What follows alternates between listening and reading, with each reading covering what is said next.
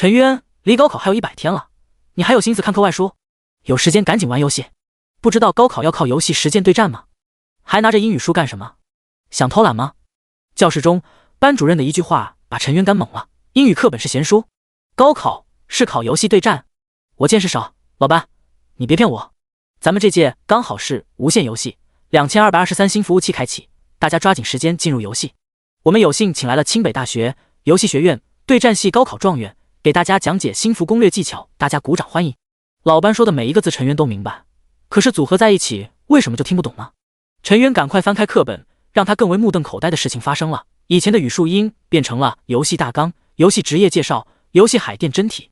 尼玛，这是怎么回事？很快他就明白了，他穿越到了一个平行世界，这个世界有一款游戏，无限游戏。这款游戏最为可怕的就是游戏会入侵现实，而玩游戏可以把游戏里的等级、能力，甚至是装备带回现实，抵挡游戏中的怪物。所以全民玩游戏、攻略游戏、保家卫国成了这个世界的主题。高考不是数理化语数英，而是游戏的知识以及对战技巧。游戏高考是唯一可以改变你们命运的机会，进入游戏，成为超凡，保家卫国，捍卫文明，是我们每一个学生的责任。我要告诉你们的是，这是一款100%真实的游戏，不要把玩游戏当作儿戏，要拿出最大的热情和激情，投入其中。最后，给你们的一个忠告，不要选择弓箭手，不要选择弓箭手，不要选择弓箭手。这是一个多么奇葩的世界！不过，我喜欢。陈渊都不知道自己怎么回到家的，一路上各种游戏辅导班到处都是，1个小时辅导费1万。操！这个世界彻底疯了。然而回到家，让陈渊更难以接受的事情发生了，他家竟然是在城中村，一家4口人挤在一个10几平米的房子。他家不是中产吗？家里不是3室2厅吗？他爹以前还是事业单位的中层，可在这个世界，事业单位的中层游戏等级没有100级，连面试的资格都没有。小渊，你一定要好好的玩游戏，争取考到3大名校的游戏学院。这是咱家贷款买的游戏头盔，把房子都抵押了，借了10万，为了就能让你出人头地。游戏可以入侵现实，游戏装备资源比前世的房子都要贵，10万还是那种最便宜的型号。老爸把游戏头盔交给陈渊的时候，陈渊还记得以前玩游戏让老爹把手机砸了的场景。陈渊笑了，自己可是吃鸡之王啊，玩游戏那才是专业的。吃完饭，在父母以及弟弟期待的目光中，陈渊戴上了头盔，等待倒计时的结束。当时间走到了2223年1月18日23点59秒后，陈渊突然感觉周围一切都虚幻起来。欢迎进入无限游戏，诸天万族，无限可能，请选择你的初始设定。1. 感官模拟100%，痛觉模拟100%，噩梦难度，奖励神级宝箱1个。2. 痛觉模拟80%，困难难度，奖励史诗级宝箱1个。3. 痛觉模拟50%，普通难度，奖励普通宝箱1个。4. 痛觉模拟10%，简单难度，无奖励。陈渊果断选择了感官100%这个噩梦难度，因为选择这个，玩家在游戏中获得的能力会100%的带回现实，主打一个付出多少，回报多少。当然，陈渊也是为了神级宝箱，据说这里面有10%的概率开出神级奖励。丁，玩家选择噩梦难度，获得神级宝箱1个。你的神级宝箱已经打开，获得神级唯一天赋流血。唯一天赋，也就是说，这是服务器中只有自己拥有这种天赋，而且还是神级天赋。牛啊！我终于成了一次欧皇。陈渊立刻查看这个神级天赋，流血1层，被动天赋。你的武器只要能插在敌人体内，就会造成持续流血效果。武器不拔出，流血效果一直在，直到敌人死亡。1. 流血效果每秒可以造成1点的固定伤害，无视防御，等级可升级。2. 每一把武器都会带来1次流血效果，可叠加，只有你射得够快，神都可以屠杀。3. 可以跟其他持续伤害完美叠加。4. 流血效果存在，任何恢复血量的效果都会减半，但只要不拔出武器，即使回到安全区，流血效果依然有效。5. 流血天赋的层数可无限升级，用流血效果杀死的野怪，有概率掉落血晶石，下一层升级需要血晶石1个。6. 血晶石的爆率跟怪物和玩家自身等级有关，越级击杀爆率会增高，越级越多，爆率越高。持续伤害啊，而且还是固定伤害，最重要的是可以叠加。而且这触发流血天赋的武器并没有限定数量，也就是说，只要武器够多，伤害更强。陈渊突然心中一动，突然有了一个想法，这技能用得好，初期直接无敌。请选择职业，流血天赋在角色创建后会发放到你的账号。基础职业：近战、肉盾、法师、辅助、刺客、弓箭手，这太熟悉了，不就是上单、坦克、中单、奶妈、刺客、射手吗？所有人的基础职业就只有这些，不会出现抽中隐藏职业的可能。隐藏职业需要获得游戏道具，然后进行多次转职，还要进行转职试炼，必须是一个人完成的那种。大研国、清北大学游戏学院的教授们早就对6大职业做出了评定，其他职业都较为均衡，只有弓箭手被认定为最弱职业。开始太吃资源，后期又输出乏力，跟法爷没办法比。所以每一次新服开启，他们都会派学生去学校宣传，不要选弓箭手。陈渊记得一句话，世界上不存在最弱的职业，只有最弱的玩家。尤其是他的流血天赋最适合哪种职业？武器插在人的身上才能发动，难道你能把剑一直插在野怪的身体内？也只有弓箭手才可以完美的匹配这个天赋。一想到万箭穿心，瞬间1秒掉万血的场景，陈渊就激动的颤抖。作为一个用奶妈都能拿5杀的人高手，最喜欢的就是开发骚套路，还有就是所有人都不选弓箭手，那么弓箭手的装备岂不是白菜价？甚至装备任我挑，各种辅助材料任我选，岂不是更好？有了流血天赋，他的等级装备会一直碾压所有人，还不能站在最巅峰吗？这一刻，陈渊还不犹豫地选择了弓箭手。丁，正在绑定信息，姓名陈渊，种族人族，职业弓箭手，身份信息第4宇宙猎户座太阳系蓝星大研国平城美丰花苑104号。注意，已经对接游戏和现实，游戏中玩家死亡1次掉1个等级，如果当游戏入侵现实的时候，玩家还是0级，当场死亡。我尼玛，这游戏有点东西啊！突然，陈渊感觉脊背发凉，这时候才明白，别的游戏烧钱，这游戏烧命啊！玩家即将进入游戏，请开始捏脸，并选择你的游戏 ID。陈渊当然知道捏脸是为什么，课本上说，因为很多外国人不要脸的要来暗杀这些游戏天才，阻止大研国的超凡天才崛起。教育部建议大家最好能隐藏身份，至少也要等到成长起来的时候才使用真正的容貌。陈渊输入了自己的 ID 剑魔，然后对脸部进行了一番改造，遮掩了他那非常帅气的才华，随即点击确认。游戏连接中，请玩家做好准备，新的征程开始了。第2章，伤害爆炸。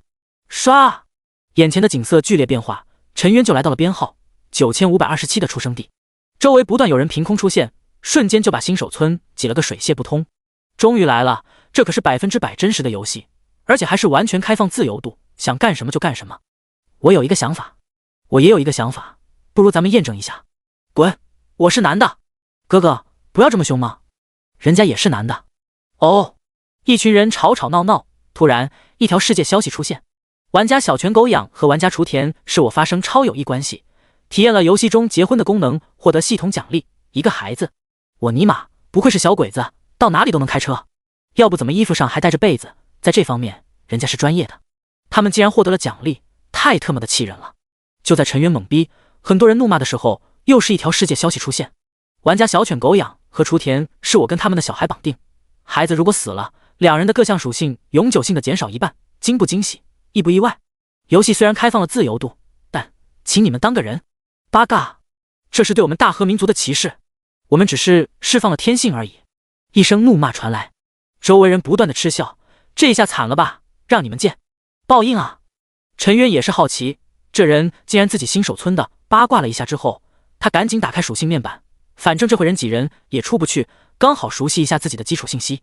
姓名剑魔，职业弓箭手，等级1，经验值0100，有效射程10米，生命20，能量值20，物理攻击4，法术攻击4，物理防御2，法术防御2，移动速度5米每秒，按照20秒跑完100米设定，攻击射击速度1次每秒，转身反应速度1秒，从感受危机传达到神经大脑，然后到转身动作完成需要的速度。暴击0，气血之力2，每增加1点气血等于2点物理攻击加1点物理防御。精神之力2，每增加1点精神等于2点法术攻击加1点法术防御。体质之力2，每增加1点体质等于5生命加5点能量加5点回血分钟。敏捷之力1，每增加1点敏捷等于 0.1 米每秒的移动速度加 0.01 次秒的攻击射击速度加 0.001 秒次的转身反应速度。闪避1，可以豁免一切攻击的概率，每增加1点，概率增加 0.01%。精准1，提高攻击精度，1点敏捷抵消目标，1点闪避。玩家的初始属性都很低，都是战五渣，但陈渊却很开心。反正大家都一样，属性越低，他的流血天赋伤害就相对的越恐怖，前期的优势就越大。陈渊先制定了一下自己的杀怪策略，既然有了流血天赋，就必须要争一争首杀记录。无限游戏已经运行了几十年，各个等级的野怪早就被首杀过了，但如果打破了怪物的首杀记录，就能够获得相当丰厚的属性奖励，这在前期这是不可多得的机会。想到就干，陈渊打开装备栏，查看新手礼包，新人能负重80斤，拥有10个格子，格子里面果然只有一把乌木剑跟一件麻衣，连弓箭都没有。这游戏贼平衡，开始属性一样，初始装备也一样，当然还有游戏币也是一样，每人100铜币，这也是弓箭手弱的原因，弓箭要自己买。别的职业铜币都是用来买回复药剂的，别看那些1级的小怪都是有攻击力的，弄不好一只鸡就可以杀死一个人。如果掉到了0级后没有及时升上来，到了游戏入侵现实的那一天，是真的会死人。所以很多人第一时间就去药材铺，哪里已经挤满了人，这倒是方便了陈渊。铁匠铺这边基本就没有人。最便宜的弓箭怎么卖？木弓10个铜币一柄，木杆箭2个铜币一支。铁匠老板道。陈渊想了想，那就给我拿一把弓箭，50支箭。铁匠老板头也不抬，你的钱只够买45支箭。前期弓箭的多少直接关系到了陈渊的伤害，多一支箭他的伤害就多一大截。陈渊一咬牙，直接把乌木剑以及麻衣都扔到了柜台，我把这些都卖给你，够了吧？当陈渊背着弓箭离开新手村的时候，周围的人都惊呆了，这人竟然只穿了个大裤衩，这绝对是9年义务的漏网之鱼，小学1年级都学了，刷怪的第一件事是买药，他竟然买了弓箭，还把新手装备给卖了，他该不会选择的弓箭手吧？这是要去刷大野怪，想法很丰满，但现实很残酷啊，这么实的人坟头草都长2米高了，说不定人家是天才呢，要不去瞅2眼？滚，练级要紧，等我级别高了，小鬼子那些骚货都跪着来舔我，我有一招高山流水，还等着跟他们的女朋友切磋呢。好你个曹贼，下次这事叫上我，咱们团购说不定还能打折。村子外到处都是刷怪的人，不过也有怪刷人。一个男的就被一只大白鹅追得到处跑，疼，太疼了！我操，原来大白鹅粘人这么疼！你不会是选择的痛感100%的噩梦难度吧？活该！陈渊循声看去，就发现了一只跟狗差不多的大白鹅。这时候，一排数据出现，不高于自己3级的怪物是可以直接查看属性的，当然高于3级也没事，可以去线下查看数据。村霸大白鹅，狗都不敢惹。等级2级，生命1000，物理攻击5，物理防御2，攻击速度1次每秒，移动速度5米每秒。技能拧人，鹅嘴拧人，疼痛伤害翻倍，不怕疼的就来战吧。陈渊终于知道为什么人被鹅追着跑了，这属性碾压新手玩家，如果加上噩梦难度的100%痛觉，一般人怎么打得过？陈渊也懒得杀这种，首杀记录太变态了，早就被氪金玩家刷到了一个变态的地步。开局3分钟，他抬起弓箭，对着10米外的一只1级大公鸡射了过去，测试一下自己的箭术，10米处公鸡的大小刚好跟箭靶差不多。嗖，箭矢射在了公鸡旁边。公鸡，他昂着头警惕地看着陈渊，仿佛在说：你也抢我的母鸡吗？鸡，你太美，打扰了。陈渊尴尬地捡起箭矢，事实证明不是自己的箭术不行，是靶子太小，还是移动的。如果靶子有直径2米，陈渊10米距离不敢说正中靶心，但也绝对不会脱靶。他要选择目标大的野怪，那种闭着眼睛都能射中的。我操，这游戏太难了，野怪的攻防跟我差不多，最关键的是血量是我的10几倍。很多人发现自己竟然搞不过一只鸡，简直要气死了。幸亏他们能嗑药，100铜币足够买100瓶的超小量红药瓶，一次能加30点生命值，慢慢还是能磨死一只鸡的。组队，组队，专业搞鸡，一只鸡5点经验，10个人组起，没人1点强制经验，爽歪歪。陈渊摇头，这些近战职业的缺点暴露得很明显，而法师、牧师还没有职业技能，只能提剑砍怪，开始的效率更低。有人看到陈渊背着弓箭，虽然只穿着内裤，但风骚的造型早就吸引了很多人。哥们一起组队啊，我们给你抗怪，你来射，想怎么射就怎么射，怎么样？哥哥，来嘛，人家等你很久了。陈渊没有理会这些招揽他的人，组队才能分多少经验，单刷才是王道。他离开了新手村，朝着密林的深处走去，左边是剧毒森林，里面的怪物是蜈蚣、蝎子、毒蛇、蜘蛛、蛤蟆，这些功高血薄。右边是浅海沙滩，有乌龟、海螺、螃蟹、攻低但防高。陈渊的目标是前方的热血草原，在热血草原的外围有疯狗、野驴、角马、水牛。路上，很多人发现了陈渊拉风的造型，其中一个30人的队伍，有人指着陈渊道：“樊少，这家伙该不会是得到了什么攻略吧？选弓箭手，不买药，还卖了装备，难道他想跟我们抢首杀？一个人就想要抢咱们的首杀，想多了吧？樊少的爹可是天南大学游戏学院的教授院长，这次给樊少量身定制的游戏攻略。”被称为樊少的白发男子笑了笑，一个弓箭手能带多少箭？想抢首杀，伤害根本就不够。这游戏主打一个真实，射出去的箭矢不可能突然回到手中的，需要手工回收，还得看箭矢是否损坏。而刚开始，一个新手也不可能有钱购买那么多的箭矢，所以这才是弓箭手不吃香的原因。樊少不再关注陈渊，招呼大家向着前方进发。陈渊感慨一声超能力，刚开服就能聚集50多人的团队，也不知道花了多少钱。要知道，这游戏的新手村至少10万个呀。不过你有钱，咱有挂，还是比你强。进入到了更深的草地，新的怪物出现，那是一只跟猪一样大的野狗。疯狗，等级3级，生命1500，物理攻击8，物理防御3，攻击速度1次每秒，移动速度10米每秒。技能狂犬，受到攻击之后，疯狗的速度会暴增100%。持续时间100秒，冷却时间5分钟。这玩意速度太快，弓箭手的克星啊！陈渊果断放弃狩猎这只野怪，最重要的是这只野怪的首杀记录太变态了，开服15分钟被人海战术推平了。他要找的是人海战术没有用的怪物，比如出现在眼前的野驴，纯种野生大将驴，等级4级，生命2000，物理攻击10，物理防御5，攻击速度1次每秒，移动速度7米每秒。技能一料绝子，双腿后蹬，爆发200%的伤害，没有技能冷却时间，触发概率30%。二驴脾气，仇恨锁定，受到攻击之后会只攻击一人，直到目标死亡或者下线，期间无法转移仇恨，俗称将驴，无冷却时间。这绝对是新手组队时候的团灭发动机，只弄一个人还怎么分摊伤害？最关键的是防御跟玩家的攻击的差不多，只能打出强制伤害，甚至野驴的一个撂蹶子技能差不多就可以送走一个玩家。而仇恨锁定对于刚开始的人海战术是无效的，根本拉不住仇恨，很快就把人全杀光了，根本无法嗑药回复。所以这个野驴的首杀记录是开服后的18小时才被人用特殊的办法搞定。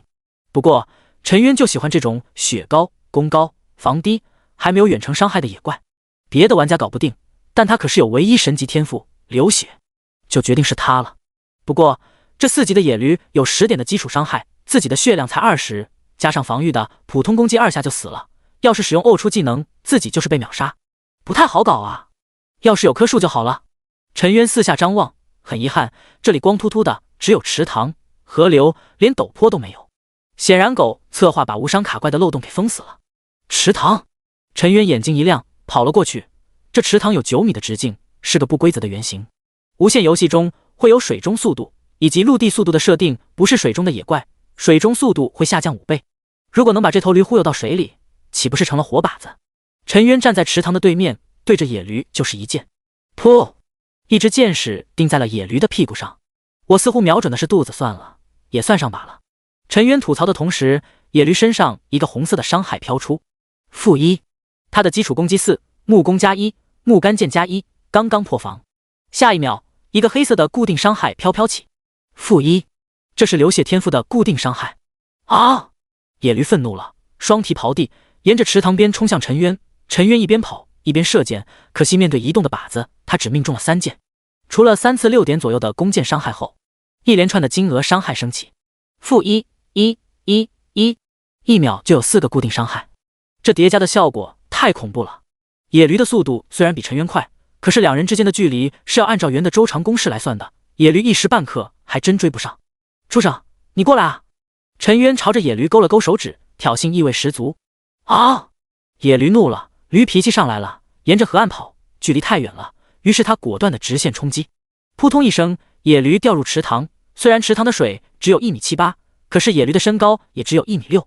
进入之后，4蹄碰不到底，只能游泳，速度大降，直接削弱到了1.4米每秒。陈渊这才不急不缓的射箭，50支箭，其中有30支箭射在了野驴的身上。三角箭头死死的卡在野驴的身上，怎么甩都掉不下来。流泻天赋疯狂触发，1秒就出现了30个固定伤害的黑色一飘起，简直太壮观了。10秒就可以打出300点固定伤害，流泻天赋简直太神了。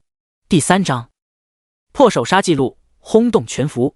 水中的野驴完全就无法对陈渊造成伤害，陈渊也不跑远，而是沿着池塘转圈圈，野驴一直在水里被耍得团团转，就差狂吼：“狗贼你别跑！”65秒后，野驴在一声不甘中倒在地上，死前愣是没有碰到陈渊一下。丁，你击杀4级纯种野生大将驴，经验值加20，越级击杀还可以获得经验值奖励10点，这天赋牛逼！65秒的叠加伤害，竟然打出了近乎2000点伤害，这还是空了20件的情况下。陈渊就想问一句，还有谁？唯一的遗憾就是野驴没有爆出装备，不光是没有装备，竟然连血晶石都没有，只有可怜的一张驴皮，据说可以做驴皮阿胶，卖给药材铺值1个铜币。就在他失望的时候，突然一条系统公告出现：丁，玩家建模在开服21分钟31秒杀死4级野生大将驴，刷新无限游戏创建以来4级野怪最快首杀记录，奖励铜币100，自由属性点3个。这个系统公告一出，整个无限游戏2223服务器都炸了。大炎国1级玩家牛逼，4级怪的首杀记录是18小时，你直接干到了21分钟，这是那个混蛋哦，原来是咱们大炎国的，那没事了，干得漂亮。普通玩家土豪，你简直毫无人性，竟然开服直接杀了4级怪，至少也要组个100人队吧？我特么的才搞了一只鸡而已。普通玩家 100人队有啥用？这肯定是出了新攻略，土豪爸爸，我气大活好，约不？高手1级搞野驴，有想法。这时候9527新手村，樊少一脸懵逼，他找了50多个玩家，挖了一个大坑，用1名玩家的性命为代价，把一头野驴引进了坑里。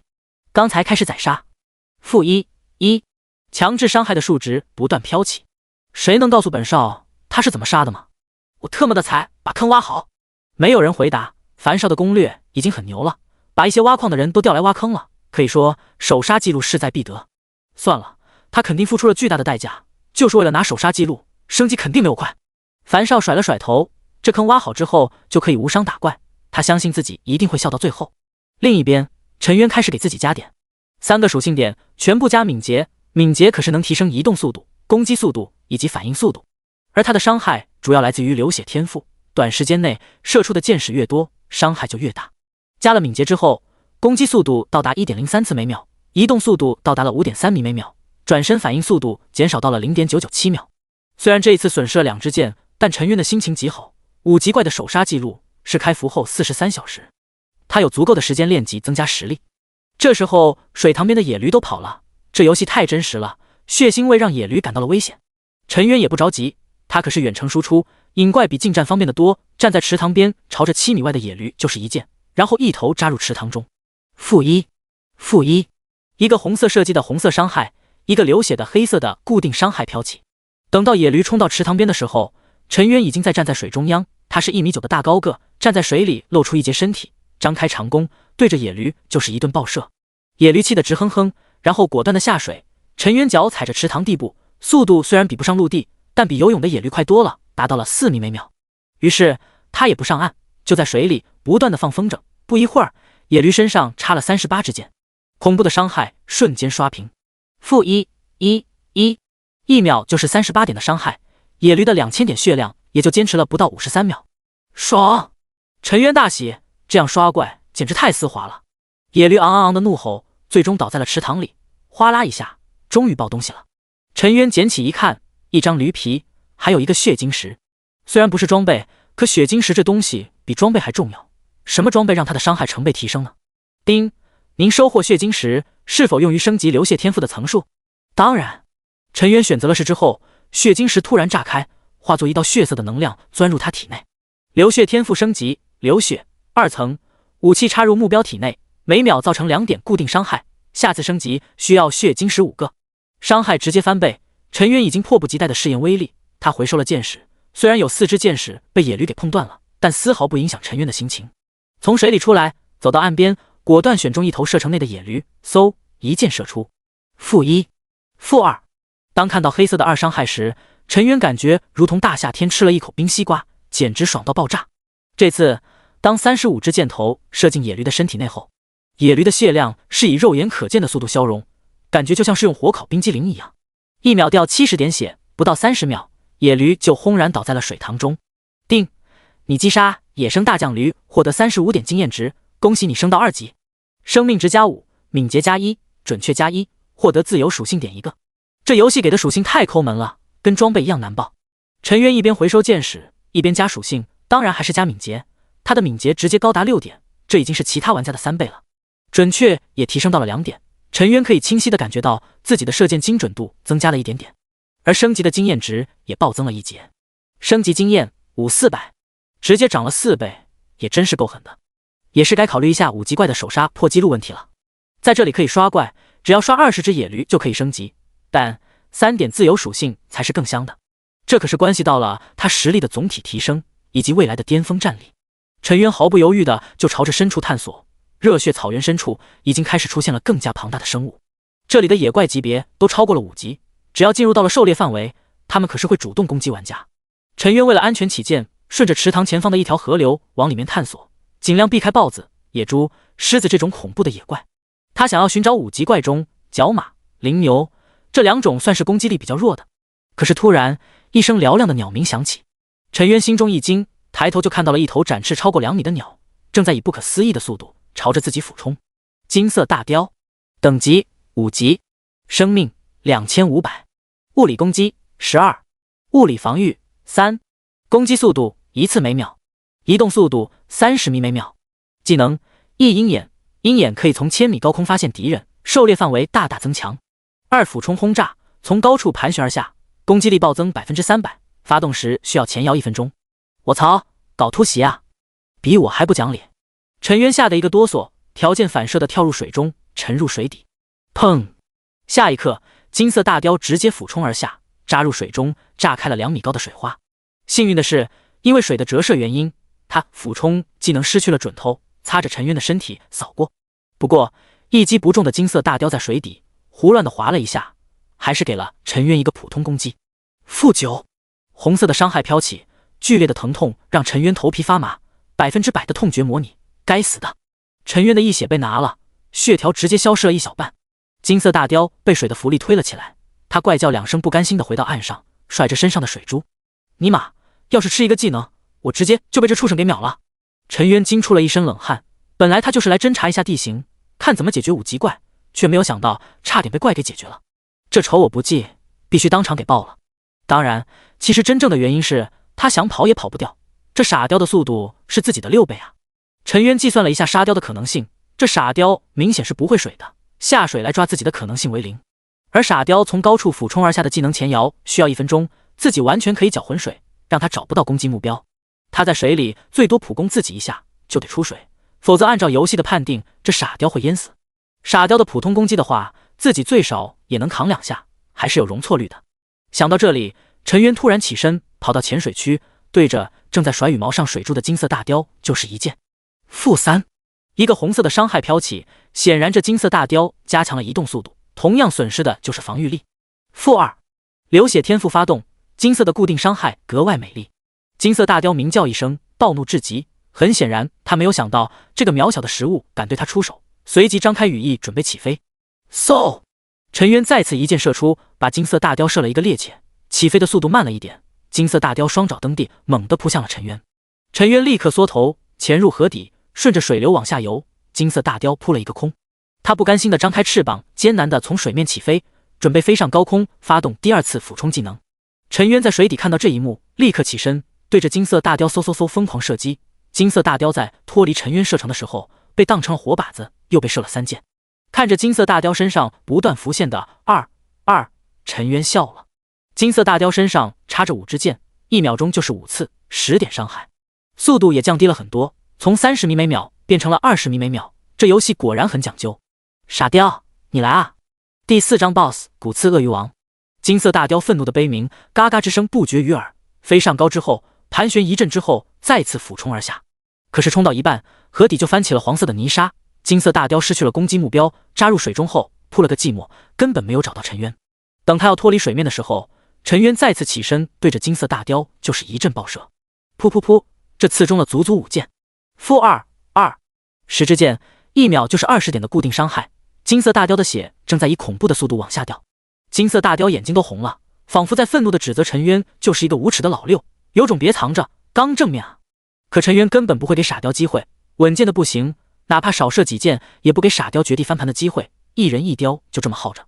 可金色大雕身上的箭头越来越多，野驴区域，樊少挥舞武器砍死了一头掉入坑里的野驴，全身光芒一闪，直接到达2级。恭喜樊少，您这刷怪升级的攻略恐怕全服第一。那是当然，这可是我爹辛辛苦苦想出来的攻略，要论初期刷怪的速度，我说第二，没人敢说第一。樊少还在得意洋洋，心想那个剑魔的攻略也许只是付出了巨大的代价，刷掉了一只怪之后就无法复制了。就像是很多人用人海战术堆死一只怪，差不多要死几十上百人，这游戏可是会掉到0级的，掉级之后属性更低，刷怪就更难了。而他的策略不但能复制，还能多挖几个坑，同时多刷几个怪，速度只会越来越快，形成滚雪球效果。就在樊少一边把属性点加到自己的气血上时，突然一则公告响起：恭喜玩家剑魔开服2小时41分钟，击杀5级野怪金色大雕，刷新5级怪的首杀记录，奖励铜币150，自由属性点4个。樊少手一哆嗦，手中的剑都掉在了上。周围的小弟们也傻眼了，他杀雕了！我操，5级的雕啊，会飞的，一个俯冲下来能死一片人，这是怎么办到的？谁知道他几级了？不清楚，反正比我们高就对了。樊少感觉升级他不香了，烦躁的揉了揉脸。樊少下令招人，给我继续招人，谁能过来帮我刷级，1天1000，高薪日结，先转账。还有装备，大力收购装备，我们的攻击太低了，困住了野驴也杀得慢。樊少在怒吼的时候，很多人也是一脸懵逼。普通玩家1级，我们确定玩的是同一个游戏？这才开服不到3个小时，5级怪都被干掉了。高手什么时候首杀记录这么好破的？鹰将公会重金求购剑魔攻略，可以赠送鹰将绿卡，走过路过不要错过。处于舆论中心的陈渊显然没有意识到自己的行为带来了多大的风波，他只想说一句，我他妈真的不是来破纪录的，我就是过来看看，打个酱油而已，都怪这只傻雕要跟我不死不休。不过傻雕死亡却大爆了一次，地面上竟然躺着一只手套，风雕手套，左手，品质白骨，敏捷加5，装备需求无。出装备了，陈渊大喜。这游戏的装备等级分为白骨、黄铜、钢铁、密银、赤金、云铁、天星、星月、曜日，而且这属性最为贴合自己职业，加了他最为需要的敏捷。陈渊立刻换上，顺便把首杀记录的4个自由属性点全部加到敏捷上，他的敏捷一下子他的属性暴涨。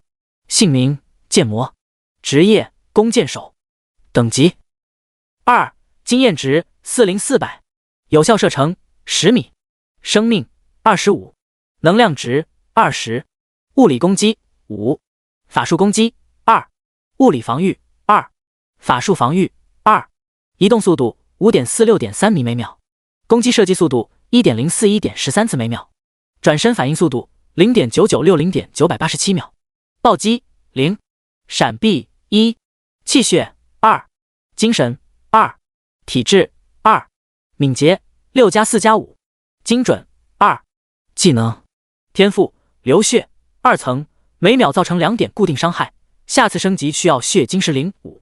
超高的敏捷让陈渊的攻击比普通玩家多了 13%， 移动速度更是高了 26%， 普通玩家追都追不上。速度提升之后，陈渊回收了自己的箭矢，发现能用的只有可怜的36支，箭矢损失了14支。弓箭手真是一个吞金兽，这还是普通的箭矢，要是购买更贵的箭矢，那才是恐怖。还是要快点赚钱。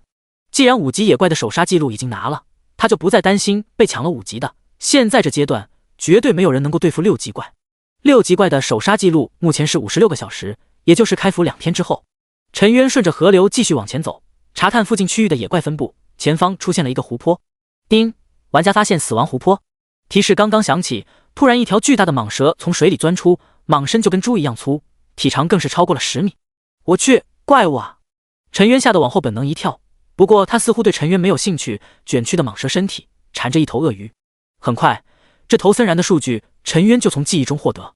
森然，等级9级，生命值9100，物理攻击32，攻击速度1次每秒，物理防御19，移动速度15米每秒，水中15米每秒。技能1死亡缠绕，用蟒身缠绕住猎物，每秒可以造成30点伤害。2大口吞吃，碰到猎物之后一口吞下，每秒造成80点伤害。3死亡鞭挞，疯狂甩尾攻击，攻击速度暴增4倍，持续时间1秒，冷却时间10秒。这要是被缠住了，神仙也难救。陈渊1米9的个子，在这种庞然大物面前就是一个婴儿。他快速的后退，然后就看向了被森然缠着的鳄鱼。虽然无法查探，但脑海中关于鳄鱼的记忆浮现。铁背鳄鱼，等级8级，生命值7200，物理攻击27，攻击速度1次每秒，物理防御25，移动速度13米每秒，水中18米每秒。技能一撕裂，被鳄鱼普通咬中，有 50% 的概率触发撕裂效果，每秒流血20点，持续时间1分钟。2死亡翻滚，咬住敌人疯狂旋转，造成3倍的物理伤害，必然触发撕裂效果，每秒流血20点，持续时间1分钟，技能冷却时间1分钟。3铁甲武装，全身甲胄如同金铁，防御暴增3倍，持续时间1分钟，冷却时间5分钟。这两头都是怪物啊！不过这2个野怪在厮杀，自己能不能捡个便宜？陈渊眼睛发亮，可是下一秒他就不这么想了。呼啦一下，水面炸开，一头体长超过10米，全身长满了狰狞骨刺的鳄鱼钻出水面，一口咬住了森然和铁背鳄鱼。噗嗤，鲜血飙射20多米，淋了陈渊一身。蟒蛇和铁背鳄鱼发出了凄厉的惨叫。陈渊拔腿就跑，这里不应该叫做死亡湖泊，干脆叫巨兽湖泊算了。他脑海中关于这头鳄鱼的信息也浮现出来，正是这里的 BOSS 骨刺鳄鱼王。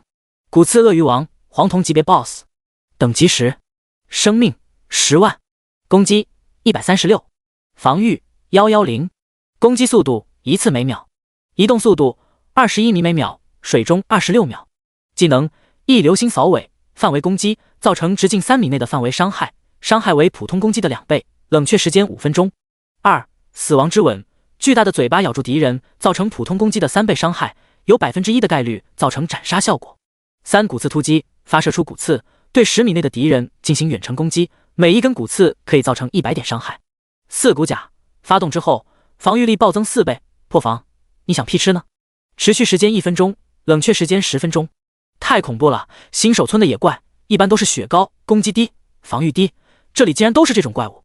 陈渊拿起弓箭，趁着这3头怪物厮杀的空隙，射向了骨刺鳄鱼王。叮的一声，他的箭头根本无法破防。又试着射向了普通的铁背鳄鱼，还是无法破防。他们身上的铠甲太坚固了。溜了，惹不起。趁着骨刺鳄鱼王没有注意到自己，他赶紧朝着另一个方向跑去。目前这头 BOSS 不是他能够对付的，一般都是10级的时候工会组一个1000人团刷。这可是新手村内为数不多的几头爆出黄铜品质的野怪，这游戏就是这样，不怕野怪少，就怕你实力弱。陈渊甚至可以看到死亡湖泊里面那一条条恐怖的森然在游动，足足有200-300条，感觉像是热带雨林的中的黑暗湖泊，迟早把这 BOSS 单刷了。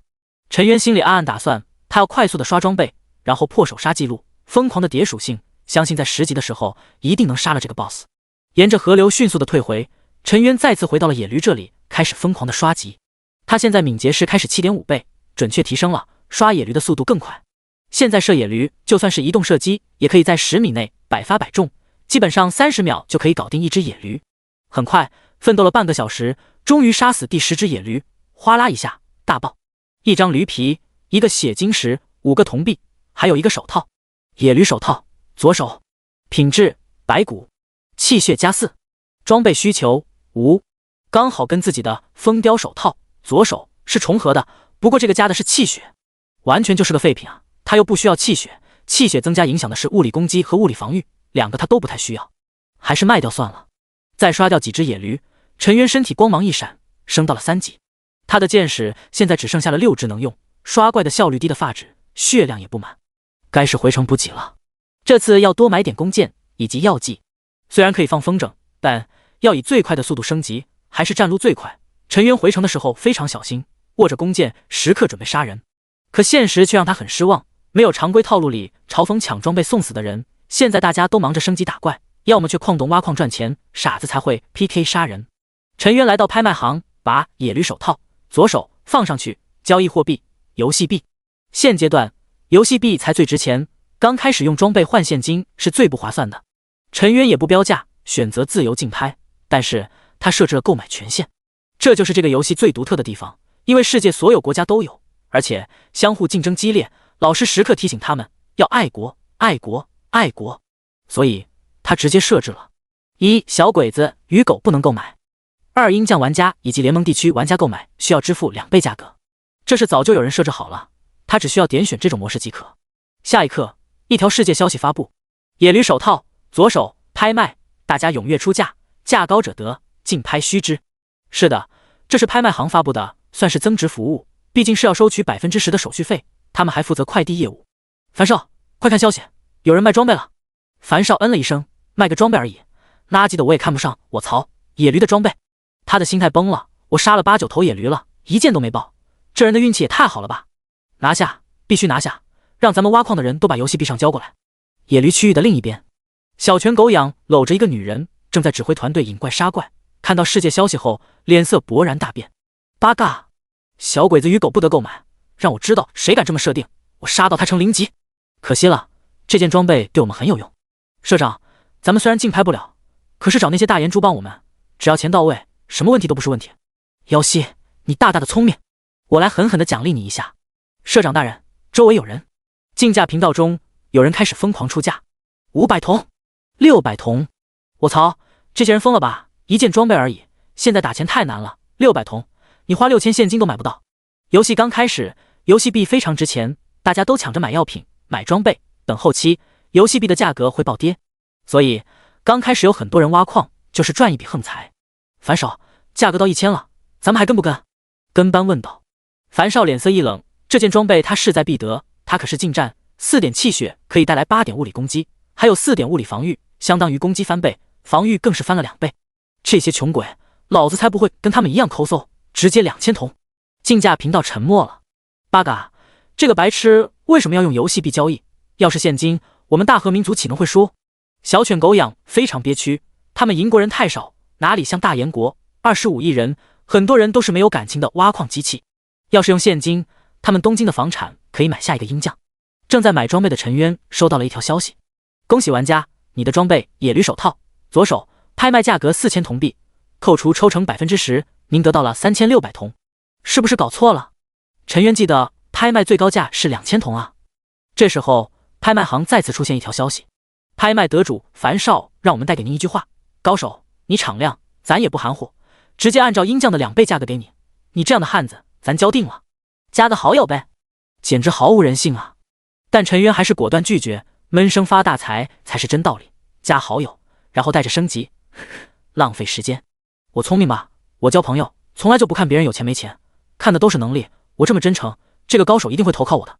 樊少侃侃而谈，但下一刻属下提醒道：樊少，对方似乎拒绝了。樊少？黑人问号。他还想说话，旁边的人大喜：樊少，野驴爆了装备，是吗？快看看是什么。本少的人品大爆发了呀！樊少是手套，野驴手套，左手。说着说着，小弟闭嘴了。樊少，我操！我操！我操！他身体一个踉跄，气得差点原地摔倒。野驴，你特么的也来欺负我！樊少太可怜了。第5章，杀6级怪。陈渊可不知道，这位倒霉的金主前脚刚买了装备，后脚就自己爆了出来，而且还是重复的。这运气，难道不该买彩票吗？陈渊现在进行大采购，卖了身上的所有材料之后，他的游戏币高达3921铜。现在就是把游戏币变成资源，把资源变成伤害和等级，要让雪球滚起来，尤其是初期，这才是拉开差距的最好时机。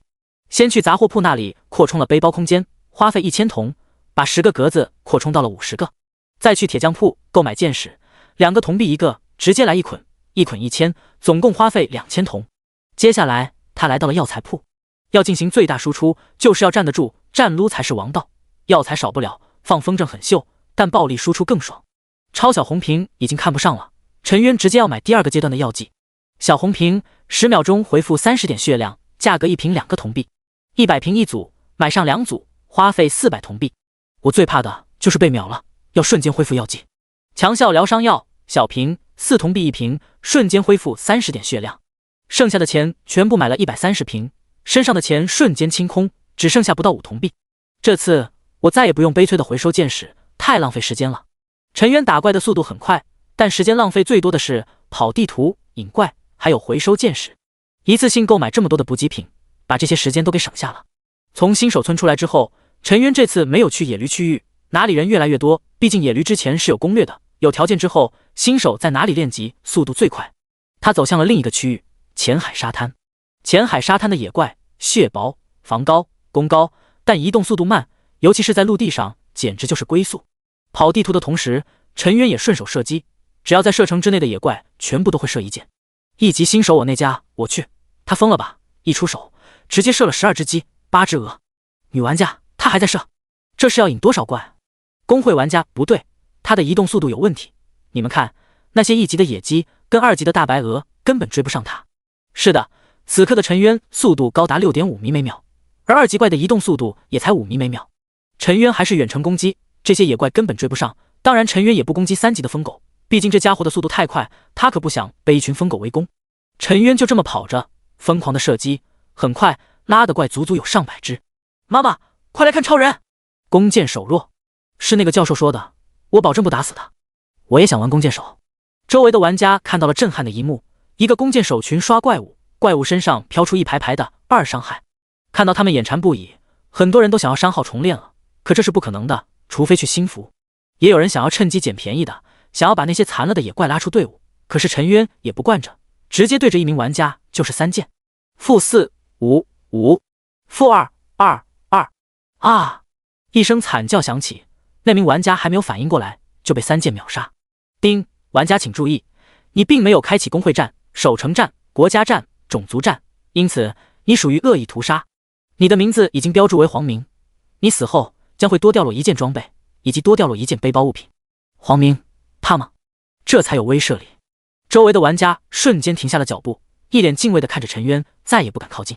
3分钟后，刷，一排排的系统消息刷屏：您击杀了村霸大白鹅，获得经验值10点；您击杀了野鸡，获得经验值5点；您击杀了……这样的消息足足有120多条。轰！远处的玩家就看到了震撼的一幕，地面铺满了铜币材料，甚至还有1件装备。爽！群刷才是最为畅快的。以前玩最早的传奇，就喜欢看到满屏的大爆。虽然这游戏爆率极低，但100只怪总会爆出点东西来。他过去捡起一看，羽绒服，品级白骨，物理防御+2，装备需求无。总算有衣服穿了，陈渊果断地换上，然后看向其他物品，很多都是鸡爪子、鸭肉，这些材料铜币也有一些，不过都是零零散散的，加起来也不过20铜。最让他开心的就是血晶石竟然爆出了3个，120个怪爆出3个血晶石，爆率40比1，很让人牙疼。不过好在他之前打野驴和金色大雕也爆出了3个。陈渊立刻升级流血天赋，流血3层，每秒造成3点固定伤害，下次升级需要血晶石1/10。太爽了，弓箭手刷怪就是快，前期那个职业能比？我要把优势滚起来，让法师职业只能跟着我屁股后面吃土。120只怪带来了895点经验值，毕竟他已经3级，没有了经验加成，因此还是没能一次升1级。经验值3级9101200。陈渊直接踏入到了浅海沙滩，这里真是一个人都没有，简直就是他升级刷怪的天堂。这里的怪最弱的就是4级的海螺，然后就是5级的砗磲，身上全都是坚硬的甲靠，必须要射柔软的地方才能破防。陈渊果断放弃，他顺着浅海往前走，等上了浅海里的一座小岛——苍月岛。海岛的浅水处，一条身长3米的巨大鳗鱼左右摇摆。电鳗，等级6，生命2600，物理攻击16，物理防御7，攻击速度1次每秒，移动速度5米每秒，水下16米每秒。技能放电，射出一道电流，扩散出去，造成麻痹效果，并且附带10点持续伤害，持续时间10秒。瞬发技能，攻击距离超远，导电即可，无法防御，攻击必中，冷却时间1分钟。这怪物太强了，一个技能就能100点伤害，最重要的是你还得在海里打它，根本无法闪避，只要一碰海水必然被电，弓箭手也别想风筝它。你在水里的速度不可能超过海洋生物。幸亏我买了药，有钱真好。陈渊踏入水中，接近电鳗，进入到射程之后立刻攻击，嗖，一箭射中。-1，普通攻击可有可无，基本上连破防都做不到。-3，黑色的固定伤害出现，电鳗被攻击，第一个反应就是放技能，全身蓝色的电弧缠绕，滋滋，瞬间就电在了陈渊身上，陈渊只感觉全身酥麻，头发炸了起来。提示：你遭受到了电击，产生麻痹效果，移动速度减半，攻击速度减半。太酸爽了！100%的痛觉模拟让陈渊感受了一下电疗。陈渊立刻灌下一瓶小红药，缓慢的回血，然后一边往岸上退，一边疯狂射击。只射出了一箭，电蛮恐怖的速度就已经游到了陈渊的身前，一尾巴狠狠地抽来，普通攻击。负12， 3级的陈渊只有30点的生命值，瞬间就被打下1/3。然后就是电击的持续伤害时，他的血量瞬间到达红线，只剩下8点。太恐怖了，越级刷怪就是刺激。直接喝下一瓶强效疗伤药，血量瞬间回满。陈渊再次后退，终于走到了岸上，这才开始疯狂射击。箭矢如同雨点一样扎入电蛮的身体，他这下就蔫了，缓慢地爬上岸，根本无法碰到陈渊。成了，小样，还电我，看我射不死你！眨眼睛，电蛮身上就差了30支箭矢，伤害正在疯狂叠加。一支箭1秒伤害3点，30支箭就是90点，根本没等电蛮第二次电击，45秒的时候，电蛮的2600生命值就被清空了。你击杀电蛮获得经验值30，越级击杀奖励经验值15，还真是烧钱啊！杀一只电蛮，他耗费了一个强效疗伤药小瓶，3个小红瓶，小红瓶3个铜币1瓶，强效疗伤药小瓶5铜币1瓶，一共花费了14铜。要是按照现在的现金兑换比率，这就是140块钱，太奢侈了！我45秒花了140块，这比律师收费都贵得多。不愧是土豪打法，可收获也是喜人的，一条世界消息出现。叮！恭喜玩家剑魔开服5小时46分钟，击杀6级怪电蛮，刷新6级怪的首杀记录，奖励铜币200，自由属性点5个。瞬间全服轰动，2级高手开什么玩笑？电蛮都给刷了，那可是6级怪中最恐怖的，放电技能可是群攻，普通攻击也贼强，一套技能直接秒人。1级杠精玩家楼上懂不懂什么叫做拉怪？拉到岸上来不就行了？2级高手沙比引怪的人能活着吗？全都死了，野怪的仇恨值也消失了，会直接进入到海里，下次还得重新去送死。2级攻略大神，现阶段几十个人的队伍就是去送死的，别问我什么知道，我有一个朋友就是这么团灭的。1级普通玩家剑魔究竟是谁？这家伙是怎么办到的？那位大神谁能给分析一波？求攻略！2级攻略大神，关注短视频号，攻略马上出。9527号新手村，樊少带着野驴手套刚意气风发的干掉一头野驴，看到消息后彻底蔫了。算了，我不和他争首杀记录了，咱这人就是大气。一旁的小弟们嘴角直抽，您怂了就怂了。八嘎，这个人一定是我们大和民族的，快去找，我要把他推荐给会长。小犬狗痒叉着腰兴奋地喊道。雏田是我却没有这么乐观，他们扶桑能出这样的天才吗？基因都不允许啊，必须要借点基因才行。此刻陈渊的私聊频道早就炸了，999加的好友申请，他想也不想直接屏蔽。加什么好友呢？还是加点香啊，5个自由属性点。第6章爆极品装备了。陈渊手指疯狂点击，把这5个属性点全加在了敏捷上，现在他的敏捷高达22点。敏捷的提升也让3速提升，移动速度 6.57 米秒，攻击射击速度 1.15 1.20次每秒，转身反应速度 0.985 0.980秒。照这个提升速度，我只要移动速度超过了骨刺鳄鱼王就可以去打 BOSS 了。陈渊欣喜地摸着下巴分析起来，骨刺鳄鱼王的陆地行走速度其实不高，也才21米每秒。要知道陈渊可是从开服到现在移动速度足足高出了2米每秒，这还是没有鞋子没有其他装备的情况下，当然还要考虑破防的问题，还是要多刷首杀记录，这个才是最香的。陈渊看向了海洋远处的一个7级怪物，那是长着巨大触手的小可爱đại王乌贼，等级7级，生命4500，物理攻击30，物理防御12，攻击速度1次每秒，攻击距离10米，移动速度6米每秒，水中21米每秒。技能 1.8 爪轰击，1秒之内8只触手疯狂鞭打，打出8次伤害，使用技能的同时攻击力下降 50%， 冷却时间60秒。2喷墨，喷出墨汁产生致盲效果，持续时间30秒，无伤害，冷却时间60秒。3吸盘缠绕，8只触手死死捆住猎物，每秒造成20点持续伤害，直到猎物死亡为止，冷却时间5分钟。可怕，非常可怕。反正现在的陈渊对上了绝对没有丝毫的胜算，尤其是第一技能8次轰击，1秒8刀，李白刮痧都没有怎么快的。最重要的是伤害贼高，不算防护护甲的话，1秒可以打出120点伤害。算上护甲，陈渊也只有2点物理防御，大王乌贼的8次攻击也能打出104点的伤害。提高生命，提高护甲，才是解决这头大王乌贼的关键。陈渊心里暗暗盘算，为什么一定要选择他杀，而不是去热血草原找7级狮子，或者去剧毒森林找7级的黑寡妇？就是因为大王乌贼是独居，而狮子是群居，黑寡妇可以生蜘蛛儿子，密密麻麻，最克制他，而且速度还很快。对付大王乌贼，只要扛住第一波攻击，成功退回到岸上，就可以无伤刷怪了。先升级打装备，反正7级怪的首杀记录是89个小时，有的是时间。陈渊心态很好，不着急，我伤害这么高，谁能比我先破首杀记录？还有就是每次升级到了5的倍数，所有属性都会整体提升1点，到时候不管是血量还是防御都会有一次质的提升。他再次踏入海中，开始猎杀电鳗。见识足够，2种药剂可以瞬间补充血量，完全没有任何风险。陈渊打怪的速度直接拉到极限，从引怪到干掉只需要1分钟。10分钟后，当击杀了第9条电鳗后，陈渊再一次升级了，等级来到了4级。升级后获得了5点生命值、1点敏捷、1点准确，还有一个自由属性点。把属性点加到敏捷上，他的敏捷到达了24点。血晶石也收获了1颗，还是要多越级刷怪，不然爆率低的令人发指。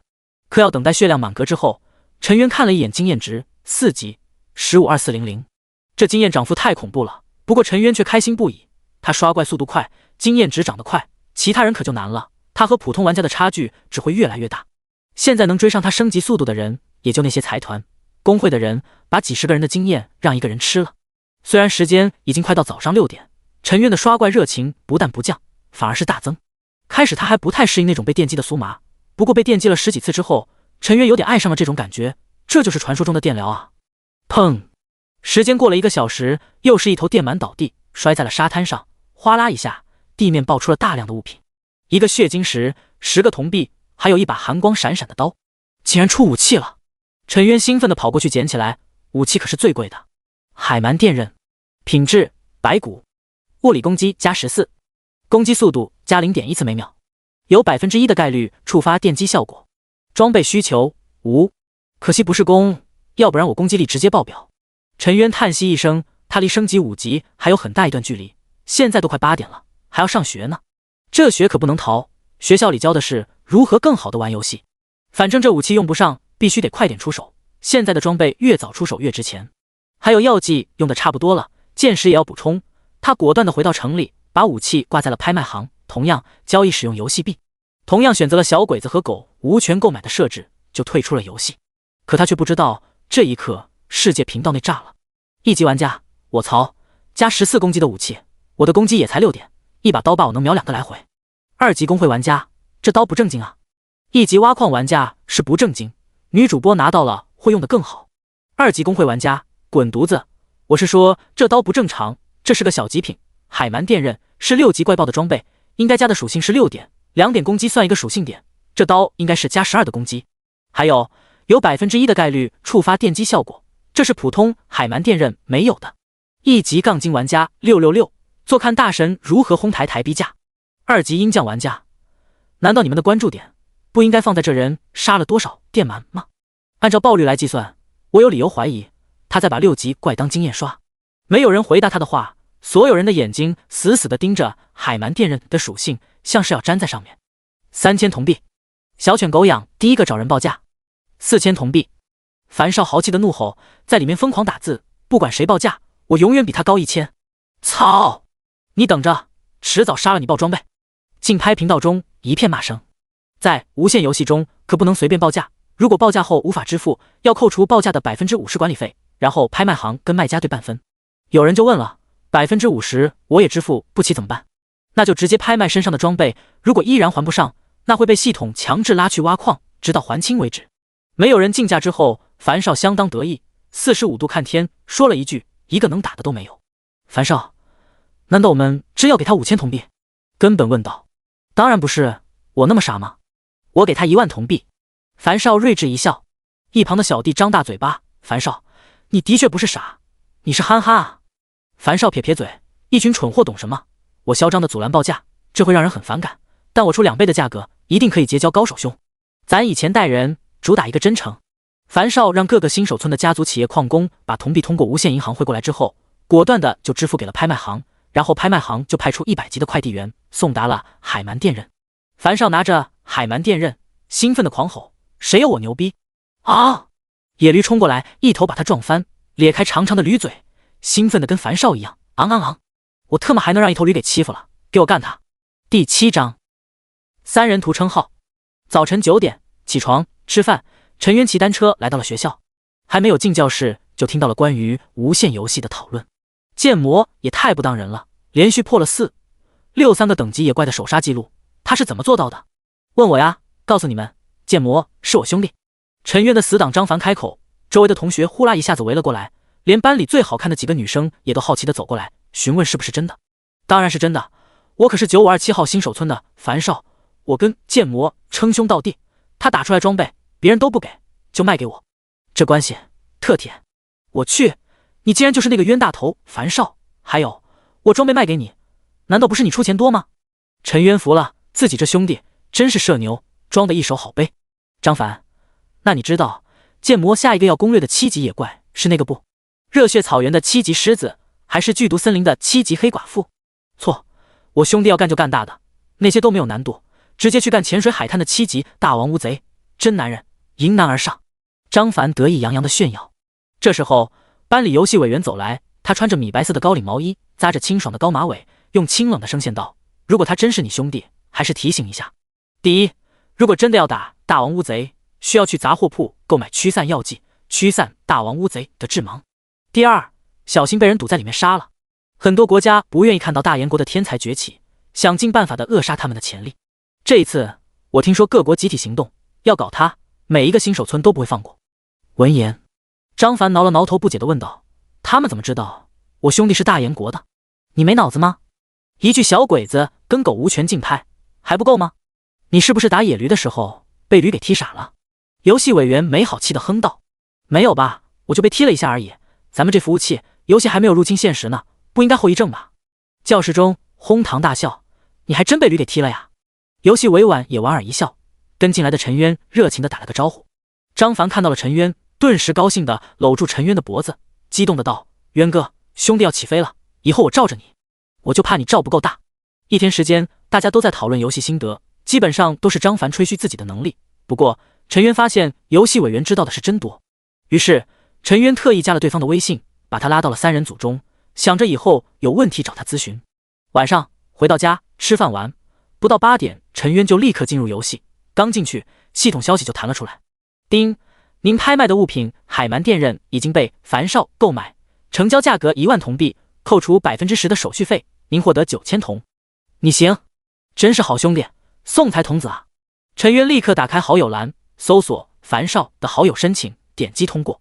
樊少大神，你终于理我了，以后记得罩着我，我别的本事没有，就是有钱。不，你还有一个优点，嗨。陈渊也不想跟张凡在游戏里废话，两人关系好的就差穿同一条裤子了。他现在是要快速的练级，然后准备破7级野怪的首杀记录。先是根据游戏委员飞雪的建议，去杂货铺购买驱散药剂。一看价格，陈渊嘴角直抽，竟然高达1000铜。驱散药剂，特殊药剂，主要用于驱散负面效果，比如麻痹、致盲、眩晕、手脚无力，但不能用于解毒，不能减免伤害，攻略新手村 BOSS 专用。原来是打 BOSS 专用的药剂，陈渊为了保险起见，购买了2份，花费2000铜。然后他去补充药剂，想到这一次一口气要升到5级，小瓶恢复药水肯定不够用，就直接买了中瓶，节省时间，不用多回一次城。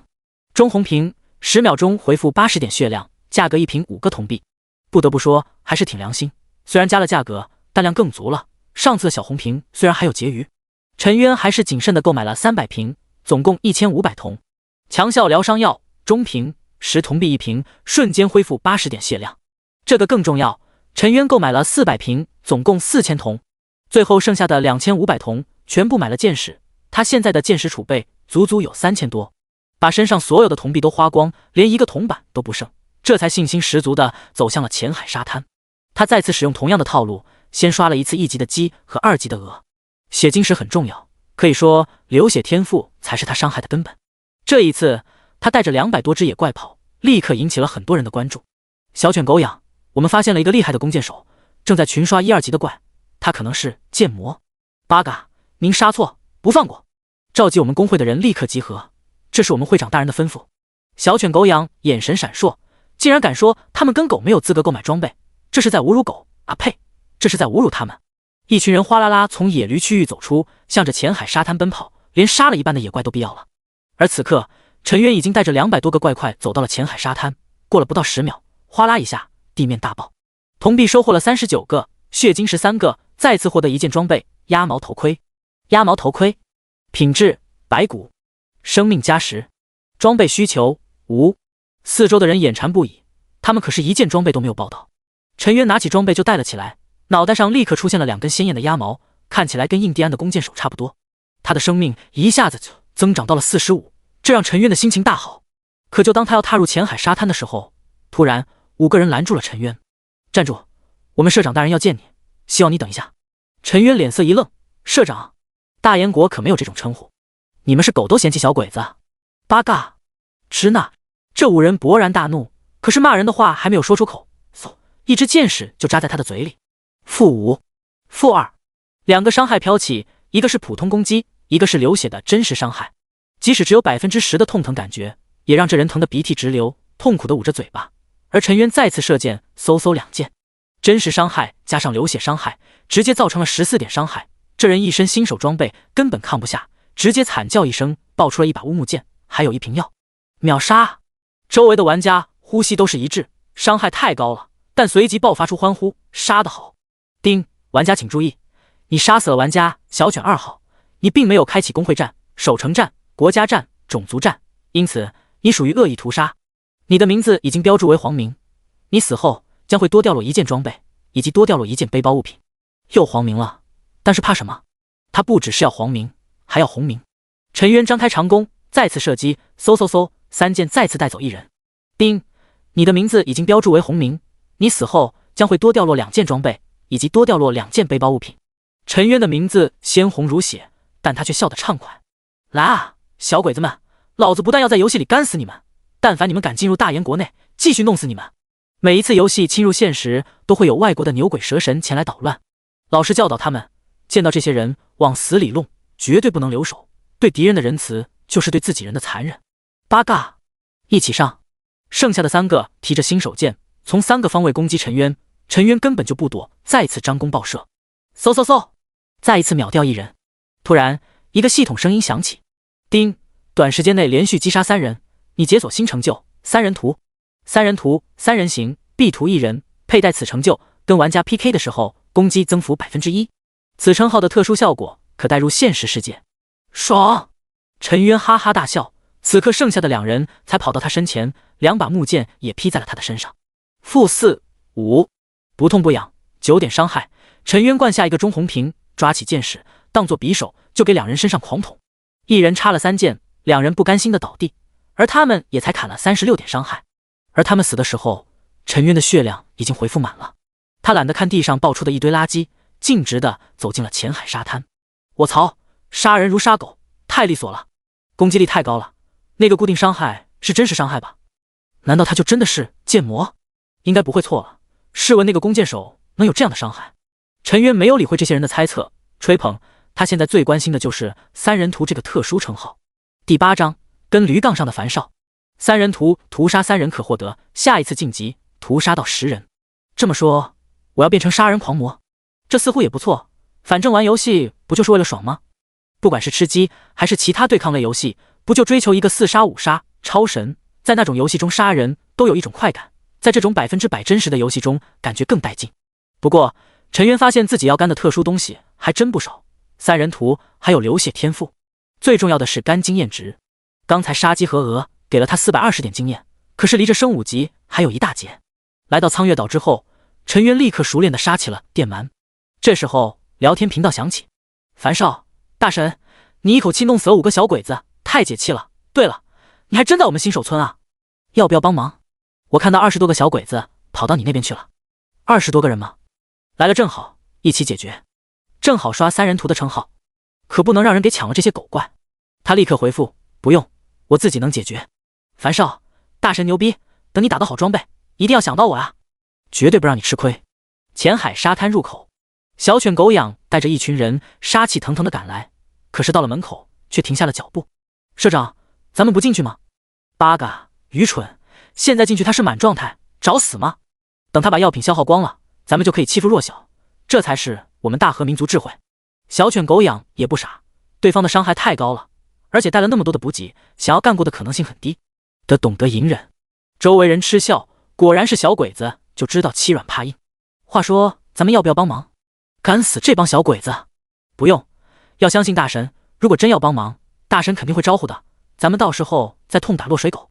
平时这很少人练级，可是现在却围满了玩家，大家都怀着一颗八卦之心，想要下线后分享这一切，说不定还能在短视频平台上来一波流量。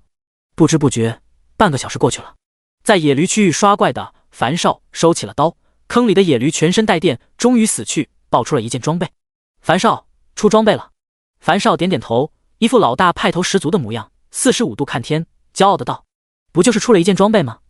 大惊小怪的，以后别说跟我混的，丢不起这个人。”樊少，这装备是野驴手套，左手。尼玛！樊少脸黑了，这驴是不是跟他有仇？他左右一看，感觉每一头驴都在朝着他龇牙笑着。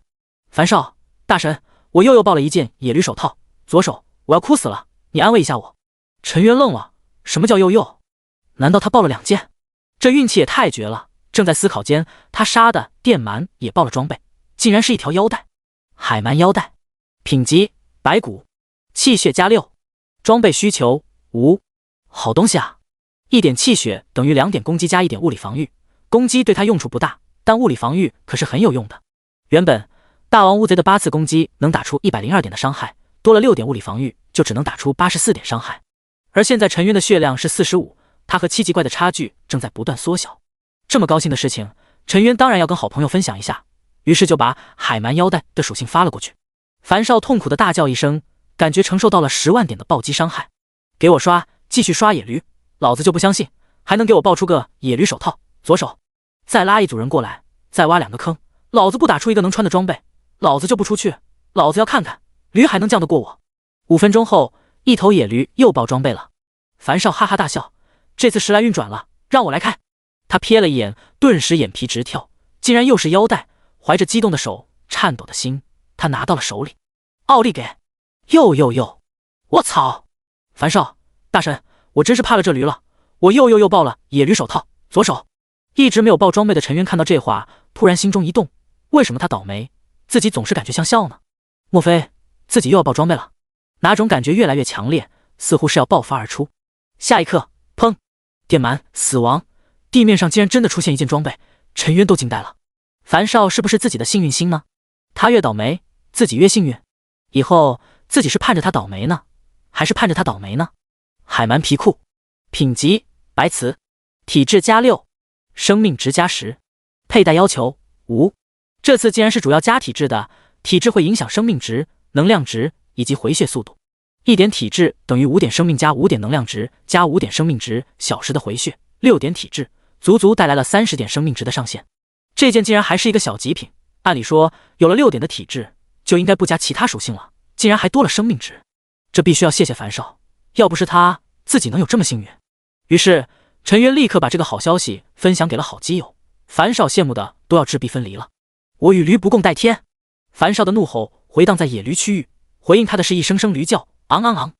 5分钟后，陈渊干掉了最后一只电鳗，终于光芒一闪，美妙的提升音出现。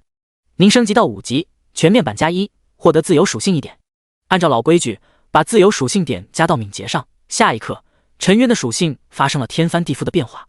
姓名剑魔，职业弓箭手，等级5，经验值155000，有效射程11米，生命85，能量值30，物理攻击17，法术攻击3，物理防御10，法术防御3，移动速度7.4米每秒，攻击射击速度1.24次每秒，转身反应速度0.976秒，暴击1，闪避2，气血8，精神3，体质3，敏捷28，精准6。技能天赋流血4层，武器留在目标体内，造成每秒4点真实伤害，下次升级需要血晶石4/20。装备木工商店装备，物理攻击加2，鸭绒服白骨装备，物理防御加2；鸭毛头盔，白骨装备，生命加10；海蛮腰带，白骨装备，气血加6；海蛮皮裤，白骨装备，体质加6，生命加10；风雕手套，左手，白骨装备，敏捷加5。5级的属性比4级有了质的提升，这主要归功于几件装备。之前的沉渊基本就是国体，可见装备的重要性。现在终于可以去搞7级怪了。沉渊把大王乌贼的属性再次复习一遍，主要是物理攻击30，伤害最大的技能就是八爪轰击，1秒8刀，不过每一次的攻击力减半，也就是说这8刀实际的攻击力只有15。我的物理防御是10，他一下能打我5点伤害，连续8下就是40点伤害，小意思毛毛雨啊。至于其他技能，只要秒不了我都不是问题。干，刷手杀记录去，属性点在等着我。第9章，再拿手杀，属性暴涨，一头扎入海里。沉渊游向了距离沙滩4米远的一块礁石上，前面10米处就是大王乌贼。大王乌贼的体长足足有12米，触手在疯狂扭动。沉渊张弓射箭，一箭命中，头也不回地从礁石上跳下，拼命地游向岸边。只要回到岸上，他就完胜。好，大王乌贼受到攻击，身体如同鱼类一样窜向沉渊，不过看到沉渊离得比较远，竟然一口浓痰吐出，周围一片黑色。致盲，该死的，你不按套路出牌啊！按理说应该先放八爪轰击的，沉渊已经做好了承受伤害的准备，提前都喝了2瓶小红瓶，可眼前却一片漆黑，瞬间失去了方向感。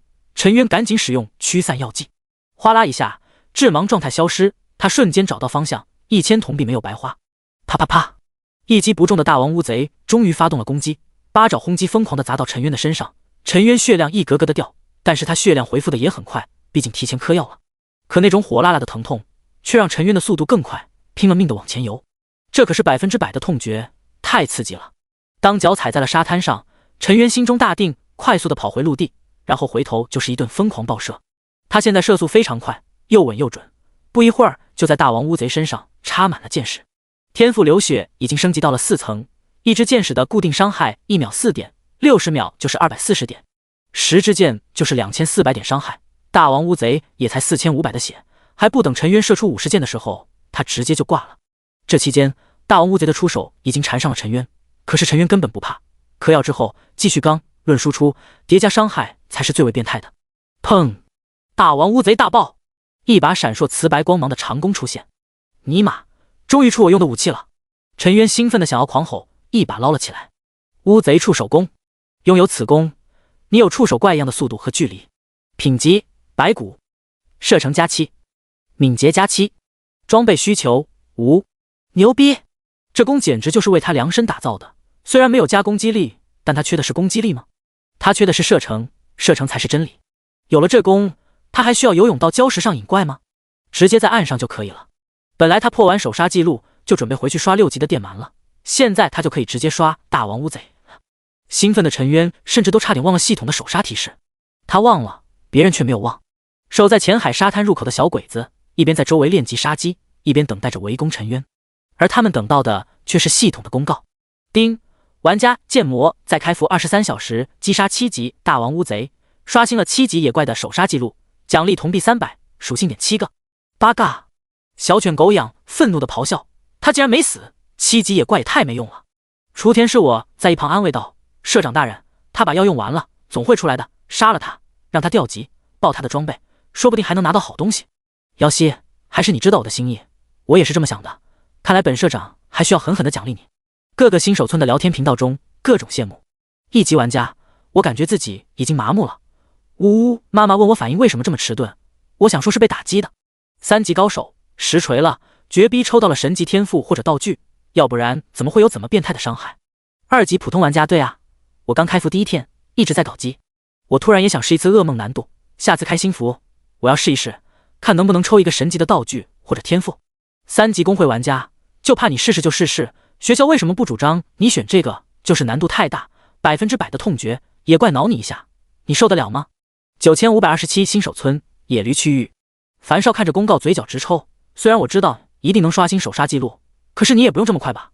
尤其是看到7个自由属性点的奖励，樊少下意识的舔了舔舌头。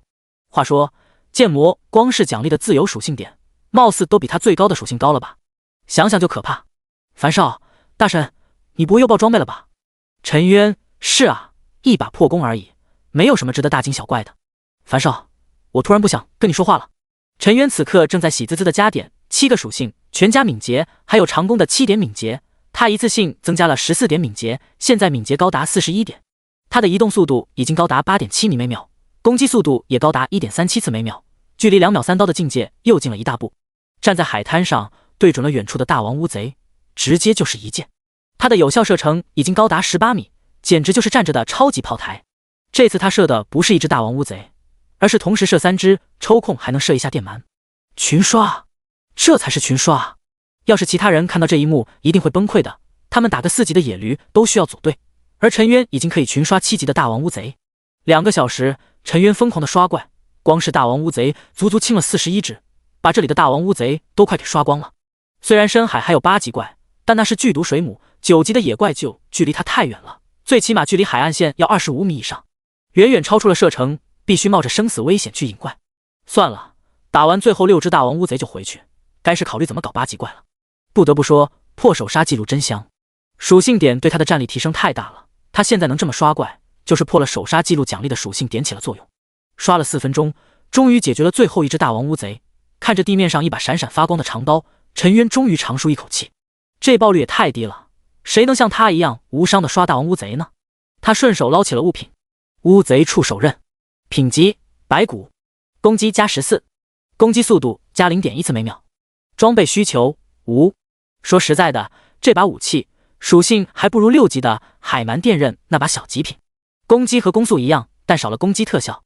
陈渊把属性发给了樊少看了一下，樊少得意的大笑，他总算是一扫阴霾，毕竟6级怪的武器不如7级，他现在是拿着全服最好的武器。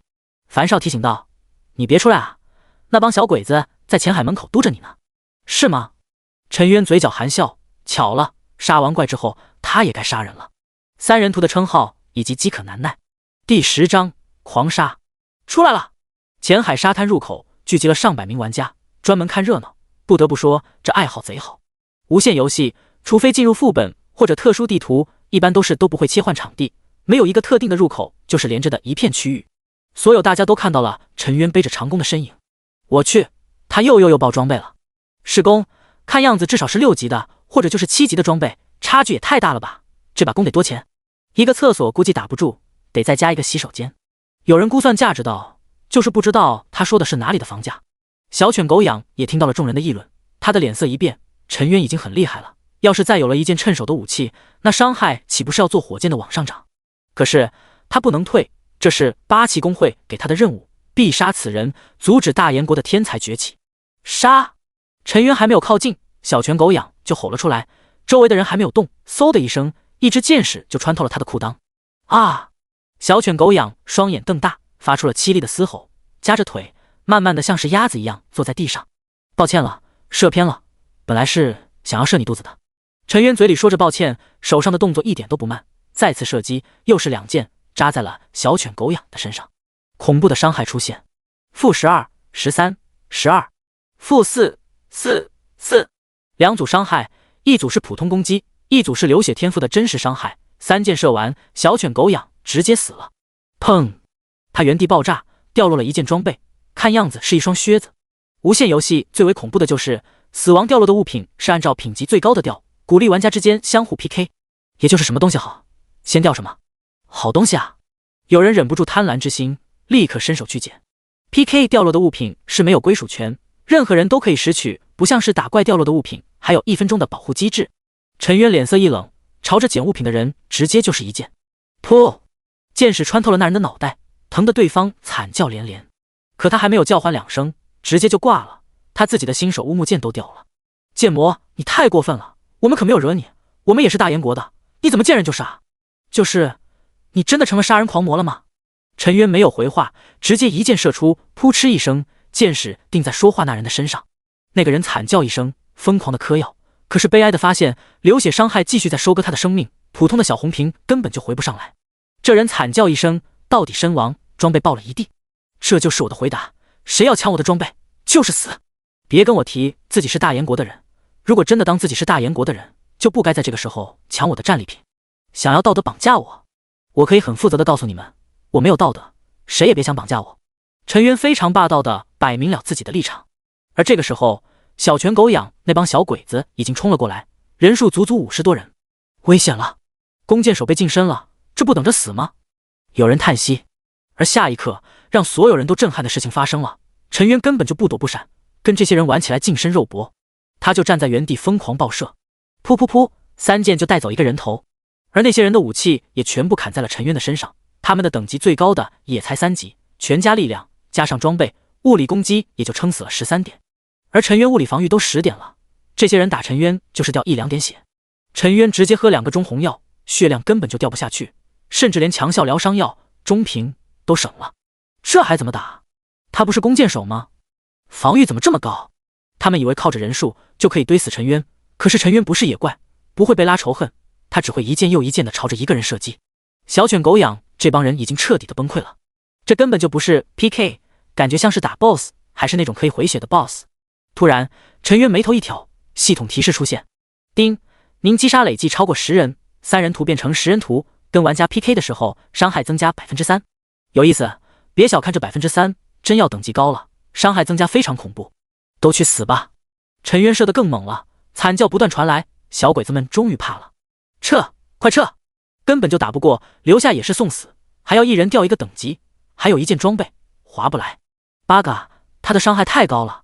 这些人顶不住了，要真杀到最后，他们全都要回到1级，甚至有人级别低，直接被杀到了0级。剩下的40多人开始溃散。逃？问过我没有？这些人的速度基本上都是初始速度5米每秒，而陈渊的速度已经达到了8.7米每秒，追这些人跟玩一样，而且他的射程还有18米。这次陈渊根本就不一人3箭，而是一人1箭，流血的固定伤害就有4点。这些人的血量普遍都在20到30，最高不超过40，只要不拔出箭头，最多撑死也就支撑10秒。啊呀！惨叫死的人越来越多，不一会儿30几个人差不多同时到底，场面极其壮观。您杀死了小犬6号，您杀死了小犬8号，您杀死了小犬23号。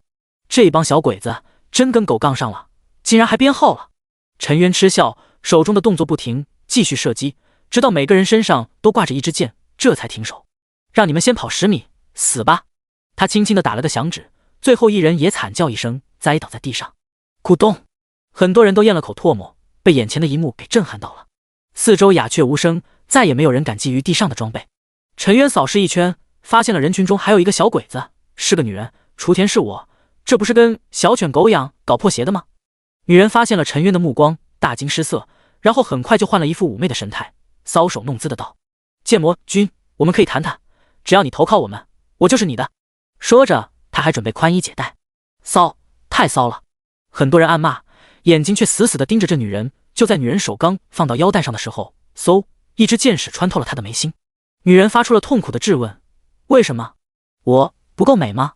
太脏了，你还不如地上的靴子干净。陈渊再次2箭，直接送她去安全区。轰！现场顿时炸开了锅，很多人激动地攥紧了拳头，小声嘀咕道：太震撼了，伤害太高了，这视频如果放在短视频肯定爆火。这人还不屑地瞥了一眼地上抢装备的尸体，暗骂一声傻逼，装备能值几个钱，这年头流量才是王道。陈渊扫了一件地上的装备，竟然有2件，他立刻捡了起来。野驴皮靴，品质白骨，移动速度加 0.4米每秒，装备需求无。另外一件装备也是野驴套装，野驴手套，左手。看到这个装备，陈渊不由得莞尔，话说樊少有没有再次打到这件装备呢？他把靴子穿上，移动速度终于破9了，达到了 9.1米每秒。其余的装备，什么乌木剑，还有一些药水，他都懒得捡。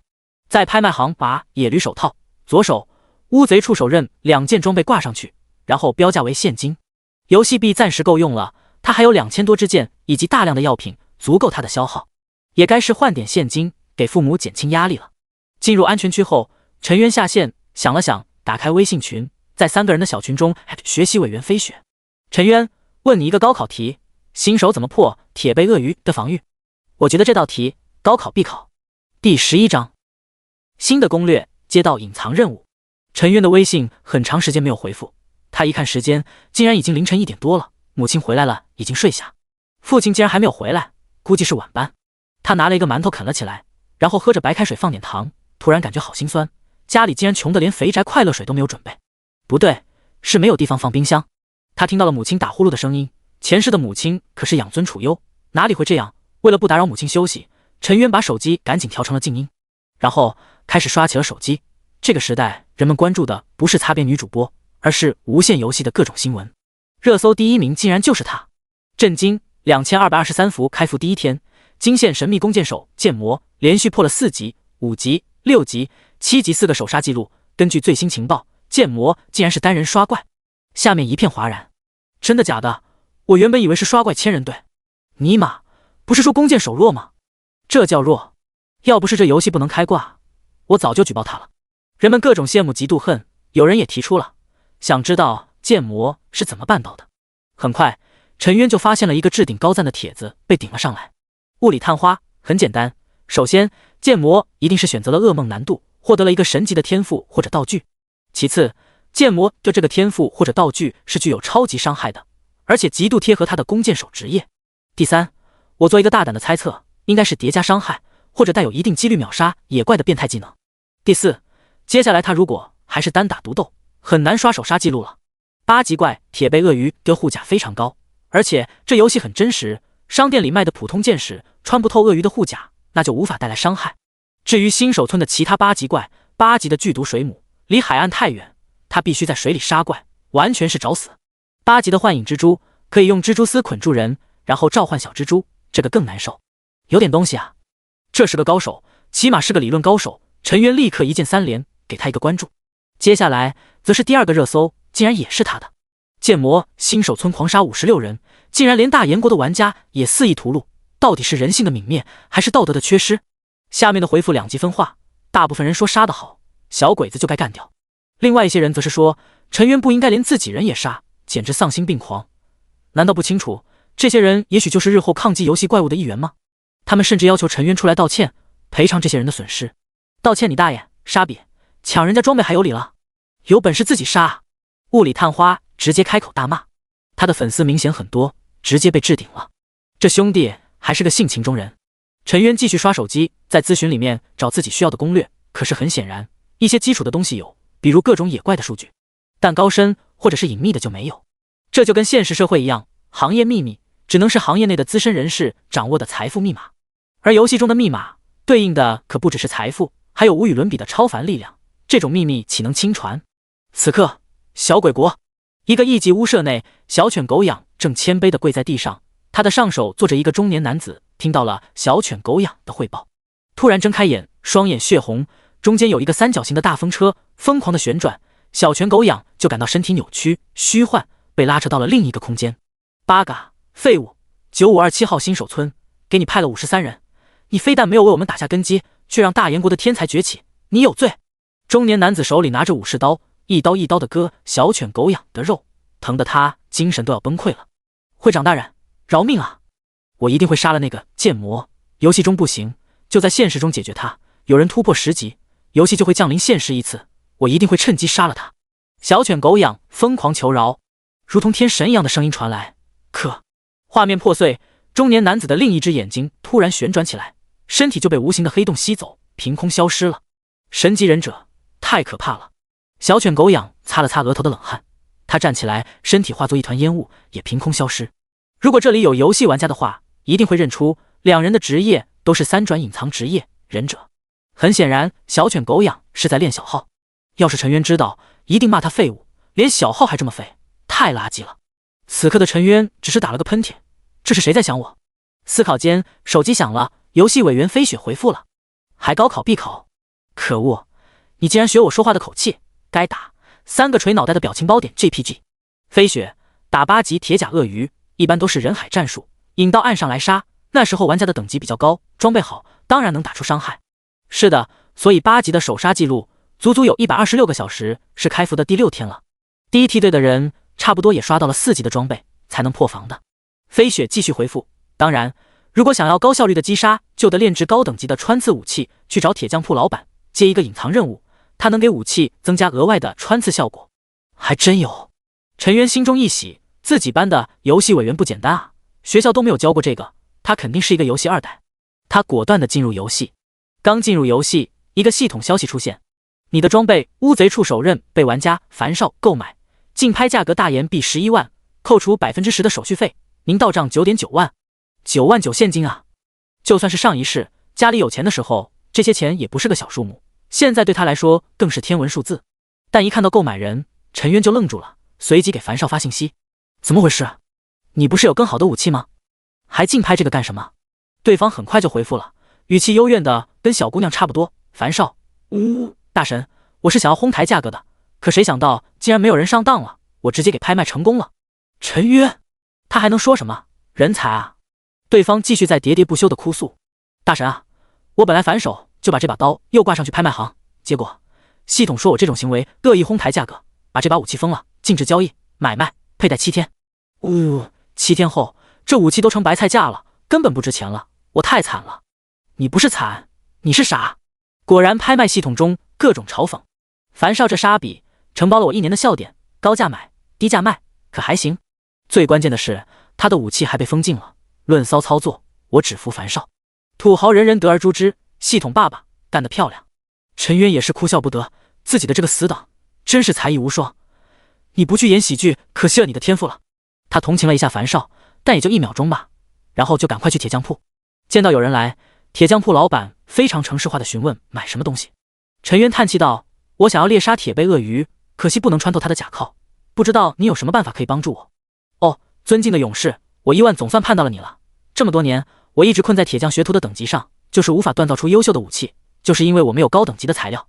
铁匠铺老板抓住陈渊，急切的道：我的专属矿洞被一群僵尸占领了，您能消灭他们，带回来僵尸牙和含铁矿吗？丁，铁匠铺老板向你发布任务，击杀僵尸王，清理尸王殿，带回铁匠铺老板挖到的含铁矿以及僵尸牙齿，是否接受？能为伟大的亿万先生排忧解难，是我的荣幸。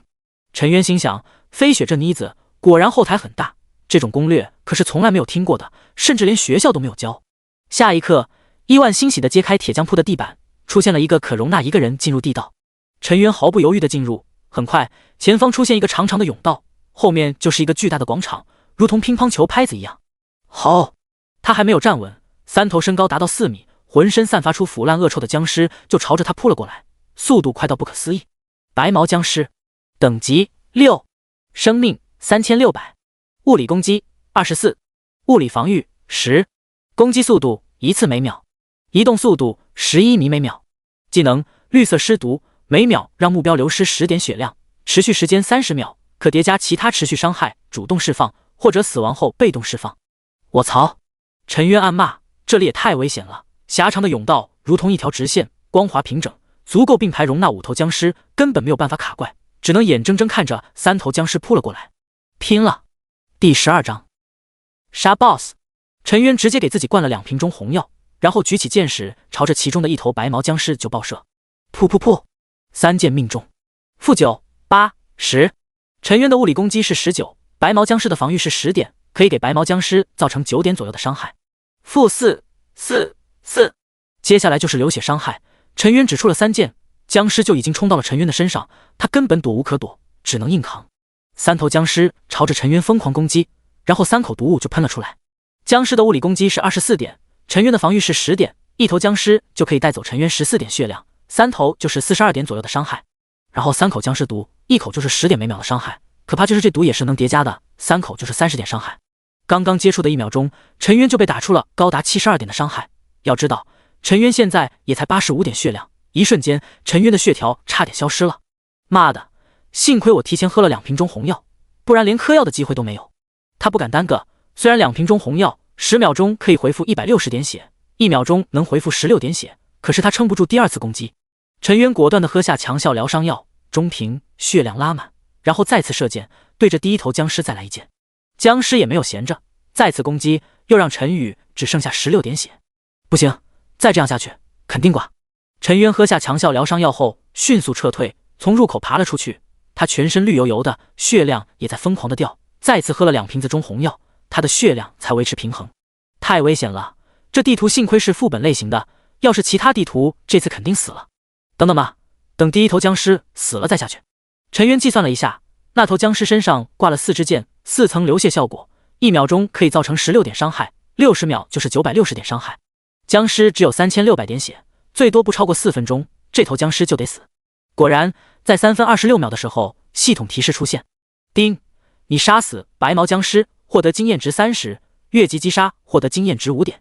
没有流血天赋，我肯定打不过这些怪，被3头僵尸就能死死的堵在门口，下去就是被秒。一头僵尸死了，伤害瞬间减少了1/3，陈渊一点都不怕，下去甚至可以站撸，靠着中红药以及强效疗伤药中平，硬是在2分钟内弄死了这2头僵尸。这时候他才发现地图提示狮王殿。陈渊查看这些的怪物资料，里面聚集了100头僵尸，密密麻麻的挤在一起，中间高达10米，长着3个脑袋，身上缠着铁链的怪物就是这里的狮王。不过让他惊讶的是，狮王脚下还闪烁着光晕。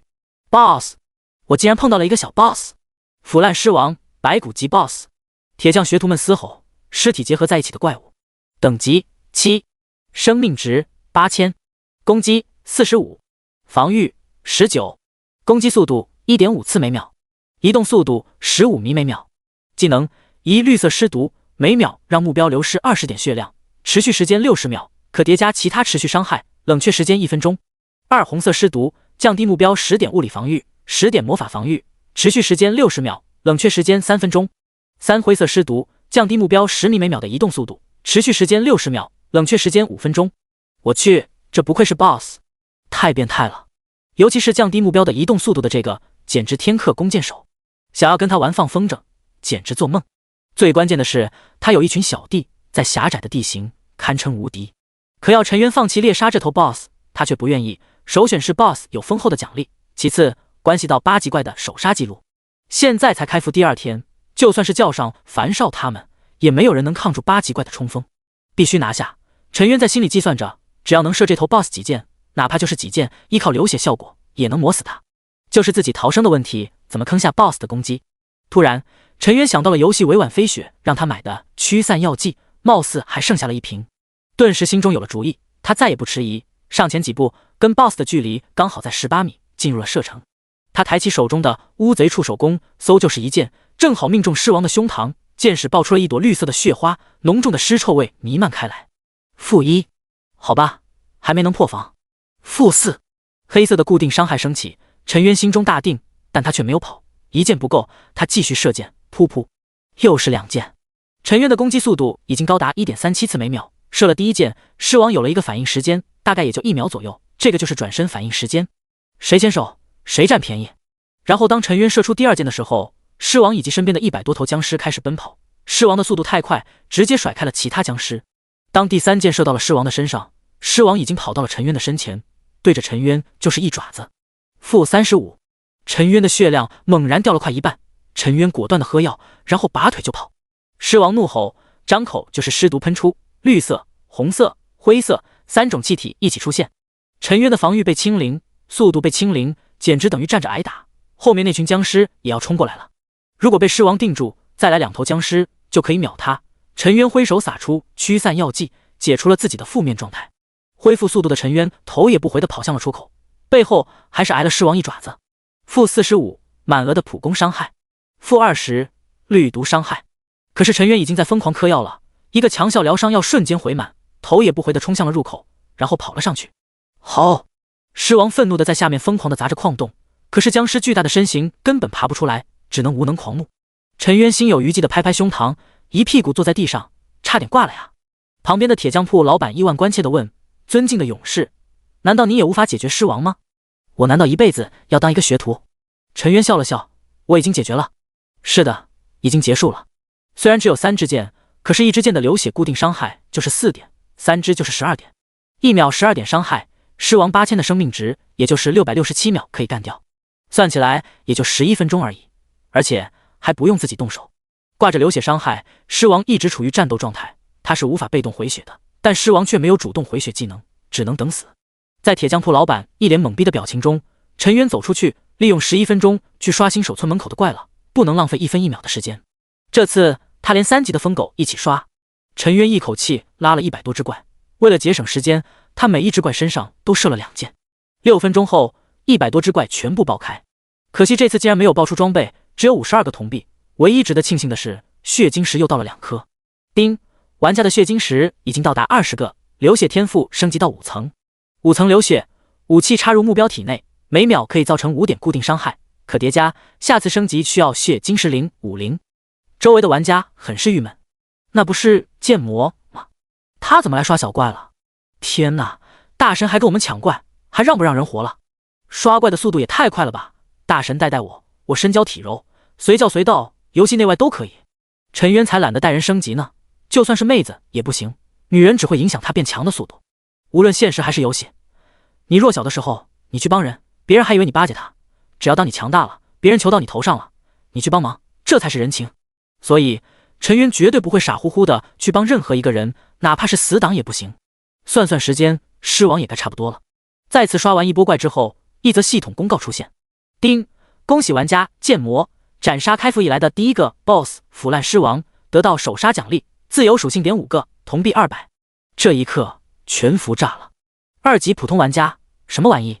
腐烂狮王我怎么没有听过？3级高手，靠，隐藏地图啊！话说无限游戏都存在了几十年了，为什么还有隐藏地图？4级财团玩家，原因很简单，你地位不够，你要是7大财团8大公会的人，你肯定知道。这时候现实世界，飞氏财团平城分部，飞雪脸上一脸的古怪，旁边的仆人走过来问道：小姐怎么了？申伯，昨天我有一个同学突然问我怎么打造穿刺武器，我给他说了隐藏地图的事情，今天剑魔就杀了狮王，您说我同学会不会是？不可能。申伯果断的摇头，小姐，平城太小了，出不了这样的天才妖孽。申伯再次强调道，剑魔这视频我看了，他感觉不是玩弓箭手的，起码射箭你不是那么的神。是的，陈渊在现实里哪里射过箭，也就是吃鸡的时候用过，可是那跟射箭没有一点关系，跟神射手差得远。飞雪点点精致的小脸，表示认同。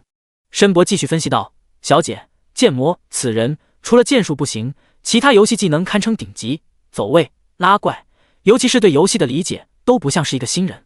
我感觉他玩游戏最少也有30年才能培养出这样的天赋，所以他是过来练小号的，要不然一个新手就算是抽到了神级的天赋和道具，也不可能这么耀眼。那哪里知道陈渊在另一个世界玩游戏，可不就是有30-40年的经验，甚至还去打过职业。听着申伯的分析，飞雪打消了心中的一点怀疑，也许是我想多了，这样的技术就是大哥也不行。小姐，您要抓紧练级，飞氏财团内有人主张跟国外势力合作，他们已经对您这一脉非常不满了，觉得家主为了捍卫大燕国，牺牲了财团的利益，不配当财团的家主。飞雪攥紧拳头，家人把他扔到平城这个小地方，就是为了然他远离纷争，为了保护他。但飞雪却觉得自己也可以帮助大哥以及父亲，坚定地站在大燕国的立场，让财团成为大燕国的财团，而不是世界的财团。听说小姐的朋友樊少认识剑魔，或许你应该跟他多联系。如果小姐能把剑魔拉拢过来，也许对小姐是一个巨大的助力。樊少，那个憨憨吗？他真的认识剑魔吗？怎么看都不像啊。被人关注的陈渊显然没有意识到，他已经开始走入财团的视野。他现在正在做着最后的准备，下狮王殿拿装备啊。6分钟之前可是引过来一群白毛僵尸，也不知道现在洞口还有多少只。他双手拿着强效疗伤药，刚准备下去，却突然想到了什么，立刻在私聊频道问道：樊少，你报装备了没？是不是还是野驴手套左手？樊少，不是。陈渊有点小失望，可下一刻他就兴奋起来。樊少，我报了一把野驴刀，呜呜，哪怕给我一条驴帽子也行啊，这刀完全用不上。对了，恭喜你拿到首杀。妥了，樊少这么倒霉，那么幸运的一定是自己。陈渊先把得到的5个属性点加到敏捷上，敏捷来到了46，3速更是涨了1节。移动速度 9.1 9.6 米每秒，攻击射击速度 1.37 1.42次每秒，转身反应速度 0.963 秒 0.958 秒。这次主要看的就是转身反应速度，反应速度越快，抢东西的速度就越快。2只手各自拿着一瓶强效疗伤药，中瓶，陈渊一咬牙，迅速下动。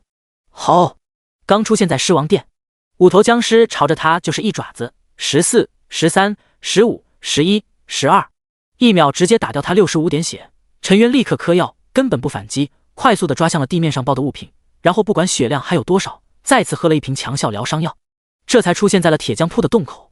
您中了僵尸绿毒，生命值每秒流失10点。您中了僵尸绿毒，6条提示刷屏了，后面的僵尸攻击不到他，直接就放毒，太可恶了。他只能狂嗑药，一口气灌下5瓶中红药，这才抵消了绿毒的伤害，血量维持在了50点，疯狂波动。该是查看收获的时候了，这一次光是装备就爆了3件。无限游戏虽然爆率低，但为了鼓励大家对抗高级怪 ，BOSS 是必爆的，最少都是2件，3件算是运气好了。陈渊怀着激动的心情查看装备，首先就是一件皮衣，第13章大丰收，狂赚20万。狮王软甲，男，用狮王的皮肤血肉锻造，品质白骨，双防加7，毒抗加2。装备需求无，好东西啊！陈渊眼睛一亮，开门红。按理说每一件装备只会有对应等级的属性，但 BOSS 出品就属于极品了，会出多一些属性，2点毒抗就是多出的。尤其是他要攻略狮王殿，他只能扛着僵尸的伤害打输出，有了毒抗，起码中毒的时候伤害能少一点。就算是打完狮王殿，以后去剧毒森林，甚至是打剧毒水母，毒抗都能用得上。还有，这高等的衣服是要分男女的，毕竟女人穿男人的衣服会感觉胸口闷得慌。再看下一件，是一个头盔，狮王王冠，品质白骨，体质加7，毒抗加2。装备需求无，这也能用上7点体质等于35点生命值，以及35点能量值，还有7点的生命恢复和能量恢复速度。生命值是他现在最需要的，陈渊把所有属性加在了敏捷上，其他属性就靠这些装备了。最后一件装备，狮王项链，品级白骨，准确加7，毒抗加2。装备需求无，准确这个属性对弓箭手很重要，一方面是射得准，第二方面也是防止目标使用闪避规避伤害，准确越高越不会空射。最后一件东西就是僵尸牙床，狮王牙床，任务物品，一头狮王的牙床上有200颗牙齿，狮王牙齿拥有极其强烈的腐蚀和穿刺效果，可以用来打造锋利的武器。陈渊来到铁匠铺老板面前，把手摊开。铁匠铺老板看到僵尸牙，兴奋的一把抢过来，如同把玩核桃一样，爱不释手。陈渊差点以为他要抱着亲一口了，可惜没有含铁矿，一般的材料无法承受狮王牙齿的腐蚀性。尊敬的勇士，您能为我采集50斤含铁矿吗？丁，任务还没有完成，是否继续接受任务？清理狮王殿，拿回铁匠铺老板1万的含铁矿。陈渊郁闷了，这是要自己下狮王殿啊！自己刚才差点挂里面。说真的，他想再高2级过来，可是又怕首杀记录被抢了。现在工会财团练级的速度很快，装备也慢慢的起来了，给他们足够的时间，肯定会跟自己竞争破首杀记录。先把装备穿上，看能不能打得过。陈渊不想放弃，立刻替换新的装备，然后查看自己的属性。这次属性再一次暴涨。姓名剑魔，食人图59100，职业弓箭手，等级5，经验值412555000，有效射程18米，生命115，能量值65，物理攻击19，法术攻击3，物理防御17，法术防御10，体质10，毒抗6，准确13。技能5层流血，武器插入目标体内，每秒可以造成5点真实伤害，可叠加，下次升级需要血晶石灵50。看着铁匠铺老板期待的目光，陈渊计算了一下能不能抗住。门口有5只僵尸堵着，后面还有更多，5只僵尸的普通攻击可以打到他，后面的有5只可以使用毒。僵尸的普攻击24，自己的护甲提升到了17，僵尸只能给自己造成7点的伤害，5只就是35点。绿毒伤害是10点，自己毒抗6点，所以一只可以造成4点伤害，10只就是40点。也就是说，他们全部攻击1秒可以打自己75点伤害，根本秒不了自己，完全可以吃药恢复生命值。想到这里，陈渊笑道：“放心，我会带回来含铁矿。”那太感谢勇士了，我会为你免费打造武器的。铁匠铺老板一脸感激。我就喜欢免费的。陈渊心情大好，先提前喝了2瓶红药，然后直接下狮王殿。好，僵尸们怒了，可恶的人类还敢来找死！可惜入口太窄，不然全部僵尸过来，一人一口就能把陈渊撕碎。但前面的10个还是能攻击陈渊的，陈渊的血量那是哗哗哗的往下掉，一次就是大半管，身上早就被尸毒染成了绿色，就像是一个绿色巨人。陈渊开启了爆射模式，他也不浪费，反正放风筝是不可能的，100个僵尸挤在一团，放谁的风筝？换成其他的弓箭手早就绝望了，但陈渊可是能战撸型的弓箭手。陈渊不敢浪费伤害，每一头僵尸只射4箭，5层流血的伤害，4箭1分钟就可以打出900的伤害。这些僵尸只有3600血，刚好4分钟就会流血而死。而陈渊的攻速4箭只需要3秒，126头僵尸只需要378秒，也就7分钟不到，全部被射完。不一会儿，成片的僵尸的死亡。丁，你杀死白毛僵尸，获得经验值30，越级击杀获得经验值5点。丁，你杀死白毛僵尸，获得经验值30，越级击杀获得经验值5点。丁，恭喜你升到6级，生命值+5，敏捷+1，准确+1，奖励自由属性点1个。僵尸才死了一半，陈渊就升到了6级，而6级升7级的经验值翻了1倍，赫然要1万点。陈渊真想说，干得漂亮，谁能像他这么刷怪？又过了4分钟，经验值再次疯狂刷屏，不过这次他没有了越级击杀的奖励，可是他的经验值还在疯狂的上涨，最后定格在了6级2130-10000，爽！这么快的刷级，法师都办不到吧？起码法师扛不住，还需要其他职业给他抗伤害。但他这个弓箭手却是能抗能打，要不我走战撸流。陈渊一边把属性点加到敏捷上，一边查看爆的装备，他都不由得吐槽一下这游戏的爆率，120只僵尸愣是一件装备都没爆，甚至连铜币都没有，全部都是僵尸牙，126个僵尸牙床，就问你怕不怕？还好血晶石爆了3个，也算是安慰了。不行啊，这样我就要穷死了。陈渊一看自己的补给，之前攒钱买的药全完了，只剩下了不到10瓶药。战撸是很爽，可是也是拿着资源砸出来的，他练级光是游戏币就花了近乎14000铜，这要是换算成现金就是14万，自己烧了14万才有了现在的战力。陈渊觉得自己没有开挂，自己可不是挂币，我用钱换伤害，合理吧？可惜没有爆装备，还怎么换钱呢？陈渊很头疼，雪球滚不起来，非常难受。之前的野驴手套也给他变成了现金。陈渊提着含铁矿以及僵尸牙来到了上面，交了任务。铁匠铺老板兴高采烈地给陈渊锻造剑矢，一边锻造一边叹息道：要是有足够的含铁矿还有僵尸牙，我老1万就能锻造出更多的更好的武器来。突然陈渊眼睛一亮，批量生产武器，虽然品级不一定高，但可以量产的东西卖给大公会一定很值钱。他们虽然很缺高级装备，可是对这种批量生产的装备需求量更大。他立刻私聊樊少：樊少大神，你又有装备出手吗？狮王的装备有多少我要多少，价格不是问题。陈渊笑道：狮王的装备我用，不过我找到一个好地方，可以批量制造武器，品级不会太高，但我想应该跟5、6级的武器差不多。樊少还在打驴，听到这话整个人都兴奋了。大神告诉我，这消息我出20万怎么样？不够我还可以加。陈渊都是一愣，一个消息卖20万，无限游戏简直太赚钱了。行，铁匠铺这里有一个副本，下面是狮王殿，里面可以挖含铁矿，配合僵尸牙，可以在铁匠铺老板那里锻造武器。这样20万，你给我18万现金，2万游戏币。很快，一条到账提醒通知出现，叮，你的账户收到了2万游戏币以及18万现金，现金是否直接存入你的银行账户？无限游戏是可以直接转账的。陈渊想了想，编辑了一个银行账户信息，之前卖乌贼触手刃的 9.9 万，还有卖野驴手套，左手得到了5000，加刚刚得到的10万，给自己立下了 1.4 万，剩下27万全部转给了父亲的账户。与此同时，正在上夜班的陈渊父亲陈长河突然惊呼，他的喊声让流水线的工人大惊，尤其是陈长河的师傅，吓得赶紧怒吼一声：快停下机器，断电！他生怕陈长河被卷到机器里面。嗡，一条生产线的机器都停了下来，人们迅速的围过来，关切的询问陈长河怎么了。他师傅更是着急，推开人群就往里面挤，发现陈长河没事，这才松了口气。值班的车间主任在第一时间赶来，得知了事情的经过，脸色阴沉，知道停下一条生产线要损失多少钱吗？你没事瞎叫什么？陈长河却不理会这些人，只是结结巴巴的拿着手机道：我儿子给我汇钱2000多啊。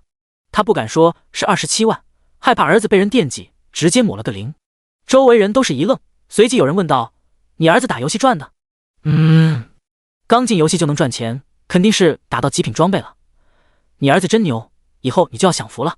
车间主任脸色也温和起来，才开服2天就能赚2000，这妥妥的游戏高手，以后人家就是拥有超凡力量的人上人。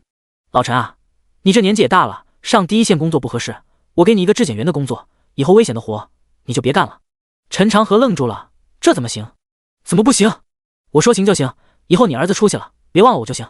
这才赚2000，就这待遇，我要是给你们说我儿子赚了27万，你是不是要跪舔？不能说，得闷声发大财。陈长河这边体验了人生百态，感觉到了受到人尊重的快感。另一边，张凡的日子就不那么的好过了。他刚跟陈渊交易完，就被他老爹的眼线给叫下线。豪华的别墅被张父一脸怒意：“你这蠢货，自从进了游戏都干了多少蠢事？咱家是有钱，可是也不是你这么花的。”爹，你想说狮王殿我用20万买消息，我亏了？废话，狮王殿一般人不知调，我能不知道吗？爹，这既是你不对了，你知道咋不早说呢？说了有屁用，里面僵尸塞满了，进去一个死一个，还想着挖矿，挖你大爷！爹，我大爷是你爹，你要挖咱家祖坟，你咋有这爱好？张父被气得半死，挥手就是一道藤条射出，把张凡抽得嗷嗷直叫。他赫然是一个元素法师，老家伙，欺负我还没有超凡力量，等着，迟早有一天我要报仇！啪啪啪，藤条抽得更狠了，甚至上面还长出了尖刺。张凡脸瞬间绿了，赶紧求饶道：“爹，我真的没亏，狮王殿已经被我兄弟清理完了，里面一根毛都没有，就等着我派人去接收呢。”啪嗒，藤条断裂，显然是张父经受了巨大的刺激，无法控制好自己的超凡力量，被人解决了。开玩笑的吧？我们那时候可是下去了20多个人，全都是7级的，可是直接被全部毒死了，秒杀呀！知道不？僵尸毒是可以叠加的，他们没有办法以最快的速度杀死僵尸，结果就是狮王过来一顿暴锤，全部挂掉。剑魔这么猛吗？看来他对此人的重视程度要再提升一个等级。那是你们蠢，我兄弟可比你强。张凡得意洋洋。下一刻，惨叫声响彻别墅。打完人之后，张父丢下一句话：“20万少了，告诉那个剑魔，在他成长起来之前，我愿意出手护持他一次。2外，让剩下的人全部进新服，如果能分配到你的新手村，立刻找你报到。还有在你们新手村招募人手，我们天南张家岂能久居人下？”说完，张父一伸手，面前突然出现一个空间法阵。张父踏步进入法阵之内，人就消失了。爹，你好歹给我一个治疗啊！我到底是不是你亲生的？你是不是我亲生的？你该去问你妈。我才不傻，我妈会打死我的。她可是狂剑士，我怎么这么倒霉，摊上你们2个，一个比一个暴力。陈渊不知道樊少被打得凄惨，他刚想前往铁匠铺查看剑士锻造的情况，突然迎面过来了一群人，把陈渊团团围住。朋友，别走，聊聊。陈渊皱眉，游戏中自己可是独狼，没有什么朋友。对面的人自我介绍道：“我叫飞氏999，飞氏财团在9527号新手村的负责人，任职小队长。你咋不叫一刀999？”陈渊吐槽：“剑魔兄弟，你实力非凡，我们飞氏财团诚恳地邀请你加入。”闻言，陈渊脑海中出现了财团的一些信息。因为这个世界有超凡力量，所以除了官方之外，另外有6大财团、8大工会、14家民间组织，他们瓜分了所有的民间高手，垄断了经济，甚至垄断了游戏高手，实力强得可怕。加入财团有什么好处？陈渊不兜圈子，没有好处的事情他才不干。飞氏999回答道：“加入财团，你打了装备，我们飞氏可以收购，你不用再挂在拍卖行被抽成。”陈渊嗤笑：“是你傻还是我傻？你们收购能给几个钱？”对方继续道：“当然，你练级刷怪的时候，我们还可以帮你引怪，帮你扛伤害。”陈渊摇头，真把他当傻子了。你们帮我引怪，我是不是还要和你们组队，分你们经验？这个是当然的，毕竟作为财团的成员，有义务帮助财团成员提升等级，大家都是一个团队，应该互惠互利。飞氏999真诚的道：“真把我当成保姆了，我只看到了你们对我的剥削。要我加入也行，第一，我不跟人组队，你们负责引怪，我负责吃经验收装备。第二，打出的装备我想卖给谁就卖给谁。第三，财团有事让我出手，分成比例给我来定，不满意我就不参与了。第四，谁也别来对我指手画脚。”陈渊说完，飞氏999的脸色巨变：“剑魔，你过分了，你以为财团是你家的？”陈渊呵呵一笑，环视一圈，不管是飞氏财团还是其他工会，只要能够答应我的要求，我就可以答应，不答应趁早滚远点。说完，他大步离开。后方传来了飞氏999的声音：“剑魔，无限游戏是个团队合作的游戏，一个人是走不远的。我们不但在游戏中可以帮你，在现实中还可以保护你的家人。”陈渊脚步一顿，他听出了弦外之音，怎么还想威胁我的家人？他回头一剑射在了飞氏999的眉心，可惜是在安全区，箭头无法刺入，要不然一定宰了他。剑魔，你拒绝财团和工会是没有好下场的，我们已经给足了你诚意，那就试试，看你们怎么让我没有好下场。财团、工会之所以如此嚣张，是因为大燕国每次抵御游戏入侵都会死大量的军人，然后就是超凡者也会大量死亡，财团工会死的人仅次于军人，因此他们拥有很大的特权。在超凡圈子，法律已经不适应，其实已经慢慢朝着强者为尊的森林法则过渡。社会秩序正在走向崩溃的边缘，各种牛鬼蛇神都出来，想要主宰新的世界。陈渊了解的不多，但也知道迟早新的秩序会替代旧的秩序，未来只有强者说了算，所以他要更快的变强。第14章，这个老六让人挡刀。陈渊离开后，飞氏财团以及其他工会都是脸色难看，向自己的上级汇报情况。而此刻的陈渊已经到了铁匠铺，里面传来叮叮的打铁声。等第一支剑士锻造完毕后，他立刻查看属性：寒铁狮王剑，白骨装备，攻击力+1，穿刺+10。攻击力没有增加多少，但多了穿刺，应该可以刺入鳄鱼体内。说真的，物理攻击那点伤害，他真的没看上，有流血天赋就够了。趁着锻造武器的这功夫，陈渊立刻去购买消耗品。先去杂货铺，陈渊购买了5组驱散药剂，一共花费5000铜。自从有了对付大王乌贼以及这次狮王的经验之后，这种秒解负面效果的药剂，他是必须储备着，就跟玩游戏带针眼一样，关键时刻起到决定性的作用，有备无患。之后再来到药材铺，中瓶的药剂已经满足不他，陈渊的目光放在了大瓶恢复药剂上。大红药10秒钟回复300点血量，价格一瓶30个铜币，价值直接就是小红瓶的10倍，当然回复的效果也是10倍。虽然对于陈渊来说有点治疗溢出，但是吃中红瓶太浪费时间。按理说在他这个级别早就应该血量过了300，可是他把所有属性全加在敏捷上，所以导致了超低血量。一口气买下200瓶2组药，总共花费6000铜币。强效疗伤药大瓶50铜币一瓶，瞬间恢复300点血量，买下100瓶，花费5000铜，直接15000铜就花完了。等回到了铁匠铺，铁匠铺老板已经把剩下的寒铁狮王剑锻造完毕。陈渊再次把剩下的钱全部购买了5000多支普通剑士，再次出发，他要对8级怪动手了。剑魔去了热血草原，准备对8级怪铁背鳄鱼动手了。大家赶紧去了，去晚了就抢不到好位置了。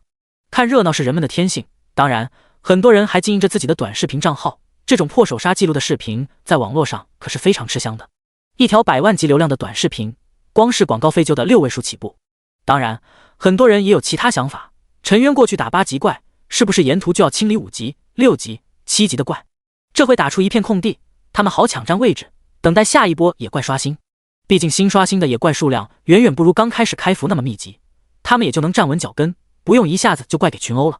我肉盾能抗能打，组队组队，我刺客输出快，爆发高。飞氏财团开荒队诚招新人，落雪工会组团刷怪，第300人团招募社会闲散玩家。各大工会财团在新手村的管理者也开始招募新人。游戏进入到了第2天，他们也开始强势崛起。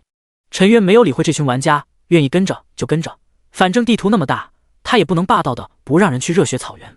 刚进入草原就听到了嘹亮的刁鸣声。上一次我来的时候稳健的一笔，这次我要横行无忌。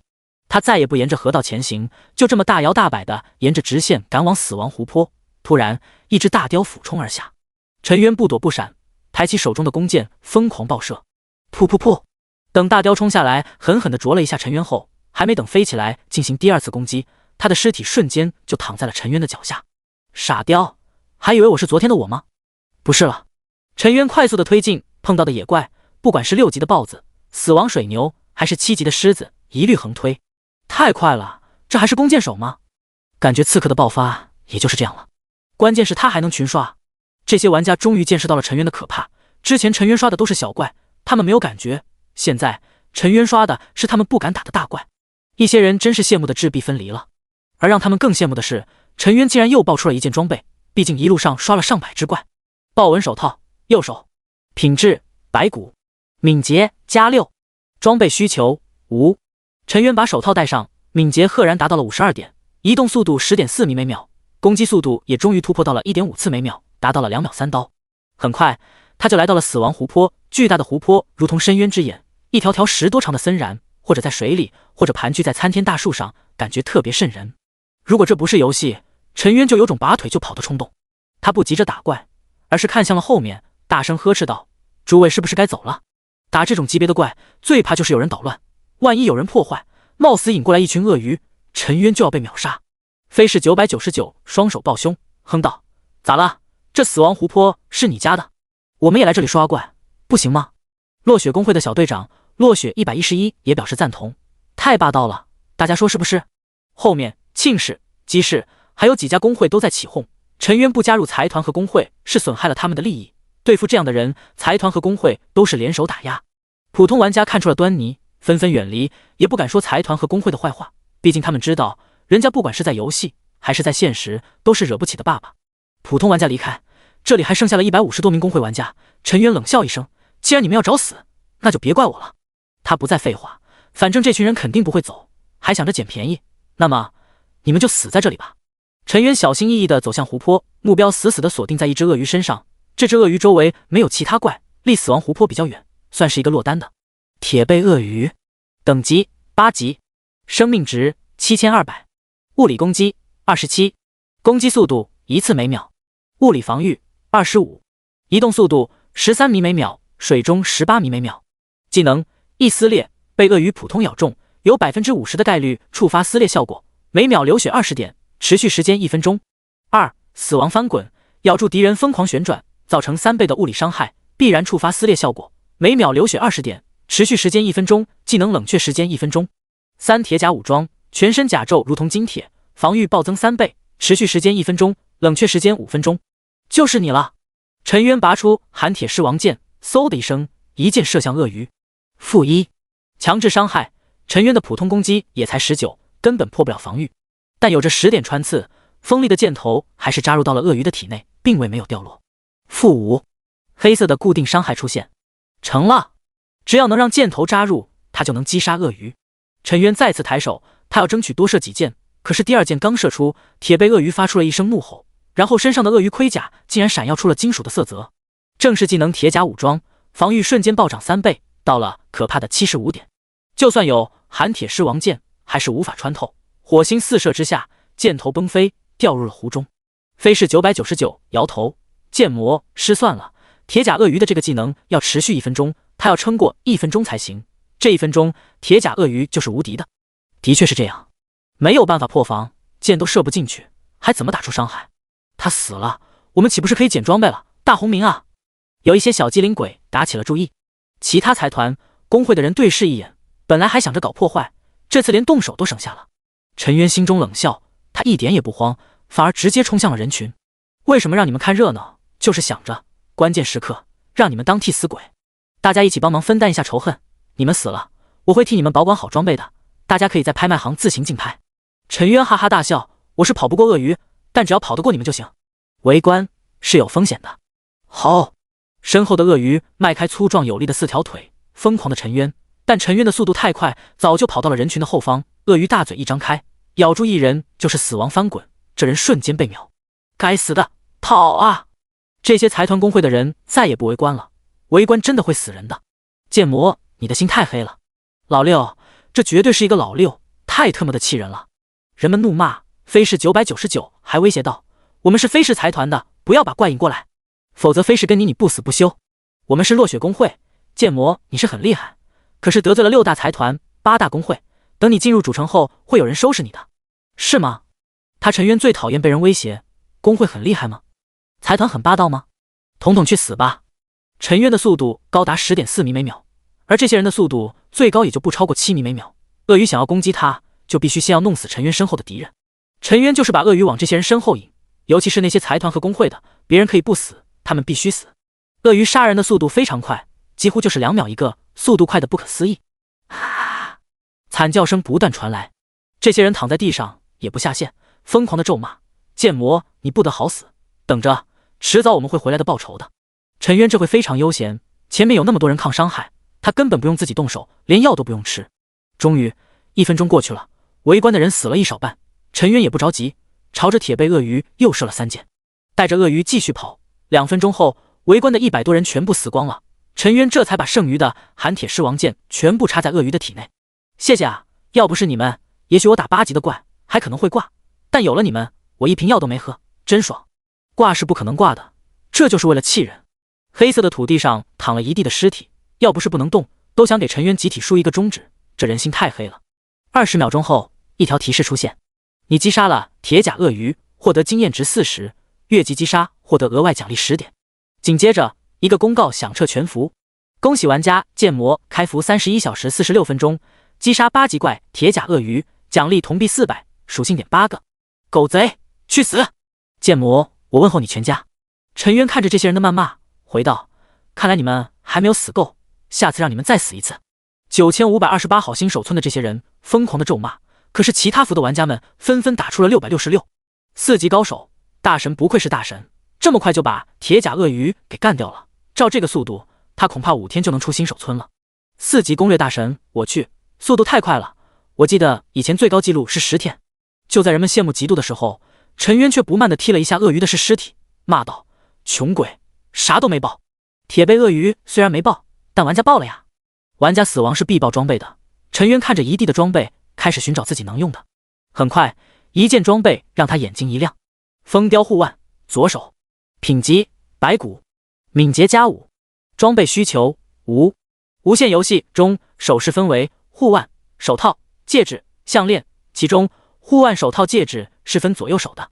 这装备是他目前没有的，直接给他增加了5点敏捷。这应该是财团或者工会的，没想到主宰了大燕国民间组织的2大势力，也才能刷5级怪，跟我差的有点远啊。他可是刚刚刷了8级怪，还是单刷。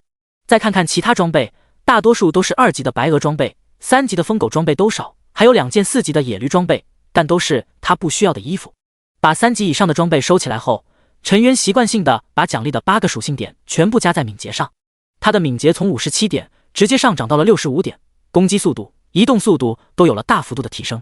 铁背鳄鱼虽然能搞定，但太浪费时间了，只有寒铁狮王剑能刺穿他的身体，还不如打森然。打了森然，敏捷加成之后，就有一定概率能群刷铁背鳄鱼。他现在的移动速度已经达到了 11.7 米每秒，比铁背鳄鱼的13米每秒只慢了一点。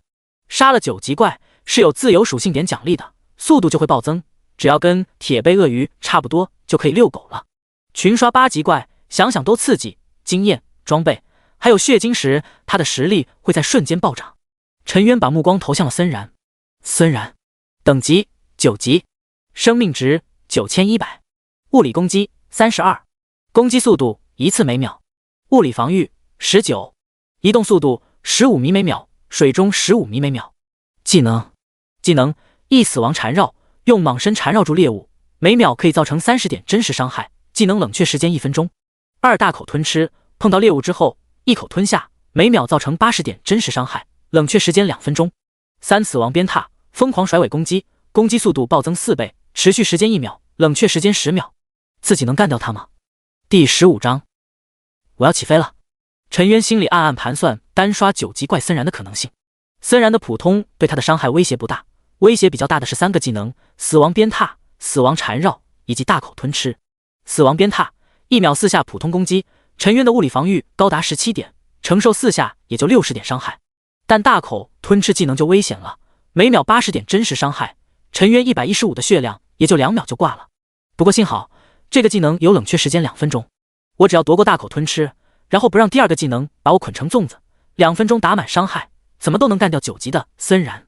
这不是55开，而是19开，自己9，森然1。干了，咱们就看谁的爆发高。记得的第一次来，这种9级的怪对他来说就是噩梦，可现在他就要猎杀9级怪了。陈渊激动的手都在颤抖，他左右巡视，选择下手的目标。死亡湖泊就如同亚马逊雨林一样，周围全都是直径超过3米，树木高达50以上的巨树，森然密密麻麻的缠绕树上，游动在水里，感觉像是一部恐怖电影《狂蟒之灾》。陈渊走到了岸边，目标瞄准了一条缠绕在10米高树杈上的森然。就是你了！陈渊举起长弓爆射，嗖嗖嗖，2秒3箭，噗噗噗，3朵血花绽放。森然怒吼一声，速度快得惊人，竟然一点不比陆地上慢多少。陈渊射完3箭之后，拔腿就跑，他要把这条巨蟒拉出去打，不然等会跑到其他森然的仇恨范围，铁定凉了。嘶嘶嘶！森然长达15的身体如同蛟龙一样蜿蜒爬行，速度高达15米每秒，只是短短3秒时间就追上了陈渊，然后突然昂起脑袋，巨大的舌口张开，猛地朝着陈渊咬了过来。这个前摇时间这么长，还想咬到我？做梦！陈渊知道成败在此一举，这时候转身反应速度就很有作用了，一直加敏捷，移动速度和攻速提升，作用很直观。考验的就是转身反应速度，森然的攻击需要1秒，我反应速度不需要1秒就可以躲避，你怎么咬得中？陈渊果断地往身后的大树一躲，显而又显地避开了森然的技能大口吞咬。砰！森然一口咬在大树上吃了一嘴的木头，森然暴怒，巨大的蛇尾巴疯狂地抽打陈渊，死亡鞭挞，攻击速度暴增4倍，1秒4下普通攻击。这次陈渊根本躲不开。负15、负14、负16、负30， 4个恐怖的红色伤害同时出现，一共打出了75点伤害。陈渊的血量被清空了一大半，幸亏我有17点护甲，要不然就惨了，竟然还出了一个暴击。不过森然释放了2个技能，打出伤害打出以后，陈渊心里松了口气，立刻灌了一个大瓶的强效疗伤药，把血量瞬间拉满。他这次不跑了，跑不过，他的速度也才 11.7 米每秒，根本无法放风筝。于是陈渊背靠大树，拉开长弓疯狂射击，嗖，2秒3刀，负1、1、1， 3个无法破防的白色强制伤害，负5、5、5， 3个黑色的固定伤害。森然也怒了，直接发动了第一技能死亡缠绕，巨大的蟒蛇身躯缠绕陈渊，可是陈渊背靠大树，森然没有办法，只能连人带树一起缠绕。这棵大树直径3米，周长超过18米，森然把自己的骨头拆开，也才把陈渊缠绕住了一圈。负30，陈渊血量下降1/4。大蛇，你完蛋了！这样的伤害对陈渊来说不痛不痒，喝下2个大红瓶，每秒恢复32的血量，根本就不慌。由于蟒蛇之缠绕了一圈圈，根本不能把陈渊裹成粽子。陈渊的双手解放了出来，他拿起寒铁狮王剑，疯狂往森然身上插。2秒3刀，不到50秒，森然身上就插了75支箭头，一支箭头5点固定伤害，75支就是375点伤害。森然血量虽然后高达9100点，可是在每秒375点固定伤害的流逝下，也仅仅能支撑25秒，甚至连第2波大口吞吃技能的冷却时间都没有等到，就直接吧唧一下，血量清空，巨大的身躯砸在地上，哗啦一下，地面爆出大量的装备。与此同时，每秒的系统声音在全服响起：恭喜玩家剑魔开服31小时58分钟，击杀9级怪森然，奖励铜币400，自由属性点9个。这个全服通告让很多的人的心态都崩了。4级财团玩家剑魔又破了首杀记录，妈妈请原谅我，为什么说又？4级攻略大神，这不科学呀！9级怪森然比8级的铁背鳄鱼厉害的地方就在于伤害高，剑魔的速度不可能快过森然，他是怎么做的？难道是组团？2级鹰将玩家万人血书，求削一刀剑魔吧，他的爆发太变态了，影响了我们大鹰将的游戏体验。4级高手连续破了2个首杀记录，告诉我们确定玩的是同一个游戏，我特么的也是选择噩梦难度，为什么我就没有这么恐怖的伤害？2级普通玩家，我刚搞完一只鸡，人家都开始耍蛇了，这个世界太不公平了，我想回炉重造。此刻的樊少正在血战狮王殿，看到了公告之后，立刻联系陈渊。大神，恭喜啊，你现在成了全服的名人，有没有报什么装备？陈渊刚伸手去拿着装备的手突然停止了，他现在最缺的就是移动速度，如果能报一个增加敏捷或者移动速度的装备，只要速度超过鳄鱼，他或许可以群刷8级的鳄鱼。想到这里，陈渊好心的问道：樊少，你报装备了没？樊少，报个锤子，刚刚刷新了5只僵尸，团灭了我们一次，我特么掉了1级才搞定僵尸。这一下陈渊放心了，他捡起了地上的装备，突然眼睛一亮，森然之戒，左手，品级白骨，敏捷加9，装备需求无。樊少，你还是我的福星，正所谓死党祭天，气运逆天，古人诚不起我。陈渊本着自己的快乐就是别人的痛苦，把装备的信息发给了樊少。樊少郁闷的恨不得咬2口僵尸，嘴上却哼道：不就是敏捷加9，用得着这么大惊小怪？大神啊，你得有高手风范，得装起来，像我一样。陈渊嘴角抽了抽，这9点敏捷的用处可是一个质的飞跃啊！把装备换上，然后再把奖励的9个自由属性点全部加到敏捷上，陈渊的敏捷一次性增加了18点，从65点暴增到了83点。随着敏捷的提升，陈渊最为关心的3速也跟着暴涨。移动速度 11.73.5 米每秒，攻击射击速度 1.63 次 1.81 次每秒，转身反应速度 0.939 秒 0.921。陈渊的目光死死地盯着移动速度 13.5 米每秒啊，这代表着什么？8级的铁背鳄鱼陆地的移动速度也才13米每秒，也就是说他跑得比鳄鱼快。只要跑得比鳄鱼快，那么他就可以群刷鳄鱼。哈哈哈，我要起飞了！第16章群刷鳄鱼大爆装备。陈渊检查了一下剑矢，寒铁狮王剑300支，少了几支，不过不要紧，对付死亡湖泊的8级铁背鳄鱼应该足够了。这些鳄鱼按照两栖动物的习性，要不趴在岸边，要不如同烂木头一样浮在水面上，陈渊活动了一下手脚，慢慢的接近鳄鱼。当进入到了18米的射程之后，用力的拉开长弓，对着水里最远的鳄鱼就是一箭。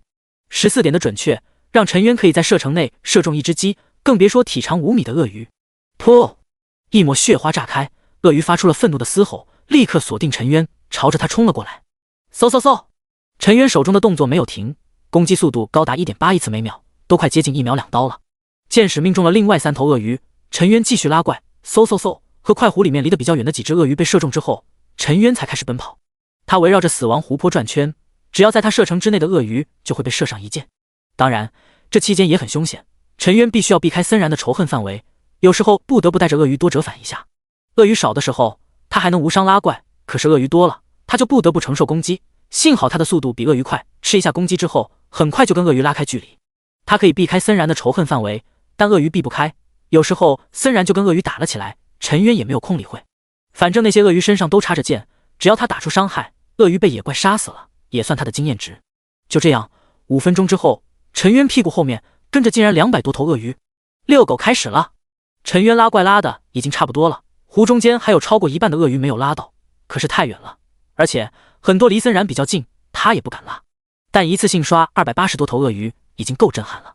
他带着鳄鱼直接跑出了死亡湖泊，那里面森然太多，一不小心就把森然给惊动了。陈渊朝着热血草原5、6、7级野怪的地方奔跑。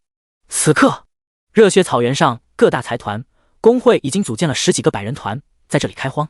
飞氏财团的小队长飞氏999骂道：“狗日的剑魔，竟然跟坑我们，害我们都掉了1级，别让我看见他，不然哼哼。”落雪工会的落雪111也义愤填膺：“我们工会还没有吃过这亏，不过剑魔这蠢货还真以为他占便宜了。就是我们人多，他清了野怪，受益最大的还是我们。当我们等级装备都上来，分分钟围杀他。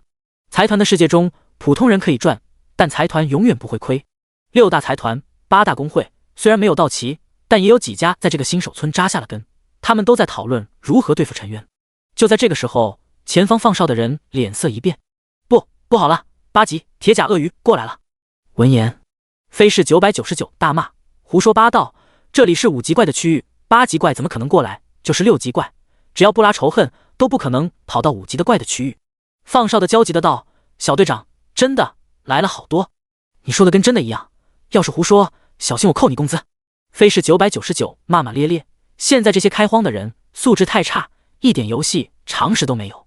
8级怪来5级怪的区域还很多只，真当我9年义务教育白念的？他准备好好的训斥这个手下一番，可是下一刻他就看到了目瞪口呆的一幕：200多头8级铁甲鳄鱼铺天盖地的跑来，这些体长超过5米的巨兽跑起来，大地都在震动，烟尘滚滚，宛如世界末日。沿途的狮子、豹子甚至连反抗的能力都没有，直接就被撕碎，太可怕了！我操！鳄鱼越狱了！飞氏999发出了惊恐的喊叫，掉头就跑，然后冲着前方还在刷怪练级的飞氏财团成员喊道：“跑，快跑！”练级的人此刻也发现了不对劲，之前他们被一头鳄鱼给杀了，现在来了一群。妈妈，这太刺激了，我心脏受不了啊！该死的，别挤我，别抢道！人群乱哄哄的，有人甚至被队友给撞倒了，怒骂声响彻在草原。突然，有人发现不对了，指着鳄鱼的最前面，惊恐的道：“你们看，前面是不是有一个人？”他这么一提醒，众人这时候才把注意力从鳄鱼身上放到了人身上。毕竟相比于体长超过5米的鳄鱼，一个身高1米9的人太渺小了。是人，他还背着一把长弓，我操，他是剑魔！剑魔又来坑我们了！众人都惊呆了。很快，有人想到了什么，惊呼道：“是他把8级的铁背鳄鱼引过来的，他的速度怎么可能那么快？鳄鱼的速度可是13米每秒，他们这个4级的玩家移动速度也才到达6米每秒，剑魔怎么可能跑得过鳄鱼？”但事实就是事实，陈渊身形如同一道风从他们的身边跑过，他还特意的拍了拍飞氏财团小队长飞氏999的肩膀，笑道：“又是你啊，跑快点，再不快点就死了！”我操你大爷！对方大骂。陈渊叹了口气：“我就知道你要骂我，所以我特意找来这群鳄鱼跟你们讲道理。”什么道理？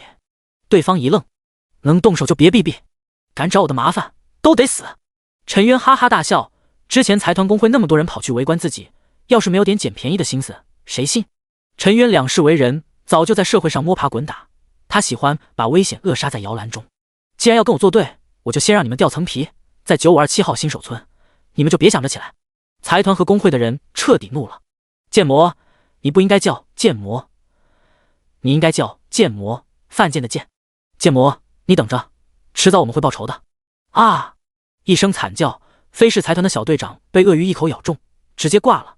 他的尸体躺在地上，还不甘心的嘶吼：“我还会回来的。”这时候，满屏的怒骂。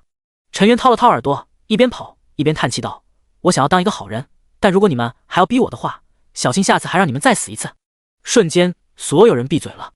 他们之中有人已经死了2次了，好不容易练的等级瞬间掉了2级，一夜回到解放前。但也有不服输的，落雪工会的小队长的尸体继续打字道：“别怕他，下次我就不信他还能带着鳄鱼来。”是的，这次带来了鳄鱼，已经快要把死亡湖泊边上的鳄鱼都给带来了。下次他还带什么？难道是森然不成？那玩意的速度可是比鳄鱼快得多，是吗？那下次我再给你们一个惊喜。陈渊摸了摸下巴，下次我带森然来，让你们再死一次，把这个新手村的财团和工会彻底给干废了。很快，9527号新手村的聊天频道内出现了一个大热的话题：震惊！6大财团8大工会热血草原刷怪，尽造团灭！震惊！剑魔带着200头鳄鱼血洗草原，这是人性的扭曲，还是道德的沦丧？敲黑板，看这里，剑魔的名字你读对了吗？跟我念：剑魔，贱人的贱。9527号新手村，1万玩家一边打怪挖矿，一边在吃着大瓜，当着乐子人。1级挖矿玩家，我操！虽然6大财团、8大工会团灭了，为什么我还觉得这么爽？2级普通玩家，死得好，玩个游戏都被财团压榨，这还有公平可言吗？这还有公正可说吗？1级工会玩家，妈妈，我进入工会是不是错了？我都掉了2级了，再死一次我就成0级了。2级学生玩家，我就想知道剑魔的速度为什么这么快？我觉得高考必考，有那位大神能给分析一波？我出一个铜币。3级资深玩家，滚犊子！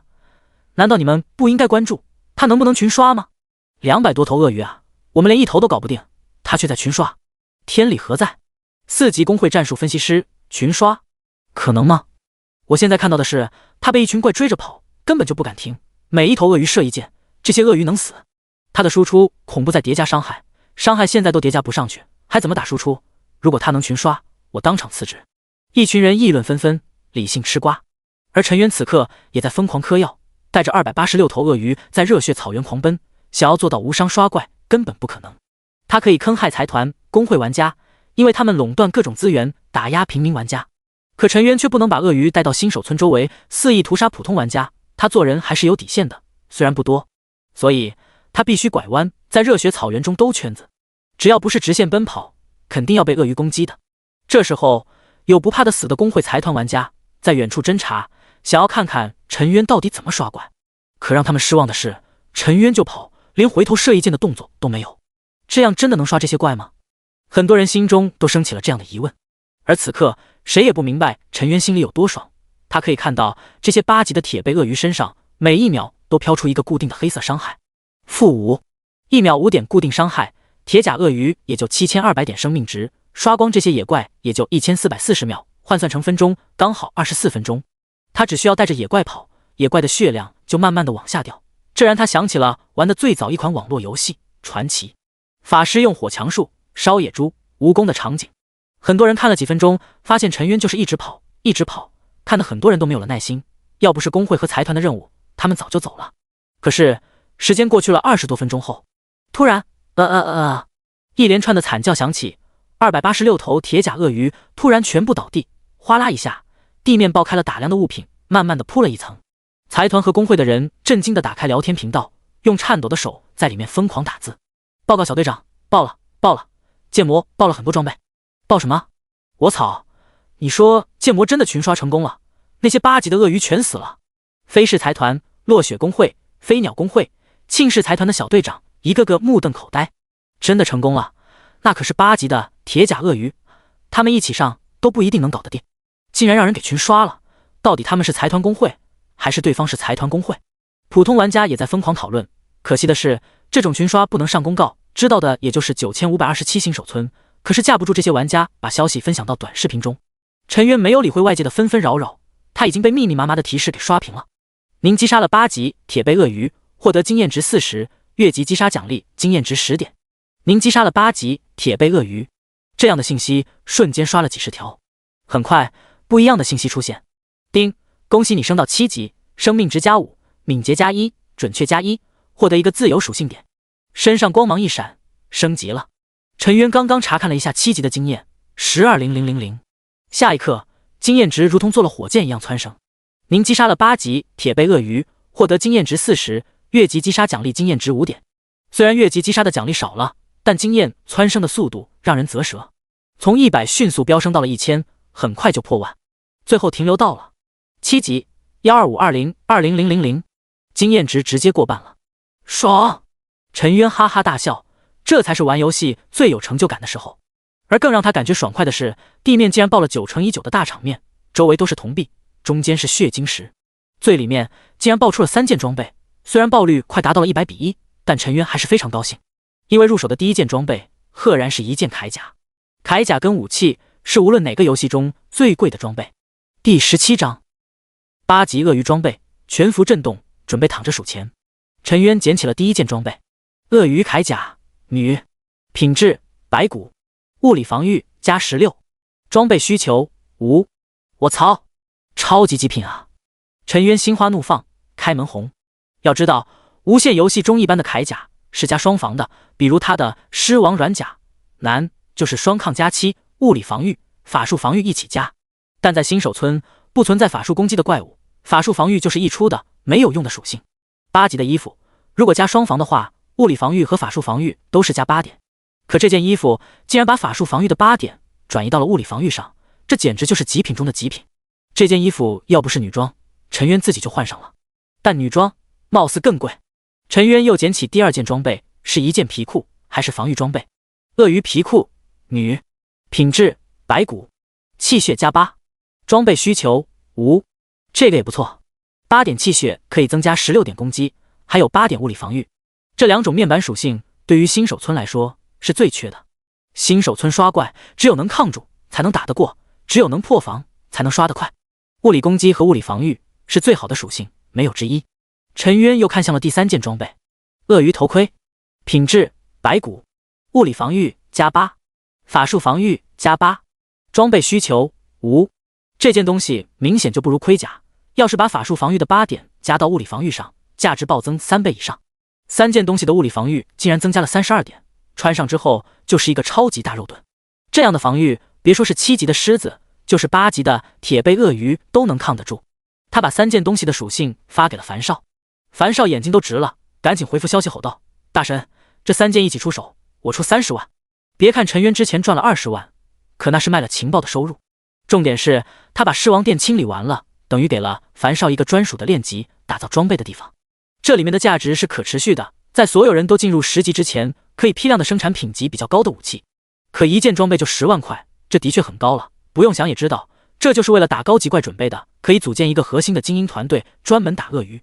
陈渊还在考虑，对面的樊少又发来了信息：大神，我想了想，不能让你吃亏，你拍卖吧，价高者得，肯定高于30万。这人敞亮，不愧是自己的死党，小子，你把路走宽了呀。别看陈渊赚了快28万，但他还是非常缺钱，需要买一套大房子，还有更换更好的游戏头盔。无限游戏中，游戏头盔也分等级，10万的游戏头盔只能让玩家一天在线8小时，还美其名曰防沉迷系统。50万的头盔就可以在线10个小时，100万的头盔可以在线12小时，需要24小时在线就得购买2000万的全息游戏登录仓。可以说，财团和工会把抢钱做得明明白白，让你不得不掏钱。老大，爆了，爆装备了，衣服、裤子、头盔，就是不知道属性怎么样。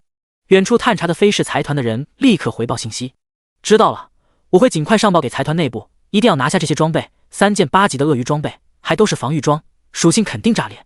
飞氏999激动的下线，他要在限时邀功。同样的事情发生在姬氏、庆氏、嬴氏，还有落雪工会等势力。陈渊显然不清楚这一切，他正在收取剩下的装备，血晶石一颗颗的捡起来。很快，一条提示响起：叮，玩家的血晶石达到50颗，流血天赋升级到6层。咔嚓一声，陈渊背包里的血晶石全部炸裂，化作一股血红色的能量进入到了陈渊的身体，让他舒服的呻吟起来。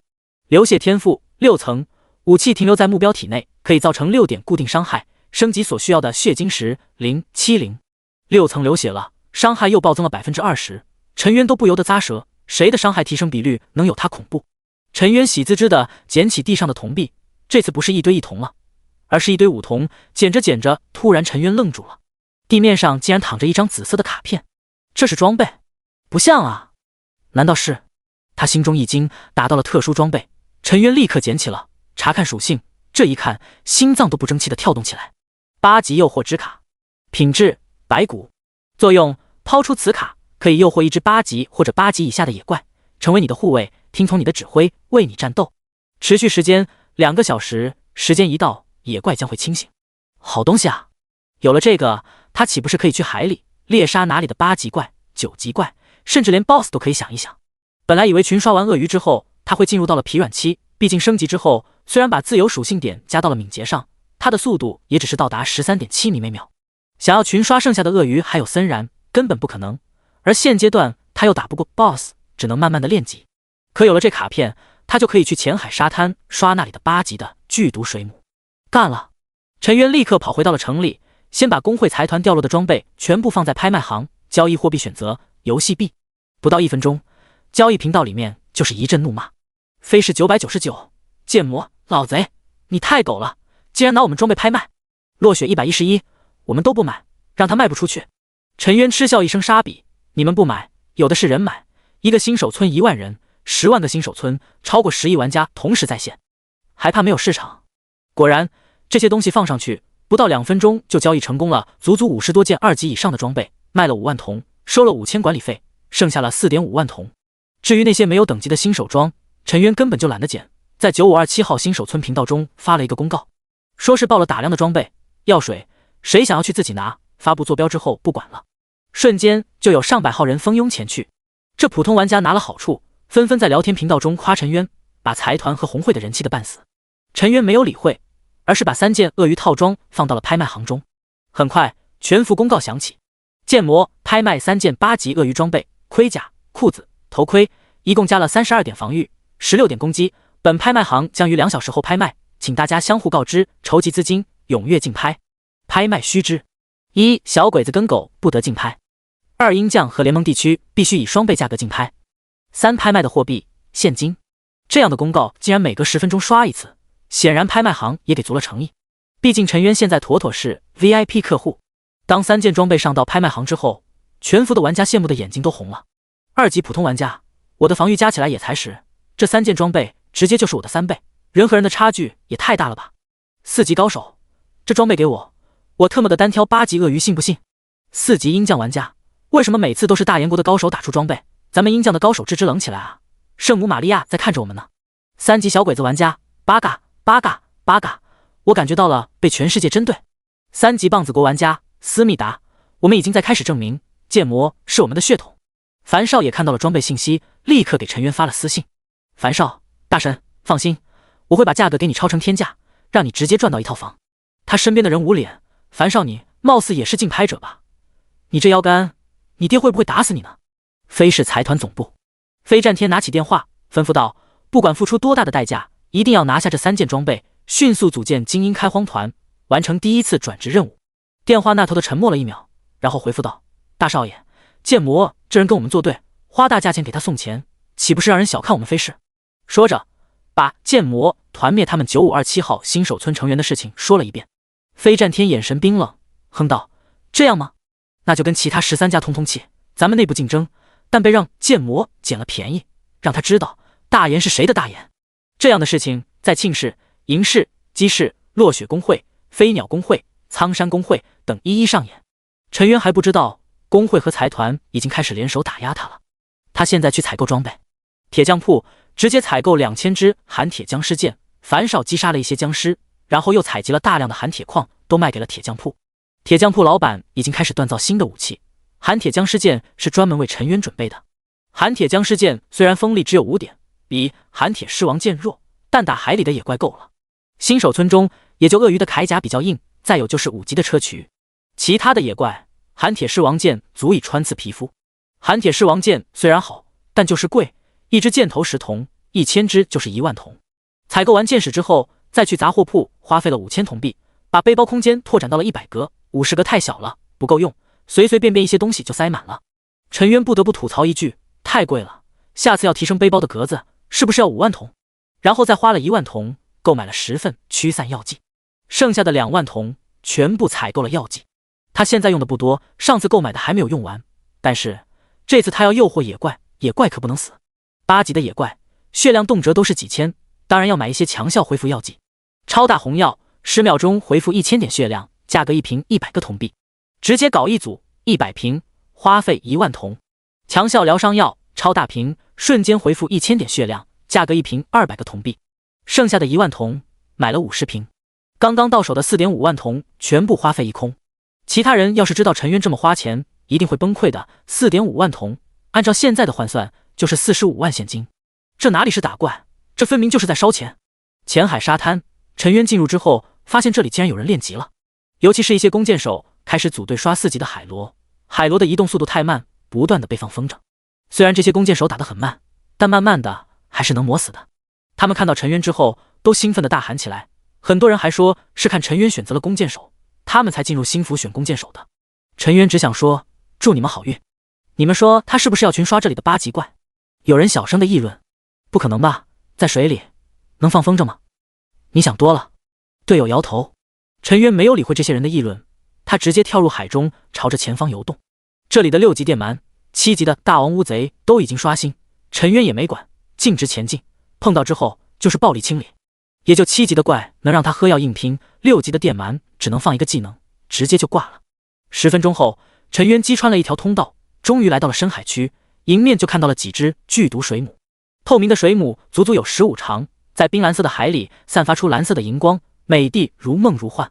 因为它的等级到达7级，是可以探查10级以内的所有怪物的资料，立刻查看起来。剧毒水母，等级8，生命值6400，物理攻击31，物理防御11，攻击速度1次每秒，攻击距离10米，移动速度3米每秒，水中25米每秒。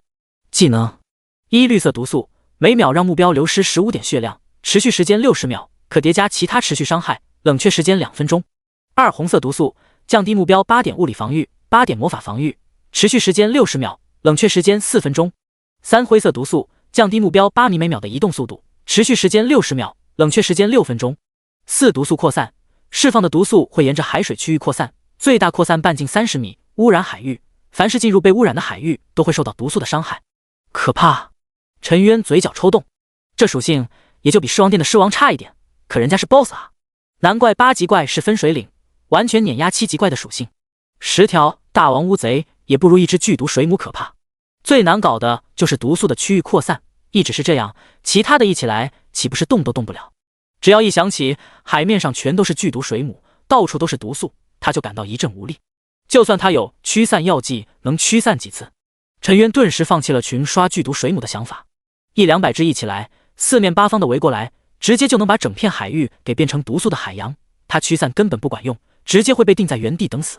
不过诱惑这样一只野怪当自己的打手，当做控制技能使用，对付其他的海洋怪岂不是更容易？减防、减速都能当半个辅助用了。陈渊拿出8级诱惑之卡，游向一个落单的剧毒水母，然后抛出卡片。卡片炸裂，剧毒水母的头顶出现了一个6芒星的图案。下一刻，那只剧毒水母的名字就变了。剧毒水母剑魔。陈渊的脑海中瞬间出现了2个视角，一个就是剧毒水母的，感觉挺奇怪的，像是分身一样，他可以完美的控制这头剧毒水母。成了，猎杀时刻到了。第18章，狂赚50万。9级的怪比8级的剧毒水母离得还远，大概要在深海区500以外。陈渊要前往9级怪的区域，就必须打穿一条通道，不管是进攻还是防守，都有退路可走。抬起手中的长弓，拉了一个满月，射向了射程之内的剧毒水母。噗！-8，红色的普攻伤害飘起，还好破防了。-6，黑色的固定伤害飘起，这才是最美的场景。剧毒水母受到攻击，立刻冲向陈渊，可是陈渊脚踩着另一只剧毒水母，速度跟他一样快，一边向后撤退，一边疯狂射击。他现在的攻击速度高达 1.83 次每秒，只是短短几秒，剧毒水母身上就插了10几箭，恐怖上的伤害不断飘起。-6，滋滋，剧毒水母怒了，张口吐出灰色毒素，可是毒素的攻击范围有限，只有10米，陈渊的射程要18米，速度跟对方一样。剧毒水母连陈渊的毛都没有摸到，就倒下了。他爆出了一堆铜币，还有一块血晶石，沿着海水慢慢的沉落。陈渊立刻指挥脚下的剧毒水母前去拾取装备，还不错，无伤杀剧毒水母，也就不到半分钟。流血天赋到了6层，伤害再次暴增。8级的诱惑之卡果然是极品装备。陈渊就开始慢慢的清理前方的剧毒水母，他用的箭矢还是普通的木杆箭，可以破防的情况下，这些木杆箭还挺好用的。最重要的是价格便宜，他也懒得回收，背包里还有2000多只呢，正好拿来消耗掉。就在陈渊进入到刷怪模式的时候，拍卖终于开始了。3件鳄鱼装备并没有定底价，但不妨碍有人直接报出高价，1万。有人率先出价，刚刚出完价，下方的聊天框内就出现了一段话：剑魔敢坑害6大财团、8大公会的人，凡是加价竞拍，就是跟我们飞氏财团为敌。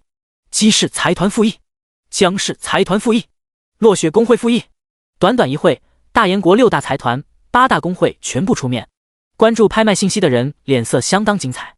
小拳狗痒，八嘎，他们内讧了，太好了！雷神公会发言人：鹰将所属的公会全部退出竞拍，咱们给大燕国财团和公会一个面子，让你们狠狠地打压自己人。湿婆公会发言人：明白。大燕国的玩家怒了，疯狂开骂，要不要脸？丢人都丢到国外了，这个时候不应该一致对外吗？楼主上的，你指望财团能有什么觉悟？剑魔还设置了让大燕国优先购买，跟剑魔一比，财团和公会简直不当人子。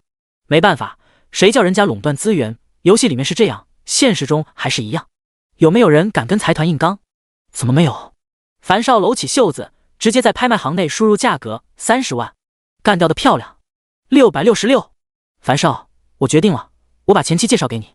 吃瓜群众欢欣鼓舞，立刻在拍卖频道整活。樊少一出价，各大财团的负责人脸色难看，很快他们就搜集樊少的信息。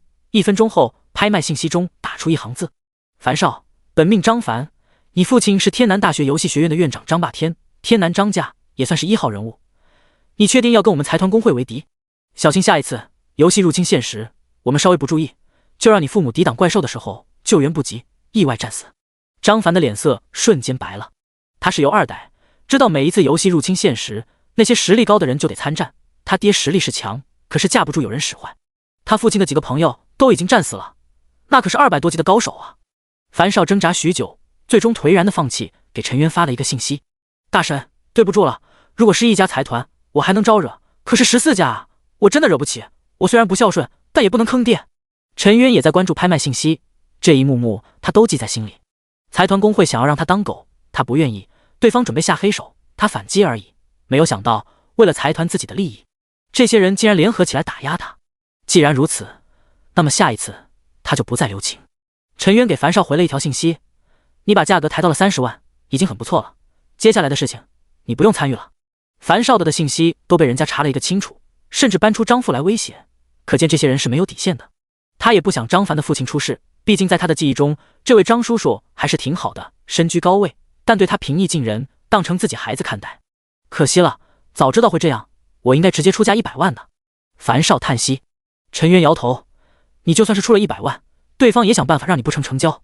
拍卖频道中立刻有一条信息发布：江氏财团发言人，我们出31万01块钱，樊少这种事不希望出现下一次，不管你们是富2代还是游2代，得罪我们不会有好下场。他们这些财团已经商议好了，先把东西拍卖下来，然后14家坐在一起，再次举行一个内部拍卖，这样就不会让外人占了便宜。经过了樊少的事情，再也没有人出价，拍卖系统开始进入最后的倒计时。31万01块一次。10分钟后，拍卖系统再次发布一条信息：31万01块2次。大燕国的普通百姓都恨得牙痒痒，可是却敢怒不敢言。有超凡力量存在的世界，强者为尊，而6大财团、8大公会就是民间的最强者，甚至可以和官方的强者一争高下，一般人都不敢招惹。就在众人都以为财团会拿下的时候，突然拍卖信息再次更新：战飞出价50万现金。轰！瞬间，拍卖行频道炸开了。666，这是个猛人，竟然敢跟6大财团、8大公会作对。战飞不会非是财团的吧？不可能，人家财团内部多团结，不要以为带着飞字就是非是财团的人。樊少也打出了一排的666，觉得对方是个浪灭。此刻的6大财团、8大工会全部怒了，他们要强势压服剑魔，只要这一次压服了对方，以后谁也不敢轻易招惹他们。可突然杀出了一个程咬金，查，给我查，这人到底是谁？6大财团、8大红会暴怒，陈渊也是一脸的好奇，谁有这么猛，敢跟6大财团、8大红会作对？就在此刻，9号新手村的一个女子伸张了一下懒腰，把现金汇了过去，然后很快就拿到了3件装备，穿上之后英姿飒爽。一旁的小姐妹们立刻羡慕的道：“大姐，好棒啊！这衣服太好看了，鳄鱼皮做的铠甲，花纹古朴，霸气外露，加上女人的玲珑身材，周围的玩家全都忍不住多看几眼。”飞雪大手一挥，豪气的道：“众位爱妃，随我一起去宰鳄鱼，咱们争取人手1件新衣服！冲！冲冲冲！100多个妙龄少女叽叽喳喳的冲向了死亡湖泊，准备杀鳄鱼了。后面的玩家一脸羡慕，我也想要入会，听说他们的组织叫做3000后宫。要是拿下了领头的战妃，岂不是要享尽其人之福？人群中有人嗤笑：“你当多了吧，人家连财团工会都不怕，是你能招惹得起的。”飞雪一边带领小姐妹冲杀，一边朝着陈渊发了一个好友申请。陈渊立刻通过。战妃、剑魔，以后有什么好东西，先让我瞅两眼，价格好说。陈渊笑着点头，没问题。两人也没有多聊，都在忙自己的事情。陈渊这边收到了一条提示：你在拍卖行的商品已经拍卖成功。一共获得现金50万，收取管理费10%，还剩下45万，已经转到你账户中，请注意查收。50万到手，爽！陈渊心中的郁闷一扫而空，他真害怕被财团打压，自己的装备买不到好价钱。财团、工会，等着，我这个人报仇，那可是从早到晚，别让我看见你们的人，否则一个不留。有了被财团和工会打压的经历之后，陈渊更加渴望更强大的力量。游戏中他还不怕财团工会，可是在现实世界中，那都是一尊尊无法撼动的存在。升级必须尽快的升级，在现实身份暴露之前，要有足够的能力跟财团、工会抗衡。陈渊一件又一件的爆射，前方20米宽的海域中，挡路的野怪全部被干掉，不管是7级的大王乌贼，还是8级的剧毒水母，终于清空了。杀了20多只水母，总算凿穿了8级怪的区域。陈渊脚踩诱惑过来的剧毒水母，飞快的前往500米远的9级怪区域。以剧毒水母的速度，水中25米每秒，500米的距离也就是20秒时间。来到这片深海区之后，一头头鲨鱼的鱼鳍露出水面，海中的9级怪也终于展现了它神秘的面纱。大白鲨，等级9，生命值8100，物理攻击45，物理防御18，攻击速度1次每秒，移动速度3米每秒，水中30米每秒。技能一撕裂，被鲨鱼咬中之后，会有50%的概率造成撕裂效果，每秒损失20点血量，持续时间60秒。2风力，发动之后，鲨鱼的攻击力增加1倍，持续时间60秒，冷却时间5分钟。3鱼跃，鲨鱼高高跃起，然后猛地撞击目标，造成3倍伤害，冷却时间10分钟。4狩猎，目标被攻击之后，鲨鱼会根据血腥味追击，无法摆脱，无冷却时间。太强大了，如果不是拥有剧毒水母这个诱惑来的坐骑，我在海里就是被狂虐的粉。打不过，逃不走。不过他现在可是拥有剧毒水母这个坐骑，虽然速度不如9级的大白鲨，但相差不是太大。剧毒水母还有控制技能，我的血量让5、6头鲨鱼同时咬中，触发撕裂效果，直接就是被秒杀。可是剧毒水母可以承受攻击啊！已经来到了这里，而且剧毒水母的时间只有2个小时，他要在2个小时内打出最大的输出。群刷，必须群刷！陈渊打定主意，脚踩着剧毒水母，直接就冲了过去，对着鲨鱼群疯狂爆射。这些鲨鱼可是群居的，体长虽然只有6米，可却是海中数1数2的霸主。噗噗噗，不到1.5秒，直接射出了3箭，3支寒铁僵尸箭死死地定在3条大白鲨的身上，嫣红的血花染红了海面。咕咕咕，大白鲨转动没有眼皮的眼珠子，死死地盯着陈渊，竟然还有猎物跟害他们，简直大胆！哗啦一下，一群20多条大白鲨就冲了过来，然后他们集体跳跃出海面，如同一支支导弹，狠狠地砸向了陈渊乘坐的剧毒水母。我操，上来就放大招，你们完全不按套路出牌啊！一群鲨鱼老六！陈渊大骂，控制剧毒水母急速掉头，直接向后冲，来了一个180度拐弯。而陈渊则是鸡贼的让剧毒水母的出手把自己挂在身下，砰砰砰，鲨鱼如同雨点一样砸落在周围。-90、91、89、93，20多条鲨鱼的技能虽然没能全部命中，但也命中了一大半。剧毒水母的防御很低，只有11点，一条鲨鱼的技能就能打掉90血左右， 18条鲨鱼直接打掉了1700血。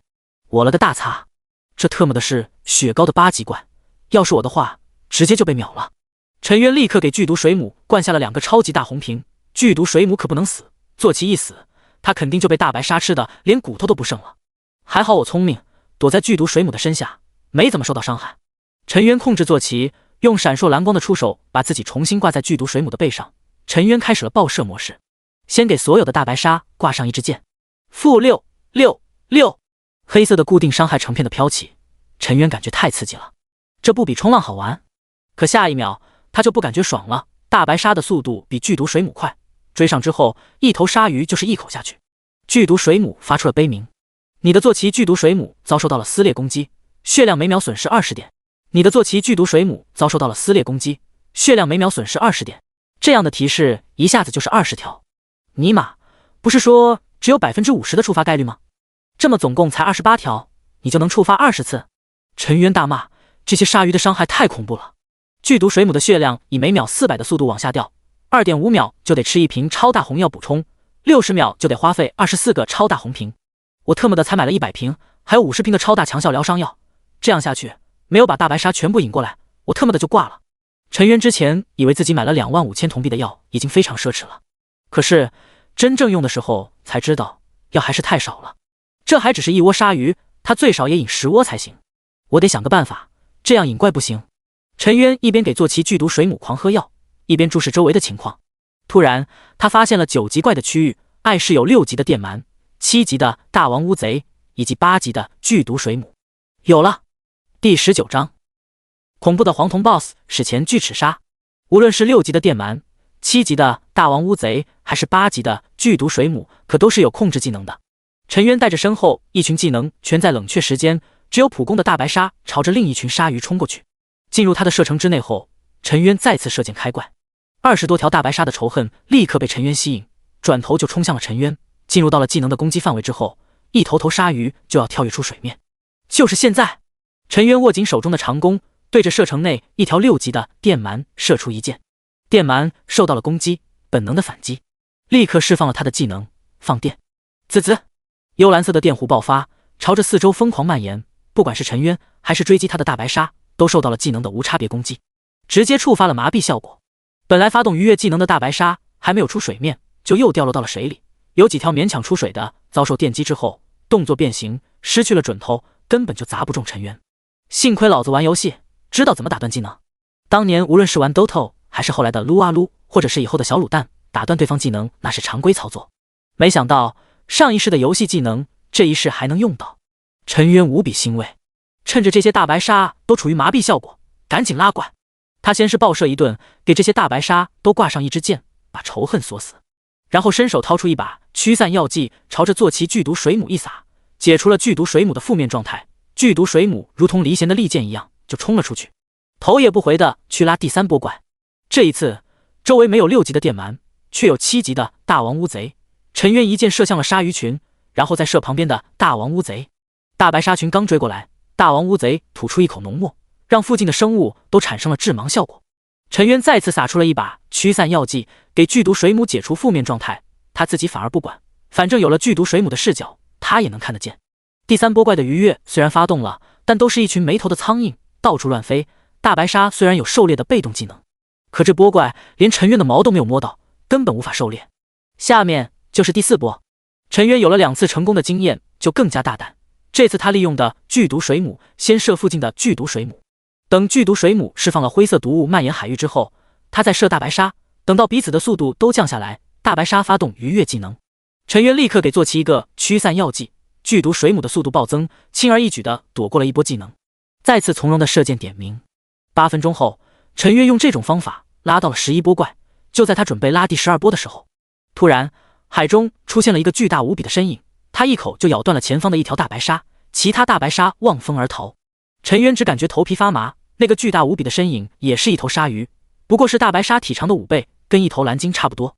BOSS 终于碰到了浅海沙滩上的 BOSS， 这头鲨鱼的数据也出现在陈渊的眼前。史前巨齿鲨，黄铜级 BOSS， 等级10，血量10万，攻击210，防御70，攻击速度1次每秒。移动速度3米每秒，水中40秒。技能：1巨物压迫，跳水水面，用超过150吨的体重撞击水面，造成周围半径20米范围伤害，伤害为普通的2倍。技能前摇1秒钟，冷却时间10分钟。2死亡冲击，从深海快速突击目标，突击时候速度暴增 50%， 攻击力翻倍。3高压水炮，用力甩尾，拍打出柱状水流，攻击距离20米，伤害每次100点固定伤害，冷却时间10秒。4狂暴，攻击力暴增1倍，速度暴增1倍，防御力下降1倍，受到伤害翻倍，持续时间1分钟，冷却时间10分钟。尼玛，这简直就是超级巨兽！攻击力比骨刺鳄鱼王都猛。如果说骨刺鳄鱼王是偏重防御的黄铜级别 BOSS， 那么这头史前巨齿鲨就是偏重攻击方面的 BOSS， 现在绝对不能进入他的仇恨范围。陈渊吓得赶紧掉头，这一回头不要急，被身后的鳄鱼群疯狂攻击。陈渊只能狂吃超大红瓶，等找到了一只电鳗攻击他，让他放电给这些大白鲨减速。陈渊一口气竟然把90瓶超级大红给吃了，就连50个超大疗伤药也只剩下了5个，可以说差点一波挂了。尼玛，你等着，一定会回来把你这头 BOSS 给刷了。陈渊恋恋不舍地看了一眼深海中的怪物，迅速地回头。虽然深海还有更多的鲨鱼，可是他真的不敢拉怪了，再拉就回不去了。还有就是大白鲨鱼跃技能的冷却时间快到了，再不回去就真的危险了。该是收割的时候了，回岸上。陈渊控制坐骑剧毒水母，掉头往回走。这个时候，屁股后面追了近乎300头大白鲨，它们的速度比剧毒水母要快，只要追上陈渊，就是一顿疯狂输出。陈渊的药基本就是这么被消耗掉的。现在屁股后面的鲨鱼又追上来了，如果300头大白鲨一头一口，直接就能打出6万的伤害。不行，得让他们的速度慢下来，不然等不到回岸上，剧毒水母就要死。刚才之所以能撑住，是很多大白鲨受到了致盲、麻痹、减速，有很长的持续时间。等他们追上来的时候，陈渊已经跑到更远的地方引怪了。这会陈渊引怪结束，掉头往回走，刚好被后面掉队的大白鲨拦住。放技能，陈渊控制剧毒水母，朝着身下释放了剧毒水母的灰色毒素。灰色毒素迅速的蔓延，降低目标8米每秒的移动速度，持续时间60秒，冷却时间6分钟。而剧毒水母的第4技能毒素扩散，释放的毒素会沿着海水区域扩散，最大扩散半径30米。很快，半径30米的海域全部被污染，刚要冲过来的大白鲨速度猛然降低，它们从30米每秒变成了22米每秒，而陈渊的坐骑剧毒水母则是25米每秒，瞬间就甩开了后面的大白鲨。野怪蠢的地方就在于此，这片海域被污染了，后面的鲨鱼也不绕着游动，还是继续朝着里面冲，全体减速，爽！这就是对游戏的理解。陈渊哈哈大笑，不管是玩策略游戏还是玩对战游戏，有种玩家永远不会被淘汰，就是拥有大局观，会分析局势，利用局势把每一步行动跟周围的环境融为一体。很多高手拥有位移英雄，可以不断穿墙戏耍对手，完成丝血反杀，靠的就是对游戏的理解。这时候陈渊已经冲到了8级怪剧毒水母的区域，而后方大白鲨紧追不舍，眼看大白鲨的鱼跃技能冷却时间快到了，陈渊直接抬手对着周围的剧毒水母就是一顿爆射。噗噗噗，一只只剧毒水母被攻击，迅速做出反应，绿色毒物、红色毒素、灰色毒素全部释放，海域被染成了5颜6色。大白鲨鱼跃技能准备完毕，开始瞄准攻击。陈渊的速度也降下了下来，等到第一波大白鲨的刚刚跳出水面，他立刻撒下一把驱散药剂，剧毒水母的速度狂飙，直接就躲了过去，让大白鲨扑了一个空。第二波大白鲨的鱼跃刚准备好，可陈渊已经脱离了他们的攻击范围。等到大白鲨摆脱了灰色毒物，又遭受到了前海区域的大王乌贼的墨汁以及电鳗的放电，这些野怪的速度无限被限制。陈渊也用完了最后一包驱散药剂，终于险而又险地回到了岸上，但他也不敢怠慢，撒腿就跑。下一刻，大白鲨直接发动鱼跃，近乎300条鲨鱼从而天降，轰轰轰，在沙滩上砸出了一个个大坑，剧毒水母直接被秒。陈渊则是早就跑出了攻击范围，这么大的动静把周围的玩家都给引了过来，他们呆愣愣地看着满地的鲨鱼，一脸的错愕。天降鲨鱼啊！我以前看过一部电影叫做《沙卷风》，我以为那是鹰将胡说，现在我信了。我操，高手就是这么引怪的。他是怎么把9级的大白鲨引到岸上的？一名弓箭手满脸通红，激动的狂吼：我不关心他怎么引怪的，我只知道他要发了。这么多鲨鱼就趴在沙滩上让他杀，这得多少经验，多少装备啊！这么一提醒，众人一个个羡慕的质壁分离。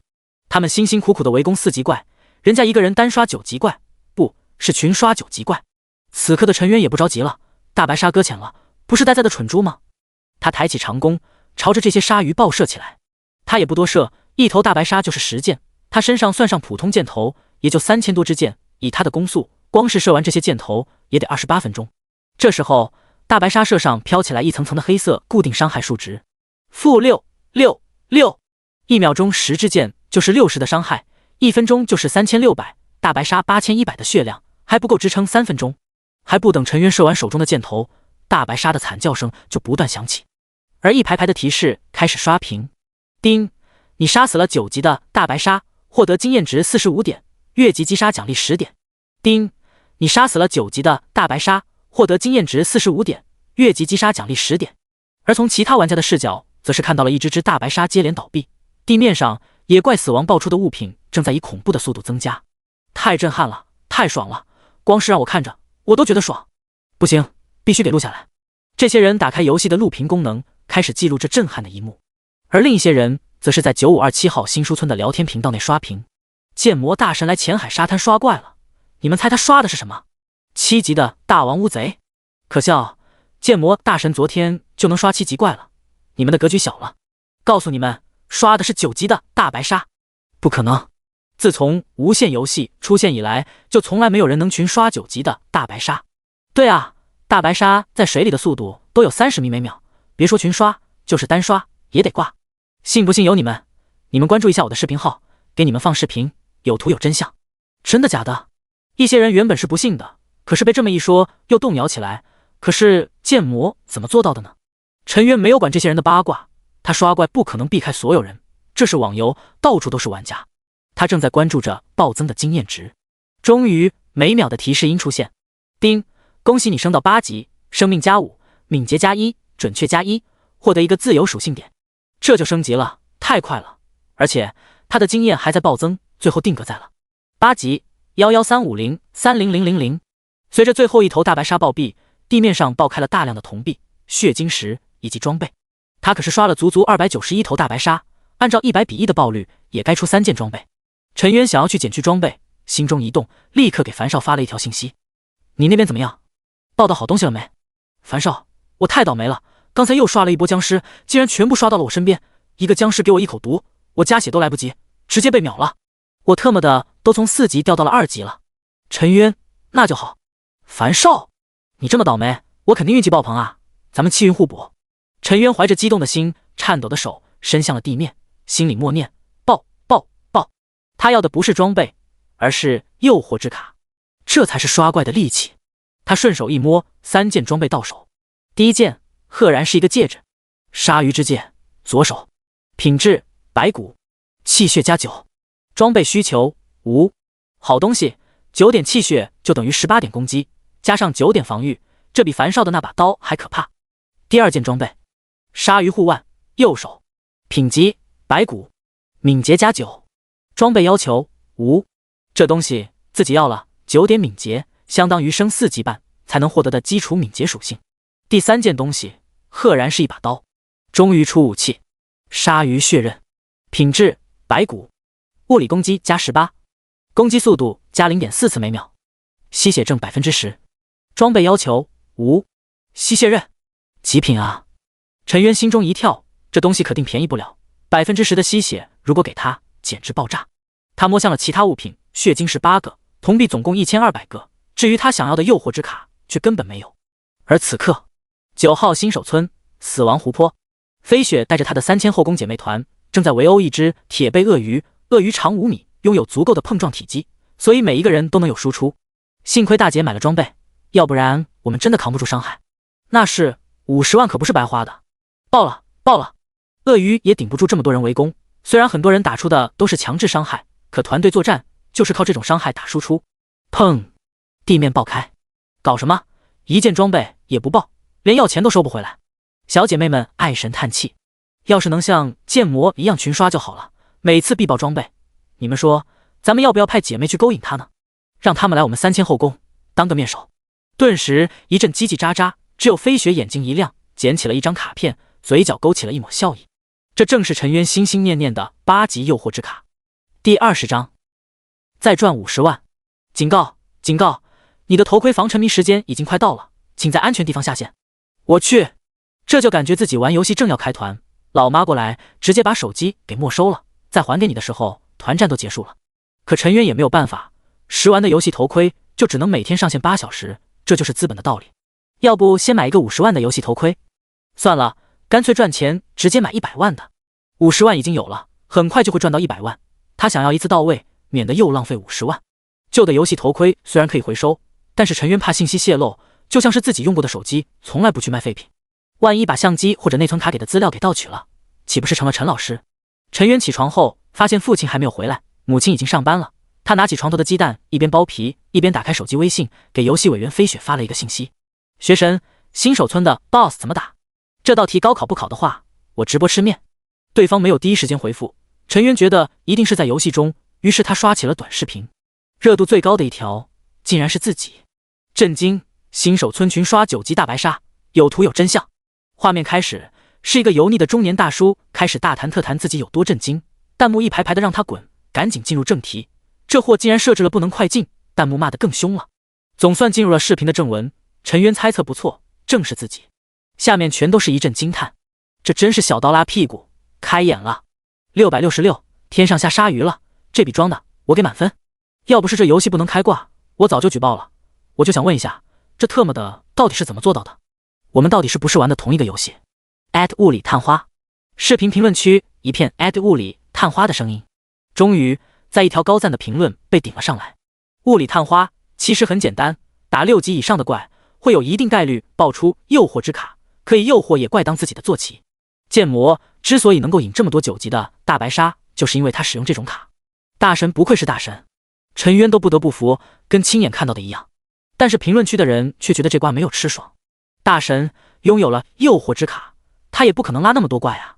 就是9级的大白鲨最为变态的就是愉悦技能，追击之下吃上几发铁定死了。面对这么多无知的小朋友，物理探花也是操碎了心。物理探花继续回复道，其实我猜测剑魔可能巧妙地使用6级的电鳗、7级的大王乌贼、8级的剧毒水母。如果把这3种怪的技能利用好，就能产生强大的控制效果。麻痹、致盲、减速，多种控制一起用，还是非常有希望引这么多9级的大白鲨。当然还有一种特别的药剂，驱散药剂，你值得拥有。剩下的懂得都懂，不懂的我也给你解释不清。下面的吃瓜群众这下明白了，虽然不懂，但是觉得非常厉害。大神牛逼！这么复杂的操作，你光是看一眼就能想到，你在游戏中也是高手吧？敢不敢亮出游戏中的 ID？ 物理探花。物理探花回复，我真不厉害，厉害的是剑魔，他是打出来的战绩，我只是按照他的战绩猜测而已，让我自己想这种战术，我还真的想不到。是吗？我怎么这么不幸呢？物理探花，我记住你了，总有一天我们会见面的。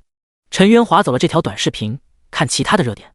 第2条热搜竟然还是自己，难受！6大财团8大工会竟然联手打压剑魔，资本什么时候能退出大燕国？这里说的就是拍卖会的情况。下方的留言各种怒骂，财团太不要脸了，剑魔拍卖都设置了爱国模式，结果财团捅自己人刀子，无耻！楼上的，你清楚事情的前因后果吗？是剑魔先动的手，是他引怪屠戮财团工会，有图有真相。下面还有视频，就是陈渊带着一群铁甲鳄鱼血洗财团的视频。剑魔原来是这样的，剑魔应该是剑魔，得志就猖狂，古人诚不欺我，能力越大危害越大。舆论的风向开始转变，直到一个留言回复，舆论的风向就变了。樊少，不要被财团带了节奏，是财团先要强行招揽剑魔，我这里也有图有真相。他也放了一段视频，正是财团想要陈渊当狗的视频。这下大家终于明白了，于是开始疯狂地谴责财团工会的霸道。陈渊看得津津有味，心里庆幸，幸亏捏脸了，没有暴露真实信息，不然就惨了，铁定被网暴。樊少也真是够朋友，竟然还弄到了视频。他在新手村到底埋了多少眼线？正在思考的时候，突然微信响了。陈渊一看，果然是游戏委员飞雪。飞雪，陈渊，你又想要忽悠我帮你做作业？想得美！2个愤怒的表情 JPG。 不过很快第2条就回复很长一串内容。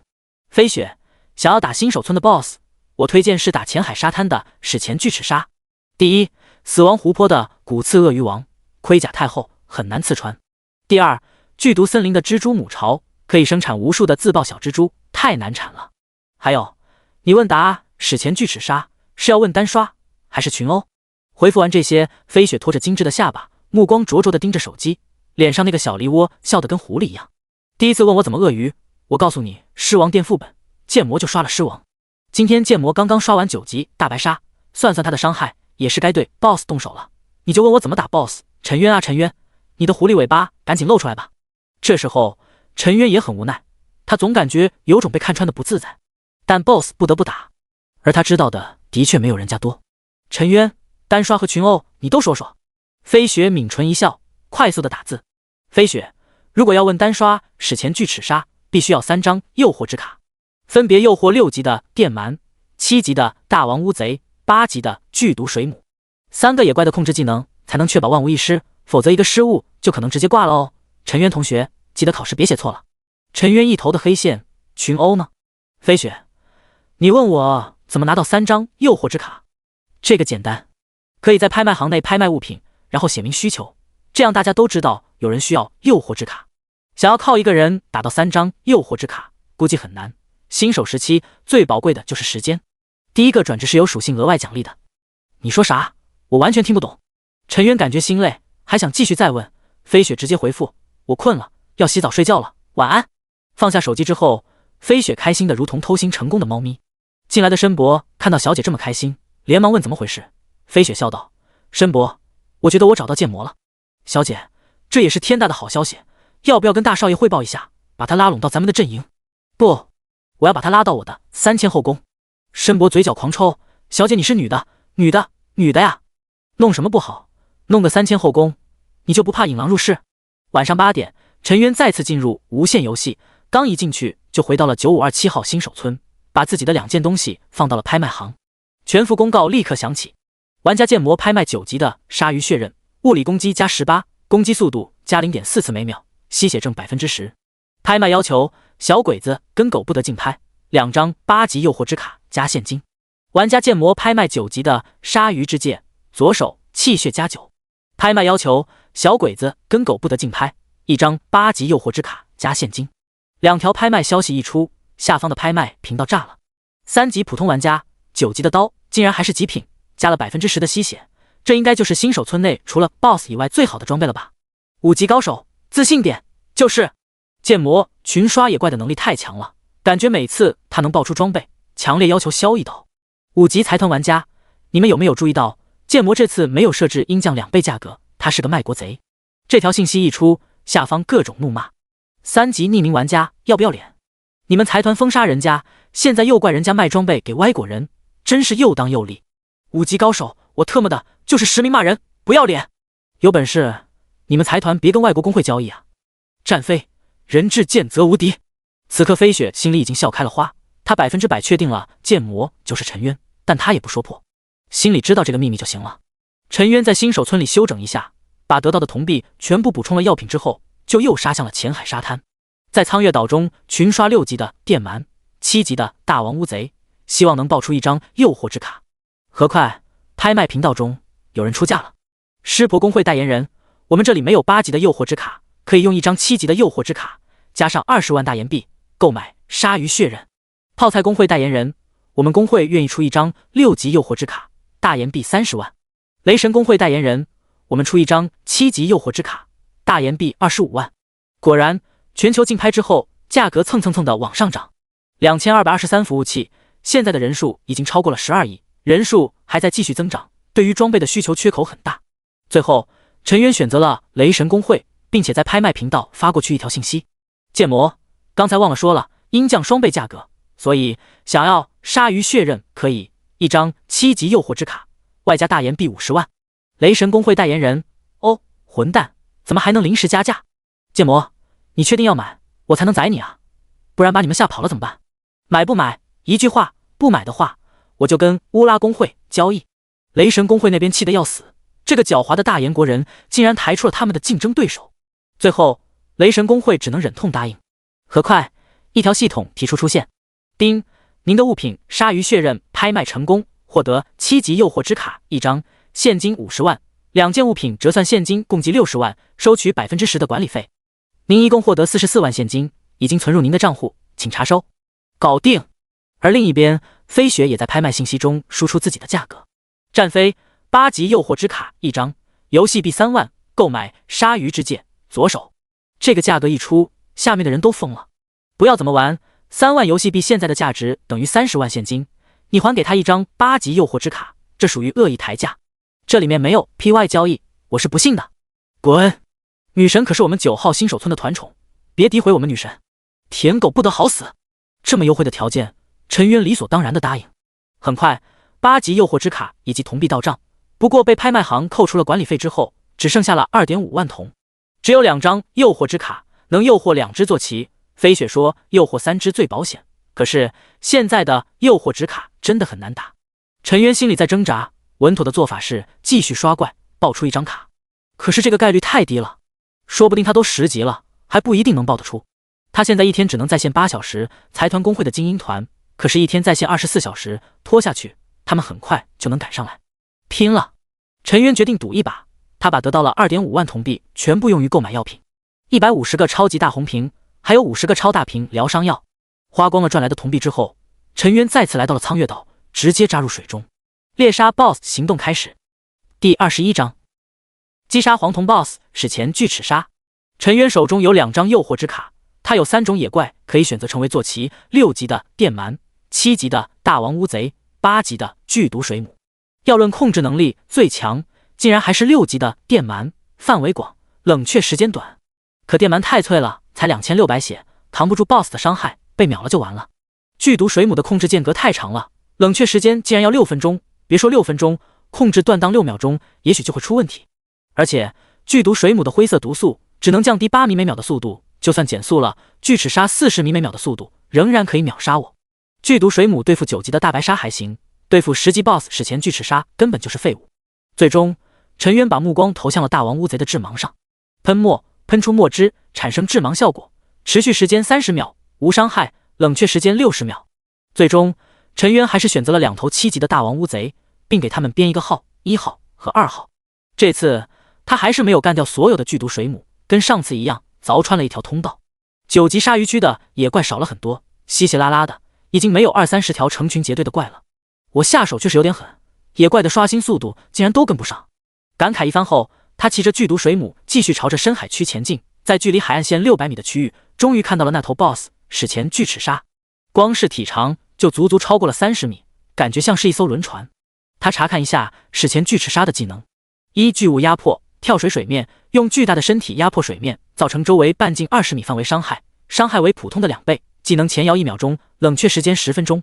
这个技能绝对不能吃，吃了我就被秒了。2死亡冲击，从深海快速突击目标，突击时候速度暴增 50%， 攻击力翻倍，冷却时间1分钟。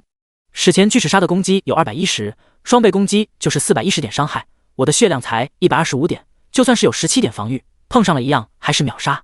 这个技能也不能吃。3高压水炮，用力甩尾，拍打出柱状水流，攻击距离20米，伤害每次100点固定伤害，冷却时间10秒。这个技能抗下倒是没事，100点固定伤害，我嗑药就可以。4狂暴，攻击力暴增1倍，速度暴增1倍，防御力下降1倍，受到伤害翻倍，持续时间1分钟，冷却时间10分钟。这个技能是增加攻击的，开了这个技能就得小心的逃命。总结下来就是3个技能不能吃，吃了必死。我要做的就是先骗出巨齿鲨的技能，没有技能我才能遛狗。这样的话我就不能自己开怪，开了怪会先吸引仇恨，有可能会吃第一波技能。很快在心里做出了计划，陈渊踩在2号大王乌贼的背上，指挥1号大王乌贼前去开怪。1号大王乌贼迅速地游动到了巨齿鲨的附近，好在巨齿鲨是近战攻击，攻击距离只有5米，仇恨距离也只有5米，完全可以让1号大王乌贼先手，毕竟大王乌贼的触手就有10米。啪！大王乌贼的触手狠狠抽了一下巨齿鲨。-1，一个无色的伤害数值飘起，没有破防，但拉到了怪的仇恨。巨齿鲨大怒，调转鲨头张口就咬。喷墨，陈渊控制1号大王乌贼，直接吐出一抹浓墨，产生了致盲效果，然后1号大王乌贼快速逃遁。致盲效果有30秒。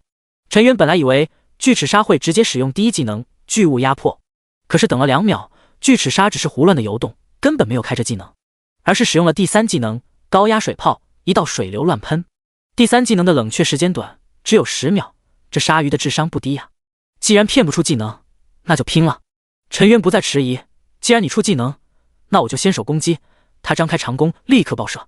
嗖嗖嗖，攻击速度已经暴涨到了 1.94 次每秒，只用了2秒多一点的时间，直接就射出了4箭。4支寒铁狮王剑如同鱼枪一样扎入史前巨齿鲨的血肉里。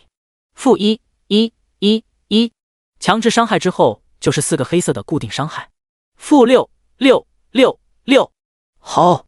巨齿鲨突然使用了狂暴技能，他的身体如同鱼类一样，向着一个方向猛然狂飙，竟然直接脱离了陈渊的攻击范围。我勒个去，这头鲨鱼的智商可以啊！不放重要的一技能，为了就是保持战力，现在竟然开着狂暴加速逃跑，要跑出陈渊的攻击距离。鲨鱼，你真当我白痴啊？我能进化到10级，没有脑子怎么行？我还是在打 BOSS 吗？感觉像是打玩家。巨齿鲨的速度高达40米每秒，完全碾压剧毒水母的25米每秒，追都追不上。陈渊只能在对方脱射程之前再补射了2箭。大王乌贼的致盲也就30秒的时间，很快时间就到了。重新获得视觉的巨齿鲨卷土重来，朝着陈渊就冲了过来。该死，太难缠了。不过你再聪明也比不过人类。陈渊控制2号大王乌贼已经做好了准备，在巨齿鲨刚刚冲过来后，张口就是一团墨汁，直接糊了巨齿鲨一脸。致盲效果再次发动，巨齿鲨在地丢失视野。巨齿鲨，你能不能刚正面？显然这次巨齿鲨知道不能逃避，必须要一举拿下可恶的虫子，于是果断使用了第一技能巨物压迫。巨齿鲨身体如同导弹一样跳跃出水面，朝着陈渊压了下来。我操，你特么的就只攻击我是吧？陈渊立刻命令2号大王乌贼用触手把自己卷起来，狠狠地甩向后方的1号大王乌贼。1号大王乌贼立刻用触手接应，卷起陈渊快速游动。半空中的巨齿鲨，他感觉到了射他最疼的那个虫子跑了，可是他在空中无法转向。砰！水面炸开了几十米的巨浪。-400，一个巨大的伤害出现，2号大王乌贼的血量下降了1/11。终于出技能，那就等于死吧。陈渊站在1号大王乌贼的背上，朝着巨齿鲨就是一顿爆射。嗖嗖嗖，近乎1秒2刀的攻速，火力全开之下，仅仅过了15秒，巨齿上就被射了28箭。-6，连同开始的6箭，总共34箭，1秒就是34乘以6等于204点伤害。这样的可怕输出已经追上了巨齿鲨的普通攻击了。好，巨齿鲨生气了，这是把他当成猴子耍。虽然处于致盲，但受到仇恨的牵引，他却可以微弱的感应到陈渊的方位，朝着陈渊就冲了过来。小样，被我当成猴耍吧！眼看巨齿鲨就要冲到自己，陈渊再次指挥1号大王乌贼把自己甩向了后方，被2号大王乌贼稳稳的用触手卷住。砰！巨齿鲨一头撞在1号大王乌贼身上，打出了400的恐怖伤害。可陈渊却毫发无勋，而是继续举起长弓爆射。嗖嗖嗖，一朵朵血花在巨齿鲨身上绽放，这输出环境简直无解。小样，你过来了！巨齿鲨就这样被戏弄，它的速度虽然和快，但陈渊利用2头大王乌贼作为踏板，不停地更换位置，巨齿鲨根本就反应不过来。终于，巨齿鲨怒了，它不再追逐陈渊，而是疯狂地攻击1号大王乌贼。-400，-412，恐怖的伤害不断出现。陈渊在疯狂爆射，想要拉仇恨，可是巨齿鲨就是不上当，要先搞死一个。我擦 ，BOSS 的智商是不是被调过了？该死的，攻略里没有啊！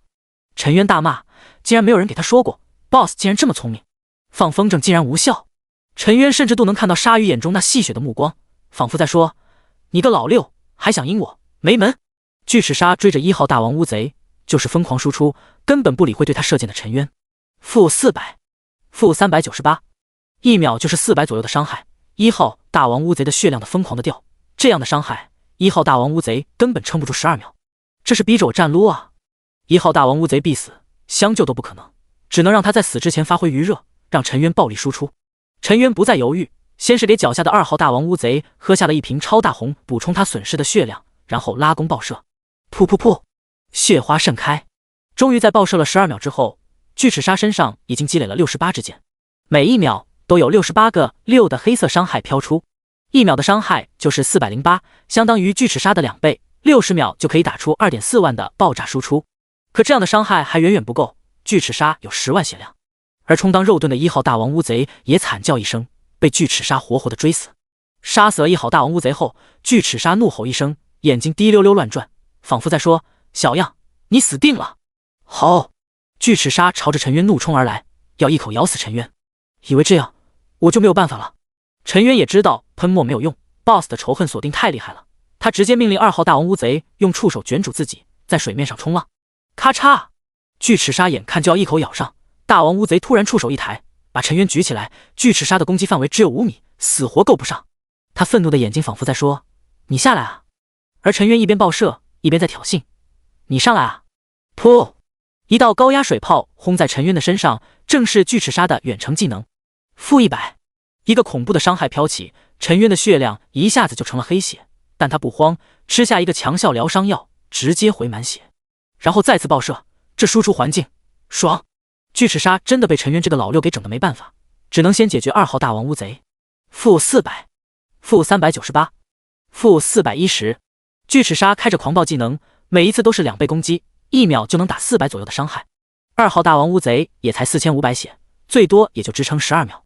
眼看大王乌贼要倒下了，陈渊立刻灌下5个超级大红，每1秒就能恢复500血量。巨齿鲨怎么攻击都把残血的大王乌贼搞不死。10秒后，5个超级大红效果用完，陈渊再次给2号大王乌贼喝下5个超级大红，就是要让巨齿鲨觉得只需要一口就能解决2号大王乌贼，然后把这个可恶的人类给当点心吃了。可就是永远只差那一口。来啊，战撸啊，呼怕呼！陈渊就这样一边戏耍巨齿鲨，一边疯狂爆射。60秒后，陈渊的超大红消耗了50个红药，但已经给巨齿鲨身上射了119支箭，连带之前的总共198支箭。-6，恐怖的黑色固定伤害飘起，1秒就是198次，伤害达到了198乘以6等于1188，1秒1000血。巨齿鲨虽然有10万血，可是也就能撑100秒。而陈渊现在的超级大红还有30瓶，超大疗伤药更是有45瓶，足够支撑140秒。终于在80秒后，护身插满了350多支箭头的巨齿鲨发出了一声惨叫，身体失去了能量，惨叫一声。到死，他的死鱼眼还盯着2号大王乌贼的血条，死不瞑目。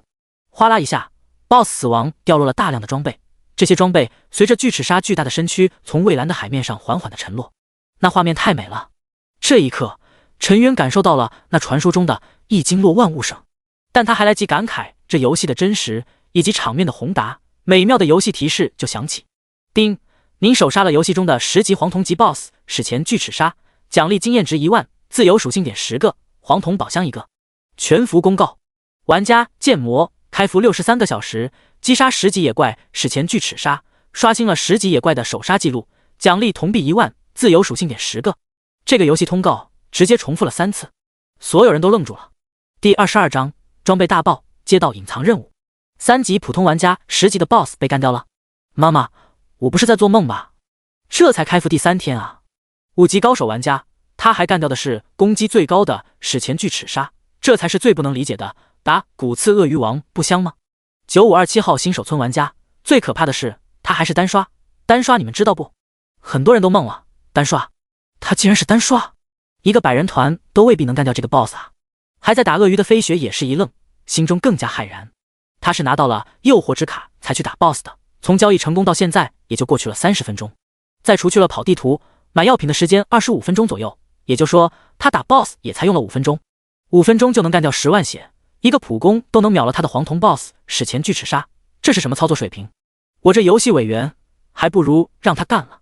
樊少也是兴奋不已，在狮王殿狂吼着自己兄弟牛逼，可是话还没有说完，狮王殿又刷新了，5头僵尸好死不死的围住了他。樊少脸色一僵，干笑一声，有事好商量。话还没有说完，5头僵尸一人一口毒物，樊少啊的惨叫一声，画面变成了黑白屏幕录。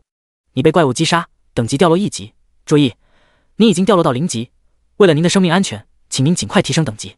下一刻，樊少的惨叫传遍新手村，谁他妈的有我惨？陈渊还想联系樊少，可是看到提示你的好友已死亡，顿时陈渊心里有数了，这运气绝对妥了。他控制2号大王乌贼下前，开始捡取爆出的装备，虽然打 BOSS 必爆，但爆几件就是运气了。第一件就是衣服，沙王战甲，男，品质黄铜，体质加15，气血加15，装备需求无。陈渊心中猛地一跳，这属性逆天了。白骨级别的装备是一个等级加1点属性，比如10级的白骨，体质就加10，黄铜是加2点按理说应该体质加10，气血加10，可这是 BOSS 的掉落的，所以属性再次加了一点，变成了体质加15，气血加15。光是这2个属性，他的生命值都能暴涨75点，攻击加30点，防御再加15点。他再次打捞第2件装备，沙王皮裤，品质黄铜，体质加15，气血加15，装备需求无，还是同样的属性，所有的属性全部加到了生命、物理攻击以及物理防御上。接着第3件，沙王戒指，右手，品质黄铜，体质加15，敏捷加15，装备需求无。这次加的是敏捷和体质2种属性，他都需要。陈渊继续捞取，竟然还有沙王皮靴，气血加15，敏捷加15，装备需求无。这4件装备的属性都可以碾压其他人一身的装备了。最重要的是没有装备需求，各职业通用，在新手村简直可以卖掉天价。要知道，就是很多主城的装备都不如这些，还要到了10级以上才能穿戴。陈渊再次往下潜，装备似乎没有了，可4件已经是人品大爆发了。BOSS 一般都是爆1-2件，3件都是人品爆发，4件简直可以买彩票。他减去了10颗血晶石，还有一个特别的东西，鲨鱼牙床，巨齿鲨牙床，品质黄铜，功能材料可以打造锋利的武器。这个貌似有用，10级黄铜 BOSS 的牙齿打造的剑矢绝对比含铁狮王剑厉害。剩下的就是2000个铜币，应该完了。不对，还有一个黄铜宝箱。浮出水面的陈渊从背包中取出了宝箱，然后点击开启。这宝箱没有上锁，在一阵璀璨的光芒之后，宝箱开启，出现一枚蛋，宠物蛋，品级特殊物品。杀死一个野怪后，可以把野怪的鲜血注入，孵化出来作为你的宠物。这也是个好东西，多了一个宠物就是多了一个帮助。尤其是他这种单刷的射手，简直拥有了吸引仇恨的靶子，就相当于拥有了一张可以无限使用的诱惑之卡。大丰收啊！对了，还有奖励的20点自由属性点。陈渊想也不想，全部加到了敏捷上，然后再把新得到的装备全部穿上，他的属性直接暴涨了一大截。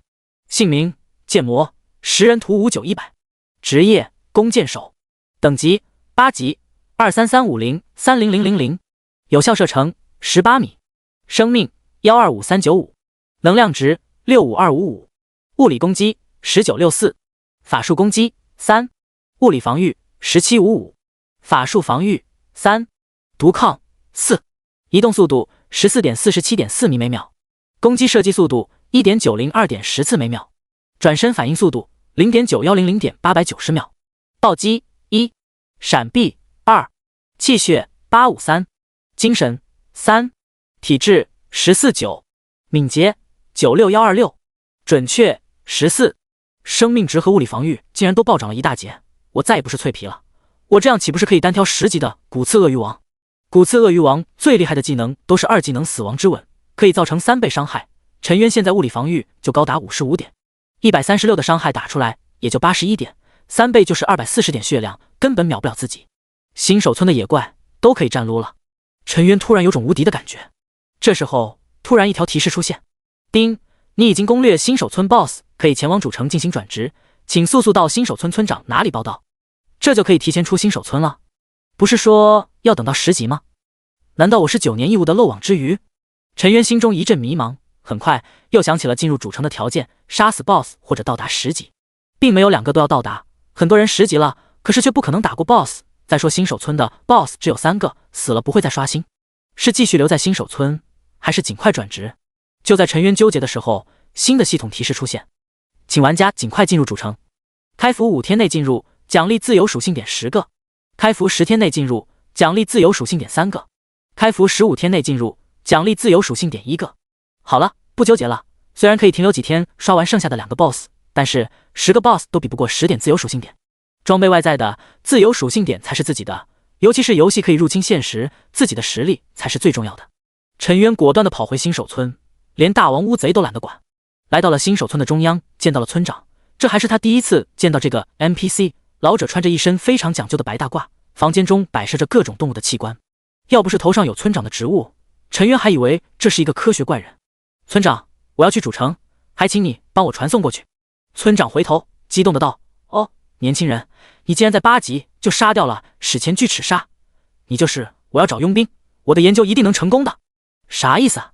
就在陈渊纳闷的时候，村长突然道：“你知道为什么咱们村都是各种巨兽吗？其实这里以前是研究基地，是为了培养最恐怖的战争机器。可惜我最为杰出的作品跑了，以至于其他的研究都是残次品。你能帮我把我的小宝贝的基因样本找回来吗？”丁，村长张博士向你发布任务：杀死灾厄巨兽0001号灾厄巨蛇，带回血液基因样本。你是否接受任务？隐藏任务，以前怎么没有听说过？难道是自己不断刷新首杀记录，又在10级前单刷了 BOSS 史前巨齿鲨才能触发的？村长，杀死灾厄巨蛇有什么好处？没有好处的事情可不敢。村长狂热的道：“小伙子，这条灾厄级的巨兽是我用西方泰坦神族的血液跟远古的蟒蛇融合创造出来的。为了让2种不同的基因融合，我使用了1枚秩序宝石。你帮我杀掉它，带回基因样本，掉落的秩序宝石就归你了。”秩序宝石是什么东西？他还真没有听说过，于是立刻私信给樊少：“我刚才碰到了一个隐藏任务，任务奖励是秩序宝石，这东西有什么用？没用的话，我都不想接。”他消息刚发出去，樊少就秒回：“接啊，快接啊，大神，秩序宝石啊，那可是无限游戏最高等级的材料，没有之一。骗人的吧？新手村出这个玩意？”樊少好想知道陈渊不信，继续打字回复道：“你知道这东西是干什么用的吧？秩序宝石能够打破秩序的枷锁，让玩家突破职业的序列，学习一个其他职业的技能。你想想，你一个弓箭手，要是会前行，要是会分身，那是有多恐怖？”陈渊的呼吸一滞：“我操，这妖牛，那必须拿下啊！村长，我愿意接受任务。”陈渊义正言辞的道：“很好，小伙子，我看好你。”村长从保险箱中拿出了一瓶药剂，递给陈渊道：“你把它带去苍月岛，撒在岛上，就会唤醒在地下洞穴沉睡的灾厄巨蛇。”丁，你已经领取了村长的任务，任务没有完成之前，您无法离开新手村，请玩家尽快完成任务。村长，我放出灾厄巨蛇，他会不会把我一口吃了？不会，你身上有我撒的药剂，这是西方神明之血，他会把你当成爸爸。你不攻击他之前，他就是你温顺的小宝宝。陈渊拿着药剂来到浅水沙滩苍月岛，把药剂倒在岛上，下一刻地动山摇，整个苍月岛全部塌陷，海水倒灌，露出了一个直径超过200米的巨大坑洞，坑洞里面随着一声嘶吼，一个足足半个足球场一样的大的脑袋从洞穴里面爬了出来，接着是覆盖着黑色鳞片身子。等他的身躯从洞穴里爬出来，陈渊才发现这特么的有200米长。他张开巨口，把周围的9级大白鲨直接就当成了甜点，一口好几条，然后伟大的尾巴一扫，苍月岛的几10个玩家瞬间被抽成了肉泥。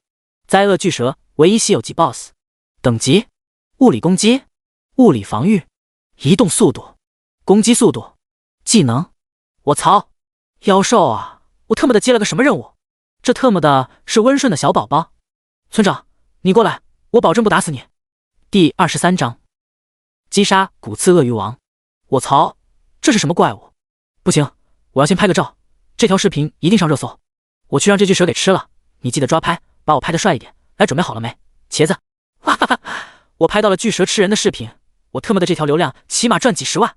我擦，赶紧下线抢热搜啊！相比于陈渊的担心，这些玩家们则是喜形于色，反正死肯定是要死的，临死前能拍到一个超级流量视频，绝对赚了。灾厄巨蛇显然没有理会这些玩家的热心，反正只要送上门的肉，一口缩了。不一会儿，浅水沙滩苍月岛周围的玩家全部被吃光了，灾厄巨蛇才咂巴一下嘴，感觉吃了一个半饱。他吐出长长的蛇信子，闻了闻陈渊身上气味，用大脑袋轻轻地蹭了蹭陈渊的身体，这才摇摆着巨大色蛇躯进入到海里，准备再次饱餐一顿。陈渊头皮发麻，这怪物怎么傻，连数据都看不到？他赶紧下线，请求场外支援，打开微信，直接问游戏委员：“学神，灾厄巨蛇知道不？他的数据有吗？你知道怎么干掉他吗？”这时候的飞雪还在游戏中，可是很快他就被人@了。二小姐，9527号新手村出事了，有人接到了隐藏任务，放出一条恐怖无比的大蛇，正在肆虐浅海沙滩。这是飞氏财团的内部人员汇报的。他虽然来到了平城，远离了飞氏财团的核心，但是他毕竟是家主的女儿，还有自己的信息渠道。你直接说剑魔不就行了？除了他，还有谁有资格接到隐藏任务？您的对，二小姐。飞雪暂停了杀怪，对着属下道：“我把装备给你，你带领大家继续杀鳄鱼，记住，人可以下线，装备不能下线。”明白，大姐。3000后宫的小姐妹一个个眼睛发亮，大姐身上的装备太厉害了，她们早就想穿着试一试。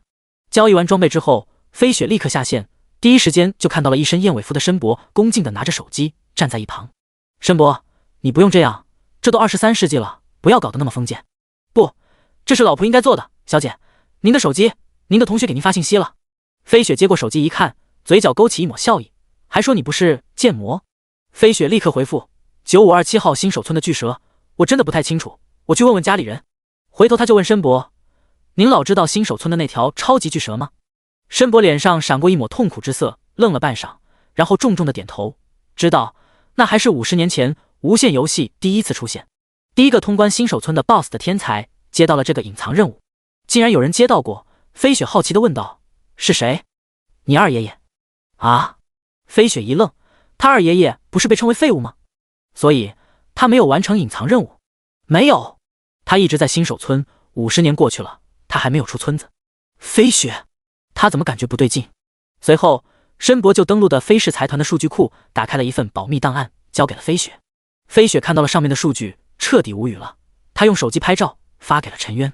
灾厄巨蛇，唯一稀有级 BOSS， 等级11级，生命值100，0000，物理攻击1000，物理防御500，移动速度100米每秒，水中100米每秒，攻击速度5次每秒。技能1灾厄之体，免疫一切法术伤害，物理伤害减半，持续时间1小时，冷却时间50小时。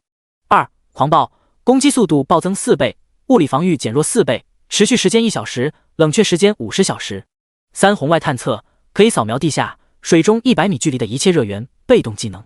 4弹射，跳跃起飞，可以达到体长的10倍，也就是2000米。陈渊看到这些资料，只感觉全身冰冷。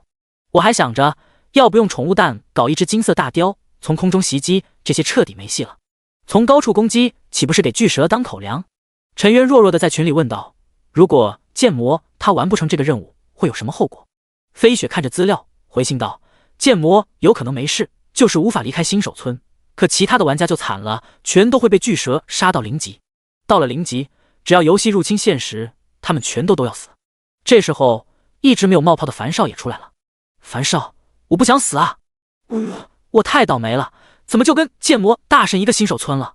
陈渊本来想着无所谓，反正新手村那些人自己也不认识，大不了在新手村刷上几个月，等属性起来了再去杀蛇。可是，一想樊少，他就果断的摇头，不行，这样做就是害死了樊少，那可是我唯一的朋友。陈渊，这么说连剑魔都没有办法解决？飞雪，有啊，在巨蛇杀掉他之前，干掉灾厄巨蛇。樊少，开什么玩笑，100万的血量，物理攻击更是1000，这样的怪兽，新手村能有人干得过？我还是先想办法给我老张家留个后吧，我放弃治疗了。樊少的头像瞬间灰了，看来他是忙正事去了。陈渊也是心情沉重。飞雪最后提醒道，我如果是剑魔，去问问村长，也许还有挽救的办法，也只能这样了。陈渊也不废话，立刻再次进入到了游戏中。而这一次进来，聊天频道中早就炸了。我不想死，物理探花大神说了，50年前游戏刚开服的时候就来过一次，结果除了接到隐藏任务的那个人，剩下的1万人全死了。不是在游戏中死了，而是在现实中死了。唯一活着的那个人，一生都在愧疚当中，他每天上线的第一件事就是挖墓碑给自己的朋友、亲人，还有被他害死的那些无辜的大言人。我操，我知道你说的是谁，飞氏财团的那个老不死的，我爷爷就是别他坑死的。八嘎，剑魔滚出来，我知道是你接了隐藏任务，我就是死也要拖着你一起。剑魔，你快出来解决 BOSS 啊，我上有80岁的老母，下有30岁的女儿，我特么的不想死，我还想要生个2胎。陈渊的私信已经被刷爆了，全都是加友好的信息。之前那些拍视频去搞流量的逗逼们，此刻也是一脸的绝望。等灾厄巨兽吃光海里的野怪，就会来到热血草原，甚至会来到安全区。野怪在安全区可是能杀人的，可以想象他们永远都别想升级了，甚至很多人会直接被杀到0级。我要尽快的解决灾厄巨蛇。陈渊感觉自己责任重大，虽然9527号新手村有小犬狗养这样的小鬼子，但有70%人还是大燕国的。他不是圣母，但他也不想一次性害死这么多人。最重要的是，他要变强。陈渊可以想象，如果这些人全都死了，会有多少人找他算账。怀着复杂的心情回到了新手村，找到了村长。看着这位科学怪人，陈渊语气低沉地问道，村长，怎么样才能杀死灾厄巨蛇？或者说怎么样才能破防？让我的箭头射进去。村长嘿嘿直笑，一副你问对人的表情。我在浅海沙滩培养了出了史前巨齿鲨，在死亡湖泊培养出了骨刺鳄鱼王，在剧毒森林培养出了蜘蛛母巢，就是为了对付灾厄巨蛇。你只要收集到史前巨齿鲨的牙齿、骨刺鳄鱼王的头骨、蜘蛛母巢的毒囊，再配合我的药剂，就可以让铁匠锻造出刺破灾厄巨蛇的利器。陈渊心中一喜，只要能刺破灾厄巨蛇的身躯，他未必没有办法搞定它。我现在就要去猎杀骨刺鳄鱼王，可是却无法破防。你有什么办法？看在你要帮我的份上，免费送给你一份药剂，你先用着。丁，你收到001号基因药剂，涂抹在兵器上，可对村长培养的怪兽起到恐怖的穿刺伤害。陈渊看着手中的红色药剂，立刻转身跑向了死亡湖泊，一边跑一边吩咐道：“樊少，樊少，在不在？在的话给我一个信息，等你干大事。”但是那边提醒樊少已经下线。该死的，你不会真的去造小人了吧？这种事你竟然都不等我，太不够意思了。那是剑魔，剑魔，你别跑，你必须对我们负责。大家拦住他，别让他跑了，我们就是死也要拖着他一起。陈渊还没有出新手村呢，就被人认出来了。很快就有700-800人闻讯赶来，要把陈渊围堵在新手村。人越聚越多，他们堵死了新手村的4个出入口，除非陈渊能飞，否则别想出去。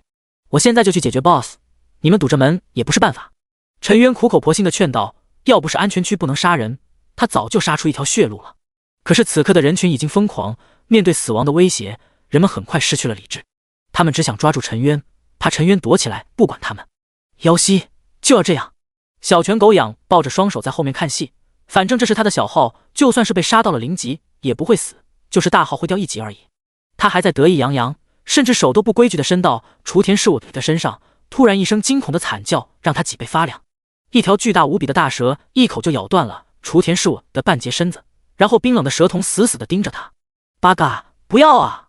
小犬狗养丢掉女人半截身子，还没有跑2步就被一口咬断了身子，剧烈的疼痛让他大小便都失控了，直接化身喷射奥特曼。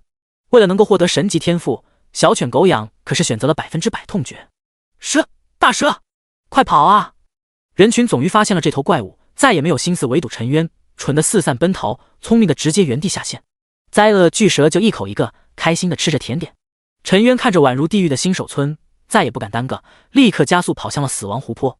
30分钟后，陈渊来到了死亡湖泊，他也懒得清理9级的森然，直接跳下湖水，游向了湖中央。要是有不长眼的森然攻击，直接就是一顿爆射，30秒就给杀了。3分钟后，他终于来到了湖中央。骨刺鳄鱼王长达10米的巨大身躯，如同一块恐龙化石一样漂浮在水面，正在舒服地晒着阳光。陈渊取出寒铁狮王剑，把300支箭矢全部涂抹上基因药剂。这个 BOSS 应该是打得最轻松的，他此刻就是要战撸。张开长弓，瞄准骨刺鳄鱼王，嗖，箭矢直接射入骨刺鳄鱼王的身体。好，骨刺鳄鱼王不愧是 BOSS， 第一时间就做出了反应，身体如同导弹一样冲来，张嘴咬住陈渊，来了一个死亡之吻。136点物理攻击的3倍伤害，要不是陈渊有55点防御，一下子就能清空陈渊的血槽。负359，即使这样，陈渊也只剩下了46点血量，赶紧吃一个强效疗伤药。刚想要射第2箭，突然天上降下一条巨大的蛇尾，吧唧一下狠狠抽在了骨刺鳄鱼王的身上。负900，陈渊回头愕然发现灾厄巨蛇竟然来了，他一口一个正在啃着森然，仿佛在说这辣条真好吃。另一边蛇尾继续抽打骨刺鳄鱼王。负901，负850，一连串的伤害不断飘起，陈渊都看傻了，这条灾厄巨蛇不会要把野怪全部都吃了吧？他赶紧张弓爆射，骨刺鳄鱼王补伤害。不到30秒，骨刺鳄鱼王悲鸣一声，直接挂了。这蛇宝宝还不错嘛，要是出不了新手村，陈渊都想要养着这条蛇了。砰！骨刺鳄鱼王死亡，掉落了大量的装备和物品。陈渊赶紧拾去，这次竟然也是4件装备，真是运气逆天了。第24章大丰收，可怕的蜘蛛母巢。首先就是血晶石10个，这是升级流血天赋必备的物品。接着陈渊就发现了一把白骨组成的瑰丽宝弓，竟然出武器了。鳄鱼王骨弓，品级黄铜，射程+10，敏捷+15，攻击力+30，装备要求无。爽！这把弓的属性直接就是7级弓的2倍还多，射程增加了3米外，物理攻击力竟然一下子就加了30点，这才叫武器。第2件竟然是一件铠甲，鳄鱼王骨甲，女，品质黄铜，体质加15，气血加15，装备需求无。好吧，这只能是卖了。之前一件8级的女甲都能卖15万朝上，这件怎么也得20万起步。第3件东西是一件头盔，鳄鱼王头盔，品质黄铜，体质加15，气血加15，装备需求无。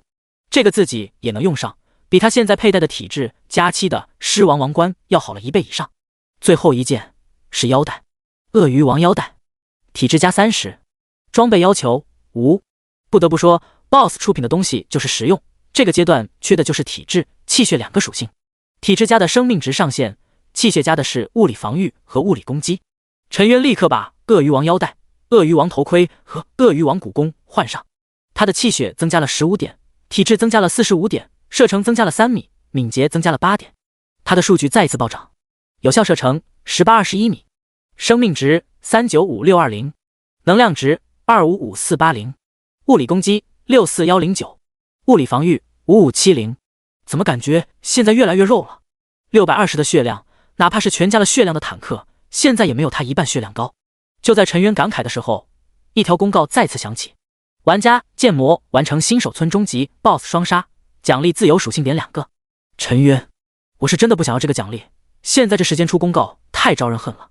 果然，下一刻9527新手村的聊天频道中就开始各种谩骂。我特么的被杀的掉了2级，剑魔竟然跑去打了 BOSS。我以前觉得叫他剑魔是不对的，可是现在我只想说，真的太贱了。剑魔，我特么的要是死了，我做鬼也要缠着你。八嘎，这就是你们信任的大炎国高手，他眼中只有自己。小鬼子滚一边去，这里不是狗圈，禁止犬吠。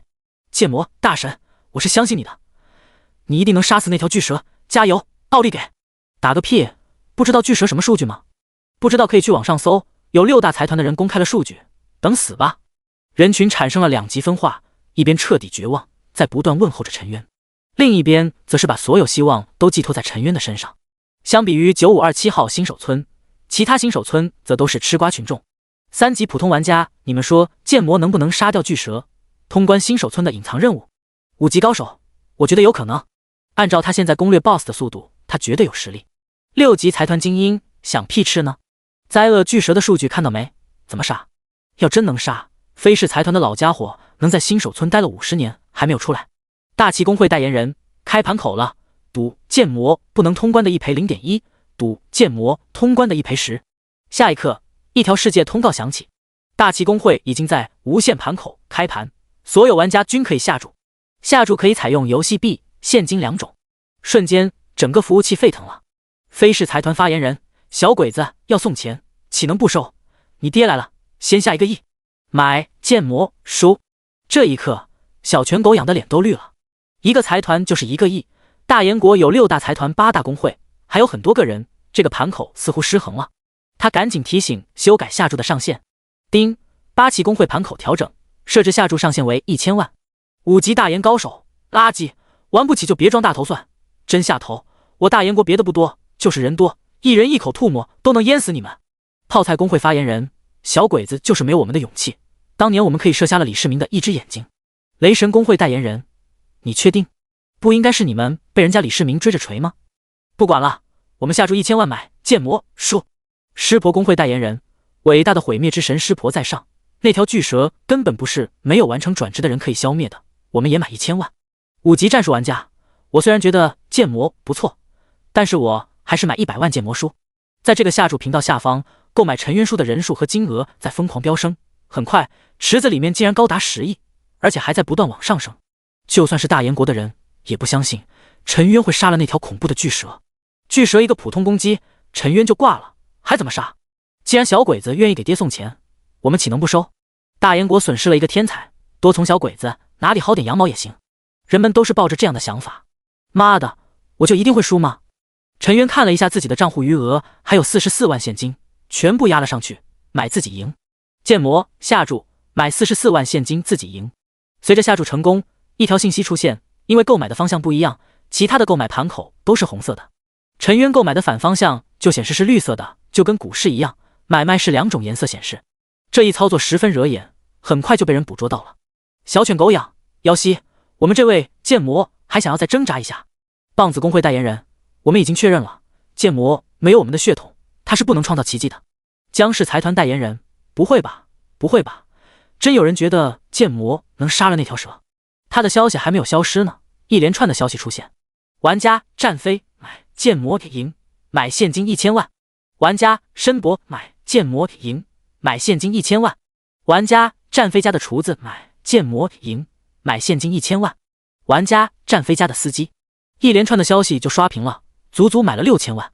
而这还不过瘾，飞雪气呼呼的招呼申博，把家里的保姆、保洁、园丁、医生、化妆师、宠物护理师全给喊来，一人买1000万，我要让小鬼子大出血。是，小姐。申博点头，赶忙下去安排。很快，买陈渊能赢的盘子一下子就超过了2亿。雏田是我担心的道：社长大人，这样下去我们会不会赔钱？小犬狗养狠狠一拍女人的圆润，成竹在胸的教训道：我们是赚了，大大的赚了。你真是胸大无脑，没有人买剑魔赢，我们才会配的没有都当裤穿，让他们买，多多益善，这些都是大大的好人。这时候，所有财团、工会、各个地区势力都派出了自己在9527号新手村的眼线，严密的监察陈渊。事关无限游戏2223服务器第一次开盘，更是50年来第2次灾厄巨蛇出现。所有势力都想要知道最后的结果，是剑魔跟飞氏财团那个陨落的天才一样，还是剑魔能够杀出一片天？此刻的陈渊顺手捞起了古刺鳄鱼王的最后一件掉落物品，也就是能够破防灾厄巨蛇的任务道具——鳄鱼王变异骨架。这骨架足足有10米长，通体如玉，感觉像是一件艺术品。幸好他的背包扩充了格子，可以轻松地容纳进去。收起这些东西之后，陈渊立刻前往了剧毒森林。与此同时，跟随他的那些眼线也在直播陈渊的一切举动。报告，剑魔收获了一件任务道具，看样子是古刺鳄鱼王的骨骼。报告，剑魔他并没有回去安全区休整，而是直接去了剧毒森林。报告，灾厄巨蛇太猛了，把死亡湖泊的9级的森然当辣条吃啊！我要死了，请派出第2组跟上。灾厄巨蛇巨大的蛇瞳刚一发现200米远的玩家，突然加足，不到2秒就冲过去，一尾巴横扫，10几个玩家瞬间被秒杀。更远处的玩家用录像功能记录这一切，临死前绝望地说了一句：这怎么打？刚看见灾厄巨蛇就被锁定攻击，直接突连秒杀。他们想不到剑魔怎么赢。陈渊没有理会这些人的脑补，他心里早就有了2套方案对付灾厄巨蛇，现在缺的就是破防而已。只要能破防，神明都可以宰杀，何况一个畜生。1个小时后，陈渊终于跑了大半个地图，进入到了剧毒森林中。迎面就是5级的巨人蜈蚣，不过这蜈皣长度足足2米，看起来狰狞恐怖。陈渊试着射了一箭，普通的木杆箭无法穿刺，只能换上了寒铁僵尸箭，一箭射出，蜈蚣身上的绿色血液飙射。不过5级的怪对他根本就造成不了威胁，甚至连破防都做不到，只有毒素能够让他损失一些血量。陈渊也不耽搁，一路爆射，清理沿途的野怪。他现在射程足足21米，攻击速度高达 2.21 次每秒，6层流血的伤害，不到半分钟就能打出1800的固定伤害。剧毒森林的野怪根本无法造成任何威胁，就被他清理出了一条道路。很快，陈渊就来到了一个巨大的洞穴中，蜘蛛洞穴。这洞穴深有100米，到处都是蜘蛛卵。在洞穴的最深处，一头高达10米的蜘蛛趴在那里一动不动，它的肚子比身子大了足足2圈，有30米长，如同蚁后一样。很快，它的数据就显示出来：蜘蛛母巢黄铜级 BOSS， 等级10，血量10万，物理攻击120，物理防御60，移动速度0米每秒，完全不能动，攻击速度1次每秒。技能：1生产人面魔汁，一次可以生产100头人面魔珠，冷却时间60分钟。2生产自爆蜘蛛，一次可以生产50头自爆蜘蛛，冷却时间10分钟。3生产毒物蜘蛛，一次可以生产10头毒物蜘蛛，冷却时间5分钟。4生产麻痹蜘蛛，一次可以生产2头麻痹蜘蛛，冷却时间1分钟。我操，感情这家伙的能力就一个，就是生啊！你要是有一个多子多福系统，岂不是无敌了？虽然这家伙自身的战力不强，防御更是低的可怕，也就比一般的9级怪怪强一点，可是陈渊却不敢掉以轻心。人面魔蛛可是9级怪，一次就生100个，就跟100条森然一样。还有自爆蜘蛛，这家伙可是能自爆的，瞬间伤害简直爆炸。尤其是配合破防的毒物蜘蛛，还有限制行动的麻痹蜘蛛，可以说这个 BOSS 才是新手村里最难打的一个。很多工会最后攻略了古刺鳄鱼王，甚至付出了极大的代价弄死了史前巨齿鲨，但唯独没有工会推平这只蜘蛛母巢。工会玩的是人海战术，可人家才是这一战术的行家。陈渊心里疯狂计算怎么能拿下这个 BOSS。第一，我伤害高，瞬间先打出一波输出，靠持续流血的伤害完全可以磨死 BOSS， 只要不死我就能赢。第二，千万不能被控制住，尤其是不能被麻痹蜘蛛咬住。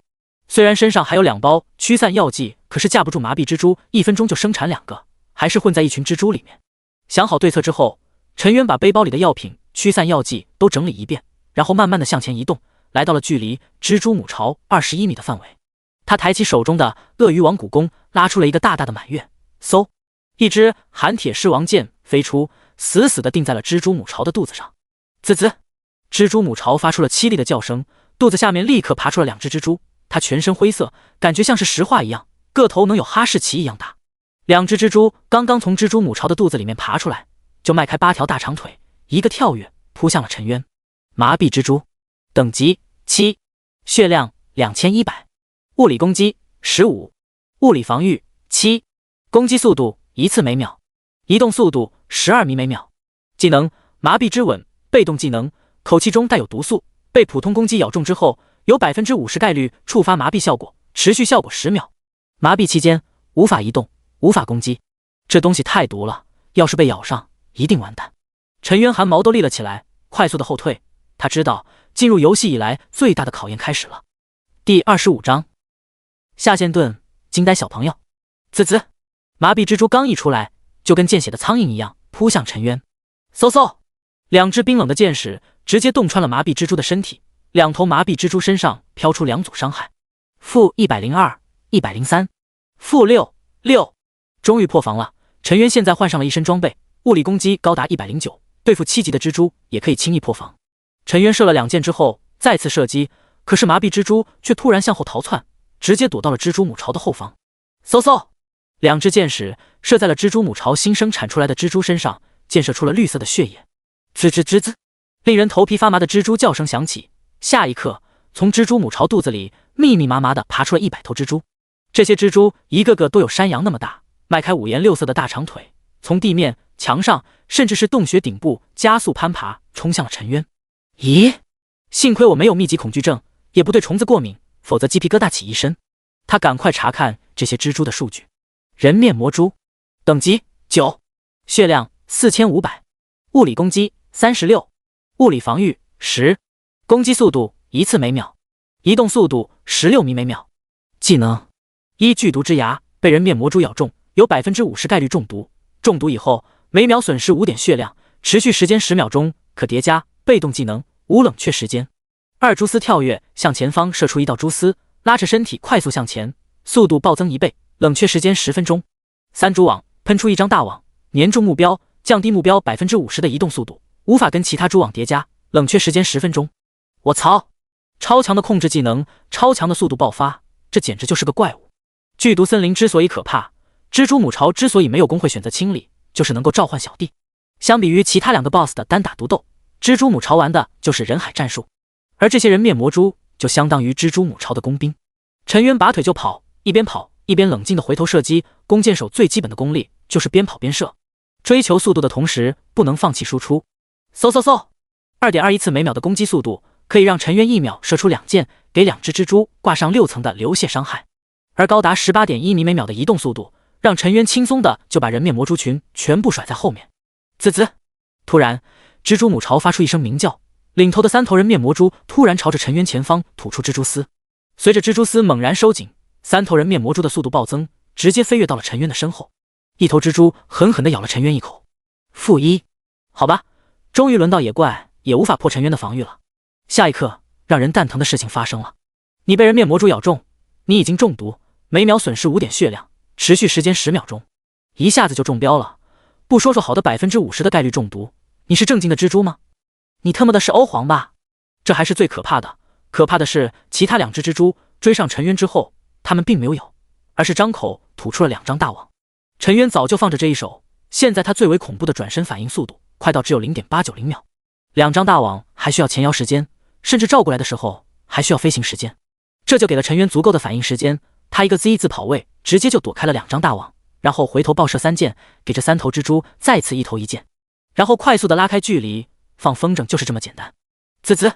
蜘蛛母巢怒了，三头人面魔蛛显然无法控制眼前可恶的人类，他再次召唤更多的蜘蛛。下一刻，10头人面魔蛛射出蛛丝，使用第二技能蛛丝跳跃，从后方快速的飞跃而来。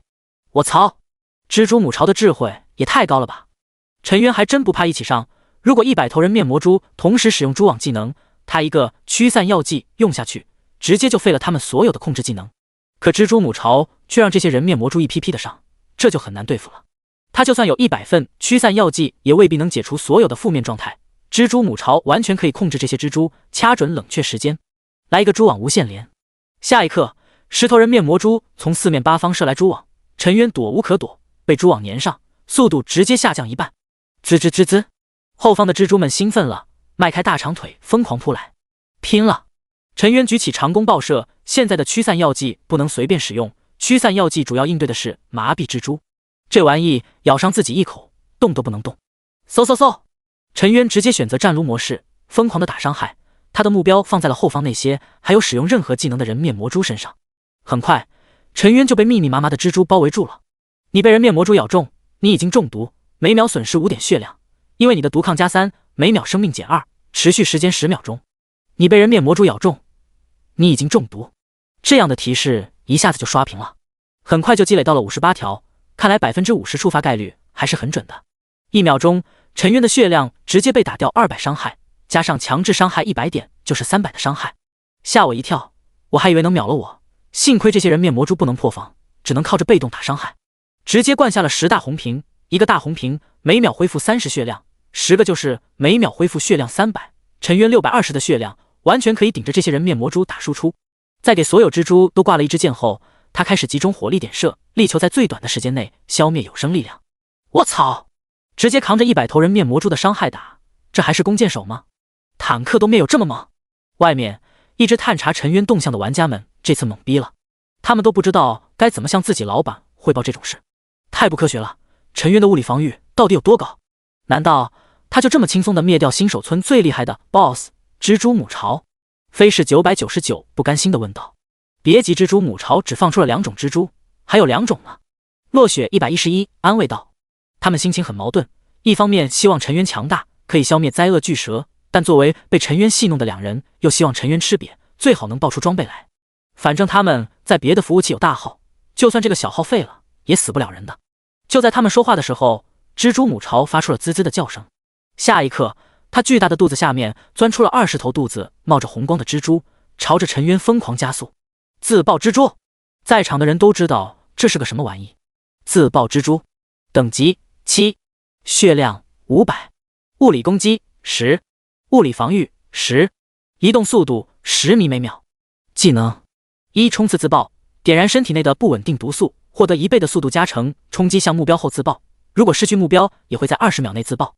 2，死亡自爆，蜘蛛如果没有自爆成功就被杀死，也会瞬间自爆，2种自爆都可以造成自身血量1半的伤害。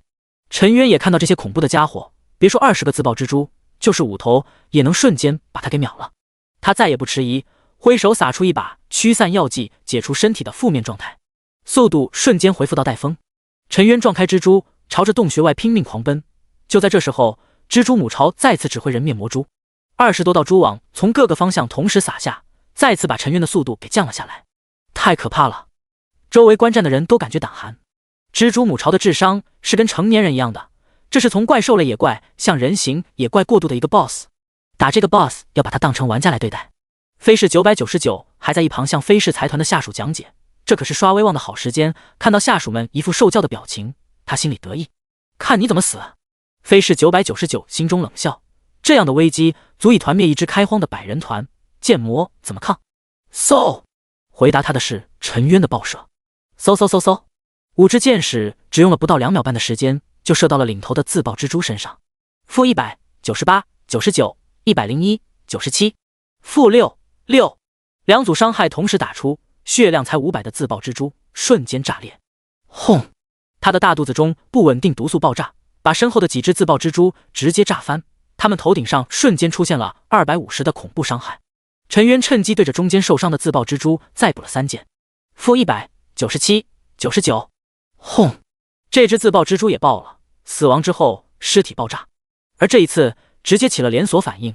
这只蜘蛛爆开，对周围的蜘蛛又造成了250的伤害。刚开始被炸翻的那几只蜘蛛，经过了2次自爆之后，血量被清空。然后这些自爆蜘蛛如同鞭炮一样连环自爆，又把其他自爆蜘蛛给炸死。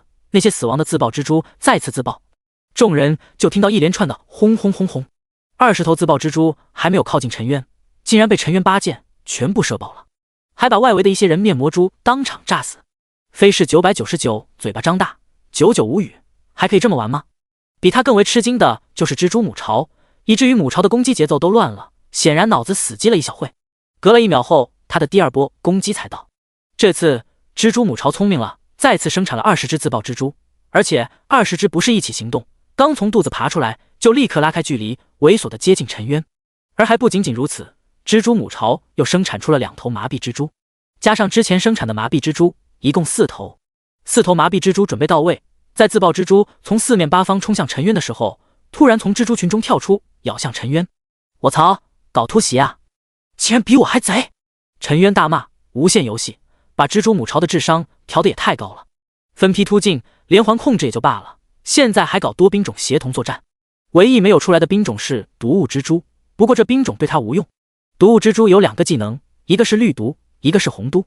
绿毒的伤害太低，1秒5点，10头也就50点，对付一群人还行，群体伤害效果恐怖，对付一个人完全没啥用。而红毒都用于减少防御，一只也就减少2点物理防御，10头也就能降低20点物理防御。陈渊物理防御70点，减少之后还有50点，这群蜘蛛还是无法破防。蜘蛛母巢竟然都不出这个兵种，可见设定的战斗智商有多恐怖。战术不是把所有技能都甩出去，而是要把技能用到最为关键的时候。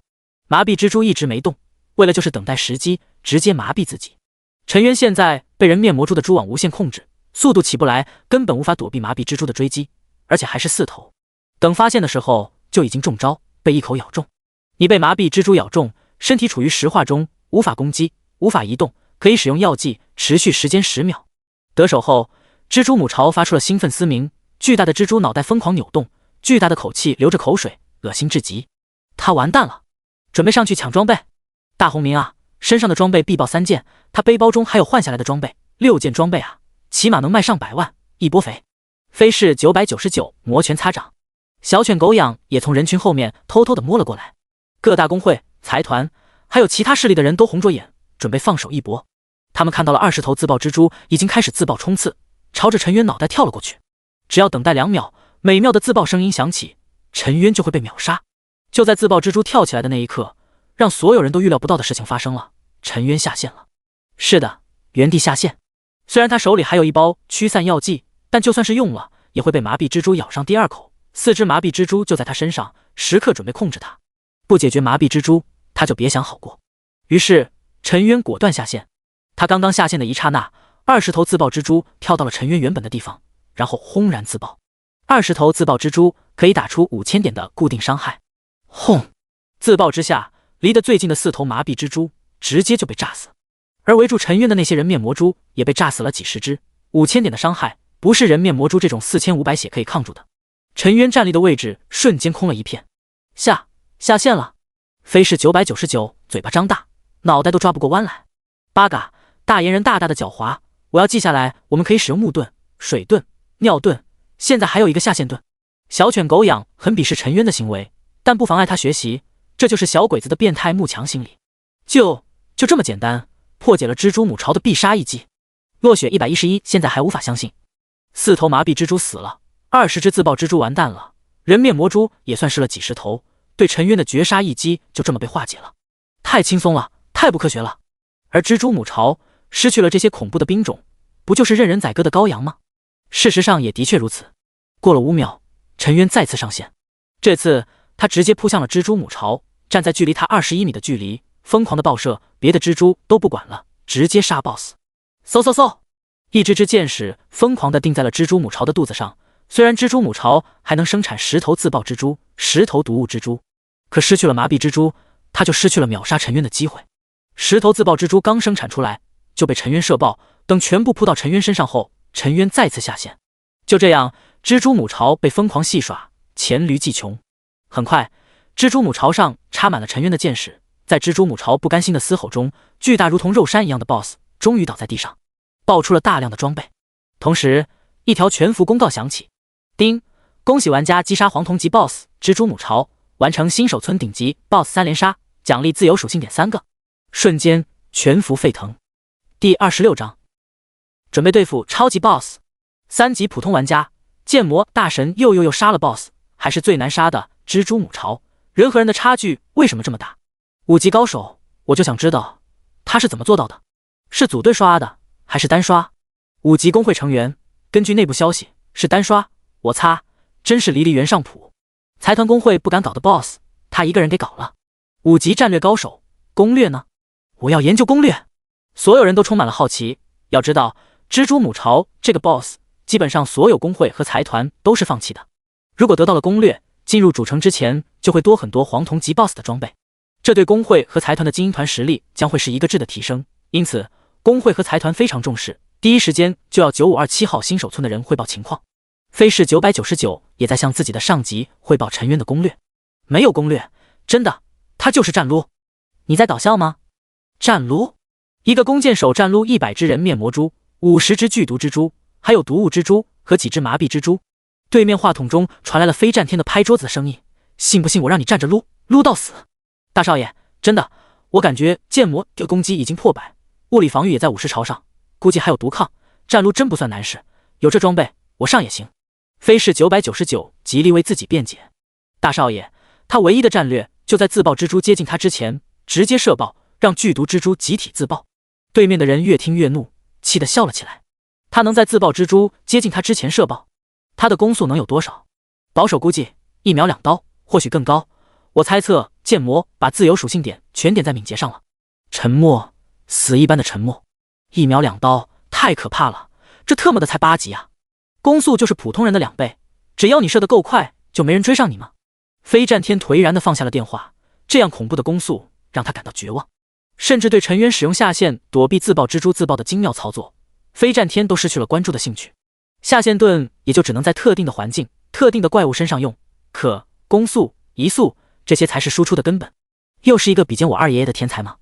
可惜你同样被困在了新手村，不然我真的想跟你交交手。同样的对话在各大工会、财团上演。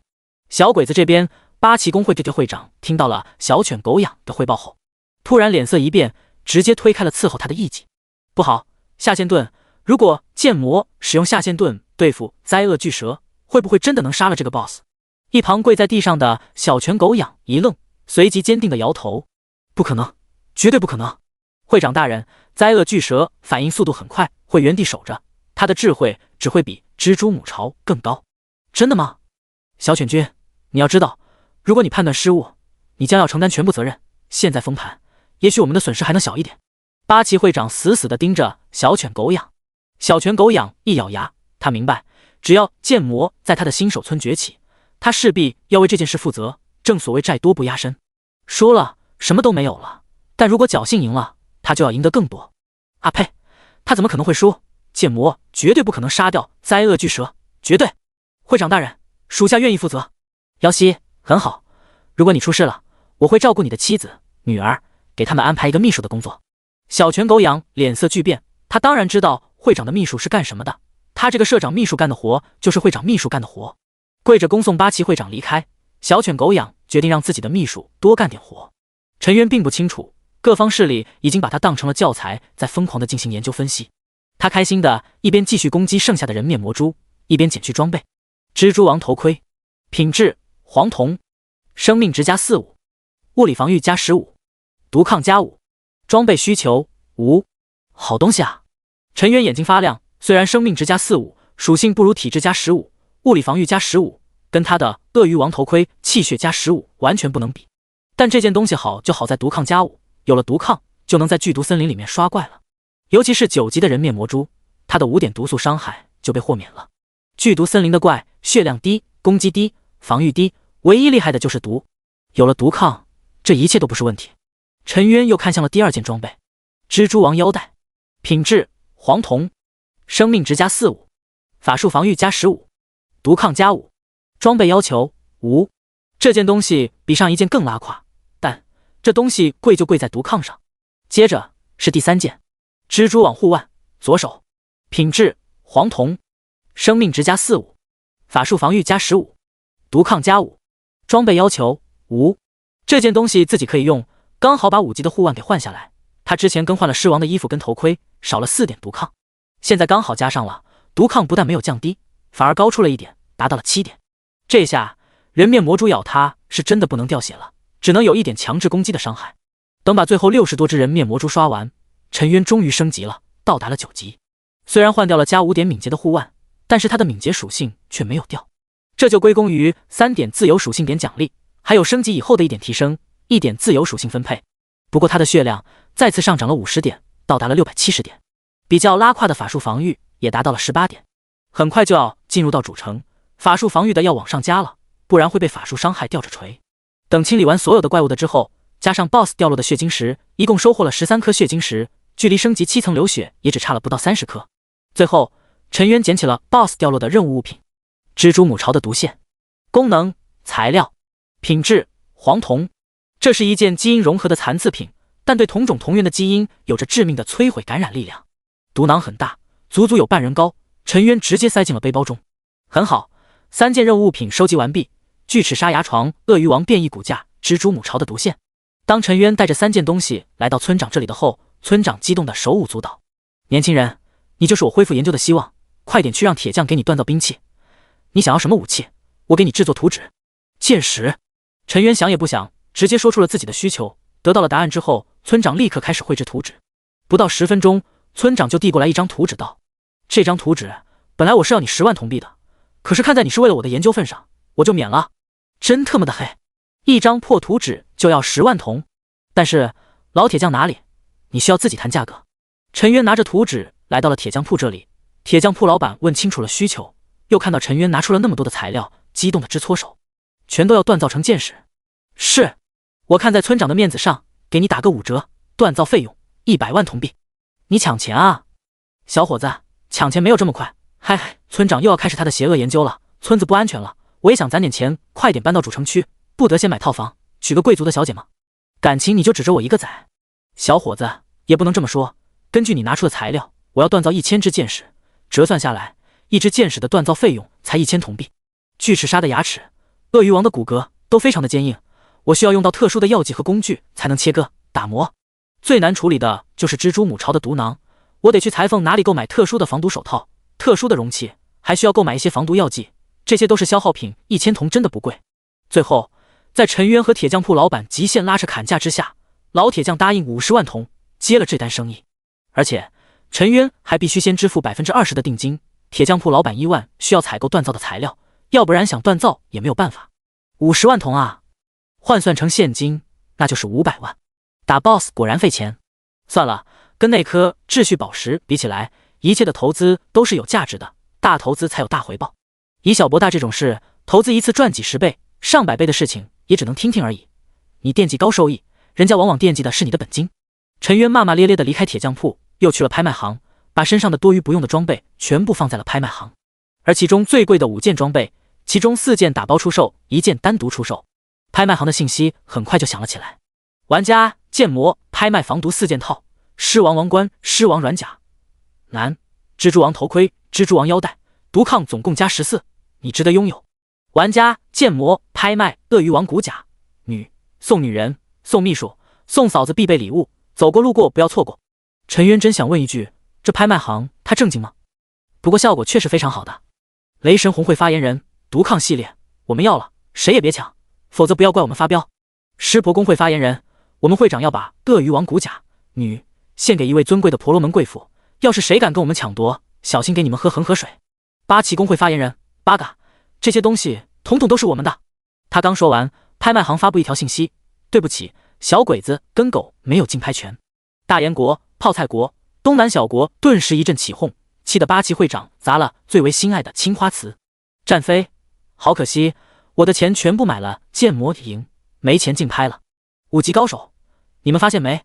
这次大燕的财团工会不出来打压了，难道他们觉得剑魔过不来隐藏任务？6级财团精英，当然也就给剑魔一点零花钱而已。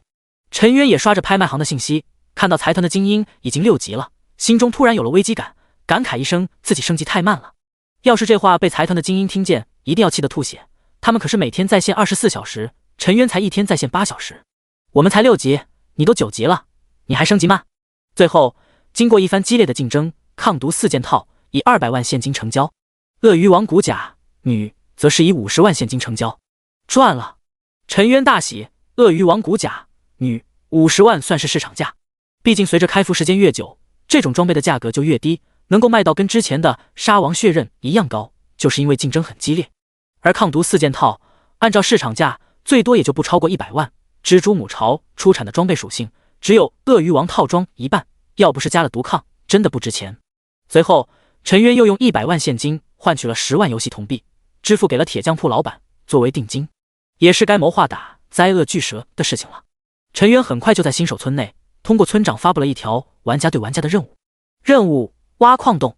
任务要求铁匠铺的地下是狮王殿，距离地面大概有15米，要求从上方挖出一条矿洞，贯穿狮王殿。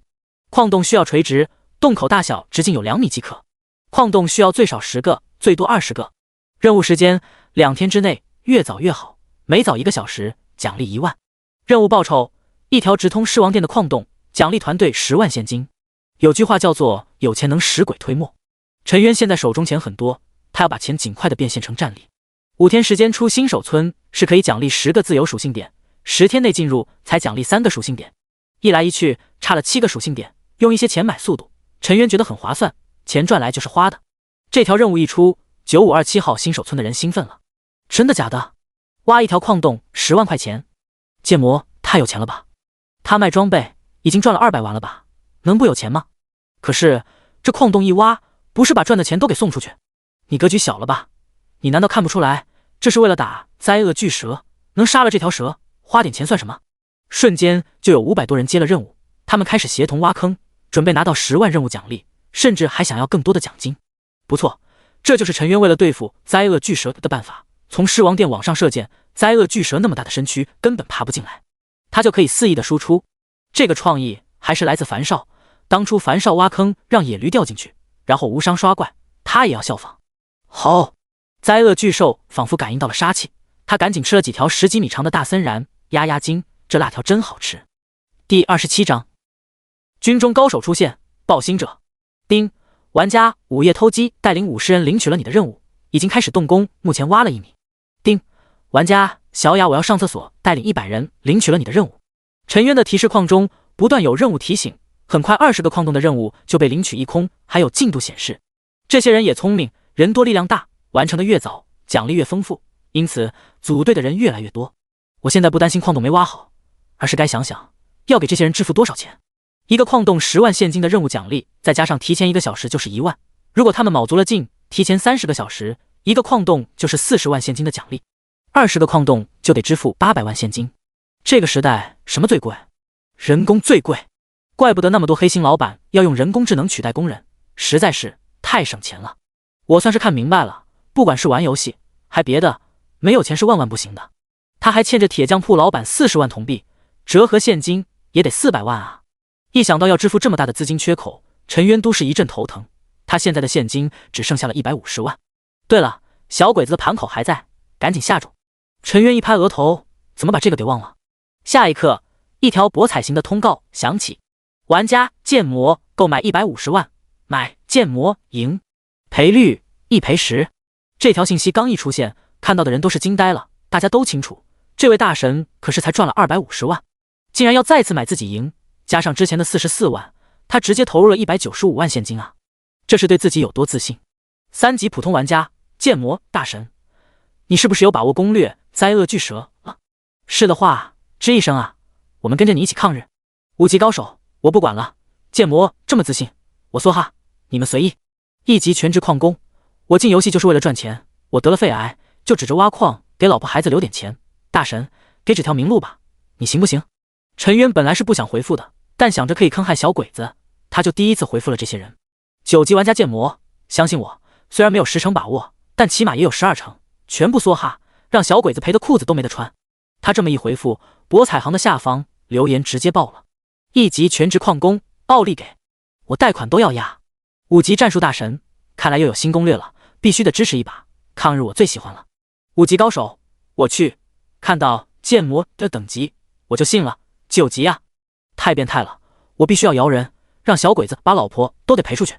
6级的工会精英团虽然不太相信剑魔，但抗日必须支持一波，兄弟们，冲冲冲！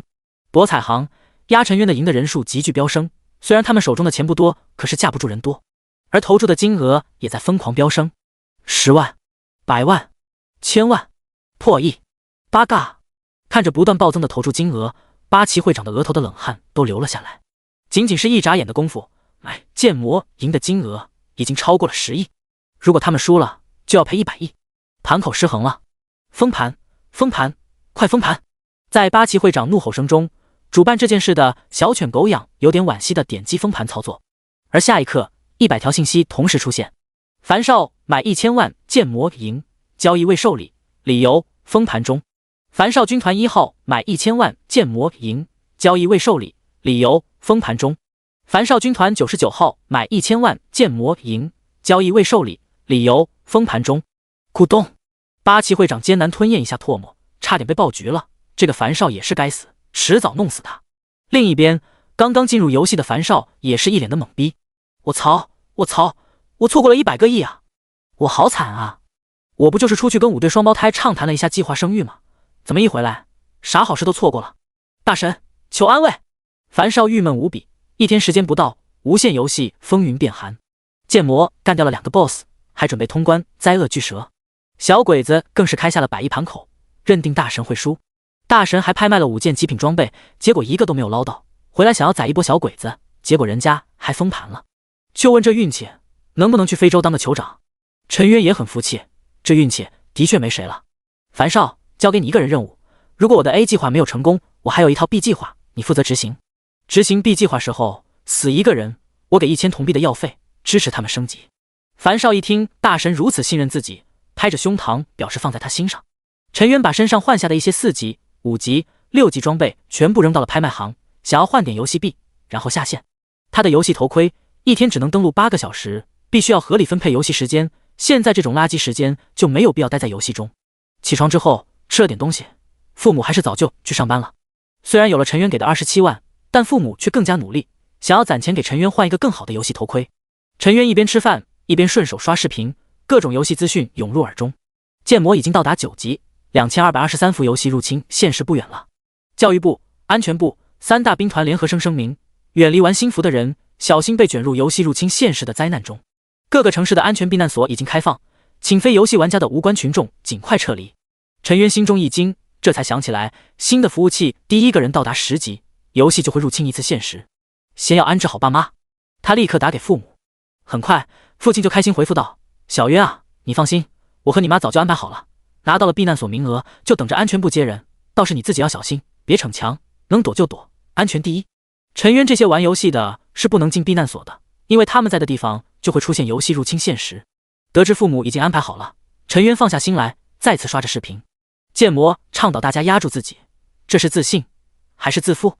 我们特邀了几位游戏学院的教授给大家分析，几个教授都看好陈渊，并从陈渊此刻的等级、伤害、血量等各种数据跟飞逝那位天才做了对比。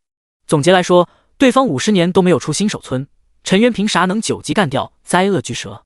最后，教授们呼吁大家不要盲目相信剑魔，更不要盲目跟风压住。可是下面全都是一片的嘲讽，这年头教授的话都应该反着听。可惜啊，小鬼子封盘了，不然我还得继续跟。然后就是教授兑现网友，让陈渊有种回到上一世的感觉。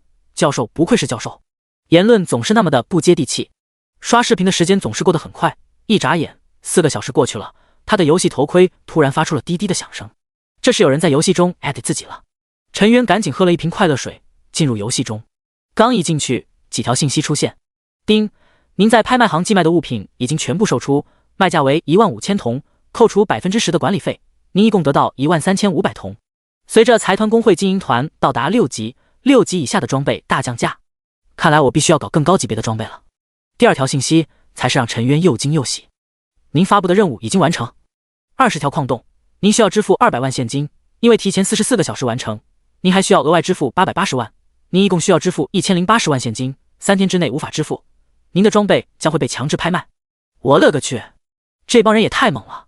古人称不起我，重金之下必有勇夫。陈渊拿着手中的13500铜，先去采购了10份驱散药剂，花费1万铜，然后把剩下的钱3500铜全买了大瓶疗伤药，一共买了70瓶，最后才去了铁匠铺。尊敬的客户，您看看老1万的手艺还行吧？当铁匠铺老板把剑矢交给陈渊的时候，陈渊都被剑矢华丽的造型震惊了。鲨鱼牙跟鳄鱼骨骼完美融合，璀璨的如同玉石一样，箭头上面铭刻着一道道古朴的法阵，上面有紫色的毒液在流动。基因破甲剑，黄铜品质，攻击加10，破甲加10，对同等基因的生物可以造成100%的穿刺效果。商店回购价格2000铜，不错哦，竟然还能回购，说明这东西真是有用。50万铜的打造费用不亏。不过陈渊却不打算卖给商店，这玩意卖给飞逝的人其实更值钱。做完准备，陈渊给樊少给了一条信息：行动，引怪。樊少一听，立刻明白，他的手下蜂拥而出，每隔着10米就留下一个人，一路追寻到了死亡湖泊。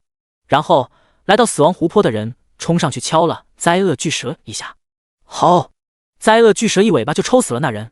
那人死之前还嘿嘿直笑，1000铜币到手，1万块钱啊，真好赚。灾厄巨蛇杀完人之后，又被后面的人拉仇恨，就这样，他一路被引着冲向了安全区内。开始了，开始了！剑魔要对终极 BOSS 灾厄巨蛇动手了，快去向上级汇报。八嘎，剑魔要找死了，我们一起去给他送行。一时间，9527号新手村热闹起来，一些人跑步前往新手村观战，录制视频，准备赚一波流量。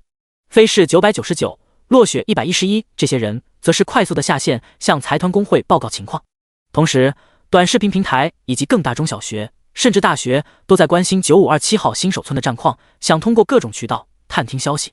就在这个时候，突然一个直播频道霸道地入侵了所有中小学甚至是大学的教学屏幕，同一时间，不管是视频、电视都被切换成了这个视频直播。视频一开始，一个身穿军装、全身穿着黑甲的男子出现，下面由大研国3大兵团中的守夜军给大家直播9527号新手村的战况，请所有大研国子民认真观看。画面一闪，一声嘹亮的雕鸣声响彻人们的耳膜。这是一只5级的金色大雕，正翱翔于天空。显然，他已经成了别人的诱惑坐骑，一个人就骑在雕背上。他的名字叫做暴星者10086。暴星者为众人，暴星者不可使其冻毙于风雪，这是守夜军中的王牌番号，10086则是他的编号，而他的等级赫然达到了7级。总部，暴星者10086已经达到指定作战区域，可以全视野观测，报告完毕。收到。暴星者10085，暴星者10084，时刻准备待命，辅助观测，直播开启。随着一声军令，哗啦一下，视频转换，9257号新手村映入众人的视野。一条灾厄巨蛇正在以恐怖的速度从死亡湖泊杀向新手村安全区。直播视频中的弹幕一下子就爆开了。棒子国网友思密达，大研国太有气魄了，竟然为了让所有人看到这种保密资料，竟然使用了一颗窥探宝石。窥探宝石的价值虽然不如秩序宝石那样稀缺，可是也是价值100亿以上的珍贵资源，是可以直播无限游戏。最重要的价值则是窥探机密，没有想到大研国竟然把它用于基础教育。湿婆工会难道不应该封锁这种珍贵的秘密咨询，让高等种姓的人享有更高的权利吗？搞不懂。大研国的网游则是打出了一连串的666，咱们的祖国就是大气。天哪，这就是灾厄巨蛇，体长竟然有200米，一条蛇就能屠杀一座城啊！这要是入侵到了现实，想想多可怕。剑魔怎么杀呢？我终于知道哪些教授为什么不看好剑魔了，是我也太相信剑魔能赢。就在100亿观众的注视下，灾厄巨蛇以100米每秒的速度冲入了新手村，凡是进入他视野的人类、野怪全都杀无赦。巨大的身躯压塌了一座座房屋，狰狞的蛇躯绕着新手村的城墙盘旋一圈，还有剩余。陈渊屏气凝神，当灾厄巨蛇进入到了射程之后，他走到了狮王殿上方的坑洞前，举起手中的鳄鱼王骨弓，晶莹如玉的弓弦被拉成了满血，一支更加璀璨炫目的长剑随着松手嗖的射出，噗，一抹血红炸开，基因破甲剑深深地刺破了灾厄巨蛇的蛇鳞，扎入进去。好，破防了！高空中，暴星者10086兴奋地欢呼，他那刚毅如同刀削一样的冷硬脸庞露出狂喜之色。直播间中，大研国的网友激动地狂吼，一场顶级的猎杀行动终于在他们的眼前中拉开了序幕。剑魔必胜，大研必胜！第28章，射了68箭 ，BOSS 就已经可以死了。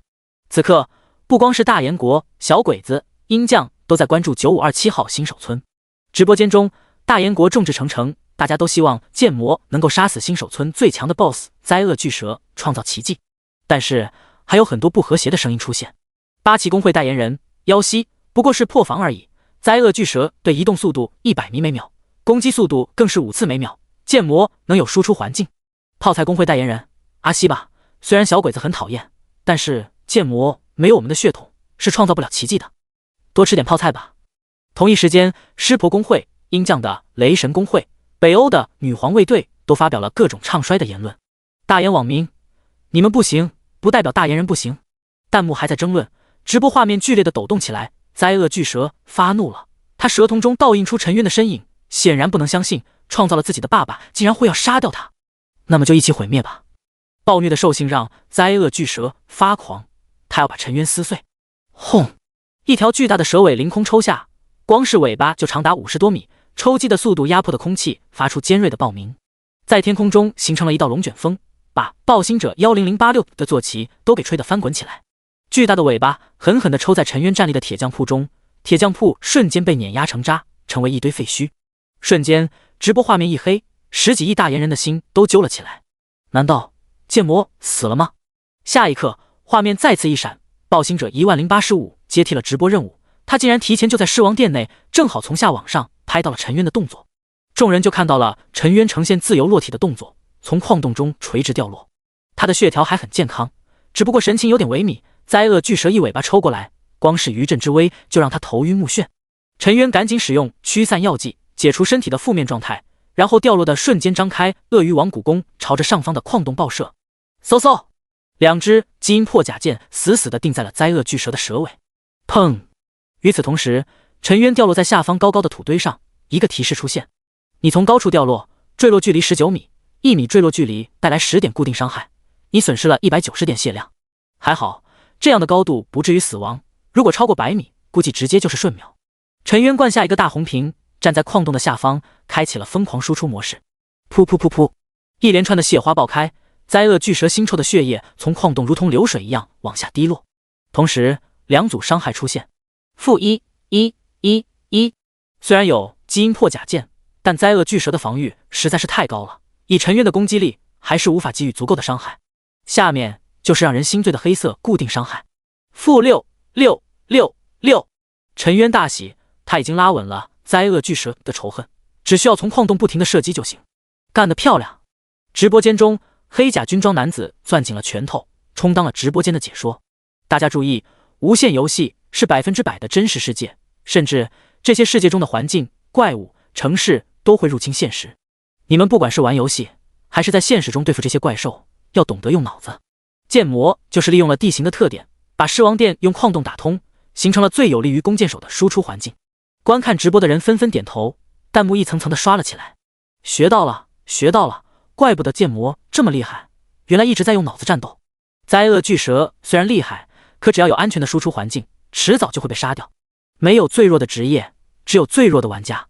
我悟了，甚至连学校的实战老师都在不停的对着刚才的直播画面讲解。首先，驱散药剂的运用是一个非常精妙的操作，如果不使用，剑魔在受到巨大力量反震之下，一定会身体不适。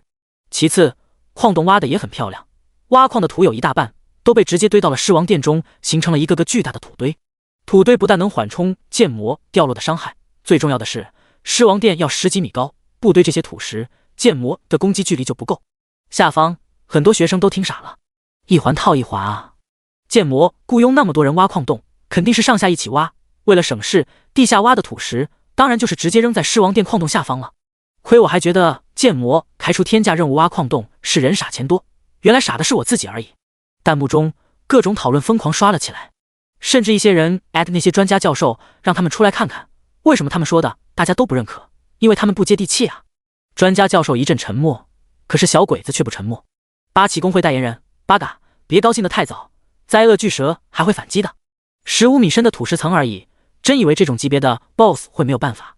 随着他的信息被置顶，9527号新手村再次发生了异变。灾厄巨蛇显然不给陈渊如此舒服的输出环境，他张开大口，狠狠一咬。咔嚓，深达到5米的土层就被他一口闷了。我操，真挖掘机啊！陈渊大骂，想起了一款游戏中的虚空遁地兽，打洞技术一流，那也比不过灾厄巨蛇。仅仅是过了2秒，灾厄巨蛇就啃了出了10米深的大洞。这力量，这能力，这智商，谁他妈的告诉我这是野兽？人类的智商怕也就如此了。樊少怪叫一声，让周围的团队赶紧往后撤。幸好下面5米是岩石层，没有那么好啃。直播间中有人擦了把汗，觉得这矿洞还能坚持一会。然而下一刻，他们才知道什么叫做恐怖的智商以及恐怖的力量。灾厄巨蛇用它的利齿啃咬石块的速度很慢，它突然扬起舌头，狠狠地朝着咬开的矿洞一撞。巨大的力量以及直立起来如同摩天大厦的吨位，直接就撞裂了岩石层。咔嚓咔嚓，岩石层的皲裂之声清晰地传在所有人的耳膜中。不好，矿洞要塌了！直播间中人们都惊恐地喊叫起来，仿佛被困在矿洞，直面恐怖巨蛇的是自己。而陈渊还在不紧不慢地射击，他要在这个矿洞全面坍塌之前打出自己的极限伤害。轰！终于，矿洞承受了灾厄巨蛇第2击后，坍塌了一小半。陈渊快速的后退，一边躲避掉落的巨石，一边寻找矿洞更为狭窄的地方进行输出。好！一声凄厉的嘶吼传出，灾厄巨蛇巨大的脑袋硬生生地挤进来了矿洞。巨大的猩红树瞳死死地盯着前方的陈渊。可是陈渊此刻已经站在了进入狮王殿的那个狭窄的通道，灾厄巨蛇巨大的脑袋就是挤爆了，也挤不进来。急得灾厄巨蛇疯狂怒吼，而陈渊则是躲在通道的最后面，继续爆射。1箭、2箭、3箭，2.21次每秒的射速，让陈渊可以在10秒内射出22箭。大蛇，来啊，看我不玩死你！陈渊在继续挑衅，他知道这头灾厄巨蛇的智商不低，起码跟人类差不多。他希望用挑衅的办法让灾厄巨蛇失去理智，继续做无用功，好让他持续输出。陈渊已经看到了灾厄巨蛇想用细长的蛇信子把它给卷出来，可是甬道太深太长了，灾厄巨蛇并没有成功。对峙了10几秒后，灾厄巨蛇冷静下来，超高的智商重新占领了头部高地，他快速的退回到了地面，然后使用出他的被动技能红外探测，热成像出现在了他的脑海中，很快就从地面锁定了陈渊的方位。巨大的舌头再一次啃着地面上的土，满口的利齿闪烁着幽冷的寒光。而当他啃第1口的时候，陈渊已经从下方开始疯狂爆射，这里也被挖了矿洞。陈渊在发布任务的时候就标注了矿洞的位置，在长长的甬道中，矿洞足足有8个。-101、91、110。突然一组超级高的伤害数值飘出，你攻击到了灾厄巨蛇的弱点，触发了暴击伤害。陈渊大喜，怪不得那么多人喜欢用剑直接干穿对方的咽喉里面。好！灾厄巨蛇疼得疯狂扭动，巨大的蛇躯横扫，把新手村的城墙直接就干倒了，简直堪比大型拆迁队。嗖！陈渊抓紧时机继续爆射，这样完美的输出环境不多了，必须要多射2箭。咔嚓！在巨蛇撞击第4下的时候，甬道上方的岩石层也开始皲裂，然后大块大块的岩石往下掉。在就第5下撞击之后，整条矿洞垮塌了。不！直播间中响起了一阵阵的惨嚎。从陈渊开始攻击，倒跑，灾厄巨蛇反击，再到狮王殿被彻底干塌了，也才过去了短短1分钟。剑魔竟然也被埋在了下面，难道剑魔就这么死了？很多人都感觉到了窒息，他们带入到了陈渊的视角，从一开始的大杀四方，戏耍顶级 BOSS， 到直接功亏一篑，竟然只用了2分钟。人生的大起大落实在太刺激了。这时候，小鬼子、鹰将等势力已经迫不及待的点评。8期工会发言人：妖夕，我就知道剑魔是不可能通关的，才坚持了2分钟，我们的女人都看不起。湿婆工会发言人：根据我的经验，剑魔是没有喝我们的恒河水，才欠缺了一点运气。在线销售恒河水不要1000块，只要998。就在各国势力点评的时候，直播间的黑甲男子问道：暴星者10084，怎么回事？剑魔死了吗？听到请回答，听到请回答。直播间中一片安静，都在等待暴星者10084给出答案。不一会儿，画面切换在了暴星者10084的视角，他已经被坍塌的岩石压在了狮王殿的通道里面。幸亏他学了地震自救常识，躲在了一个狭窄的地方，但是他的生命值还在不断的流失，这是缺氧导致的缺氧状态，每秒扣除10点伤害。暴星者10084用艰难的语气回答：报告，剑魔没有死，我看见岩石掉下来的前一刻，他下线了。这直播间沉默了1秒，然后弹幕一层层的飘起。我去，下线盾还能这么玩？下线了怎么破？难道 BOSS 不打了吗？连剑魔也只是坚持了1分钟，太短了。还有谁能杀了灾厄巨蛇？不是说剑魔这天赋很厉害，主要是靠天赋打输出的吗？也许1分钟就够了。很多人都给这条弹幕点了个赞。很快，这条弹幕被置顶加粗，重复滚动。八旗工会发言人耀西，你们想的太简单了。剑魔的伤害再高，可是他才射了几箭。湿婆工会发言人，我数过了，射了一共68箭，68箭就想干掉一个血量100万的灾厄巨蛇，你们信吗？一些被网友狂怼的专家教授也出来发话了，要相信科学，要用科学的观点玩游戏，不要想当然。剑魔是很厉害，可是也得尊重基本法。直播间身穿黑甲的军人不屑地看了一眼这些弹幕。既然有人想要看剑魔的伤害有多高，咱们就让大家都看看，也让咱们大炎人清楚大炎到底有多强大。暴星者10086给灾厄巨蛇视野，看剑魔打出的伤害。窥探宝石的一个特殊用途，就是在没有探查术的前提下查看各种数据。当暴星者10086把视野给到灾厄巨蛇的时候，那恐怖的伤害终于出现在了所有人的视野中。68支箭，6层的流泻天赋伤害，每1秒就会有68个6的黑色固定伤害从灾厄巨蛇的头顶飘起。咕咚，有人吞咽了一下唾沫，拿起计算机开始疯狂计算。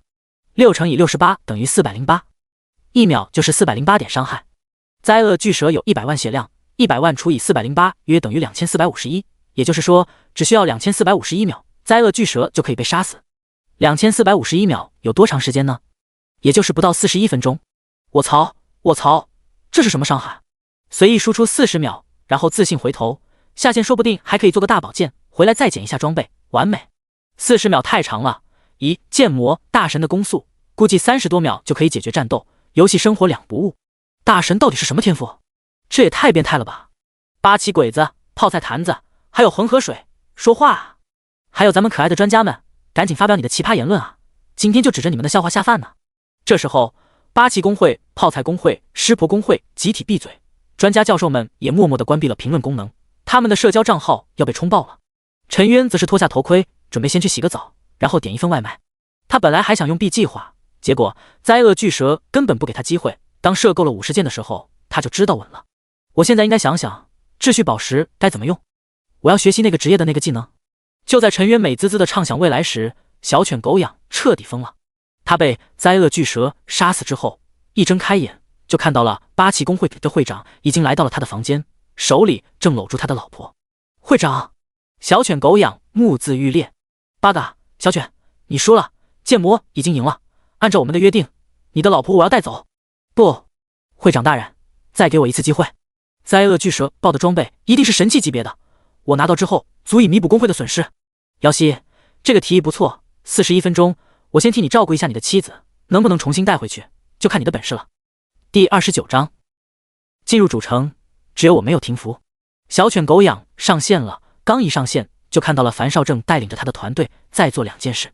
第一件事，挖坑。刚才陈渊的位置已经被岩石全部掩盖，陈渊上线之后也会被活埋，不断损失血量，直到能从岩石的掩埋中逃出来。他要做的就是把陈渊在的地方挖出来，让陈渊上线之后能行动自如。第二件事，引怪，必须要把灾厄巨蛇引出去，不然灾厄巨蛇一死，在安全区爆的装备就很难捡取了。这个游戏有碰撞体积一说，无法穿人穿怪，安全区全都是人的话，就算是陈渊打的怪，也没有办法拿到装备。3分钟时间一到，装备就会成为无主之物，谁都有权利捡取。大家加把劲，挖坑的人每人奖励1000铜，负责引怪的人死一次赔偿1000铜。樊少在9527新手村中疯狂地喊着，这些人都是他雇佣的手下，从游戏一开始就为他工作。很快，有上千人听从了他的安排，其中很大一部分并不是樊少的人，他们只是为了赚钱。1000铜啊，相当于现金1万，死一次就能赚这么多，傻子都愿意干。于是，一群人连新手木剑衣服都抱了出去，光着身子就敢敲打灾厄巨蛇，把他引向了新手村外。八嘎，不能让 BOSS 出村！小犬狗养大声呼喊，可是并没有人听他的。他急了，在新手频道中疯狂地@其他工会、财团的人。难道你们不想要灾厄巨蛇爆的装备吗？那可是神级的装备啊！大家都听我说，咱们就把灾厄巨蛇引到新手村内，装备爆在谁的脚下，就是谁的。灾厄巨蛇爆的装备起码能卖上亿。顿时，聊天频道内沉默了。片刻之后，各种议论出现，都是询问灾厄巨蛇能爆什么装备。而更大公会财团在9527号新手村的负责人也立刻下线，向他们的老板询问怎么办。直播间中，黑甲男子脸色冰冷，直接开口呵斥道：“不要听小鬼子的挑拨，剑魔是大炎人，爆的装备就是咱们大炎的。我不敢6大财团8大公会跟剑魔有什么仇怨，这次必须齐心协力，不能拖剑魔的后腿，否则事后必定清算。”直播间的观众们也纷纷刷起了弹幕，希望大炎国的人团结起来，不要给小鬼子可乘之机。陈渊此刻也刷着视频，一边嗦粉一边观看事态的发展。还别说，小鬼子在阴险这方面还真是祖传的技能，就是不知道财团工会怎么想，他们是不是会顾全大局。时间1分1秒的过去了，大概10分钟后，财团工会总于有了动作，他们的人开始集体上线，不要命的把灾厄巨蛇从外面勾引回来。砰！直播间中，黑甲军装男子直接把手中的玻璃茶杯捏爆。混蛋，一群混蛋！大炎国的百姓们也都在怒骂这种行为，可是财团工会却不为所动，仍旧调动自己在9527号新手村的人手。6大财团8大工会，再加上小鬼子、鹰将、北欧、阿三，这些势力综合起来，占据了新手村超过30%的人。3000多人同时上线，引诱灾厄巨蛇，把灾厄巨蛇的仇恨控制得死死的。但同时，他们也付出了惨重的代价。灾厄巨蛇的攻击太高了，速度太快了，3000人被杀了一茬又一茬。很快，他们所有人的等级都掉到了0级。这还没有完，接着他们身上的装备一件件的爆了，不是掉在地上的哪种爆，而是装备持久度被磨损完了，全部爆裂。坚持住，再过5分钟，灾厄巨蛇就死了。我们的付出是值得的。小犬狗养在蛊惑人心，他心里面有一个愿望，希望博彩行对于剑魔是否赢了有一个判断标准，能够加上是否捡取了装备。如果这样，他还是有希望的。坚持，坚持！飞士999也在吼着，他们发疯了一样，从向灾厄巨蛇就希望死在灾厄巨蛇的肚子下。也许这样，灾厄巨蛇死亡之后爆出来的装备离他们更近。疯了！一群血量10点的家伙，兴奋个什么劲？真以为他们能拿到装备？飞雪也在看直播，看到这些人掉到了0级，身上的装备曝光，血量只有10点，不住的摇头。旁边的申博笑道：“小姐也认为剑魔有后手。”飞雪点头，他不可能没有想到这种情况，后手肯定是有的。这帮家伙真是鬼迷心窍了。小姐，那可是秩序宝石啊！就是我也控制不了心中的贪婪。在两人的对话中，时间很快的流逝。而9527号新手村中，小犬狗养、飞士999、落雪111，还有其他工会财团的人都在开始倒数了。5、4、3。就在他们数到3的时候，陈渊上线了。好！灾厄巨蛇第一时间发现了他，巨大的身躯横扫而来，可是尾巴刚刚扬起，还没有落下，他100万的血量，最后200多血，瞬间清空。一条系统通告响彻全服，玩家剑魔击杀灾厄巨蛇，完成了新手村顶级 BOSS 4连杀，奖励自由属性点4个。玩家剑魔刷新11级怪的首杀记录，奖励铜币1万，自由属性点11个。这个时候，大家不再是惊骇于陈渊取得的战绩，大家的目光都死死地盯着掉落的宝物上。那是一颗璀璨无比的宝石，一道无与伦比的光柱贯穿天地，仿佛映照着宇宙星空。人群中爆发出了癫狂的怒吼：秩序宝石，竟然是秩序宝石！天哪！无限游戏中最珍贵的材料，没有之一。鹰将常年收购10个亿都买不到。人群彻底疯狂了，瞬间都挤向了秩序宝石。3000人哗啦一下，直接组成了人墙。尼玛，谁盯着我的臀了？滚开！我被架空了，放我下来！宝石是我的！不到短短3秒，人群的密度骤然缩小了10倍，就差组成一个球了。而离着秩序宝石最近的人，分别是小犬狗养、飞士999、落雪111，3个人的头顶就是秩序宝石悬浮在空。他们身边还围着泡菜工会、湿婆工会、雷神工会的人。而反观陈渊，则是待在了人群的最后方。这些人本来就是要把灾厄巨蛇引到远离他的位置，好让他无法捡去装备。混蛋！混蛋！小犬狗养的大号可是3转的忍者，论手速，这些人怎么会是他的对手？直播间中，黑甲男子破口大骂。据说小犬狗养的大号1秒可以结印25次，这些人抢东西能抢得过他？弹幕中人们也纷纷怒骂，要是东西丢了，一定要让这些财团工会在9527号新手村的负责人负责到底。哈哈，剑魔，谢谢你，要不是你，我还无法得到秩序宝石。小犬狗养眼睛都红了，激动的五官扭曲。有了秩序宝石，他被人绿了，怕啥？只要有实力，他完全可以以下克上，反绿回去。这次的战利品他不会上交，要自己使用，多一个其他职业的技能，有时候就会成为神话的。而且博彩行的公告还没有出，说明剑魔要赢还必须拿到秩序宝石才算。这么说，他简直就是双赢。3分钟，只需要3分钟后，他就是最后的赢家，身在安全区，想死都不可能，谁也不可能把他的装备拿走。而就在这个时候，陈渊的戏谑的声音传来：“是吗？你高兴的也太早了吧？算算时间，也该到了。”陈渊打了一个响指：“什么时间到了？”小犬狗养一愣，紧接着就听到了一声怪物的嘶吼，坍塌的狮王殿下方，砰的一下，一只惨白的手掌破口而出，然后一头狰狞恐怖的僵尸爬了出来，接着一头、2头，最后足足50多头僵尸破口而出。6级怪白毛僵尸。现在大家都知道了狮王殿的存在，更知道了狮王殿的怪物白毛僵尸。他难道算准了白毛僵尸出现的时间，故意只射了68箭，就是为了卡时间？一个可怕的念头出现了小犬狗养的脑海。对，一定是这样，要不然他怎么敢在安全区杀怪？上一次我们就把他堵在安全区，他肯定早就想到了。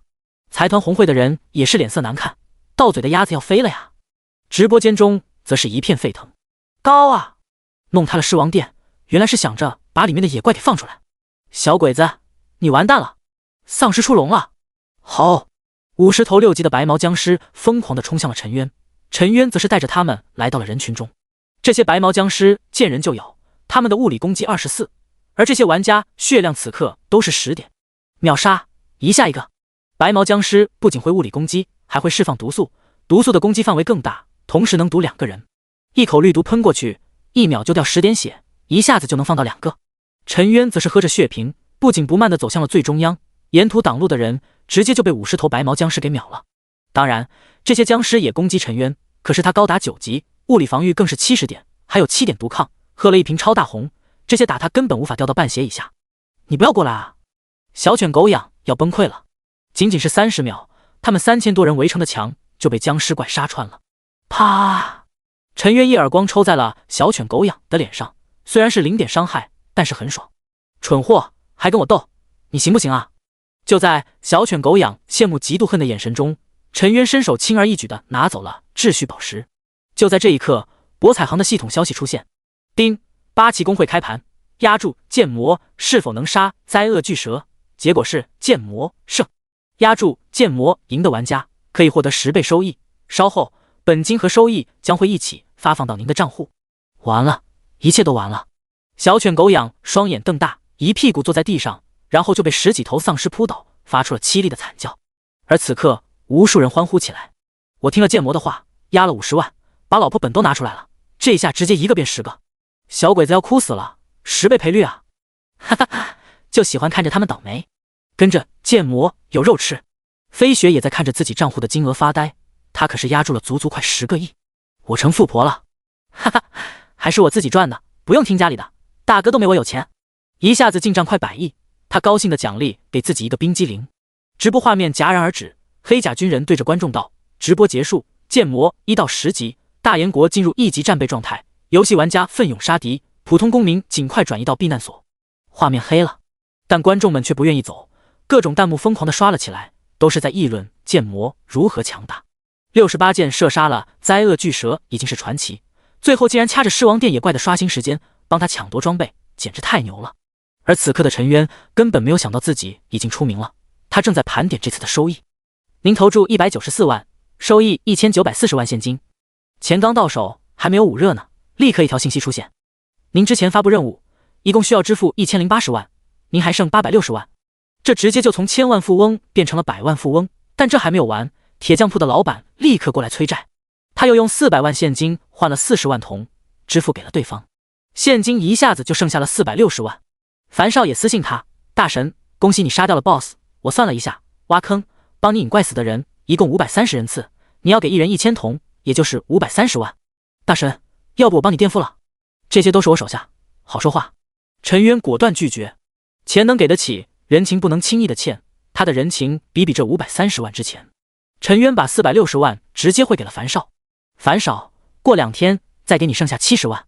好吧，大神，说真的，咱连谁跟谁呢？没必要分着清楚。这次你帮我引怪，有需要帮忙尽管说，我欠你一个人情。樊少乐了，大神的人情啊，关键时候能救命的。算完账之后，陈渊拿着秩序宝石，心里一阵无语。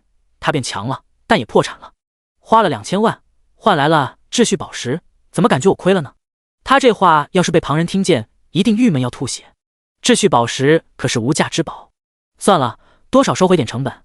我还有一颗宠物蛋，取出宠物蛋，把灾厄巨蛇的血液滴上去。叮！宠物孵化中，需要时间72个小时，请耐心等待。搞定！新手村的一切机缘都完了，该是去主城了。陈渊带着灾厄巨蛇血液找到了村长，感谢你把我的小宝贝带了回来，现在我就可以送你去主城。主城总共有3大阵营：邪恶、守序、混乱。你要去那个阵营的主城？村长询问道。有区别吗？教科书上可没有这3个。陈渊隐隐感到一丝不安。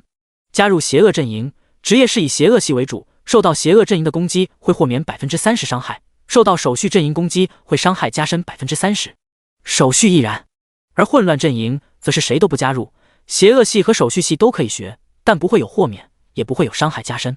解释完之后，村长急躁地抓着头发问道：你要去哪个阵营？快点决定，我还要做研究。陈渊想也不想，立刻脱口而出：我选混乱阵营。刚说完，村长大手一挥，陈渊脚下出现了一个6芒星魔法阵，下一刻陈渊就感到天旋地转。同时几条公告同时响起：丁，恭喜剑魔在开服第4天离开新手村，打破了最早出村记录，奖励自由属性点10个。丁，剑魔杀死灾厄巨蛇，世界线改变，无限游戏版本升级，游戏将于1分钟后停服。一瞬间，游戏中的人都傻了。停服？升级？那岂不是说以前的游戏经验完全没有用了？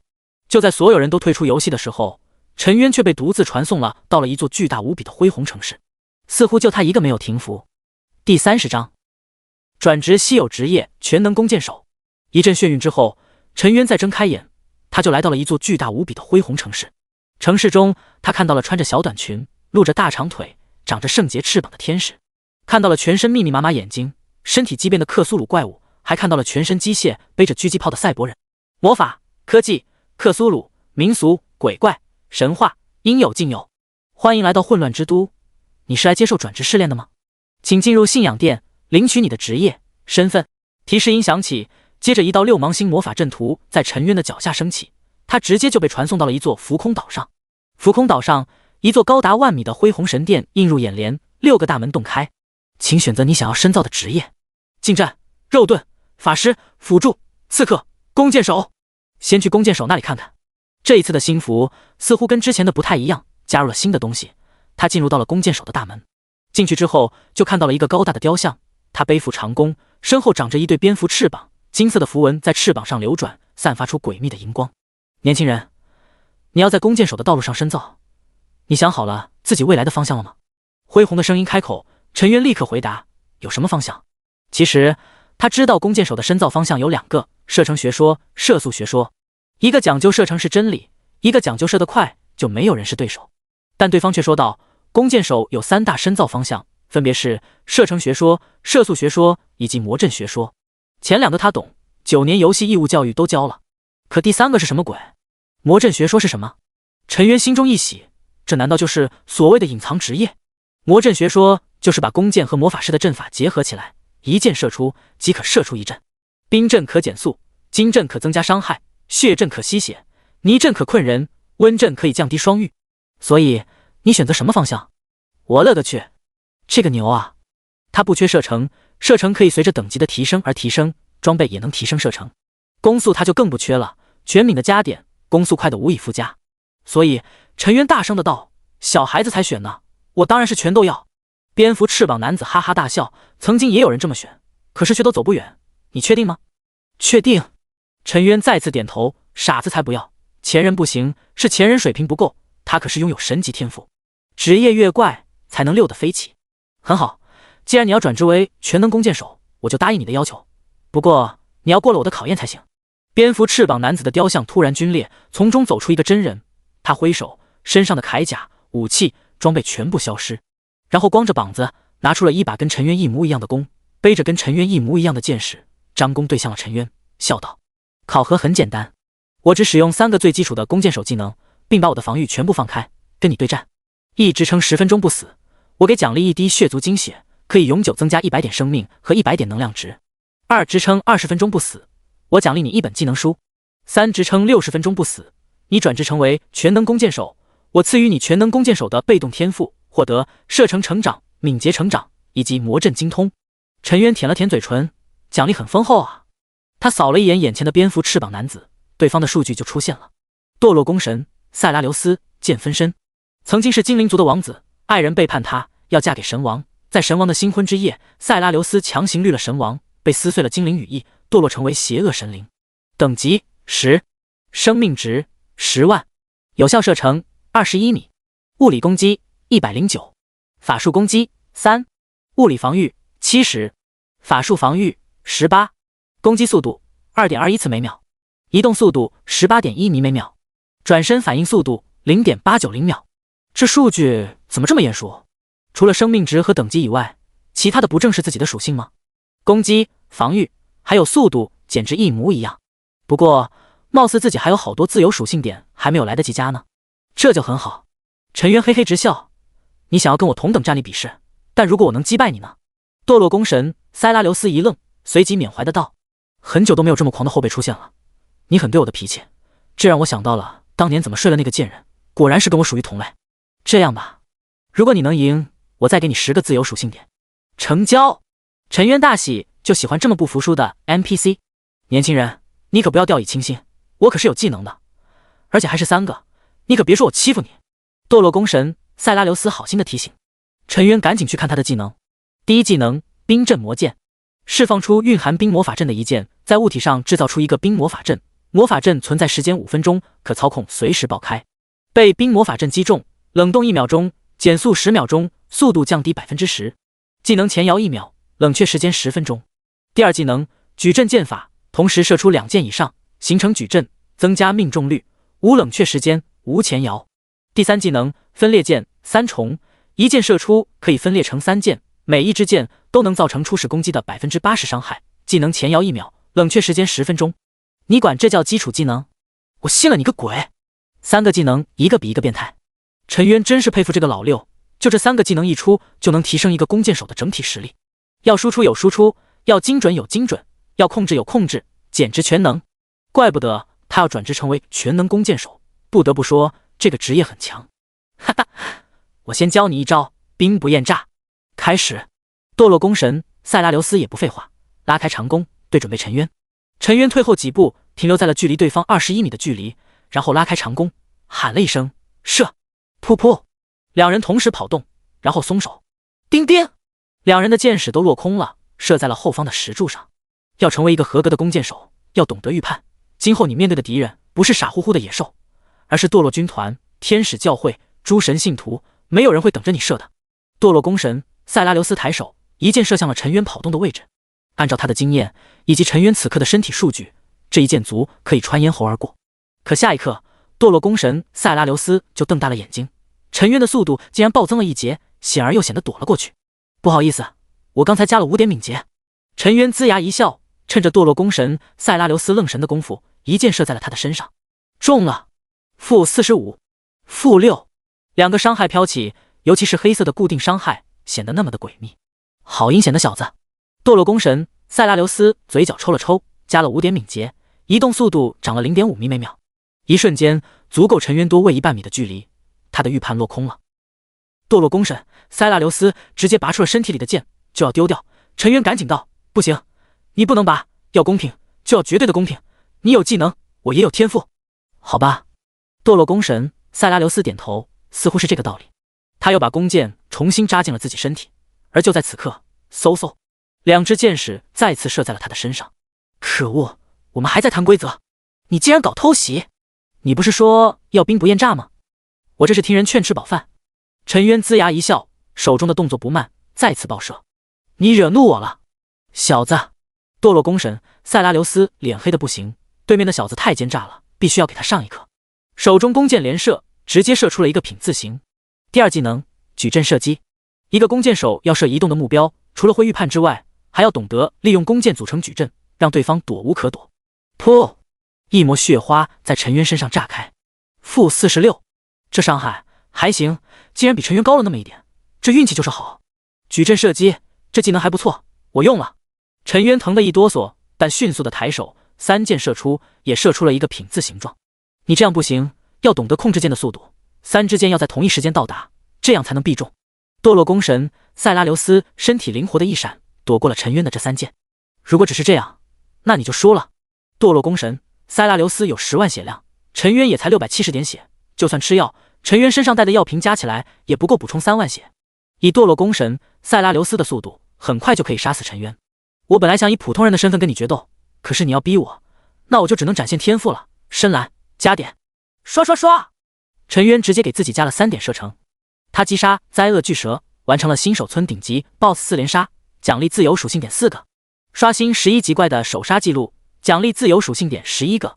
在开服第4天离开新手村，打破了最早出村记录，奖励自由属性点10个，一共有25个属性点。虽然加了3点射程很奢侈，但相比于10点自由属性点的奖励来说，也只是1/3。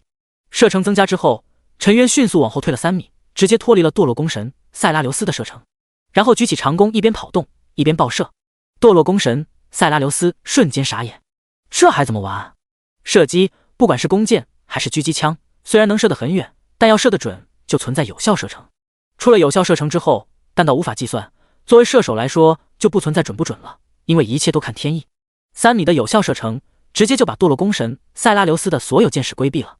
陈渊始终拉开足够的安全距离，他的移动速度比对方快，攻击速度比对方高，转身反应速度比对方迅速，堕落弓神塞拉留斯就成了移动的靶子。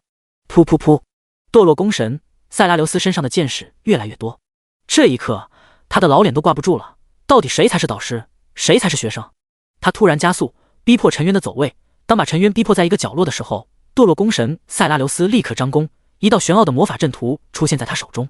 1秒钟时间，阵图刻画完成。这就是第一技能冰阵魔剑。陈渊不敢大意，立刻朝着左边躲避。嗖！一道箭矢擦着他的脸射到了墙壁上。你没中。陈渊笑了，立刻还击射了对方2箭。是吗？堕落弓神塞拉留斯一握拳，陈渊身侧的箭矢射中的地方突然爆发出了冰系魔法能量。下一刻，一个直径1米的冰阵出现，冰阵覆盖住了陈渊。陈渊的身体迅速结冰，被冻成了冰雕。嗖嗖！2箭洞穿了陈渊的咽喉、眉心，剧烈的疼痛让他忍不住闷哼。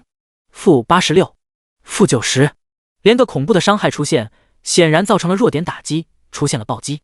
而这还没有完，等到陈渊刚刚脱离冰封的状态，堕落弓神塞拉留斯又是3箭，这3箭竟然直接分裂成为9箭。第二技能矩阵攻击加上第3技能分裂箭3重，竟然是连个技能的组合技。噗噗噗噗，一连串的箭矢入肉的声音响起，9个伤害出现，负36、38、39、33，这9箭竟然打出了356点伤害，加上之前222点伤害，陈渊的670点血直接剩下了92点。好险，差一点就被秒了。陈渊立刻灌下一个超大疗伤药，把血量加满，然后举起长弓再次爆射。可恶，这样都不死，太强了。堕落弓神塞拉留斯脸上满是叹息，就差那么一点啊。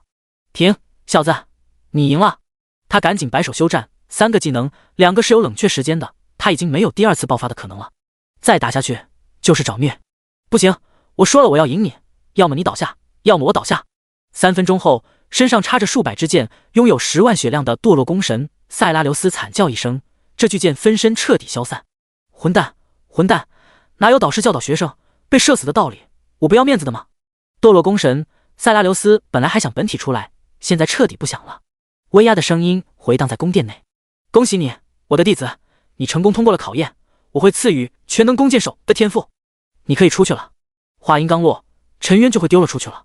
等陈渊走后，堕落弓神塞拉留斯捂着脸嘎嘎狂笑，神王，我收了一个好弟子，等着吧，我不但要睡了你老婆，还要弄死你一家。结。陈渊很是郁闷，自己这个转职他正常吗？东西还没有给呢。正想着，几道流光从门后飞了出来。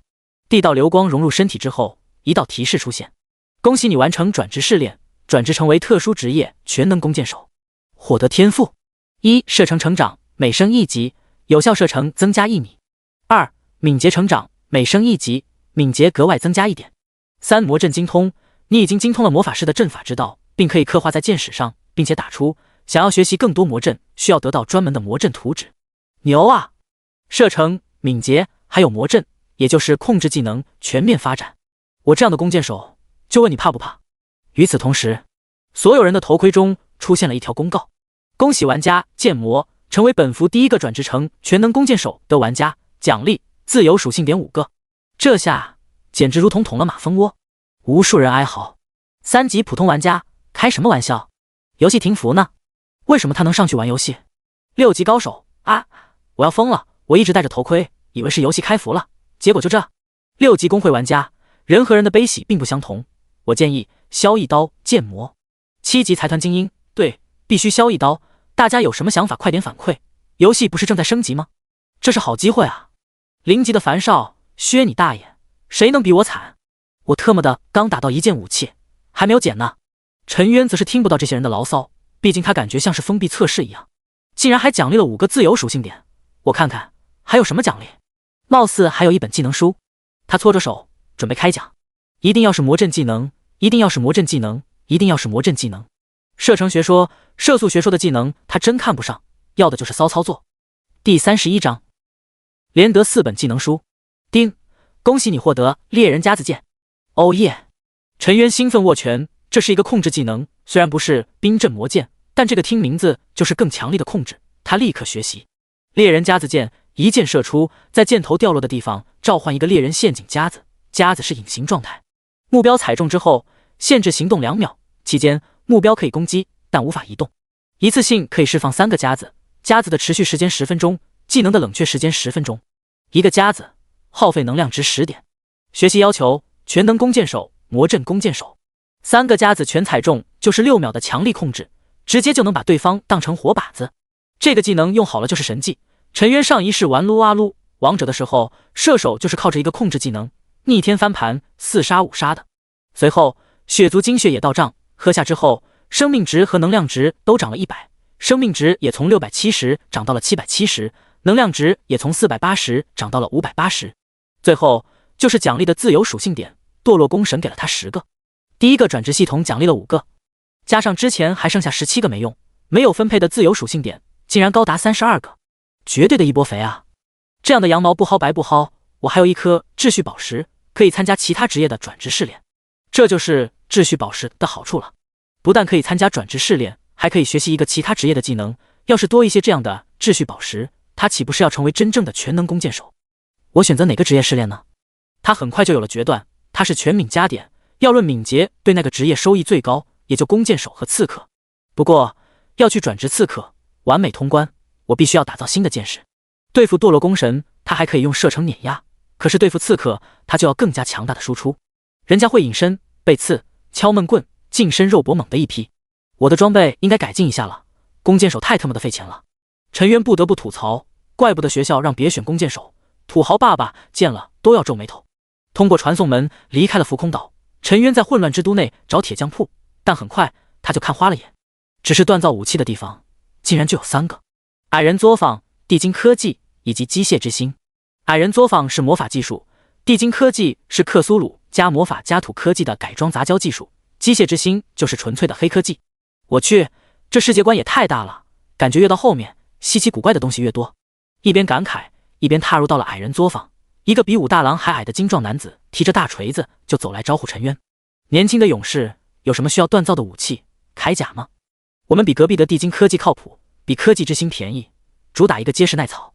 这就卷起来了，那我必须要狠狠的压价。陈渊心中一喜，直接向对方叙述了他的要求：要锻造剑矢，可以破防黄铜级别的生物护甲，最重要的是射进去之后，在对方拔剑的时候，箭头必须断裂。对方一听，眼睛大亮，立刻递给陈渊一杯妖精啤酒，兴奋地伸出2根手指：没问题，我就喜欢有挑战的武器，一支箭矢造价2000铜。尼玛，这么贵！陈渊转身就走，哼道：机械之心给我报价1000。对方急了：别走啊，你要求破甲效果，箭头我得用一点魔铜，还要设计断裂魔纹，1500真不能再低了。陈渊不理会，继续往外走，走的方向是地精科技。1000就1000，这样我再给你整点更好的创意，保证让你满意。比如对方不想拔剑，而是想要把剑穿透身体，从后方取出来，我在尾部也设计断裂魔纹，让剑尾也断裂在他身体内。地精科技，机械之心，绝对没有我这水平的。矮人一脸肉疼，这价格真的不赚，就只能交个朋友了。闻言，陈渊停下了脚步，回头看着这个大矮子，这是个有想法的匠人，我就喜欢你的骚操作。他直接把身上的1万铜拍在主桌子上，豪气的道：先给我订购1000支剑士。大矮子嘴角狂抽，1000支剑士的价格就是100万铜，你给1万的定金也太少了。但是看到陈渊不耐烦的模样，他一咬牙：我伟大的山丘锤王答应了，合作愉快，我半天就给你赶制出来，下次希望还能光顾。你还山丘锤王？我想问一句，可曾认识西北锤王？吐了一句槽，陈渊转身就走。热情好客的山丘锤王拉住陈渊，笑道：年轻的勇士，你是不是也想在混乱之都成神？这里不压制神格，在外面不能凝聚神格的人都来这里，堕落攻神，毁灭刺客，绝望法师。不过想要提升实力，最快的办法有2个，一个是去佣兵之身的冒险酒馆接任务，另一个就是去秩序之神的秩序之塔挑战。只要通过10086层试炼，就可以直接凝聚神格，而且每通过一层，根据通关的等级不同，会得到一定的奖励。有这好事？这次的版本改动太大了吧，以前从未听过秩序之塔。陈渊本来想下线问一下飞雪，但一想他要是下线了上不来怎么办，还是趁着游戏封闭测试的时候多薅羊毛，把其他人甩得越远越好。佣兵之神的冒险酒馆日后再去，任务永不会缺。这个秩序之塔明显就是新出的地图，咱得去破个出。最关键的是，秩序之塔是秩序之神的地盘，秩序宝石这里面会不会也出产呢？怀着激动的心情，陈渊走了1个小时，才来到了一座高耸入云的高塔。年轻人，你是否也感受到了秩序的光辉？愿意接受秩序的试炼，成为秩序的信徒？一道恢宏的声音问道。是的，赞美秩序。陈渊学着这里人说话的语言风格回答。赞美秩序。随着声音结束，一道提示出现。叮，你接受了秩序之神的试炼任务，成为秩序之神的信徒，1秒钟后进入到秩序之塔。叮，你是秩序之塔的第1位试炼者，奖励1本基础技能探查术。探查术可以探查不高于自身5级的生物数据，无冷却，无消耗，全职业通用。竟然真的白嫖了一个技能。眼前白光一闪，陈渊直接被传送到了一个大殿内。大殿是圆形，直径有300米，高也有100米。他对面站着一个全身溃烂的男子，他看到陈渊以后癫狂的嘶吼：我不过就是杀死了我的哥哥，娶了我的嫂子，秩序之神竟然毁灭了我的王国，把我囚禁在这里，你是秩序的信徒，我要杀了你！陈渊赶紧后退拉开距离，然后甩出一个探查术，知己知彼才能百战不殆。亚瑟王的叔叔艾伦法师重伤状态，等级11，黄铜，生命11000，施法距离50米，物理攻击56，法术攻击260，物理防御23，法术防御130，移动速速15米每秒，攻击速度2次每秒。技能1，冰冻术，瞬间冰冻目标，禁锢1秒，瞬发技能，无技能弹道，无技能前摇，冷却时间30秒。2，冰锥术，释放一道冰锥，穿刺目标，造成500点法术伤害，技能前摇1秒，冷却时间60秒。3，冰链术，释放出一条冰链，缠绕住敌人，限制敌人行动的同时，每秒造成100点法术伤害，持续时间10秒，技能飞行时间1秒，距离越长，飞行速度越多，冷却时间60秒。4，魔法弹，瞬发一道魔法攻击，法师的普通法术攻击。5，召唤巨狼，召唤石头北方冰狼，冷却时间1小时。我擦，终于见到法师怪了，这属性也太恐怖了！5个主动技能，不，应该是4个，其中1个是普通的法术攻击。怪不得说法师是炮台，射程远，输出强，控制足，要不是他选择的是全能弓箭手，也得说一声法爷 YYDS。不过血量也是脆的可以，典型的弓高，血薄，大脆皮。就在陈渊探查对方的时候，一发魔法弹就飞向了陈渊。陈渊一个 Z 字跑动，轻而易举地躲避开了对方的普通攻击，然后快速地拉近距离。他 18.6米每秒的移动速度，高达 0.885 秒的转身反应速度，魔法弹飞行的距离足够他做出反应。好快的速度，好快的反应！艾伦法师眼中闪过一抹震撼，但随即抬起法杖，在陈渊刚刚张开长弓的时候，咔嚓！第1技能冰封术，陈渊瞬间被冻成了冰雕。紧接着，艾伦法师发动第2技能冰锥术，在陈渊身上的冰冻刚刚解除控制的时候，巨大的冰锥刺穿了陈渊的身体。负500，陈渊770的血量一下子就去了一大半。他忍住疼痛，快速给灌下一个超大疗伤药，把血量回满，然后张弓射箭，嗖嗖，两箭射在对方身上。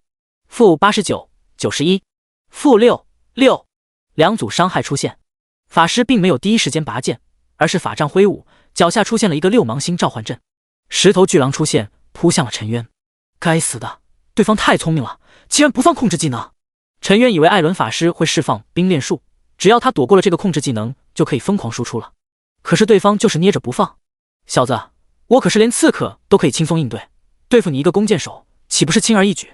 作为法师，只要捏着控制技能不放，就是最大的威胁。什么时候放呢？当然是可以秒了对方的时候。等到巨狼扑向陈渊的手，艾伦法师才慢悠悠地拔出身上的剑矢，丢掉在地上，暗骂一声，竟然还有持续伤害，果然是受到了神的眷顾。该死！这时候的陈渊快速的后退，然后查看巨狼的信息。北方槟榔，等级10，生命值3万，物理攻击100，物理防御50，移动速度25米每秒。技能冰牙，咬中敌人之后降低 20% 的移动速度， 20% 的攻击速度，不可叠加，无冷却时间。陈渊感觉到一阵牙疼，召唤物竟然也有特殊攻击效果，还是减速的。最烦的就是这种法师，一个人可以组成一个团队，要肉盾有肉盾，要控制有控制，要输出有输出。这就是法师的玩法，超强的控制加上暴力的输出。貌似弓箭手也可以这样，单挑无敌啊！陈渊现在的速度 18.6 米每秒，减速 20%， 速度就降到了 14.88 米每秒，刚好比艾伦法师低一点。艾伦法师跟着陈渊就是一顿输出，他的普通法术攻击260，打陈渊一下，除去法术防御18点，就是242左右。石头巨狼一头咬陈渊一口，就是100攻击，减去70的物理防御，等于30点，石头就是300点伤害。一乱攻击下来，直接打542左右的输出，简直可怕的一笔。如果你这是这样，那就结束吧。但陈渊根本就不慌，他还有32点自由属性还没有用，一口气直接加了20点敏捷，移动速度的数据暴增到了 20.6 米每秒。先是灌下超大疗伤药，把血量拉满，然后使用一把驱散药剂解除负面状态，瞬间加速，直接带着石头巨狼就把艾伦法师摔在了后面，让他脱离了艾伦法师的攻击范围。艾伦法师急了，赶紧追赶，害怕陈渊使用放风筝战术磨死了巨狼。就在这个时候，陈渊却突然回头扑向了他，手中的长弓疯狂爆射，噗噗噗！艾伦法师身上炸开3朵血花，他惊惧陈渊的果决，但也临危不乱。按照陈渊此刻的速度，预判陈渊的位置，反手就是一道冰炼术，咔嚓！冰链从他手中延展，射向陈渊，要捆住陈渊。深蓝加点，陈渊的速度却陡然再次暴增，直接就是5个点的敏捷加上这一招，就连以敏捷见长的堕落弓神都反应不过来，何况一个法师。冰炼术直接落空，陈渊就顶着石头巨狼的撕咬，追着艾伦法师爆射。可恶的小子，比盗贼还奸猾！艾伦心惊陈渊的战斗意识，把他的控制技能给骗了出来，他必须撑过30秒，等待下一个冰封术才行。这期间技能全部处于真空期，根本就不是陈渊的对手。他立刻往后跑，可是刚一后退，咔嚓一声，地面出现了一个捕猎巨熊的夹子，把他的双腿死死地卡住。正是陈渊早就射出的猎人夹子剑。剧烈的疼痛让艾伦法师嘶吼，但被人拿捏在鼓掌之中的更难受。他只能伸手拔身上的箭矢，可是他拔的根本没有人家射得快。当夹子的2秒禁锢结束，他赶紧学着陈渊进行 Z 字跑动，可刚抬脚，咔嚓一声，又是一个夹子。陈渊可是游戏高手，最喜欢预判敌人的预判。艾伦法师都要疯了，这时候的陈渊已经基本跟他贴脸了，想躲开箭矢都不可能。陈渊一脚把艾伦法师踹倒，然后疯狂爆射，好不容易撑到冰封术的冷却时间，艾伦法师一个冰封把陈渊冻住，然后快速的后撤，可刚一抬脚，再次踩中了夹子。这一刻，艾伦法师崩溃了。你这叫弓箭手？全能弓箭手，厉害吧？艾伦法师发呆，难道他在这里关得太久，弓箭手职业又出了了不得的人才，发明了新的技艺？负6、6、6，恐怖的流血伤害在疯狂的吞噬他的生命，也摧毁他最后的斗志。你赢了！艾伦法师感受生命的流逝的速度，他颓然地坐在地上，放弃治疗了。他的控制技能还有30秒才能好，可对方的伤害太猛了，他根本撑不到下一轮的技能冷却。你愿意听我的故事吗？艾伦法师一挥手，让巨狼停止了攻击。陈渊没有回答，而是疯狂爆射，在10秒后。你还真是谨慎。艾伦法师惨叫一声，连同4头巨狼一起炸成了血雾。丁，你击杀亚瑟王的叔叔艾伦法师，获得经验值220，越级击杀奖励经验值100点。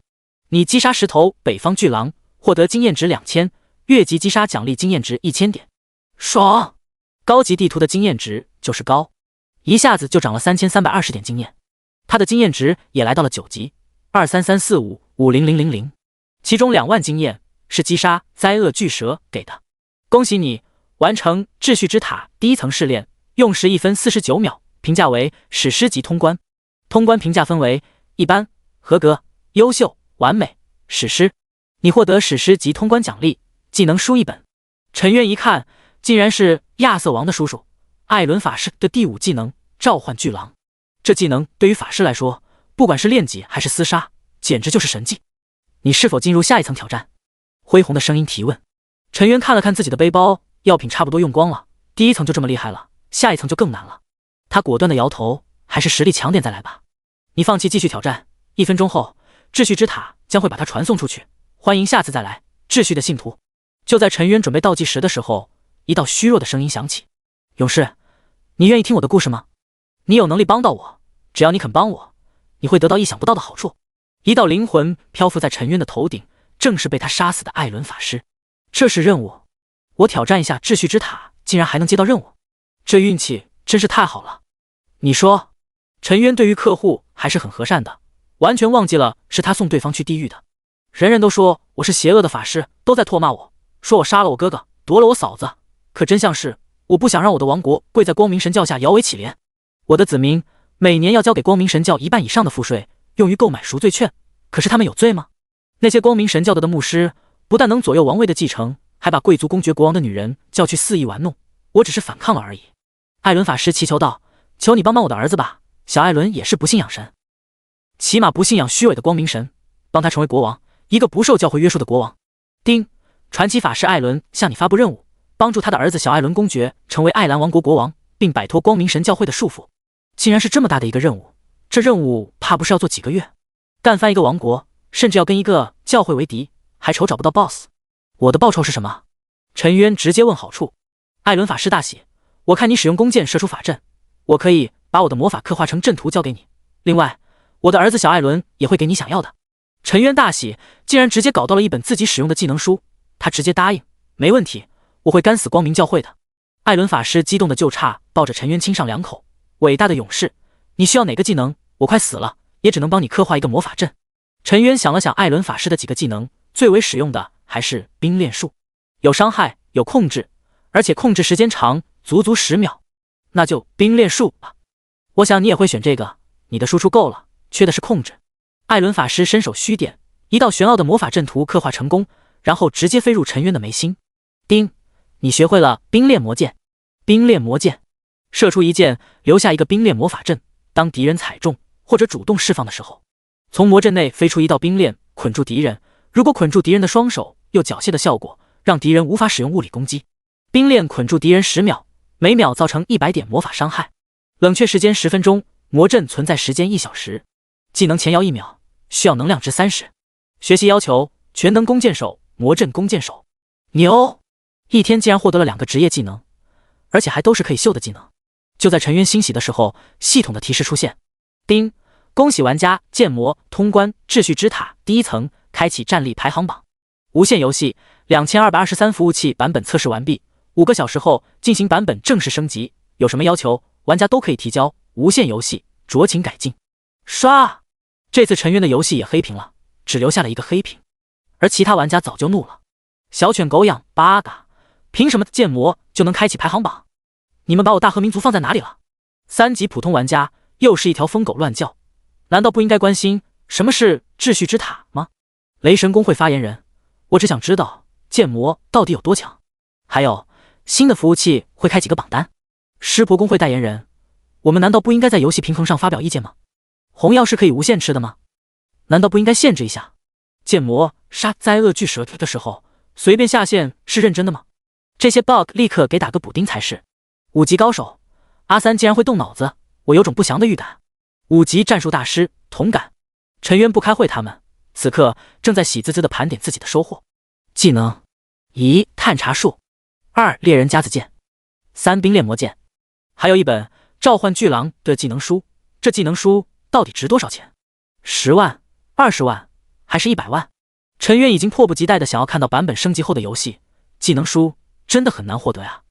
第32章，挑战毁灭刺客。版本升级的时间非常难熬，这让陈渊想起了以前游戏服务器重启，他好不容易去网吧，机子都开好了，结果一天都玩不了，那个难受啊。好在可以看这些傻雕玩家在聊天频道上不断的吐槽游戏的不合理，他们无非就是觉得陈渊的天赋在前期太逆天了，都想把陈渊削一刀。尤其是陈渊下线以后竟然还能打输出，是个人都忍不了，这让其他玩家怎么玩？随着抗议的人越来越多，无限游戏官方终于给出了回复，可以随意下线，这是对每一个游戏玩家的保护，不能因为个别玩家的天赋十分契合这个规则就随意的更改规则。如果你们不服气，那你们就在无限游戏中找到漏洞，找不到漏洞就说明你们无能。按照你们的说法，是不是要把所有拥有神级天赋的玩家都要削一刀？那选择100%痛感模拟的人岂不是吃了大亏？本游戏讲究的就是付出多少才能得到多少，玩家们背对的心口疼。3级普通玩家，我擦，这游戏的狗策划要是敢出来，我保证不打死他。5级公会玩家，妈妈问我为何如此难受，我只想说，一个人工智能竟然嘲讽我，最关键的是我还没有办法锤他。湿婆公会发言人，我怎么感觉像是在骂我？但我没有证据。小犬狗养，那无限制嗑药的问题呢？怎么解决？就在众人一片骂街声中，无限游戏又做出了官方的回应。关于可以无限嗑药这点，我们觉得还是可以削一刀的。这下玩家们都打起了精神，毕竟大家都清楚剑魔的高输出最大的一个因素就是因为他站得住，如果嗑药被限制，他就不可能顶着野怪的疯狂攻击直接站撸，而是要考虑自己是不是会死。剑魔这输出最少也要打一个骨折。湿婆公会代言人，给吃红药加一个冷却时间，就像技能一样。小犬狗养，我觉得有些地图应该限制嗑药。5级辅助玩家，小了，格局小了，我们建议直接取消红药，让奶妈站起来。就在众人七嘴八舌的建议的时候，无限游戏给出了直接的回复。经过细致调查以及严密取证，并且听取了专家的意见后，我们认为最好的解决办法就是药品的价格提高10倍，买不起药就喝不起药。这个办法怎么样？这条消息一通，所有人都傻眼了，只有陈渊笑得肚子疼。整个服务器中要论赚钱的速度，谁最快？陈渊敢说第2，没人敢说第1。药品价格暴涨，只会让他跟其他玩家的差距拉得越大，这哪里叫做削一刀？这简直是史诗级加强！有木有？聊天频道内惨叫一片。3级普通玩家，我怎么感觉这种解决问题的办法有种短视频专家的味道？你怕不是短视频看多了吧？1级矿工，我也记得专家都是这么干的。那些专家建议火车票难买怎么办？提高价格啊！景区的人太多怎么办？把免费的门票变成收费的呀！5级高手，我就知道会是这样。无脸 JPG。3级普通玩家，策划爸爸，我们收回刚才的话怎么样？其实不用削一刀，现在就很好。6级工会精英，万人血书，求不要涨价，资本家看了都要流泪。是的，工会财团都玩不起，他们才是嗑药大户。普通玩家游戏币难赚，都是省着点花，他们是为了冲级别，专打高级怪，想要吃越级击杀的奖励，那就必须把红药当水喝。无限游戏官方直接回复，已经升级完成，无法修改。陈渊快笑抽了，只能说一句，干得漂亮。有一些玩家还是不甘心。某4级经济学家，我以专业的角度告诉你们，这么干会引起游戏内的通货膨胀。他这么一提醒，玩家们纷纷站队表示支持。很快，游戏官方给出了解释。你说的确有道理，为了解决通货膨胀的问题，我们决定把货币兑换比例进行调整。原本1银币能够兑换100铜币，现在1银币兑换1万铜币，1金币兑换1万银币，这样就不会存在通货膨胀了。我尼玛！玩家们直接崩溃了。1级矿工，你们不但提高了药品的售价，竟然还要让铜币贬值，你割韭菜也不能光割穷人的啊！5级高手，实锤了，这绝逼是从短视频学来的经济学。5级辅助玩家，哈哈哈，奶妈史诗级加强。奥利给，以后别买红药了，花钱雇个奶爸。有人还想再提意见，下面发出了一连串的闭嘴。别再让无限游戏乱改了，它明显参照的就是短视频专家的解决方案，只会颠覆你的三观。5个小时在这种聊天打屁吐槽嬉闹中很快就过去了。刷，所有人眼前一亮，直接进入游戏，接着就是一长串的游戏升级公告。顿时有人欢喜，有人愁。3级普通玩家，3级主城没有了，直接就是1级主城，分成了3大阵营。财团工会掌握的那些副本通关绝密没有了，哈哈哈，爽！5级高手直接开放了所有等级的怪物，财团工会想要垄断副本，异想天开啊！民间高手的时代来临了。5级战术大师，游戏的难度也增强了，主城直接取消了那些野兽类怪物，全都是类人怪，难打的一比，高手只会越来越强，菜鸡会越来越菜。7级军中精锐，快看榜单！榜单出来了，众人才发现，在他们背包栏的旁边竟然出现了一个榜单，等级榜。第1名剑魔，等级9，职业全职弓箭手1转。第2名盛宴大虫子，等级7，职业坦克。第3名血滴子，等级7，职业刺客。第4名银无伤，等级7，职业法师。第5名狙击枪打蚊子，等级7，职业辅助。榜单一出，很多人直骂娘，樊少该死的，剑魔是神级天赋我认了，其他4个是什么鬼？难道也是神级天赋或者神级道具开局？5级高手暴行者10086竟然都没有上榜，水太深啊！很多还在探听这些人的来历。下面一个榜单也出现了，战力榜。第1名剑魔，史诗级通关秩序之塔第1层。第2名无。接着系统提示出现，榜单每1星期结算一次，榜单第1名奖励自由属性点10个，第2名奖励3个，3到5名奖励1个。很多人都提出了意见，等级榜很好判定，可是战力榜凭什么要打秩序之塔呢？凭什么不能真人 PK？ 如果不服，每次结算之前可进行战力榜挑战，胜者代替败者的名次。提示：秩序之塔是秩序之神的神殿，选取秩序的信徒，挑战之后按照通关评级会发放一定奖励。5次史诗级通关可以获得1枚秩序宝石。轰！玩家都被这个消息给震撼了，就连陈渊也是心情激动，秩序宝石竟然可以通过挑战秩序之塔获得。6级财团精英，秩序宝石非我们莫属。5级高手，做梦吧，看看史诗级通关要求再说。玩家们都点击查看，史诗级的通关需求只需要满足2个条件之一就行。第一，3分钟内干掉对手。第二，不损失1点生命值干掉对手。这是人能办到的？开什么玩笑？可是剑魔做到了，他那个恐怖的天赋太变态了，策划爸爸真的不考虑削一刀吗？这时候各大财团工会也在开会，针对2223服务器的升级版本，他们开启了战略研讨会。他们害怕不仅仅是2223服务器这样改动，连老的服务器也会这样改动，那就太可怕了。陈渊则是心中暗喜，这次版本的升级更有利于个人的发挥，而非团队作战。他要做的就是拉开跟其他人的差距。出了秩序之塔后，他也不耽搁，直接就去找拍卖行。幸好这个地方还有拍卖行，是属于时空之神的产业。他把自己得到的技能书直接挂在上面，下一刻一条系统公告响起：叮，玩家剑魔拍卖技能书召唤巨狼。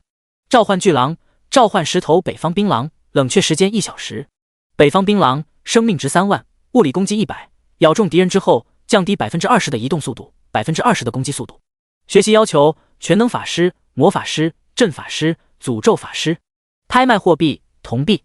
这条公告世界加粗置顶，就差对到所有玩家的眼睛里。5级高手，不是吧？这就出技能书了，而且还是一个超级变态的召唤技能。有了这个技能，我能无伤单刷10级 BOSS。7级军中高手，难道你不应该看看职业的改动吗？一转职业竟然是4个，岂不是说每一个职业都增加了一个新方向？5级战术大师，职业变多，技能书就更贵。0级樊少，谁他妈都别跟我抢，我跟他急，我祖传法师职业50万铜。拍卖行内顿时掀开了血腥厮杀。开始人们觉得樊少恶意抬价，很快他们就发现自己错了，竞争的人太多了，财团、工会都在出手，就连3大兵团也开始下场。这次游戏改动之后，所有人都明白了技能书的珍贵。最后，一位名不见经传的梅林大法师以200万铜的价格压倒了所有人。游戏币现在太值钱了，药品的价格又上涨了，就连樊少也只能哀叹技能书太贵，买不起。叮，你的技能书召唤巨狼拍卖成功，已被梅林大法师出价200万铜后买，收取 10% 的管理费，您一共获得180万铜，已经转到您的账户。太爽了，又有钱了。有钱之后就是要花钱，赚钱爽，花钱更爽。陈渊收到铜币之后，先去了矮人作坊，支付了99万铜的尾款。山丘锤王激动地邀请陈渊去妖境酒馆逍遥，这个顾客太豪爽了，竟然敢用这种一次性的剑士。大主顾啊！陈渊谢绝了对方的好意，拿起一支剑士查看。魔铜断裂剑，品级黄铜，可以刺穿黄铜级别的盾牌，黄铜级别法师的护盾魔法，一次性消耗品。你这东西行不行？不行我就要砸了你的招牌。这东西要是出问题，陈渊就可能送命。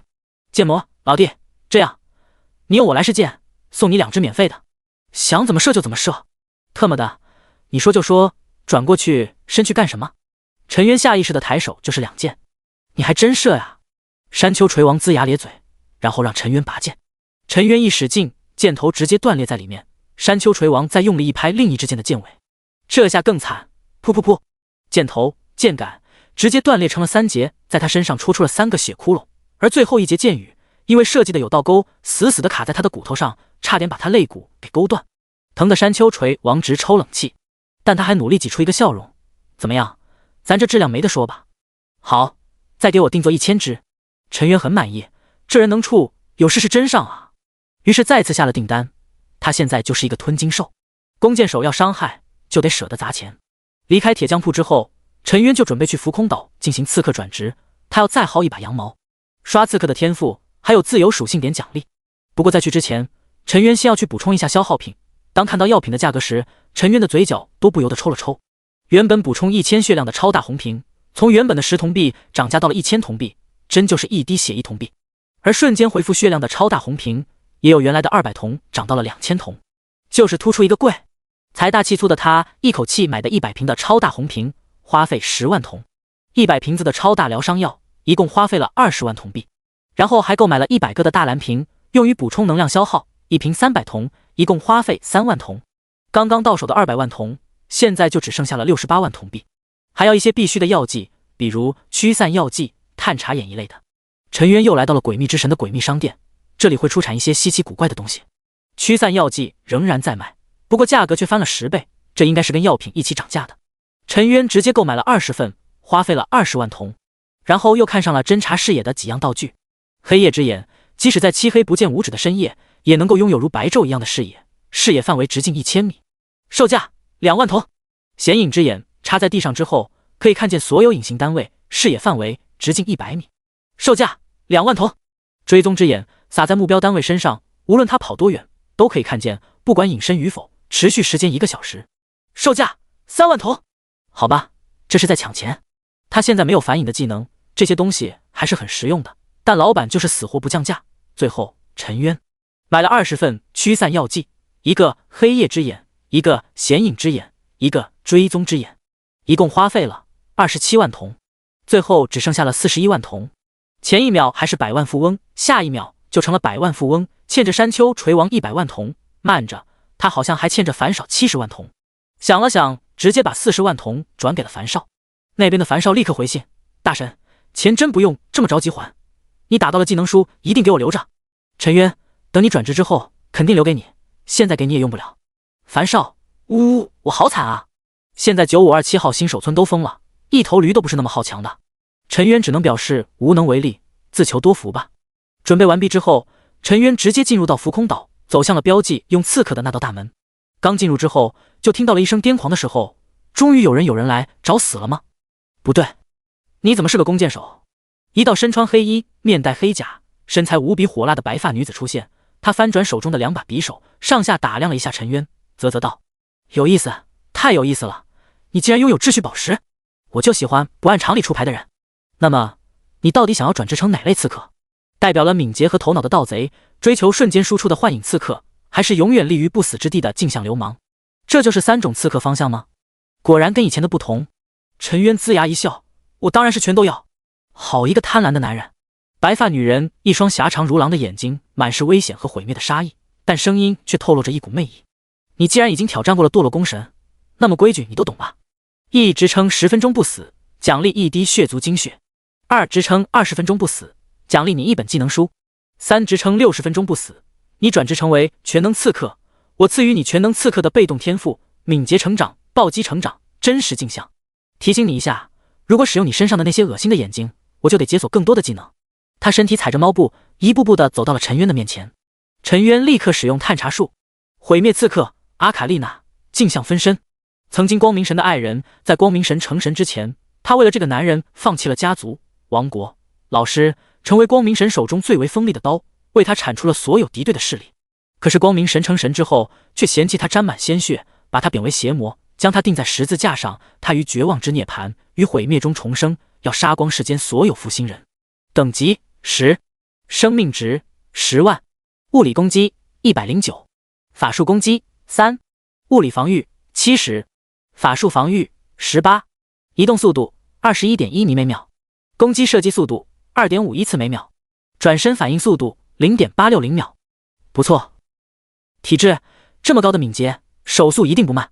毁灭刺客阿卡丽娜笑得极为妖媚，像极了一条美女蛇。陈渊却不敢掉以轻心，虽然阿卡丽娜的攻防数据是复制自己的，可是技能才是最为关键的。技能用好了，可以让基础的攻防数据变成加法、乘法，甚至是乘方运算。他扫视对方的技能，第一技能疾风前行，进入隐身状态，速度增加 50%， 被攻击和主动攻击后隐身状态消失，主动攻击时可以打出破影一击，出现双倍伤害。隐身持续时间5分钟，无前摇，冷却时间5分钟。第二技能真实镜像分身，一重分出一个跟本体一模一样的真实镜像，拥有本体100%的攻击力，甚至可以释放本体的所有技能。镜像分身释放的一瞬间，可以出现移形换位的效果，破除身体的一切负面控制效果。镜像持续时间5分钟，无前摇，冷却时间10分钟。第三技能血魔之舞，瞬间打出10次普通攻击，用匕首在目标身上刻画鲜血魔纹，魔纹刻画完成会形成2段伤害，2段伤害为10次伤害的总和，如果没有刻画完成，无法启动2段伤害。10次攻击可以叠加暴击、毒素、诅咒等一切附着伤害。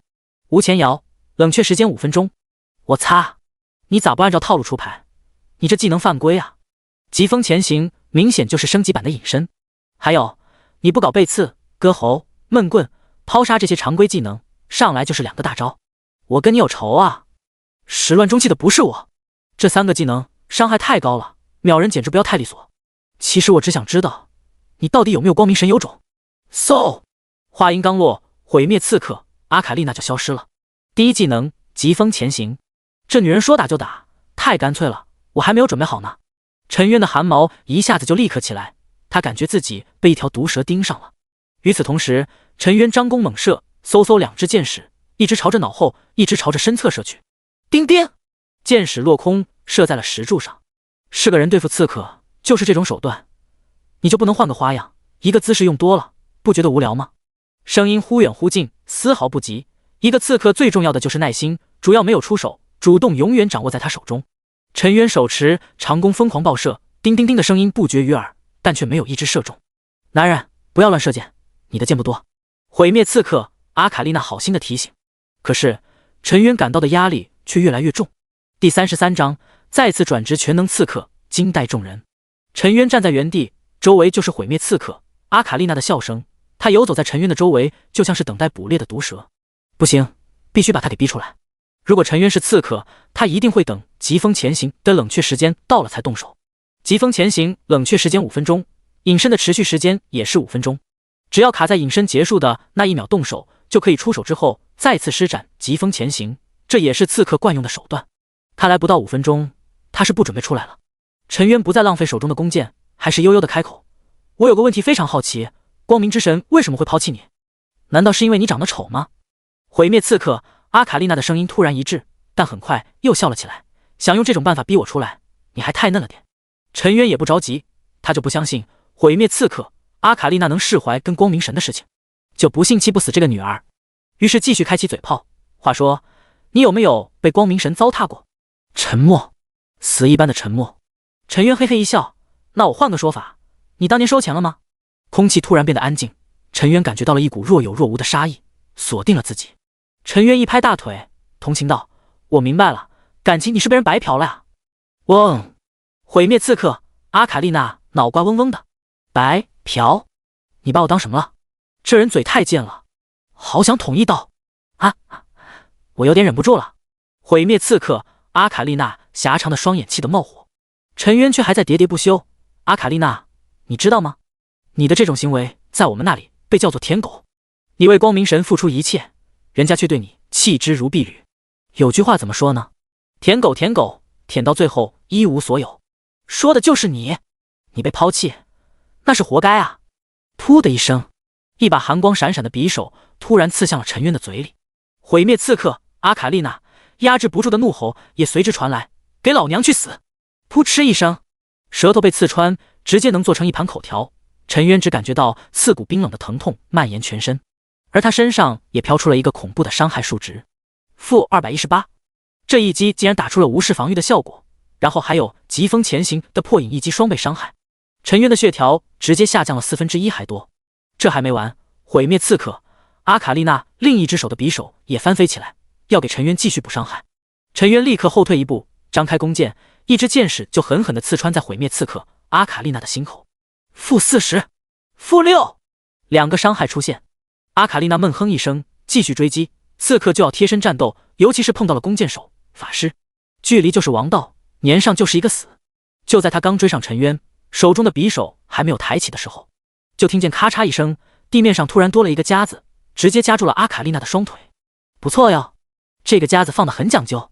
堕落宫神这些年还是开发了一些有用的技能。阿卡丽娜称赞一句，然后直接伸手拔剑矢，可一拔之下，箭头直接断裂。他拔了一个寂寞，这让他更赞赏，有想法。这貌似是矮人的魔纹锻造手法。而与此同时，陈渊的第二支箭已经射在了他的咽喉上。-109，-6，两个伤害瞬间出现，其中一个还是要害攻击带来的无视防御伤害，当然还有上一支箭矢的-6流血固定伤害。阿卡丽娜眼神冰冷，她瞬间明白陈渊射出的箭是带有持续伤害的效果，不把箭矢给弄出来，她的生命只会不断的流逝。于是想也不想，一掌拍在了箭矢尾部，想让箭矢洞穿咽喉，从咽喉穿透而过。可这一下，阿卡丽娜都不由得骂娘了，一支箭竟然直接断裂成了4节，其中3节因为她强大的力度洞穿了她的咽喉。-109，-108，-110，3个恐怖的伤害出现，这竟然是他把自己给弄伤了。这箭矢的设计太阴毒了，而箭矢的尾部因为有倒钩，死死卡在了女人的颈椎上，疼得阿卡丽娜都不由得轻哼一声。而就在阿卡丽娜拔出箭头的这个时间，陈渊又射了她一箭。没事，尽管拔箭，看你拔箭的速度快，还是我射箭的速度快，反正优势在我，我不急。毁灭刺客阿卡丽娜被气笑了，小贼，这就是你从堕落宫神哪里学到的本事？全都是一些不入流的下作手段。手段下做不下作重要吗？重要的是管用就行。陈渊继续爆射，专门攻击对方的要害。噗噗噗，又在对方身上射了3箭。这次阿卡丽娜算是明白了，眼前这小子的箭矢伤害有大问题，不能再继续被箭矢射了。伤害在恐怖的叠加，而陈渊还是一边射一边往后退，很快就和对方拉开了安全距离。眼看胜利的天平朝着他倾斜，就在这一刻，陈渊的视野中，毁灭刺客阿卡丽娜的身体突然一晃，由一个人变成了2个，正是阿卡丽娜的第二技能真实镜像分身。这个技能一使用，阿卡丽娜瞬间摆脱了陈渊夹子的控制，因为真实镜像发动的时候有一行换位的效果，阿卡丽娜的本体和镜像竟然都出现在了陈渊的身边。这才是镜像流氓之所以成为一个职业的原因，灵魂技能就是真实镜像分身。这一个技能拥有解除控制效果、小范围位移加上迷惑敌人的效果，3合1。这时候2个毁灭刺客阿卡丽娜同时旋转手中的匕首，刺入了陈渊的身体，速度快到不可思议。陈渊身上迅速出现了一道血色的魔纹，被不断的勾勒，仿佛蕴含着一种神秘的规则之力。这正是毁灭此刻阿卡丽娜的第3技能血魔之舞，不，这应该叫做双血魔之舞。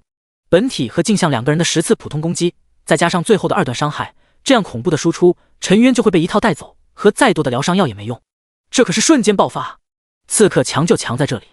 -36，-39，-38，-40，伤害在不断叠加，血魔纹也在不断刻画。陈渊赶紧后退，但是却摆脱不了对方的如影随形的攻击，就算是加技能点提高速度，可提升的速度也无法在短时间内摆脱对方的攻击范围。小贼，死吧，享受一下鲜血的盛宴。毁灭刺客阿卡丽娜轻哼道：“你妈没有告诉你，女人是很记仇的吗？”说是说过，可是你不是女人，你是舔狗。陈渊一握拳，地面上突然出现一道阵法，从阵法中钻出一道冰链，哗啦一下钻出，直接就困住了毁灭刺客阿卡丽娜。至于如何分辨真身和镜像，那就非常简单，毕竟镜像身上又没有被插着剑矢，而阿卡丽娜的镜像也得到了陈渊的招呼，一个夹子直接夹住了镜像的双腿。这一下，2个血魔之舞技能都被打断，后续伤害打不出来了，陈渊的血量也才下降了1/2。陈渊灌下一瓶超大红药，再次跟毁灭刺客阿卡丽娜拉开距离，张开长弓，疯狂爆射。冰炼魔剑得控制时间长达足足10秒，这10秒时间，毁灭刺客阿卡丽娜就是一个活靶子，噗噗噗，一朵又一朵雪花在这个白发女人的身上绽放。-100，冰炼的伤害每秒100点。-40，剑使的普通攻击破防之后的伤害。-6，流血伤害。3个伤害一出，毁灭刺客阿卡丽娜脸色变了，她很想再给自己加一个技能，只需要一个控制技能就能送陈渊去死。可之前说过，只有3个技能，这就是规则，是秩序，就连他也无法违背。毁灭刺客阿卡丽娜攥紧匕首，死死地盯着陈渊。这个控制10秒，夹子可以控制我的镜像2秒，我还有机会把你砍成人棍。陈渊呵呵一笑，那就来吧。10秒足够陈渊在他身上射上25箭，加上之前的5箭就是30箭，流血伤害1秒就是300，好可怕的输出，这都快赶上刺客的爆发了。毁灭刺客阿卡丽娜就等着镜像分身逃脱控制，直接开启了镜像的疾风前行。可这个镜像分身刚接近陈渊，就猜中了夹子，被迫退出隐身状态。好了，你通关了。毁灭刺客阿卡丽娜不得不承认陈渊很强，但陈渊却没有留手，而是继续射击。我是够了，女人话要反着听，够了就是不够。小贼，你知不知道你很讨厌？5分钟后，毁灭刺客阿卡丽娜惨叫一声，直接死亡，然后成了一根白发掉落在地。与此同时，一道系统通告出现：丁，玩家剑魔通过试炼转职成为全能刺客，因为是第一个转职全能刺客的玩家，奖励5个自由属性点。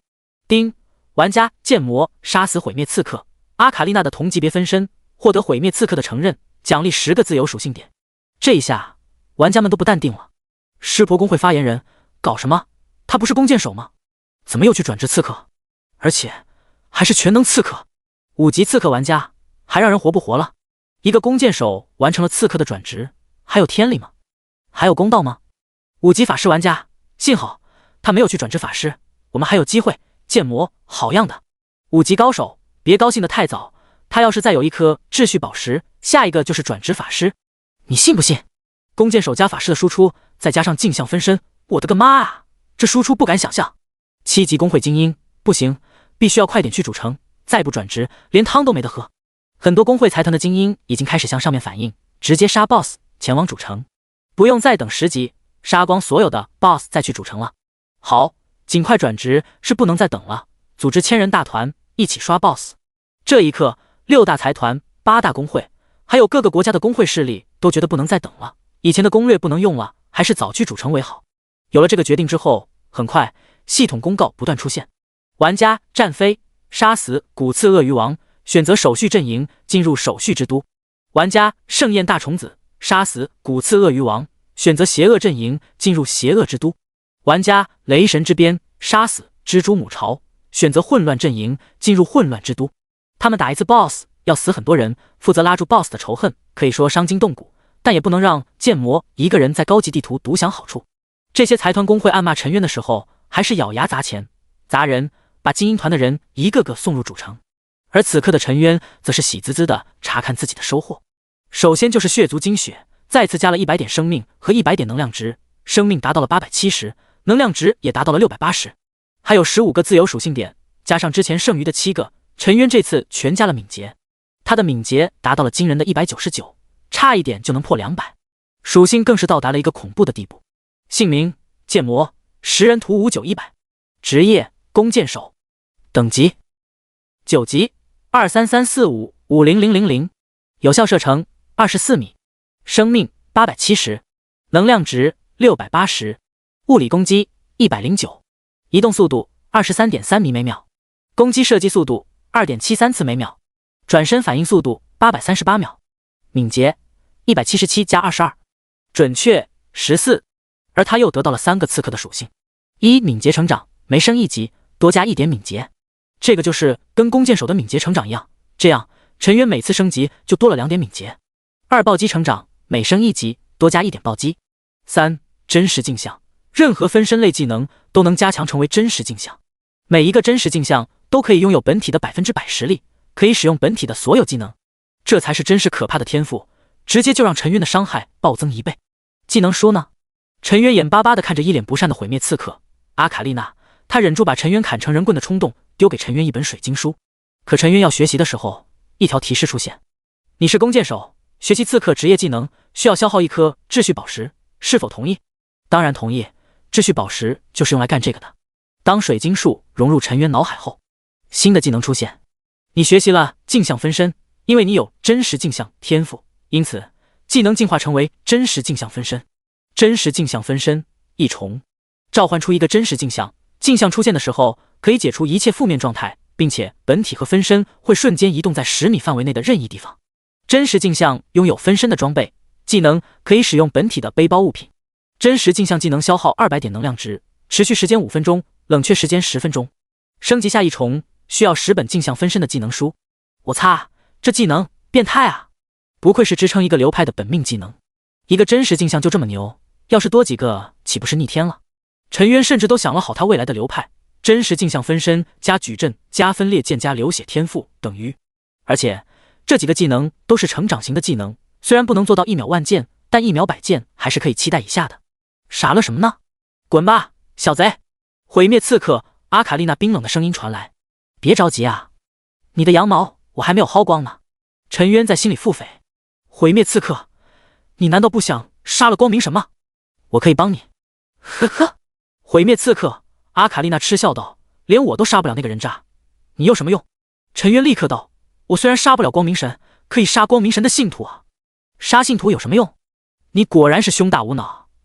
嗖，一把匕首直接擦过陈渊，陈渊的血条空了，真的空了，就留下了一滴血。这伤害，这控制就是接近神的力量吗？陈渊赶紧改口，你想啊，我杀光了光明神的信徒，他的力量是不是要下跌？你是不是就有机会干掉他？好像有点道理。毁灭刺客阿卡丽娜把玩着匕首，认同的点头。那你就帮我干掉光明神的信徒。丁，毁灭刺客阿卡丽娜向你发布任务，杀死光明神的信徒，每杀死一个，奖励1点生命值，1点能量值。哦耶，终于薅到羊毛了。陈渊赶紧灌下一个超大红瓶，恢复血量，再次建议道，我还有一个办法，让你狠狠地报复光明神。哦，什么办法？说来听听。毁灭刺客阿卡丽娜很感兴趣，走过来一副认真倾听的神色。可下一刻，他就听到了一个让他愕然的答案：你可以给光明神戴一顶绿帽子啊！怎么样，够狠吧？小贼，找死！嗖，一把匕首朝着陈渊射去。陈渊吓得赶紧跨过了大门，直接离开了浮空岛。等陈渊走后，毁灭刺客阿卡丽娜扯下了黑色的面甲，一张倾国倾城的容颜出现。他摸着自己的脸，呢喃道：也许这是个好主意。我真的那么做了，光明会不会气疯呢？小贼，你真的很有趣，我很期待你的成长。第34章，对战光明教会团。这女人够了！糟了，忘了问怎么算人头了。难道是我自己报数？那我能不能采用承包工程那一套，做一下假账呢？陈渊心里想着鬼点子，突然感觉背包里多了一件东西，那竟然是一把紫色的匕首。难道毁灭刺客看上我了，给我送定情信物？这的确是定情信物，但却不是他的。毁灭之刃，级别永恒神器。任务物品：当年光明神用神之骨骼锻造的神器，送给毁灭刺客阿卡丽娜作为定情信物。此物品可以鉴别光明神信徒，并在玩家杀死对方后收集灵魂，不可装备，不可掉落。任务完成后交给毁灭刺客阿卡丽娜后，可换取任务奖励。厉害啊！估计是最后一下直接塞进我背包的。看来女人也不是那么好骗的，被骗的舔狗大部分是男的。陈渊吐槽一句，然后考虑接下来一段时间的计划。新手村的时候，我主要是依靠流血天赋刷自由属性点，现在我应该提高自己的伤害以及单人对战能力。游戏入侵现实，我就得跟很多人厮杀。陈渊迅速地做出思维导图。第一，疯狂地提升流血天赋的等级，这次不是为了自由属性点，而是为了增加伤害，6层的流血太低了。第二，做任务提高血量上限，做一个能够真正站撸的弓箭手。第三，多学几个刺客技能，在游戏里他是弓箭手，在现实中他就是刺客职业，彻底和剑魔的身份分开，剑魔不出现在现实，谁能找到他？第四，继续刷手杀记录，自由属性点的奖励不要白不要。第五，有了下一颗秩序宝石，先去挑战其他职业的转职试炼，技能不一定学，羊毛一定要薅干净。这下未来的路就很清晰，杀光明神信徒，挑战秩序之塔，刷其他4个职业的转职试炼，3.1线，完美。当然，陈渊之前也想着先不学习技能，而是先拿着秩序宝石去转职试炼，可是查过资料之后就发现这是不行的，秩序宝石在进行第2次转职试炼时就会碎裂。他现在缺的是技能，而且陈渊也相信很少有人能通过全能职业的转职试炼。果然，下一刻一道系统公告出现，恭喜玩家盛宴大虫子转职成为尖刺肉盾，因为是第1个转职成功该职业，获得自由属性点1个。陈渊一愣，才1个自由属性点，跟自己15个奖励简直天差地别。下面盛宴大虫子也留言骂道：太不公平了，凭什么给我奖励1个自由属性点，给剑魔奖励15个？很快，下一条通道响起，叮，恭喜玩家雷神之鞭成功转职元素法师，因其未能坚持到最后，没有职业天赋，没有技能书，玩家可进行2次挑战，10次挑战失败后将再也无法进行职业试炼，从而无法获得职业天赋。建议玩家等到10级之后再进行挑战，不要浪费机会。这下吃瓜的玩家们彻底不淡定了。5级高手太可怕了，3个人挑战，3种结果，这么一对比，我不得说一句，剑魔牛逼。暴星者10086，大炎国的玩家注意，我代表3大兵团提醒大家，职业转职不是儿戏，直接影响未来战力。雷神之鞭也算是拥有神级天赋的鹰将玩家，可是他的天赋是后期天赋，竟然也会挑战失败，可见专职试炼的难度又增加了。你们不是剑魔，不要学他。盛宴大虫子，我也是后期天赋，但我赢了，这下心里舒服了，果然幸福感来自于对比。雷神之鞭，雷神今天硬不起来了吗？雷神之鞭，哦，该死的上帝，信不信后期我把你电成狗？此刻刚要进入试炼大门的飞雪突然停下了脚步，他翻开好友列表，找到了剑魔，直接发了一条信息：什么时候转职全能辅助？你通关后，我想买一份攻略，价格随你开。还有这好事？陈渊收到消息的时候一愣，突然有了一个想法，卖攻略也是能赚钱的呀。他试探地说了一句：1颗秩序宝石。陈渊也就是试探一下，没有想到对方直接回复了：可以。我去，这么干脆？你能弄到秩序宝石？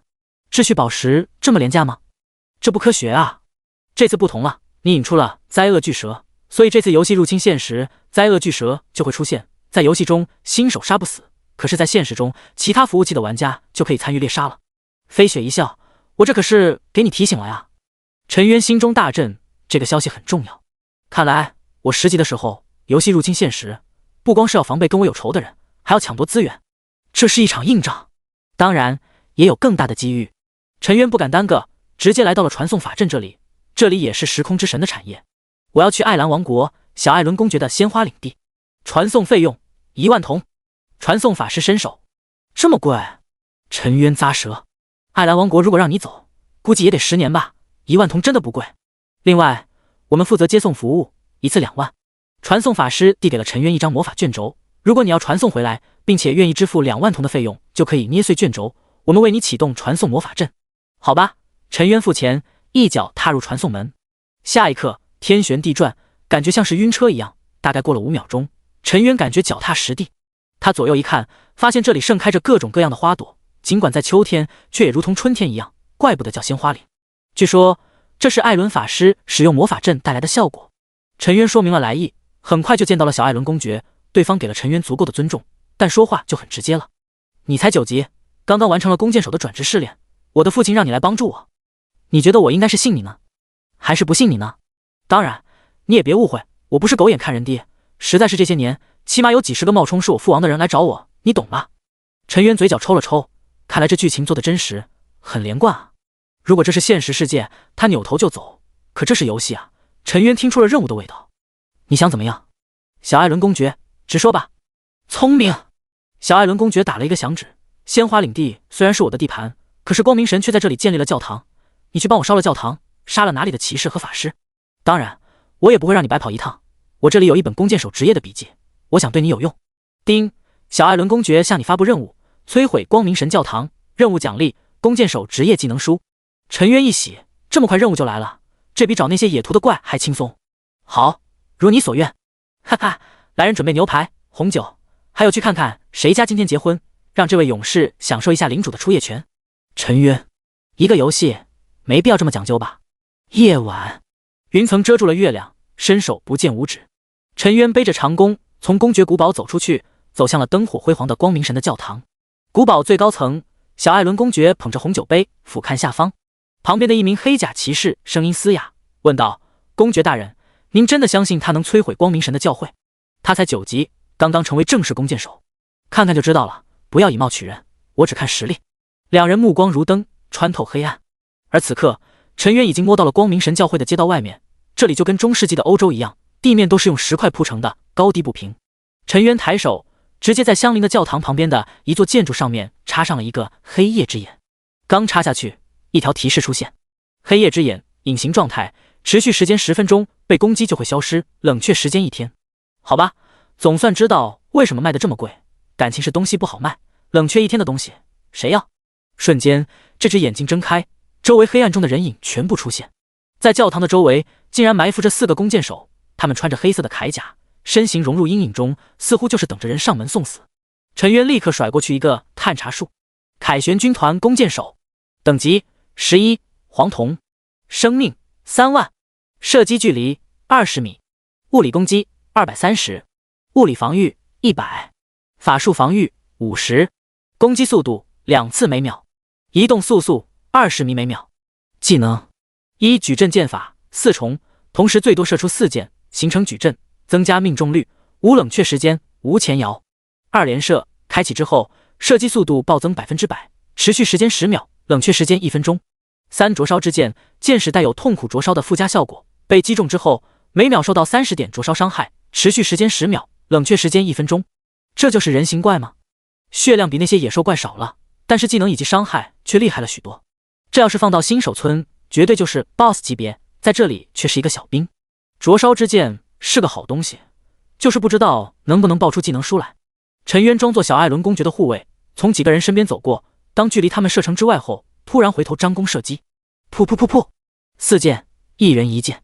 山丘锤王制造的魔铜断裂剑直接穿透了2人轻型铠甲，射在了他们的身上。人形怪就是这点好，不会无缘无故的攻击你，不像是野兽怪，进入仇恨范围就会攻击。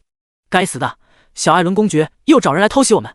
杀！4人大怒，一边朝着陈渊冲来，一边本能的拔剑，因为他们感到生命值在不断流失。这剑估计跟他们的灼烧之剑一样，是有持续伤害。可是4人一拔，剑断了。无耻！你竟然在武器做手脚，就是无耻的盗贼也不会这样下作。光明神在上，我们一定要消灭这种邪恶的异教徒。4个人气愤地把断剑摔在地上，继续追击。可是还没有跑2步，他们身上又中了一箭。这次他们学乖了，有一个聪明的小机灵一拍剑尾，然后就惨叫一声：负109，负110，负108，负6。4个伤害同时出现，这下再也没有人敢拔剑，只是一个劲的追陈渊。有趣，太有趣了！城堡最高层，小艾伦公爵拍手叫好，是很意思。他比我想象的要见旁边的黑甲骑士憋了半天才总结出一个词。在他们的视野中，陈渊1对4简直不要太轻松，射程比对方远，速度比对方快，就算是对方射箭还击，可是准头差得太远了，陈渊可以轻松躲避。1分钟，仅仅1分钟，4人身上每人都被挂了37支箭，一支箭1秒6点的固定伤害，1秒就是222点伤害。他们的血量哗哗的往下掉，眼看就直接半个血条就没了，他们急了：嫡袭，嫡袭，快支援！尖锐的魔法哨子被吹响，他们再也不敢拖大，果断摇人了。一道威严的声音怒喝：谁敢来光明神的教堂捣乱？光明骑士迎敌！光辉牧师救人！随着话音一落，10几道人影直接从光明教堂飞出，其中3个人速度最快，刚刚冲出来，看到陈渊的那一秒，3人的身影突然消失。我擦，这特么的是光明骑士？谁家的骑士会隐身？陈渊大骂对方不讲武德，然后顺手往身后插了一个显影之眼，刚插下去，一条提示出现：显影之眼隐形状态，持续时间10分钟，被攻击就会消失，冷却时间1天。这类显影类型的道具，冷却时间都长得吓人，这是对刺客的一种保护。据说是当年刺客之神说的，如果不给道具加这种限制，他就刺杀诡秘之神，最后诡秘之神妥协了。坑爹啊！不过有了显影之眼，他很快就发现了3道隐形的身影。裁决刺客，光明身后也有黑暗，黑暗裁决所是神之暗面，当人沐浴神恩时，也应该记住神威如玉。等级11，黄铜，生命25000，物理攻击260，物理防御90，法术防御60，攻击速度3次每秒，移动速速25米每秒。技能1疾风前行，2闷棍，从后面敲击对手的后脑勺，造成2秒眩晕，技能冷却时间3分钟。3背刺，从后方攻击目标，可以造成150%的伤害。第二个也是刺客，不过他的技能少了一个背刺，多了一个割喉。割喉造成双倍攻击的同时，用匕首切开对方的脖子，造成每秒100点流血伤害。第三个更是多了一个抛杀，抛出特殊的匣子，让目标的眼睛受伤，产生5秒的致盲效果。3个人竟然有4个控制，还都是隐身状态，这下麻烦了，后面似乎还真有气势。陈渊一边朝后退步，一边观察局势，除了3个刺客之外，还有7名骑士，提着巨剑，不过速度就慢得多了。这还没完，还有5个法师，3个牧师也在赶来的路上，当然他们的速度更慢。我去，这难度太大了，小艾伦公爵，你得加钱啊！陈渊朝着后方喊道。噗！城堡高处的小艾伦公爵一口酒喷了出来，然后觉得太不得体，赶紧用手帕擦干净，这才道：难道不应该喊救命？加钱是个什么意思？可能是想要您多出点丧葬费。哦，该死的光明神，这个笑话一点也不好笑。咦，他能看破隐身的刺客。突然，小艾伦公爵双眼血红，看到了陈渊一箭射出，直接射在了一个刺客的身上，破了他的隐身状态。接着是第2个，可是当要射第3个的时候，这人已经冲到了他身边，刺客身形灵活一个绕后，直接用匕首的手柄狠狠地砸向了陈渊的脑袋。刺客技能闷棍，只要这一下敲中，其他2个刺客就会跟着。3个人接连使用闷棍控制，6秒的控制可以把陈渊控制到死，让陈渊连喝药的机会都没有。邪恶的异教徒，当你背弃光明的时候，就要遭受的光明的唾弃，接受光明的审判吧。后方一个级别比较高的法师也终于到达他的施法范围，扬起手中的法杖，实战了一道光剑术，一柄光明之剑就凭空出现在了陈渊的头顶，直直地插了下来。第35章，碰见12级人形怪，又要破首杀记录了。异教徒死！光明神教会这边的人激动地吼了出来，只要陈渊被控制住了，绝对就是秒杀。一个弓箭手也敢来光明神的教堂撒野，真是不清楚自己几斤几两。就在刺客的闷棍、法师的光明之剑2个技能要落到陈渊的脑袋上时，砰！陈渊身体突然一晃，直接幻化成了2个人，并且瞬间移形换位，出现在了10米之后。刺客的镜像分身，你管这叫弓箭手？小艾伦公爵瞪大了眼睛，一个弓箭手竟然会镜像分身，这也太扯淡了。攻击陈渊的刺客也呆了，他都没有领悟镜像分身啊！镜像分身绝对算是刺客技能中比较高端的。光明神在上，他到底是刺客还是弓箭手？法师质问，没有人能够回答，只有陈渊的箭矢在疯狂的射击。他射击的对象不是那个使用过闷棍技能的刺客，他的控制技能已经没有了，对陈渊来说就是一个超级兵。嗖嗖，2支箭矢精准地扎入有抛杀技能的刺客身上。-29、28物理伤害，-6流血天赋伤害。2组伤害一出，抛杀刺客的脸色变了，竟然有诅咒的效果，快点杀了他！可陈渊现在已经分成了2人，而且跑动的位置也不一样，一个向左后方跑，一个向右后方跑，边跑边射箭。2个还有闷棍技能的刺客对视一眼，果断的一个人追一个。小样，逗你们玩玩。陈渊明白，必须要再骗出一个控制技能才安全。还有2个刺客有着硬控闷棍，他们的速度高达25米每秒，只要追上，肯定是一套技能连招。眼看3个刺客分成2波，朝着2人过来，陈渊直接让镜像分身射出了一个猎人夹子箭，咔嚓一声，带有抛杀的刺客就被夹子控制。陈渊本体和镜像同时对着抛杀刺客疯狂输出，只是短短2秒，这人身上就插了10箭。使用技能的是本体，快，别管左边那个镜像分身，一起对付右边的。3个刺客都很熟悉镜像分身，一般的镜像分身是不能使用技能的。于是刚刚在追陈渊本体的刺客掉过头就去追陈渊的镜像了。不到3秒的时间，陈渊的镜像分身就被追上，其中一个带有闷棍技能的刺客直接就对着陈渊镜像的脑袋后面砸去。就在他技能发动的时候，镜像分身的脚下直接钻出一条冰链，死死地捆住了他。-100，冰链的恐怖法术伤害出现。更可怕的就是10秒的控制效果，冰链束缚的同时废掉了对方的闷棍技能，2个刺客的控制技能没有了。而跟过来想要补伤害的刺客，陈渊没有理会，而是本体放出了一个冰链魔剑，把第一个被夹子夹住带有抛杀的刺客再次死死地捆住。好，漂亮！小艾伦公爵不由得拍手，短短几秒的交锋，陈渊直接用控制技能骗出了对方2个控制技能，已经稳了，起码陈渊有了输出环境。这是一场弓箭手对刺客的经典对战，但唯一没有被控制的刺客追上陈渊的镜像分身，也开始了疯狂的贴脸输出，直接1秒3刀，负320背刺伤害，负190普攻伤害，负190普通伤害，1秒就打出了700的伤害，刺客的伤害简直爆炸。陈渊赶紧给镜像分身灌了一个超大疗伤药，回满血量，然后尽量不要让这个刺客在背后输出触发被刺伤害。一个刺客就这么可怕，要是再放一个刺客近身，陈渊真的不敢想象会有多么可怕。这更加坚定了他要秒了一个刺客的想法。而接下来，陈渊和镜像分身直接使用剩下的4个夹子补充控制，把2个刺客足足定在地上14秒不能动。然后陈渊的镜像顶着一个刺客的输出，跟着陈渊的本体一起集火。这次集中火力对付唯一拥有控制技能的刺客，也就是那个拥有抛杀技能的刺客。镜像和分身一边后退一边射击，14秒的时间，以陈渊此刻 2.73 次每秒的攻速，本体和镜像可以射出74箭，加上之前射击的10箭，还有刺客追击他们时陈渊和镜像集火的4秒20箭。也就是说，陈渊和分身可以在这期间爆射出104箭，但陈渊却没有这么贪心。在就本体疯狂输出了10秒后，他本体果断钻入小巷子，消失在了众人的视野中。唯有镜像分身还在疯狂的输出，最后少射了11箭，插在刺客身上的也只有93箭。可93箭1秒的流血固定伤害也足足558点，这个刺客的血量是如同泉水一样往下哗哗的流。陈渊本体的消失，在这些光明神的信徒看来是镜像的消失。等控制效果一过，3个刺客如同疯狗一样追击陈渊的镜像，只花费了不到3秒，3个刺客就全部追上了陈渊的镜像。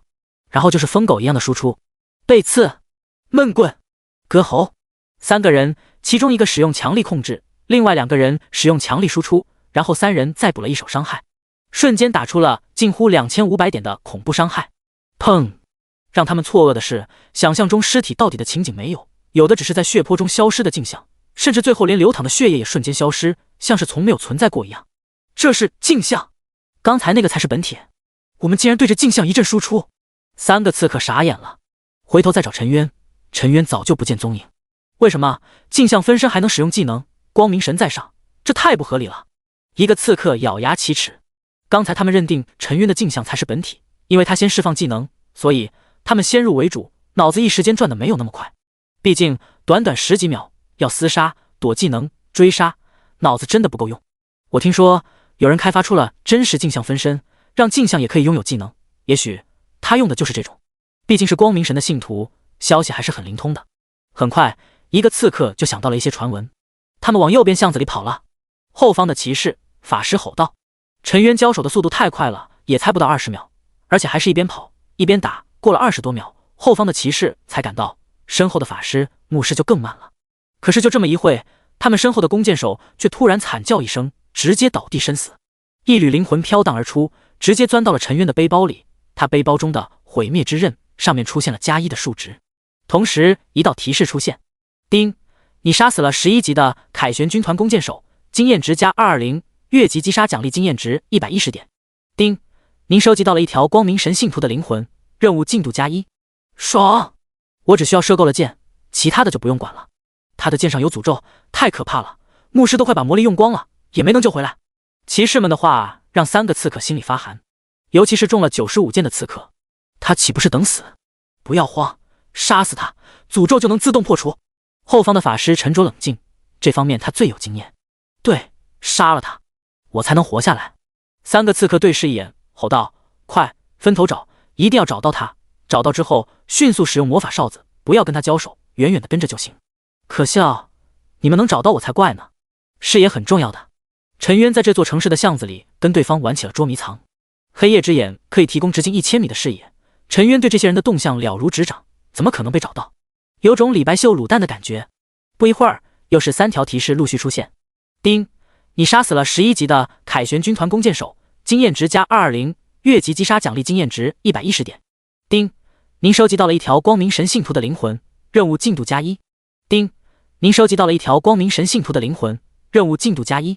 丁，搞定弓箭手了，4个全死了，流血的后续伤害果然霸道。虽然很多人都觉得陈渊的天赋是前期的，但一直滚雪球下去，谁说后期没用？下面就是刺客了。陈渊又等了40秒，身上插着93支箭的抛杀刺客惨叫一声，被流血伤害直接带走。一道美妙的提示出现：丁，你杀死了11级的裁决刺客，经验值加220，越级击杀奖励经验值110点。丁，您收集到了一条光明神信徒的灵魂，任务进度加1。5个人了，爽！毁灭刺客的任务让他有种想要干到天荒地老的冲动。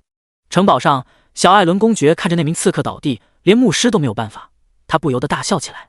精彩，真的很精彩，好诡异的能力，这是哪一位神明赐予他的能力？公爵大人，那个刺客是傻子吗？为什么不把箭头挖出来？黑甲骑士皱眉，你说的不错，要不等会让剑魔射你一身箭矢，你挖一下试试，看会不会死。啊这！黑甲骑士闻言脸色一变，干笑一声，立刻转换话题。您觉得他能杀了所有人吗？小艾伦公爵笑而不语，聪明的人从来不会把话说死，要有神秘感，给你留够脑补的空间。陈渊则是隐藏在黑暗中，静静的等待技能的冷却时间。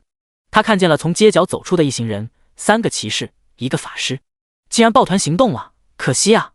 要是落单的，直接就可以开杀了。人形怪就是聪明，不像野兽类型的，只要一勾引，会按照速度分出不同的梯队。他甩出去一个探查术，光明骑士，等级11，黄铜，生命5万，物理攻击200，物理防御100，法术防御100，攻击速度2次每秒，移动速20米每秒。技能1，剑气斩3重，朝着前方挥舞出3道剑气，形成扇形推进，每一道造成200点伤害，攻击距离10米，冷却时间5分钟。2，击飞，挥舞重剑砸飞目标5米，造成100点伤害，如果目标击飞过程中碰触到坚硬的墙体，会造成2秒的眩晕，冷却时间5分钟。3，格挡，竖起重剑抵挡一次进攻，无冷却。这血量够多的，有控制但不稳定，可以杀。陈渊心里下了一个定论，他的速度23.3米每秒，完全可以放风筝。他又扫视了一下3个骑士中间的法师，这一看眼睛就亮了。鲜花领主教，等级12，黄铜，生命25000，法术攻击300，物理防御50，法术防御150，攻击速度2次每秒，移动速16米每秒。技能1，光明之剑，召唤一把圣剑，斩杀目标，造成500点法术伤害，冷却时间5分钟。2，魔法弹，普通法术攻击。3，光明审判，发动之后造成直径50米范围内的无差别攻击，每秒造成200点伤害，持续时间60秒，技能前摇3秒，冷却时间1小时。4，光明护盾，给自己或者别人加上一个光明魔法盾，物理防御增加100点，法术防御增加100点，持续时间60秒，冷却时间60秒。5，光明灼烧，给对方一个光明之火，造成每秒100点伤害，并降低目标50点法术防御，50点物理防御。我去，全是输出，竟然没有控制。最重要的是，他竟然是一个12级的人形怪。陈渊脑子里迅速想到了破手杀记录，这就是移动的自由属性点啊！他迅速使用黑夜之眼观察周围，发现2个刺客跟着牧师，还是有一个骑士一起行动，离他这边比较远。还有一队就是纯粹的骑士，虽然离得比较近，但他最不怕的就是骑士。要动手吗？说实话，2个刺客加上骑士的组合真的很难缠。他必须要等待真实镜像分身技能冷却之后才能动手，说不定还只能宰掉1个刺客，就需要再次等待技能冷却。可如果先宰杀这个12级的法师，他就能有12个属性点的进账，属性会提高1大截，估计到时候就不用那么麻烦，可以直接上。3个骑士的控制技能都是软控，只要不被击飞到墙上就不会出问题，只要不被控住，流血天赋就是无敌的。干了！陈渊下定注意，默默地查看对方的行动轨迹，等发现他们从小巷子搜查完毕，准备从广场出去到街道的另一边搜查时，陈渊果断地尾随，等他们刚刚进入广场中央，立刻冲出去，对着鲜花领主教就是3剑，噗噗噗，负59、60、61，法师果然是脆皮，普通攻击很少能打出这么高额的伤害。负6、6、6，黑色的固定伤害飘起，对方立刻反应过来，骑士保护我，其他2个上去杀了他。鲜花领主教并没有跑，而是兴奋地挥舞法杖，先是给自己加了一个光明护盾，双防增加100，然后给陈渊一个技能光明灼烧，负100，一个红色的伤害飘在陈渊的头顶。陈渊灌下一个超大红，然后移动射击。虽然鲜花领主教前面有骑士护卫，可是陈渊也不是刚开服时候的菜鸟弓箭手，他14点的准确，让他在有效射程内完全可以称为神箭手。嗖嗖嗖，3箭从各种刁钻的角度射穿了魔法护盾，直接扎在了鲜花领主教的身体内。该死，他用的是魔铜箭矢，带有破魔穿刺的效果，黄铜魔法盾无效，杀了他，别管我了。主教怒了，挥手就是2颗魔法弹砸向陈渊。可是20米的距离，陈渊的敏捷太高了，转身反应速度又快，一个 Z 字走位，直接就让对方的预判落空。这时候3个骑士已经冲过来，从3个方向堵陈渊。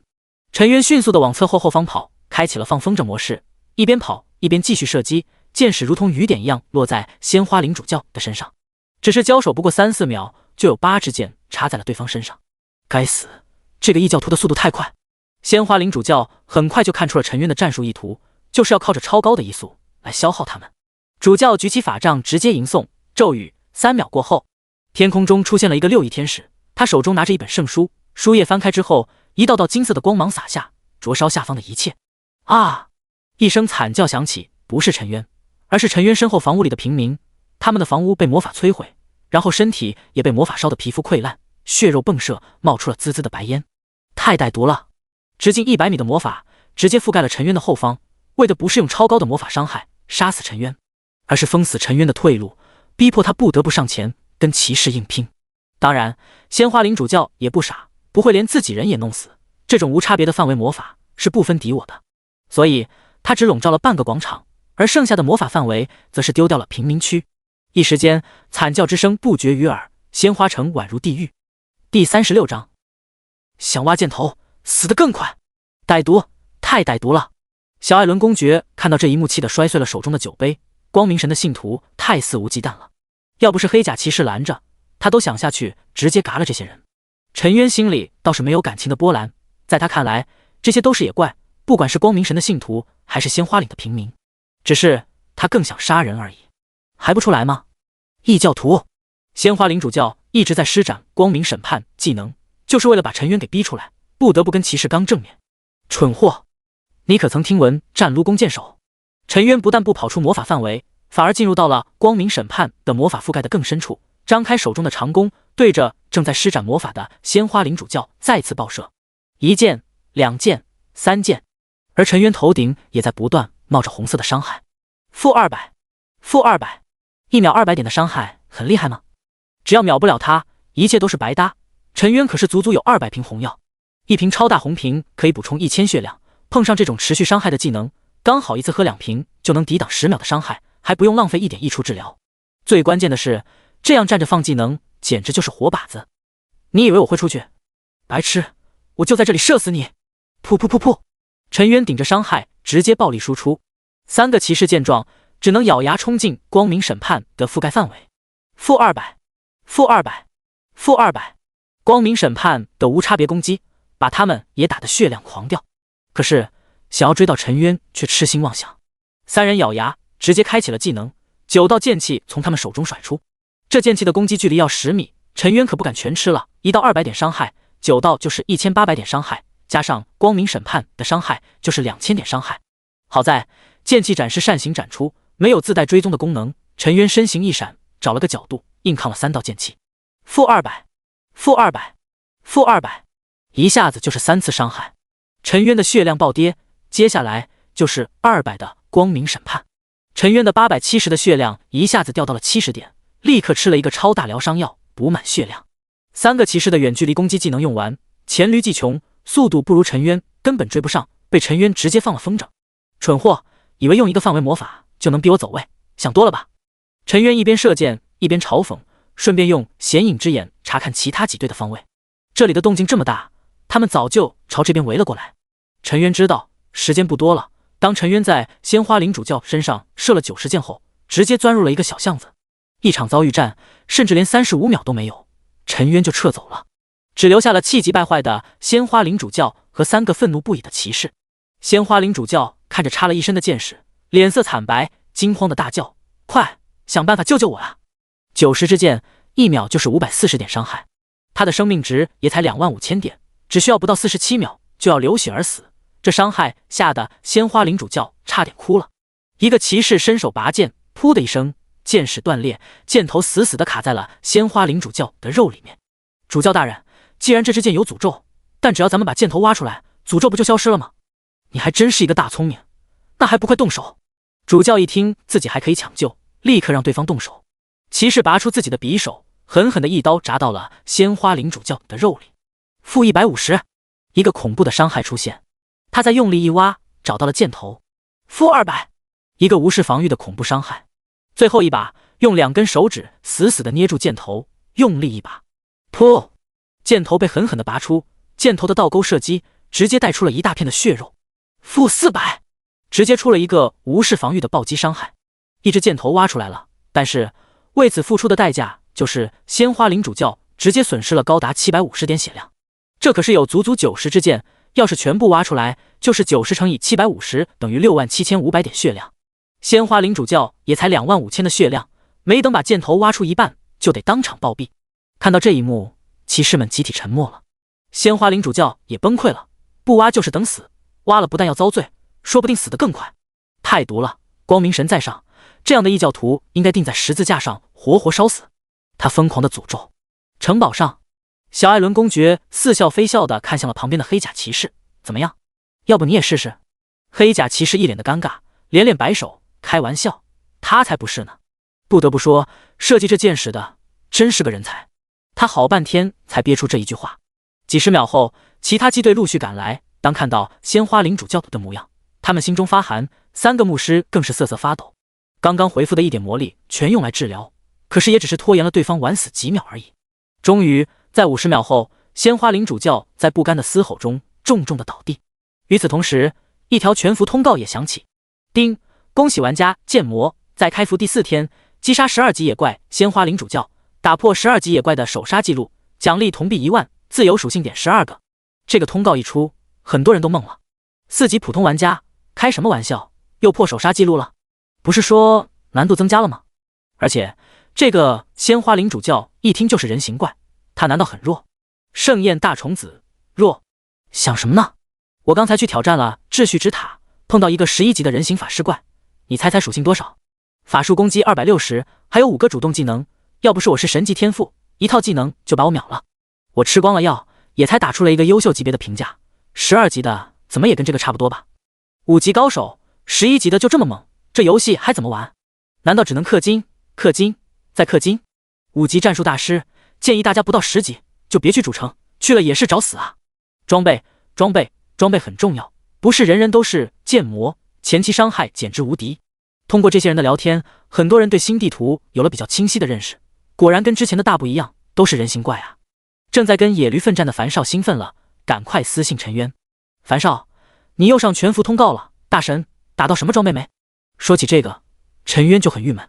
剑魔打到了，只看到是一只手套，不过野怪太多了，有2个刺客，7个骑士，3个牧师，4个法师，装备我没捡，估计让这些野怪给自己回收了。樊少眼睛瞪大：樊少，你顶着这么多怪，杀了一个12级的剑魔，怎么了？常规操作而已，等会技能一好，我把他们全给灭了，再回收我的装备。樊少嘴角直抽，那可是人形怪啊，都是有技能的，而且还是那种主动释放、懂得配合的。你在这些人眼皮子底下杀了12级的怪，还只是常规操作。突然他不想说话了，大神这么猛，他也要刚一把，扬起手中的刀冲向了野驴。来吧，一决雌雄！啊！砰！一驴蹄子直接踹在樊少的脸上，把他踹回了安全区。啊！很明显，我是熊，你是雌。樊少足，草率了，忘了我的装备全爆光了，顶不住一下伤害。呜，我好惨啊！好不容易升到3级，再次掉到了2级的樊少，简直要郁闷死。周围人的也是一阵无语。樊少，你再这样，我们可是要涨工资的，带你升级太难了。我爆了装备，樊少那边肯定又出事了，趁着他倒霉，赶紧多杀些怪。死党祭天，法力无边啊！陈渊立刻把得到了12个自由属性点全加到了敏捷上，敏捷终于破了199，达到了211点。同时3速也大幅度的提升，尤其是移动速度从 23.3 米每秒上升到了 24.5 米每秒，攻击速度也从 2.73 次每秒上升到了 2.85 次每秒，离1秒3刀不远了。我现在的速度已经跟刺客的25米每秒差不远了，该是一举歼灭这些人了。陈渊发现那些人已经不敢分头行动了，而是聚合在了一起，快速的朝着鲜花岭外逃窜。想走？怎么可能？通过这个观察，陈渊得出了一个惊人的游戏改动：这些野怪竟然也会逃跑，越来越智能了。陈渊看着自己的技能冷却已经快到时间了，于是加速赶去。当光明神教会一群人刚刚用魔法轰开城门时，陈渊终于赶到了。他毫不迟疑张弓，朝着刺客就是一箭，噗！突袭之下，直接射中，但也引起了他们的注意。当陈渊第二箭射向第二个刺客的时候，这个刺客直接开启了疾风前行。这个技能有 50% 的速度加成，加上刺客超高的敏捷和闪避，直接躲了过去。但陈渊在射箭的时候还顺手撒出了一个追踪之眼，这颗眼睛带有自动追踪的功能，直接就粘在了他身上。可惜冷却时间1天，要不然陈渊真想一次性多买一些。这是对付刺客神器。杀！不杀了这个小贼，我们都会被他追死。只是一瞬间，这些人就做出了应对之策。2个刺客，7个骑士全部冲了过来。法师也懒得使用光明之盾，刚才他们已经知道了陈渊的剑可以破魔，他们立刻抬起了手中的法杖，给陈渊招呼魔法。这次他们学乖了，不再动用大规模的光明审判，这个技能的前摇太长，以陈渊的速度肯定可以轻松的逃脱，因此他们选择了瞬发魔法光明灼烧。噗噗噗噗，4道光明之火瞬间打在陈渊的身上。你遭受到了光明力量的侵袭，每秒损失100点血量，持续时间60秒，双防降低50点。你遭受到了光明力量的侵袭，每秒损失100点血量，一下子就4道。而且比较悲催的是，这种伤害是可以叠加的，也就是说4道就是1秒400点伤害，而且物理防御、法术防御全被清零了。只要任何伤害打在他身上，都是真实伤害。陈渊赶紧一口气灌下了5个超级大红，1秒回复500的血量，可以持续10秒，直接让血量一直保持满格。然后迅速的拉开距离，用拉火车的方式，让这些人因为速度分成不同的梯队。同时手中的弓箭爆射之前中箭的刺客，这个刺客也是悲催，他中箭之后就不能发动疾风前行，因为刚一发动，流血天赋的伤害就会被打破隐身状态。但另一个隐身的刺客已经前行到了陈渊的身边，直接一个闷棍。陈渊的技能冷却要10分钟，而刺客的闷棍也才3分钟，早就冷却好了。可就当他的闷棍刚刚发动，陈渊脚下却突然窜出了一条冰链，直接死死地捆住了他。怎么可能？这个刺客一脸的骇然，他还是隐身状态啊！出来就是闷棍技能，怎么会被捆住？难道这里也有显影之眼？不可能啊！显影之眼可是1天只能用1个，这是所有刺客都清楚的。陈渊没有功夫回答他，而是疯狂的爆射。他早就发现了隐身的刺客，追踪之眼在他身上。刚才之所以装作看不见，就是为了骗出对方的闷棍技能。骗控制也是身为弓箭手的一个基础操作，不懂得计算对方的控制，就等着被一套控制到死。就是现在，放大招！这个刺客怒吼。早就他说话之前，4个法师已经开始准备，不管刺客的闷棍技能能不能控制，只要刺客能把陈渊拖在他们的施法范围内，他们就同时开大招。瞬间，天空中出现了4个天使，他们手持圣书，洒下了4道刺目的金光，照耀直径50米的范围。正是光明审判，死吧！刺客哈哈大笑，一道光明审判每秒能打200血，4道就是800血。陈渊身上还挂着4道光明之焰，4道就是400血，加起来就是1200血每秒的伤害。怎么看，陈渊都是被秒杀的下场。这就是他们刚才商量的应对之策。然而，想象中陈渊死亡的场景并没有出现。就在天使出现的那一刻，陈渊就知道对方想要开大招秒了他。他的身形则是突然消失，一下子变成了2个，正是真实镜像分身。这个技能一出，可以解除一切负面状态，之前挂在他身上的光明之焰消失了。也就是说，对陈渊产生伤害的就是4道光明审判，1秒800血。陈渊和镜像分身直接狂喝药，先是一人1瓶超大疗伤药，把血量拉满，然后再各自狂喝9瓶超级大红，1瓶超级大红1秒回复100血，9瓶就可以回复900血，刚好比4道光明审判打出的伤害高，血量瞬间维持在了健康的状态，一直都是870点满血。然后陈渊和镜像分身就顶着光明审判，直接开始疯狂爆射。嗖嗖嗖，被冰链捆住的刺客瞬间满身都是剑，还被4道光明审判1秒狂掉800血。这个刺客已经离死不远了。精彩！用镜像分身躲避驱除光明之焰的伤害，这下光明神教会傻眼了吧？4个法师的2个强力攻击技能全部失效了，如果再无法有效的控制住剑魔，他们就等着被收割吧。小艾伦公爵拍手称赞，的确，光明神教会的法师骑士们都懵了，怎么会这样？跟他们想象的剧本完全不同。他们是该撤了技能，还是继续拼消耗？撤了技能，法师直接少了最强的输出，可是不撤技能就得让骑士刺客他们冲入魔法覆盖范围，这样出一点差错，2个刺客就是被秒的下场。第37章，终于出现首杀 BOSS 奖励。陈渊没有那么纠结，手中的长弓疯狂爆射，本体和镜像分身同时出手，被冰链捆住的刺客身上瞬间就插满了10支箭。冲！骑士一声怒吼，7名骑士连同另外一个刺客直接踏入到了魔法笼罩的范围。负800，他们刚一进来，每一个人头顶就是恐怖的伤害，必须速战速决。只要你们能控住弓箭手1秒，他就死了。后方的牧师一边给这些人加血，一边提醒他们的魔力恢复的很少，最多也就2-3个治疗数而已。刺客是冲得最快的，他的速度25米每秒，只要追上陈渊，直接就能一个闷棍把陈渊控制。可是陈渊怎么会给他机会？刺客刚刚接近，直接就踩到了夹子，被控制2秒。然后陈渊接着用出了冰炼魔剑，在夹子的控制消失后，直接再给他10秒的控制。这12秒，陈渊和镜像疯狂输出，他现在的攻速高达 2.85 次每秒。两人爆射10秒，直接给他身上插了56箭。输出了10秒后，陈渊再用2秒时间逃遁，他的速度已经达到了 24.5 秒，2秒就是49米，很快就跑出了光明审判的魔法覆盖范围。在这期间，陈渊和镜像分身再次一人喝了2瓶超大疗伤药，把血量拉满。光明教会的人感到一阵绝望，浪费了法师的2个强力技能，刺客的一个闷棍，非但没有秒掉陈渊，甚至连陈渊的控制技能都没有全部逼出来。陈渊只用了2个冰炼魔剑，1个夹子，他和镜像加在一起还有5个夹子，而且跟2个刺客的距离，陈渊还有20米，这样的距离，以他们每秒比陈渊只快 0.5 米的速度追上陈渊，足足需要40秒。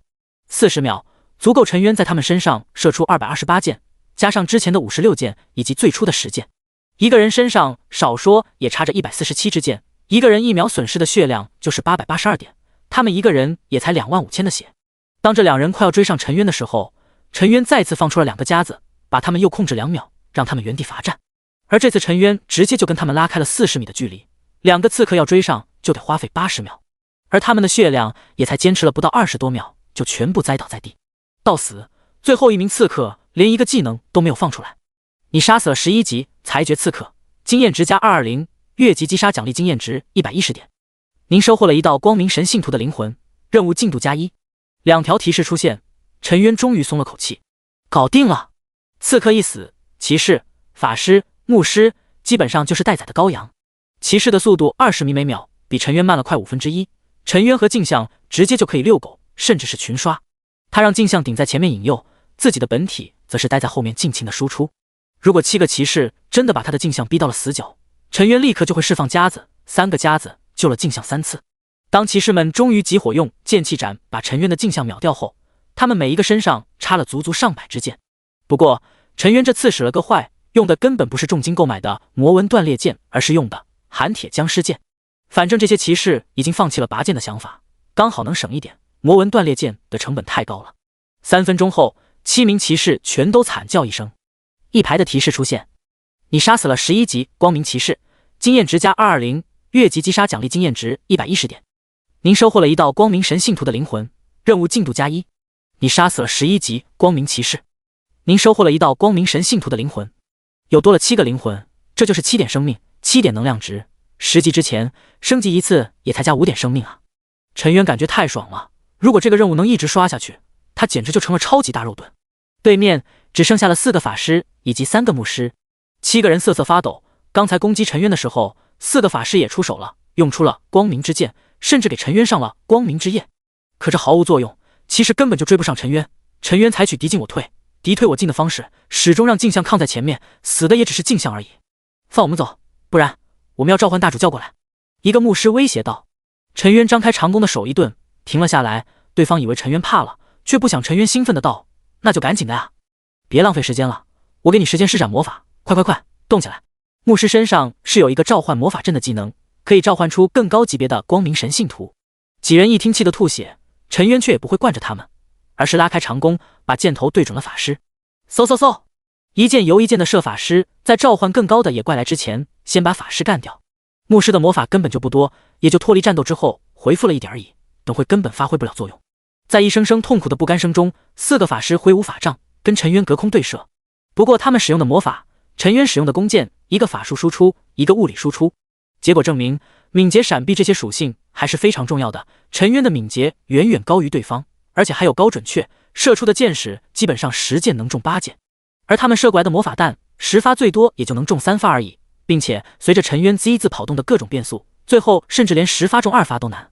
难怪后期控制技能很重要，法师的输出靠的是控制后的稳定爆发，要是跟弓箭手比敏捷，简直是自寻死路。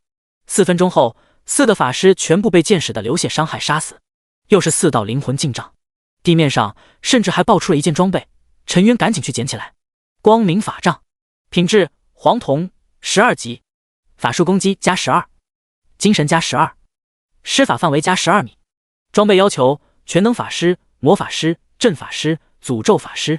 好东西啊！10级到20级的装备加的属性都是等级乘以2，12点精神就是12点法术攻击，加上12点法术防御，这一件装备就增加了24点法术攻击，对法师是一个非常高的提升。当然比不上 BOSS 出品的极品装备。然后陈渊趁着3个牧师还在刻画召唤法阵的时候，跑去捡了地上掉落的钱币以及血晶石。铜币总共也才3000，血晶石倒是出了25个。人形怪的血晶石爆率提高了不少啊！陈渊可是记得打普通的野兽怪，血晶石的爆率基本都是几10比1，而这些人形怪已经到达了2比1了。丁，检测到你的血晶石足够升级，你的流血天赋已经升到7层，7层流血，每秒的固定伤害7点，下一层流血天赋升级需要的血晶石6100，请玩家尽快提升到10层流血，流血天赋每10层会进行1次增强。还有这好事，陈渊心中一喜，他的流血天赋本来就属于前期无敌的天赋，虽然可成长，但毕竟跟后期天赋无法比，但如果每10层就增强1次，他的流血天赋后期也是无敌的。这时候一声大笑传来，小艾伦公爵带着黑甲骑士骑着马走到了陈渊身边，下马对着陈渊行礼感谢道：你果然是父亲大人派来的勇士，实力就是强。既然你已经信守承诺，干掉了鲜花岭的光明神教徒，我就该把奖励给你。说着直接送出了一本兽皮书。丁，你完成了小艾伦公爵的任务，得到了技能书1本。陈渊拿过兽皮书，翻开之后，上面出现了一道精神烙印，直接钻入到了陈渊的脑海。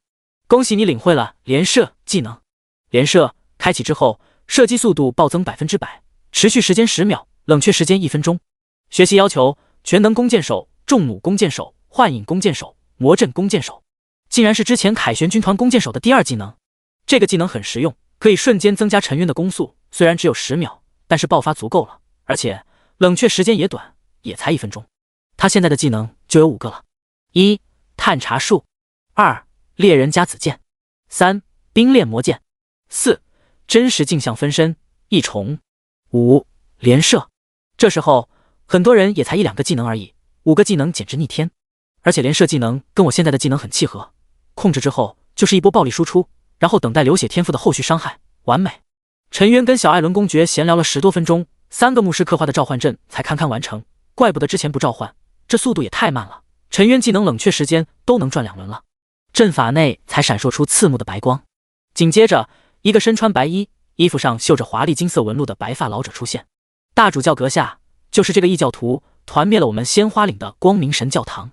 3个牧师一指陈渊，陈渊也直接一个探查术看向了老者。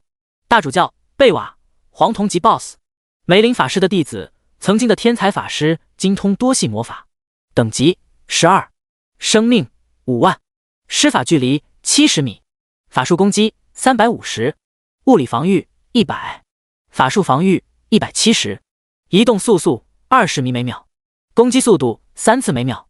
技能：1. 冰冻术，2. 冰锥术，3. 冰炼术，4. 召唤巨狼，5. 冰甲术，使用冰制造一身铠甲，物理防御加100，近身攻击后会降低50%的攻击速度，50%的移动速度，持续时间1分钟，冷却时间1分钟。6. 藤蔓缠绕，召唤一朵藤蔓，缠绕目标，控制敌人3秒，可以攻击，无法移动，瞬发魔法，无前摇，无伤害，冷却时间30秒。7. 驱散术，驱散一切自身负面状态，驱散范围直径3米，对敌人使用，可以驱散镜像、分身、影子，冷却时间5分钟。8. 魔法弹锁定，法师为了增加普通法术攻击的命中率，牺牲了施法速度，使用这个技能，施法速度降低1/3，无冷却时间。我操，这就是人形 BOSS 的属性吗？太没有天理了！陈渊倒吸一口凉气，8个主动技能，其中3个还是控制， 2个瞬间控制，1个长时间控制，还有驱散术、召唤术以及魔法锁定，简直就是一个全能法师。需要帮忙吗？小艾伦公爵问陈渊。陈渊赶紧摇头，你想抢我的怪？想得美！小艾伦公爵随即退后，给予陈渊最大的尊重。看到小艾伦公爵退后，大主教贝瓦心中再也没有顾虑，直接动手。他手一抬，陈渊想也没想，直接开启了真实镜像分身。砰！他原地消失，本体和镜像相距10米，出现在大主教贝瓦的一左一右。接着，一道魔法弹失去了追踪目标，砰地砸在城墙上，砸开了一个巨大的坑洞。大主教阁下英明，一个魔法弹就骗出了小贼的镜像分身。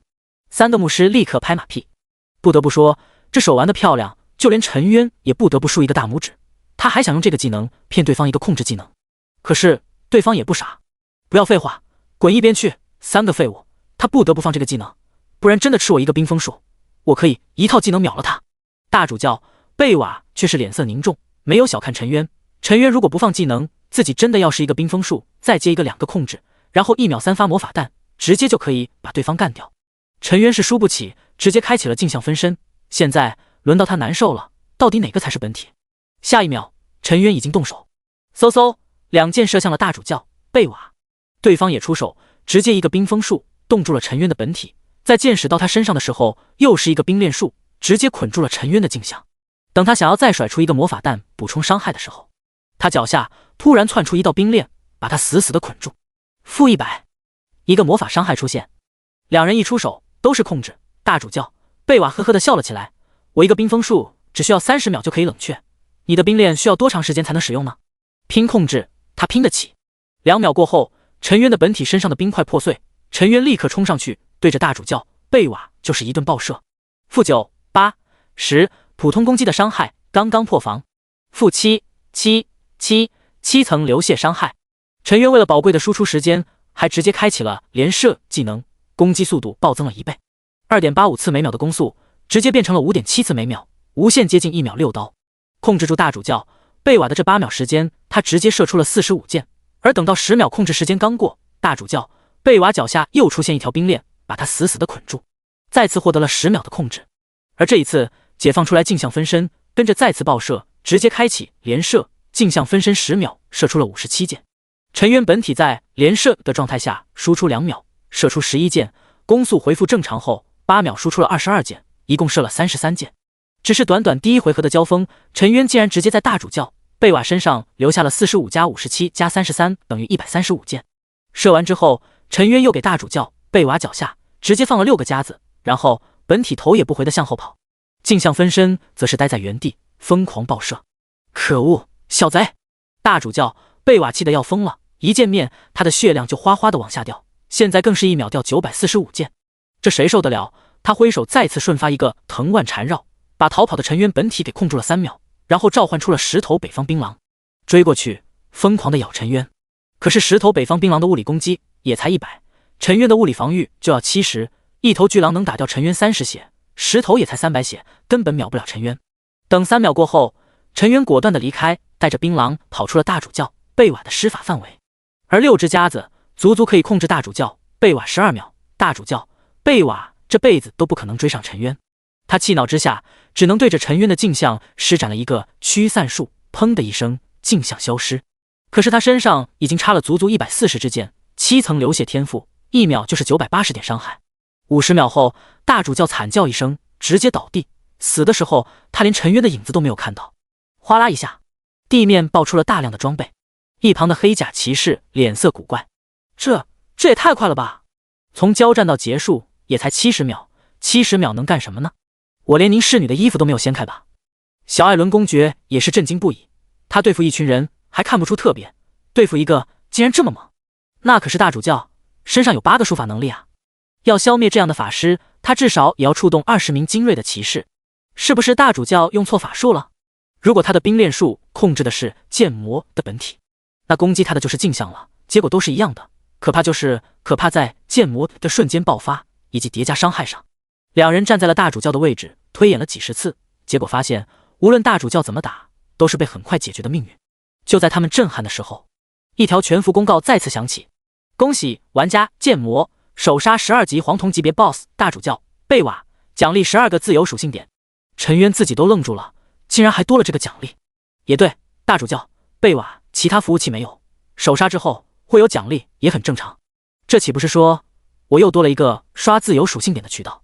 陈渊心里狂喜，他现在输出之所以能这么高，流血天赋是基础，但全敏捷加点就是催化剂。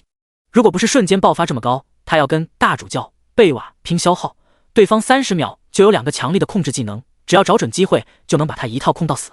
这个消息一出，终于其他玩家兴奋了。5级高手，不容易啊！终于又有首杀奖励了。地图这么大，建模不可能包场了，我们终于也有崛起的机会了。5级战术大神，可以想象接下来又是一大波高手的崛起，尤其是那些后期天赋的玩家有希望追赶上建模。2级樊少，想多了吧？你们可曾想过，也许这样只会让你们跟大神的差距越来越大？瞬间频道中没有人说话了，太扎心了。各个等级破首杀记录的事就别想了，起码在后期天赋没有成长起来之前都是陈渊的。现在陈渊又多了一个首杀的奖励，成长速度会更快，这才是滚雪球。此刻陈渊回来，直接射杀了3个手无缚鸡之力的牧师，收获了990点经验以及3个灵魂之后，赶紧去捡地上的装备。这次果然又大丰收了，一下子爆了3件装备。第38章发布任务，寻找 BOSS。 陈渊捡起了第一个装备，是一件腰带，法师腰带，品质黄铜，12级，精神加48。装备要求全能法师、魔法师、阵法师、诅咒法师。不愧是 BOSS 出品，直接就比普通的黄铜装备高出了1倍的属性。普通是级别乘以2，这个就是级别乘以4。陈渊记得当初打鳄鱼王装备体的时候，属性就比普通的10级白刺装备高，也只是级别乘以3而已，这一定能卖一个好价钱。随即陈渊又看向了其他2件装备。法师项链，品质黄铜，12级，精神加24，体质加24。装备要求全能法师、魔法师、阵法师、诅咒法师。法师戒指，左手，精神加24，体质加24。装备要求全能法师、魔法师、阵法师、诅咒法师。3件东西赫然就是一个小套装，精神直接加了48点，相当于48点法术攻击以及48点法术防御。48点体质则是能够增加240的血量以及240点能量值。这些属性全都是法师需要的，一点都不浪费。法师的物理防御其实不需要装备增加，一般都是学习各种技能，一个技能就堆起来物理防御。比如冰甲术，这些装备要是放到拍卖行，一定能抢疯了。这次的本钱总算赚回来了。陈渊可是花了100多万购买剑矢、药品以及显影之眼这些道具，全都是一次性的消耗品。剑矢现在剩的不多，也就不到100只。随后他又在地上捡到了3000铜币，还有20个血晶石。10级的 BOSS 是必爆10颗血晶石，看来10级到20级应该是必爆20颗。按照这个进度，再杀4个 BOSS 就能让流血天赋再升1级，直接到8级。陈渊心里美滋滋的，很多玩家还在苦哈哈的打野图，他都开始大规模的群刷野怪了。但这速度还不够。扭头，陈渊看向了小艾伦公爵，语气悲切的道：“小艾伦公爵，你的父亲艾伦法师临终前让我告诉你，一定要推翻亚瑟王的统治，铲除虚伪的光明神教。是光明神重伤你的父亲，囚禁到死的，还不断的折磨他，把他的灵魂封印在秩序之塔中，日日被人鞭打。”砰！小艾伦公爵勃然大怒，眼中闪过一抹猩红，但随即又收敛起来，叹气道：“亚瑟王非常强大，有传奇法师梅林，还有12位圆桌骑士，光是监视鲜花岭，他就派出第2骑士、第8骑士以及第9骑士3位传奇大骑士。3大骑士的领地形成3角之势，把我的鲜花岭牢牢地困在中间。如果我有异动，必定会被前后夹击。”小艾伦公爵说出了自己的顾虑。陈渊建议道：“我们家乡有句话叫做兵马未动，粮草先行。如果我们先烧毁了他们的粮草，那么就算3大骑士想要出兵，也不可能了。”小艾伦公爵眼睛一亮，细细咀嚼这句话，最后热情地拉住了陈渊的双手：“这件事就拜托你了，只要你能烧掉他们的粮草，我一定会立刻起兵协助你进攻，一举摧毁他们，然后起兵反抗亚瑟王的暴政。”丁，小艾伦公爵向你发布任务，烧毁3大骑士的粮草。陈渊心中一喜，果然是连环任务。那我先回去准备一下，小艾伦公爵等候好消息吧。陈渊随即使用了一张魔法卷轴，地面上出现一道时空之门，立刻就有时空之神的信徒从中走出，然后带着陈渊返回了混乱之都。陈渊走后，黑甲骑士问道：“公爵大人，我们难道真的要这时候起兵？”“对，但是我们不能自己动手，必须要保存实力。你立刻去佣兵之神的冒险酒馆发布一条任务。”凡是愿意参与到这次灭杀3大骑士的战争中来，我都会按照他们的贡献，酌情奖励他们血族精血。公爵大人，可这样的话，您能撑住吗？怎么能撑不住呢？小艾伦公爵一笑，然后一伸手，被陈渊杀死的那些法师、骑士、牧师以及刺客的身体被一股血色的能量搅碎，然后化作一道道的精纯的血液，被小艾伦公爵吸收嘴里。他后背的燕尾服瞬间劈裂，张开了一对巨大的蝙蝠翅膀，正是血族。他们杀的人越多越强，我吸收的精血就越多，只会越来越强，损失一点精血而已，很快就能补回来的。黑甲骑士闻言不再多言，立刻前往了暴风岭，那里就有冒险酒馆。陈渊回到了混乱之都，但是却没有钱支付2万铜币的回程费用。不过幸好传送门服务以及拍卖行服务都是时空之神的产业，这些人查询到了陈渊是拍卖行的 VIP 客户，就答应了他暂时欠着钱，还贴心的带着他去了拍卖行拍卖自己的物品。很快，一条通告在全服滚动播出：玩家剑魔拍卖12级黄铜级别装备光明法杖，12级黄铜级别 BOSS 装备，法师戒指左手，法师腰带，法师项链。当这些东西的属性展示出来以后，玩家都羡慕的质壁分离了。3级普通玩家，我现在连一件5级装备都没有，人家已经可以批发12级装备了，为什么游戏里还有阶层？雷神之鞭，这是我的，是我的，谁都别跟我抢！我要是有这一身装备，一定能直接通关法师转职试炼。5级高手，你们难道没有发现装备的属性又加强了吗？记得之前 BOSS 出的装备是普通装备属性的 1.5 倍，现在直接成了2倍。3级的凡少，我太难了，本来这些装备应该都是我的。很快，一轮惨烈的竞价拍卖开始了，尤其是很多人找到了游戏中的一个漏洞，先去转职，哪怕没有全部挑战成功，只需要得到转职职业的名称，就算没有天赋，也可以佩戴这些装备。穿上装备再去挑战的话，通关简直不要太简单。这些装备的属性，一件也许都能抵得上他们所有的属性，所以拍卖的价格十分疯狂。陈渊出了拍卖行之后，已经来到了浮空岛这里，进入到了刺客试炼的场地，竟然都没有一件物品成交。当再一次踏入到了毁灭刺客阿卡丽娜的地盘，那白发的凌厉的身影出现。不错嘛，小贼，这么快就杀了22个光明信徒，让我看看都是谁。毁灭刺客阿卡丽娜一伸手，陈渊背包中的毁灭之刃出现在了他的手中，5根洁白如玉的手指把玩着匕首，一缕缕的灵魂被他提取出来。不错，你竟然杀的全是光明神重要的信徒，而不是那些小杂鱼，里面竟然还有一个大主将。他很满意，这些人的实力虽然跟他比起来很弱，但相对于陈渊来说已经算是非常强的。陈渊一听，立刻顺杆爬，搓着手道：我杀这些人可是耗费了100多万铜币的材料，我差点都死了，能不能多给一点奖励？你这个奸猾的小贼，算了，给你25滴月亮泉水吧。毁灭刺客阿卡丽娜随手一挥，毁灭之刃重新回到陈渊的背包，而陈渊手中也多了25滴晶莹剔透的水珠，如同月之精华，凝结不散。陈渊立刻查看，月亮泉水，特殊材料，精灵一族的月亮井中产出的神秘泉水，一滴可以增加1点生命和1点能量值。好东西啊！陈渊赶紧一口全喝了，只感觉一股清凉舒爽的神奇力量游走在全身。很快，他就发现自己的生命值增长了。姓名：剑魔，食人图59100，职业：弓箭手，等级9级，26845500000，有效射程24米，生命870加25，能量值680加25。好了，你可以走了，记得多杀光明神的信徒，你能杀多少，我就能给你奖励多少月亮泉水。毁灭刺客阿卡丽娜挥手让陈渊离去。上次那个提议，你觉得怎么样？给光明神戴帽子的事情，你还太嫩，再等等。毁灭刺客阿卡丽娜。陈渊一愣，我没有说我呀，难道你想老牛吃嫩草？你不对劲啊！毁灭刺客阿卡丽娜顿时脸色通红，老牛吃嫩草，该死的，这个小贼！我老吗？我才2万多岁而已，我竟然还被人嫌弃了。嗖！一把匕首直接扎向了陈渊，陈渊赶紧拔腿就跑。这女人太残暴了，说动手就动手，还想要觊觎自己的美色，简直不是人啊！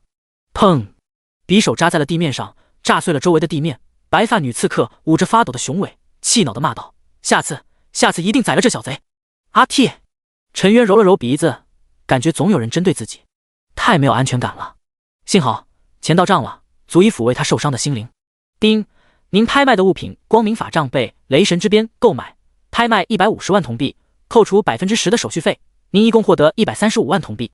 果然还是被雷神之鞭购买，完全没有出乎陈渊的意料之外。就是价格有些高了。一本召唤巨狼这技能也才卖了200万铜，这种技能书可是永久可以使用的，而装备只是阶段性的物品。陈渊觉得价格在50万铜比较合理。可是因为游戏难度增加，为了能够完美的转职，一切可以提升实力的道具都涨价了。陈渊拿到钱之后，先是来到了矮人作坊，直接支付给了山丘锤王100万铜币，给我继续打造剑矢，这次要1万支剑矢，另外再给打造1000支能够破防钢铁级别的剑矢。山丘锤王一听，顿时眼睛一亮，先是快速的收齐了100万铜，然后给出了他的报价。剑魔，咱们也是老朋友了，打造魔纹断裂剑我是不赚钱的，魔钢断裂剑咱就先说好，一支1万铜。这东西贵就贵在材料上，需要加入万次锻造的魔法黑钢，我给出的价格绝对比机械之星便宜，质量比地精科技稳定。山丘锤王喋喋不休，陈渊立刻打断了他的废话。现在他的时间就是金钱，有时间听他废话，还不如多打一些怪，出一件装备，消耗的剑矢就有了。1万就1万，不过这次我要你把剑矢分成10节，谁想要暴力取出来剑矢，就得承受10次伤害。没问题。山丘锤王拍着胸膛，不就是增加几个小小的魔法纹路而已，也就多敲几锤子的事情。陈渊依旧没有支付定金，拿走了1000支剑矢，心里感慨一句：弓箭手真特么的费钱，一般人还真养不起。那些专家教授让别选弓箭手，还是挺有道理的。输出全靠资源堆积。出了矮人作坊之后，陈渊来到了神秘商店，购买了3个黑夜之眼，一个2万铜，一共6万；3个显影之眼，也是2万铜一个，又花了6万。最后就是追踪之眼，这个比较贵，3万铜一个，花了9万铜。这东西很重要，关键时候可以保命。刚刚到手135万，买完这些就只剩下了14铜，加上之前的零散的5000铜，就是 14.5 万铜。然后继续采购药品，10万用来购买超级大红瓶，一共买了100瓶，这个用的最快。剩下的 4.5 万铜用来购买超大疗伤药，买了22瓶，还有之前剩下的70多瓶也算够用了。补充能量值的大蓝瓶倒是不用买，上次也才用了2瓶而已，还多着呢。他现在需要用能量值的技能也就几个而已，靠着自己的回复基本就能够用。最后陈渊采购完毕，来到了佣兵之神的冒险酒馆。尊敬的勇士，您有什么吩咐吗？一个长着猫耳穿着女仆装的少女怯生生地走到了陈渊身边。我叫爱丽丝，我以后就是您的专属服务生，您有什么需求，爱丽丝都可以满足。少女说着就跪在了陈渊的脚下，帮他小心地擦拭鞋子上的灰尘。一旁的佣兵们不服气了，凭啥这个人一来老板娘就让爱丽丝服务？她可是为数不多的半精灵，我一直想要和她进行深入的交流。就是啊，小爱丽丝还没有服侍过人呢，我看上她很久了。小爱丽丝，来这里，你牛头人哥哥疼你。一双双的手伸了过来，小爱丽丝吓得缩进了陈渊的怀里，瑟瑟发抖。跟那些长着猪头、驴头、蜘蛛腿的家伙比起来，眼前这个剑魔简直帅的让他可以不收取服务费。陈渊也不废话，直接张开长弓，嗖，几箭射在了伸过来的爪子上。-1、-7，竟然可以破防，这里允许杀戮。陈渊心中骇然，没有安全区一说。一支支箭矢插入他们的手掌，这些人的脸色瞬间变了。陈渊也不废话，直接朗声道：我现在发布一条任务，寻找10级到20级的所有 BOSS 的坐标，凡是能够提供坐标的地图，并且提供基础信息的，奖励铜币100万。瞬间冒险酒馆沸腾了。真的假的？只需要提供一个坐标就能奖励100万铜币？你知道100万铜币是多少吗？那可不是艾兰王朝那种小王国的铜币，那是由诸神在无限银行联合发行的货币啊。今天刚刚拍卖了一本法师的召唤技能，也才200万铜币啊。是的，陈渊他们的游戏币严格意义上算是神之货币，是以众神的权威为背书，当然不会是艾兰王国那种货币可以比拟的。艾兰王国的1万金币都换不到混乱之都的一个铜币，这就神的可怕。陈渊一笑，如果你说的是召唤巨狼，那就是我卖的。这下冒险酒馆的顾客全都一窝蜂地冲了出去，他们或多或少都知道一些 BOSS 的坐标，缺的就是一张详细的地图以及基础的信息，现在全都跑出去勘察去了。这100万不赚白不赚。发布完任务，陈渊转身就要走，这时候他发现自己的衣角被人拉住，一道怯生生的女声传来：大人，我知道有一个 BOSS， 我不要铜币，我只想求大人收下我，不要让我去伺候那些半兽人。陈渊眼睛一亮，打 BOSS 的收益可是非常高的。在哪里？只要你告诉我，我会让你免受欺辱。我的家乡精灵之森旁边有一个黑暗森林，哪里有一群恐怖的哥布林，他们经常抢掠我们的村子，杀死男人，抢走女人，帮他们生孩子。据说这群可怕的哥布林中就存在着一只13级的黑暗哥布林之王。闻言，陈渊大喜，伸手摸了摸猫耳少女的耳朵，手感很好，于是又软了一下。小爱丽丝脸色发红，羞得抓紧了裙子，一条猫尾巴无处安放。走，事不宜迟，现在就去。陈渊拉着猫耳少女大步离开。第39章，姜氏两兄弟群刷冰霜哥布林。通往黑暗森林的传送费用，一人5万铜币，回来的费用一人10万铜币。当陈渊带着猫耳少女爱丽丝来到传送阵法这里，魔法师给出了报价。先欠着，这还能欠着？时光之神可是上位神，从来没有人敢欠他们的钱，就连冒险酒馆的人也不敢。大人，爱丽丝小声的提醒，生怕陈渊惹怒对方。可让猫耳少女愕然的是，对方的态度极其热情，欠着就欠着，欠多少都无所谓。这是您的魔法卷轴，您收好，想要回来的时候，我会第一时间赶去接您。猫耳少女迷迷糊糊的跟着陈渊踏入到了传送门，直到出现在了黑暗森林的外围，这才反应过来。当陈渊刚想要踏入黑暗森林时，一条消息出现：叮，您现在已经进入到了特殊地图黑暗森林。这里曾经是生命女神击杀邪魔的地方，邪魔死亡化作了规则之地。这里的规则，生命女神一系的道具、装备、技能都会受到极大的压制。检测到你身上拥有的药品，全部来自生命女神的药店，因此你受到了规则的压制。生命女神的药店出产的药品，每一种都会有冷却时间，时间为10秒。是否要进入，请玩家慎重决定。陈渊脸色一变，这里竟然限制吃药，不对，是限制所有跟生命女神有关的东西。这个地图不好打啊！但陈渊也不会这么放弃，难打就更能体现技术。他对自己的技术还是非常自信的。小爱丽丝，咱们走。是的，大人。小爱丽丝怯生生地跟随陈渊踏入到了黑暗森林。刚进来，嗖一声，一道魔法弹轰击在了他脚下。陈渊立刻警戒起来，以为自己是惊动了野怪，可是对面却站着2个玩家。什么意思啊？陈渊握紧了长弓，技能随时准备使用。对面2个人说话很是客气，但说出来的话却让陈渊十分不爽。朋友，黑暗森林这个地图现在已经属于我们姜氏财团，给个面子，从哪来回哪去。终于碰到了财团的人了。陈渊往里面一看，还真不少，光是人数赫然就有500多人。这应该都是从各个新手村杀了 BOSS 之后出来的。一个新手村出来3个，10万个新手村出来就是30万，500人已经是很大的规模了。小爱丽丝，狗还可以说话，你见过这样的事情吗？陈渊没有理会这2人，径直往里走。小爱丽丝认真的点头，见过的，大人，我们那里还有狗耳娘呢。陈渊，站住！最后警告你们一次。2个专门守住地图入口的人怒了，见到陈渊把他们当成了空气，直接2发魔法弹朝着陈渊身上招呼。砰砰，这次是真的打。不过可惜的是，没有破防，2个1的伤害出现。刚刚动手的一刹那，陈渊直接张开长弓反击，嗖嗖嗖嗖，一人身上插了2支箭，负80、84，负7、7，2种伤害同时出现，这2个人只来得及发出一声惨叫，直接倒地身亡。你杀死了玩家，将市域邻军009，你的杀戮点+1。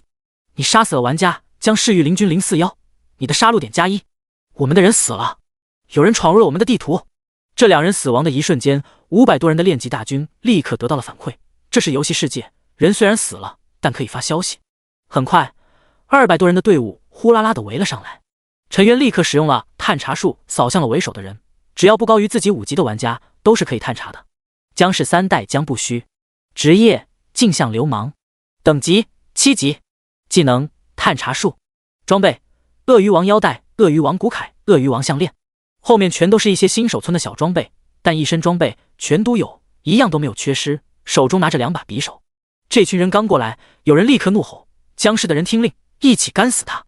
随着话音一落，200人直接往前冲。别小看这200多人，就算他们光凭着强制一点伤害，只要1人能出陈渊一刀，配合几个精英的人，就可以秒人。这也是他们这些财团工会依靠人数优势越级打怪的一种常用手段。可这些人刚一行动，就听见了一声极其清亮的耳光，啪的一声，刚刚说话的人就被姜不虚一耳光抽飞。哥，你打我干什么？成事不足，败事有余，滚下去！姜不虚训斥了一声不争气的弟弟，然后朝着陈渊伸出了手，笑道：姜是姜不虚，见过剑魔兄弟，兄弟的大名如雷贯耳。此言一出，周围人都停下了脚步。他就是剑魔，那个杀穿了9527号新手村的剑魔，那个已经完成了2个全能职业试炼的剑魔。正所谓人的名，树的影，这些人虽然在自己的新手村都是强者，被人称为大神，可是在陈渊面前，他们也只能是个弟弟。哥，就算他是剑魔，咱们1000多人，虽然大多数没有完成转职试炼，可是也完成了一部分。魔法师能够远程攻击了，弓箭手也那个10几个，一起抄家伙，未必怕了他。而且这里还是规则之地，限制嗑药，咱们500多人集火一次就能秒了他。江不悔越说越兴奋，说到最后都在想着爆陈渊身上的装备了。说完了吗？说完了就滚下去，是不是还想让我继续抽你？江不虚强势压制了弟弟，然后对着陈渊笑笑，再次固执的伸手要跟陈渊握手。陈渊很是疑惑，你难道不清楚我跟财团有仇？江不虚耸了耸肩，露出了人畜无害的笑容，跟我没仇就行。我又不是江氏的家主，我这个人有个毛病，就是喜欢跟比我强的人交朋友。有意思。陈渊伸手和对方握了握，两人相视一笑。我们现在级别太低，就只能靠人数优势在这里练级。剑魔兄弟如果想要肉盾帮你扛伤害，尽管说我这里高手没有，就是人多死多少次都没有关系。如果有需要，一定会的。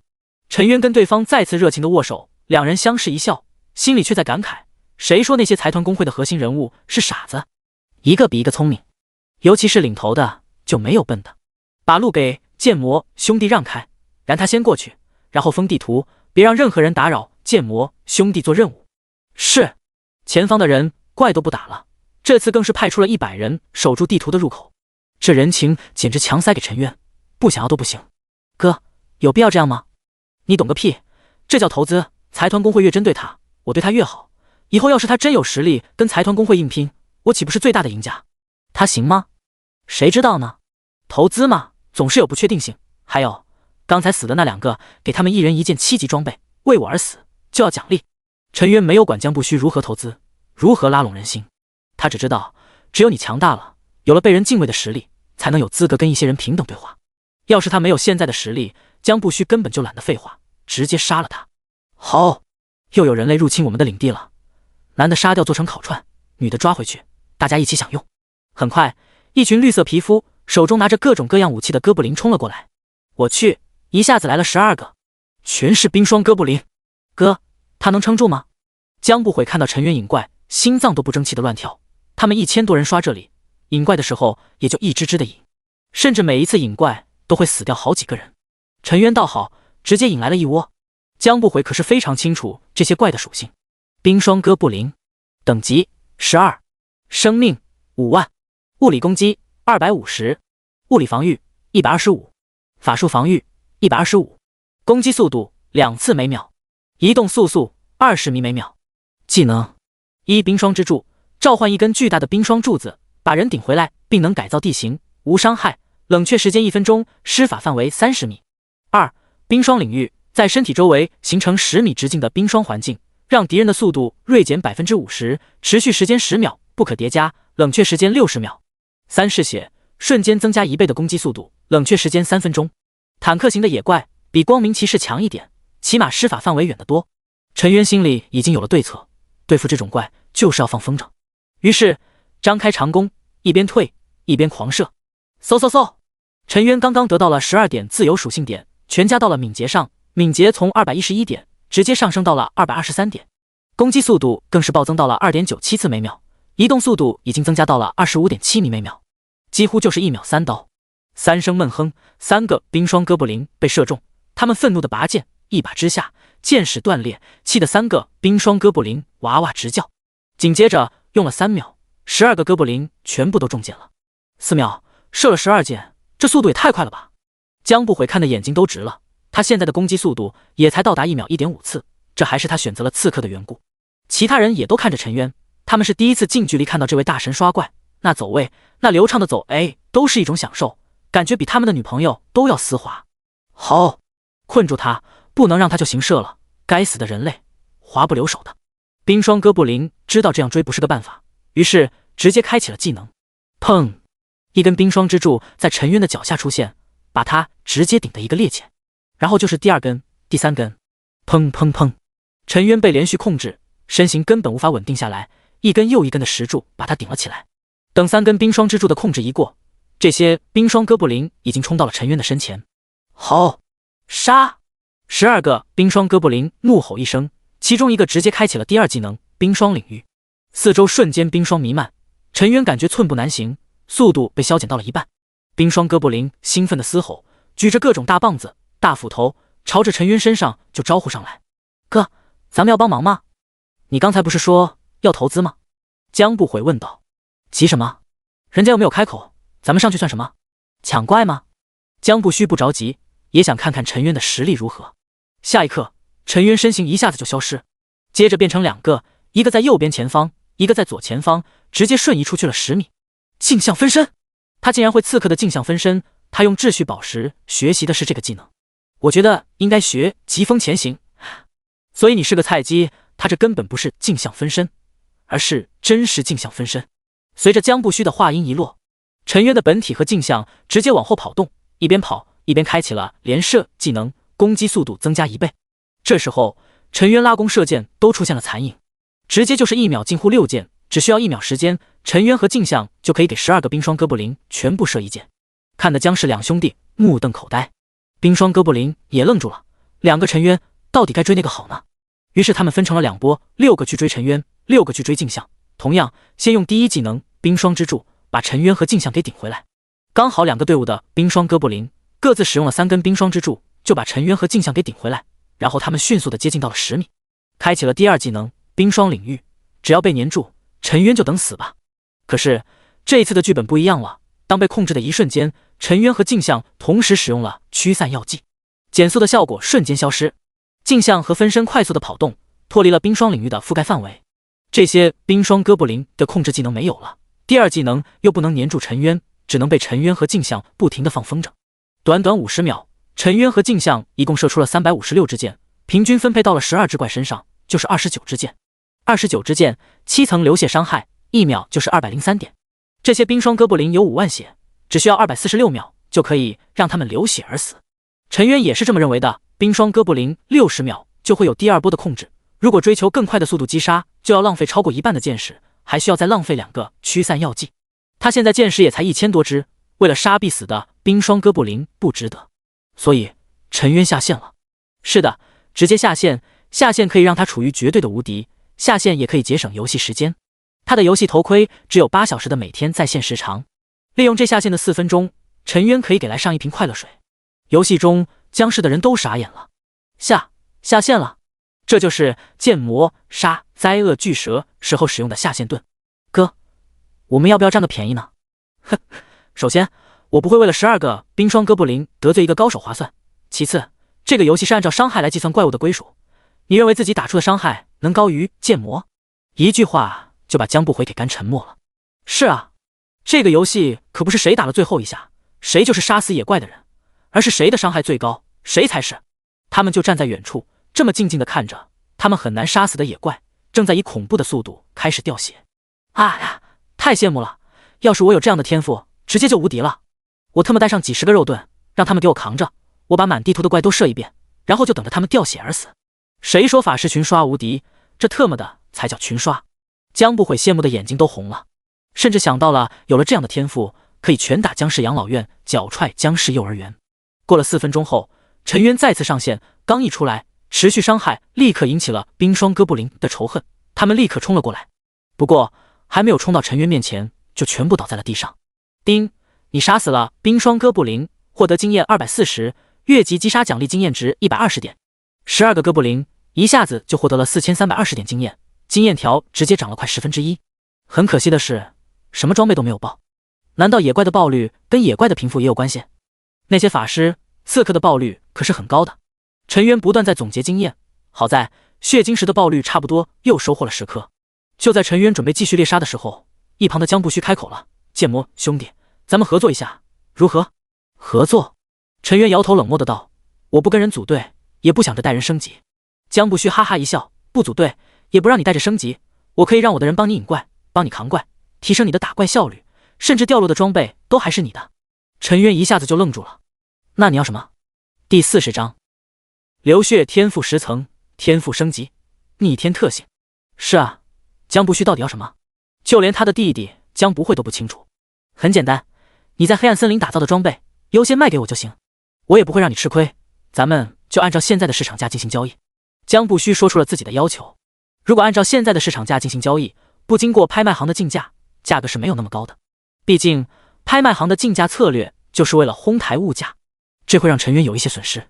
但同样的，陈渊因为有人帮他引怪扛怪，他会节省很多时间。比如这一次，他完全可以不用下线4分钟，而是在这4分钟之内一口气射光身上所有的剑士，杀怪的效率可能会提升3、4倍，爆的装备也会是之前的3、4倍，还不用给拍卖行交管理费。总体来说，他并没有吃亏，反而是练级的速度还快了。剑魔兄弟，合作对我们来说是双赢，我得到了我想要的装备，你节省了时间，迅速的提高了等级。有了高的等级之后，你就可以去杀更高等级的怪，有了更好的装备，怎么算你都不会吃亏。还有，你得到了我的友谊，不管在游戏还是在现实，多一个朋友多一条路。财团也有内斗，也许在关键的时候，我还会给你提供一些信息呢。江不虚的提议非常诱人，也很有道理。虽然跟所有人为敌听起来很爽，但要承担的风险也是非常大的。既然财团和工会内部不是铁板一块，陈渊就没有必要对所有的财团工会的所有人抱有敌意，拉拢一批人，打击一批人才是最为正确的做法。反正如果要对付自己，全干掉就行了，但要干掉所有人，他就需要足够的实力。江不虚只知道自己要提升等级，却不知道他最重要的提升流血天赋的层数，这才是他最大的依仗。而要快速的提高流血天赋的层数，那就要击杀足够的野怪。成交！陈渊伸出了手，跟江不虚紧紧地握在了一起，然后两人就开始了精诚合作。江不虚就开始命令人去引怪，陈渊则站在众人的后方，开始疯狂输出。前排有人吸引仇恨，尤其是骗出了这些野怪的控制技能之后，以陈渊的移动速度，那些冰霜哥布林根本就碰不到陈渊，就被射得满身是箭。陈渊也不多射箭，每一只冰霜哥布林身上最多是上30箭，他身上还有600多支魔纹断裂箭，一次性就群刷了23只冰霜哥布林。射完这些箭之后，陈渊直接跟小爱丽丝组队。这个游戏跟 NPC 组队是不会分组玩家的经验，但组队的 NPC 是可以捡取物品并获得一定的经验加成。想要让 NPC 忠于自己，还是必须给他点甜头吃的。小爱丽丝，你就守在这里，这些哥布林掉落的物性和装备你就先拿着，等我回来之后再交给我。陈渊也防了一手，害怕自己的物品被江不虚等人给拿走了，有猫儿女在这里，这些人想弄虚作假都不行。遵命，大人，爱丽丝一定会守护好大人的物品。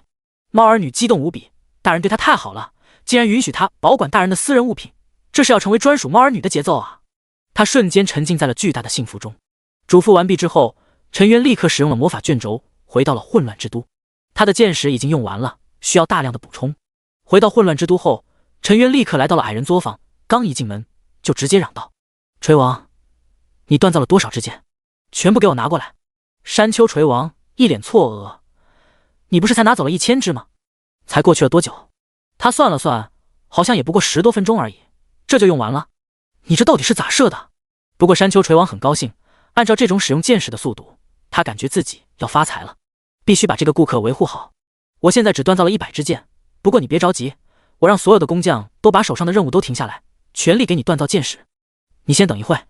山丘锤王一声吆喝，矮人作坊内200多工匠，1000多学徒都被他要求全力锻造魔纹断裂剑。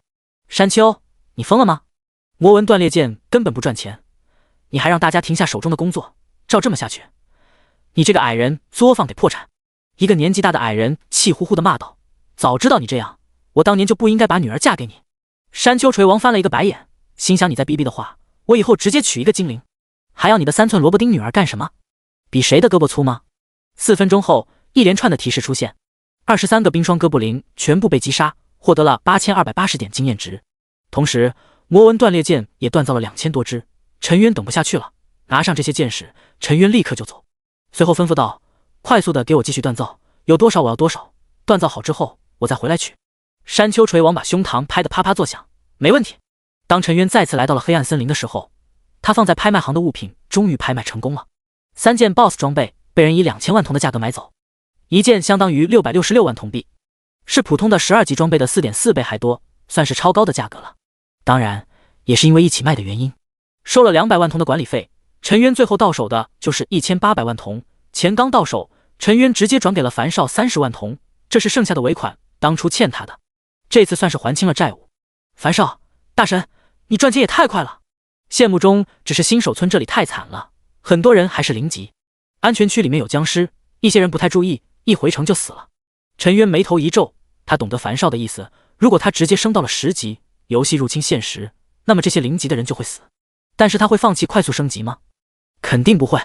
既然玩游戏就知道有风险，如果连新手村都出不去，那就算是侥幸活了一次，以后还是会死。我升级就是这1-2个小时的事情，我不会放缓升级的速度。那我叫人清除一下新手村的僵尸，然后让那些大炎国0级玩家一起组队，能带几个人升级就带几个人升级。大神，我会帮你善后的。樊少的话让陈渊很是感动，这朋友真的能处，你看着办吧，你自己也要注意了，别一不小心成了0级。陈渊回了一句话，然后头也不回地走向黑暗森林，同时他直接转给了山丘锤王1000万500万铜币，1000万是1万支魔铜断裂剑的钱，500万是1000支魔铁断裂剑的定金。山丘锤王够义气，他也不是小气的人，直接给了魔铁断裂剑1半的定金。山丘锤王收到钱之后，激动的锤子都砸歪了，把一根手指直接砸成了肉泥，但他一点都不在乎，高兴地跳起了魔性的舞蹈，随后去了生命女神的药店，奢侈地买了一支药剂，手指瞬间复原。剑魔赚钱太快了，2000万铜啊，足足2000个银币，这才1天不到，他就赚这么多。别羡慕，他花钱更快。我让人拿着断裂的剑矢去矮人作坊问了，一支剑1000铜。江不悔闻言倒吸一口凉气，这哪里是弓箭手，这是烧钱手。哥，咱家都养不起吧？是养不起，货真价实的吞金兽。两人说话间，陈渊回来了。猫儿女如同献宝一样，把收获到的20枚血晶石双手捧给了陈渊。陈渊揉了揉猫儿女的耳朵，对方的脸一下子就红了，然后诺诺的道：大人，小爱丽丝好像实力变强了，也会使用魔法了。陈渊眼睛一亮，赶忙问道：是什么魔法？净化，可以帮助人或者自己驱逐一切负面状态，包括眩晕、睡眠、冰冻、标记、锁定。我去，这简直是神迹啊！别说是陈渊了，就是旁边江不虚和江不悔都想把这个猫儿女给收了，简直上的厨房，下的厅堂，还能打野。虽然驱散药剂可以驱散负面状态，在那驱散的都是比较弱的控制技能，比如致盲、减速、麻痹，但是眩晕、冰冻这些是无法驱散的。陈渊再一次揉了揉猫儿女的耳朵，笑眯眯的道：以后跟着我好好干，我会奖励你的。猫儿女不住的点头。陈渊也用一个探查术查看了一下猫儿女现在的状态。小爱丽丝，猫儿女，半精灵，等级2，生命1000，职业牧师，技能净化，净化一切负面状态，瞬发魔法，无前摇，冷却时间10分钟。不错呀，自己竟然找了一个牧师。陈渊欣喜，把自己的超大红瓶以及超大疗伤药都塞给了他10瓶，还给了他5瓶大蓝瓶。大人，这些太贵重了，就是把小爱丽丝卖了也买不起。猫儿女不敢接着，你拿着，以后我让你放技能的时候，你就对着我放净化就行，知道吗？陈渊把这些药硬塞给猫儿女，嘱咐道。猫儿女这才收下。有了小爱丽丝之后，陈渊感觉自己又安全了许多。小爱丽丝的技能在关键的时候可以解除自己身上的控制，也许就是这一个控制就能救了陈渊的命。在江不虚和江不悔两兄弟羡慕嫉妒的眼神中，陈渊继续群刷冰霜哥布林。这次有2000支剑士，陈渊直接一次性对付66只冰霜哥布林。江不悔的脸色都绿了，要对付这么多的冰霜哥布林，他们的压力呈几何级上升。之前一次可能会死30-40人，这一次甚至要死200人才能够配合陈渊引怪拉仇恨，让陈渊可以顺利的射完这么多箭。再这么下去，我们的级别就会疯狂的往下掉。江不悔心疼不已，这些人都是他这一脉的嫡系力量，要是全废了，他们以后在江氏会失去话语权。相信我，赢的会是我们。相信我，以等级来换装备，一定划算。江不虚攥紧拳头，两人死死地盯着这66只冰霜哥布林，看着他们的血量不断下滑，嘴里不停喊着爆爆爆。此刻的陈渊已经回到了混乱之都，继续补充剑士。当陈渊拿着8000支魔铜断裂剑回来的时候，江不虚已经激动得语无伦次了。爆了，是一件衣服，快点让猫儿女给我们。这时候的猫儿女如同抱着宝贝一样，把那件装备抱在了怀里，看到陈渊以后，这才如同献宝一样的交给了陈渊。陈渊一看，心里一喜，终于爆装备了。打了大概100个冰霜哥布林，终于还是爆了一件装备，看来这怪的爆率是100比1。哥布林皮甲，男，品质黄铜，12级，体质加24，装备要求全职业。竟然是一件全职业的装备。陈渊还以为这是一件坦克的装备，结果没有职业限制，全职业通用，这是一件好东西啊！150万铜。江不虚直接开口报价，让陈渊意外的是，他并没有压价，这东西拍卖的话也许会比较高，但交了管理费之后也差不多就是这个价格。好，陈渊直接把装备给了江不虚，江不虚递给了一个防御最高的坦克，让他穿着负责引怪。24点体质相当于增加了120点生命和能量值，这样的装备对坦克有着质的提升。而与此同时，一则公告响起：玩家剑魔升级到10级，游戏在明天上午12点正式入侵现实，请各位玩家做好准备。刷！所有人都看向了陈渊，你10级了，这么快？陈渊这时候才注意自己升级的事情，刚才一瞬间击杀冰霜哥布林的提示都刷屏了，他也没有注意。翻开提示，果然出现了，恭喜你升到10级，全属性加2，获得2个自由属性点。是的，10级之后升1级，属性都是加2个，每5级加1次全属性。接着就是天赋的加成：1射程成长，射程加1； 2敏捷成长，弓箭手，敏捷加1； 3暴击成长，暴击加1； 4敏捷成长，刺客，敏捷加1。全能弓箭手以及全能刺客的天赋中，4个天赋是加属性，直接显示出来了。陈渊把2个自由属性点加到了敏捷上之后，他的属性也有了巨大的提升。姓名：剑魔，食人图61100，职业：弓箭手，等级10级9070000，有效射程27米，生命905，能量值715，物理攻击111，法术攻击5，物理防御72，法术防御20，移动速度26.1米每秒，攻击射击速度3.01次每秒，转身反应速度0.810秒，毒抗9，暴击4，闪避4，气血73，精神5，体质51，敏捷227，准确16，攻击速度终于突破到了1秒3刀，生命也达到了905，物理防御和法术防御也有所提升，可以说实力又提升了一大截。更惊喜的就是小爱丽丝给了他60颗血晶石，当陈渊拿到之后，流血天赋也提升了。流血天赋8层，每秒可以造成8点固定伤害，下次升级所需要血晶石10120。继续啊，剑魔兄弟，放心的射，想怎么射就怎么射。终于出了装备，江不悔看到了希望，这一件装备就给他省了10几万铜币，而且装备的提升，他们实力提升的更快，以后刷怪打装备更容易，这就相当于滚雪球了。这回江不悔真的把陈渊当成了异父异母的亲兄弟。陈渊也不客气，他现在也想刷更多的怪，这里血晶石基本上一个怪一个，这要是不刷的话，简直天理难容。而且他破产了。是的，别看刚赚了150万，可是还欠着山丘锤王500万，他身上也才450万铜。这些剑使用完又得进货，陈渊都觉得自己是一个超级吞金。江不虚、江不悔也只能带人跟进。他们刚进入到了一处密林，嗖10几发的冰球朝着他们就砸了过来。与此同时，江不悔突然惨叫一声，脖子上出现了一道血痕，脑袋上出现了一个惊人的伤害，负600。他当场暴毙。小心，有刺客型的野怪！有人激动的怒吼，刷，一只显影之眼就插了下去，四周瞬间出现了几道隐身的哥布林。陈渊立刻一个探查术扔过去，影子哥布林，他们是被邪魔选中的影子，于阴影中悄无声息地杀死敌人。等级12，血量25000，物理攻击300，物理防御150，法术防御100，攻击速度3次每秒，移动速速28米每秒。技能1疾风前行，2闷棍，从后面敲击对手的后脑勺，造成2秒眩晕，技能冷却时间3分钟。3割喉，直接割断目标的脖子，可以造成2倍的伤害，冷却时间1分钟。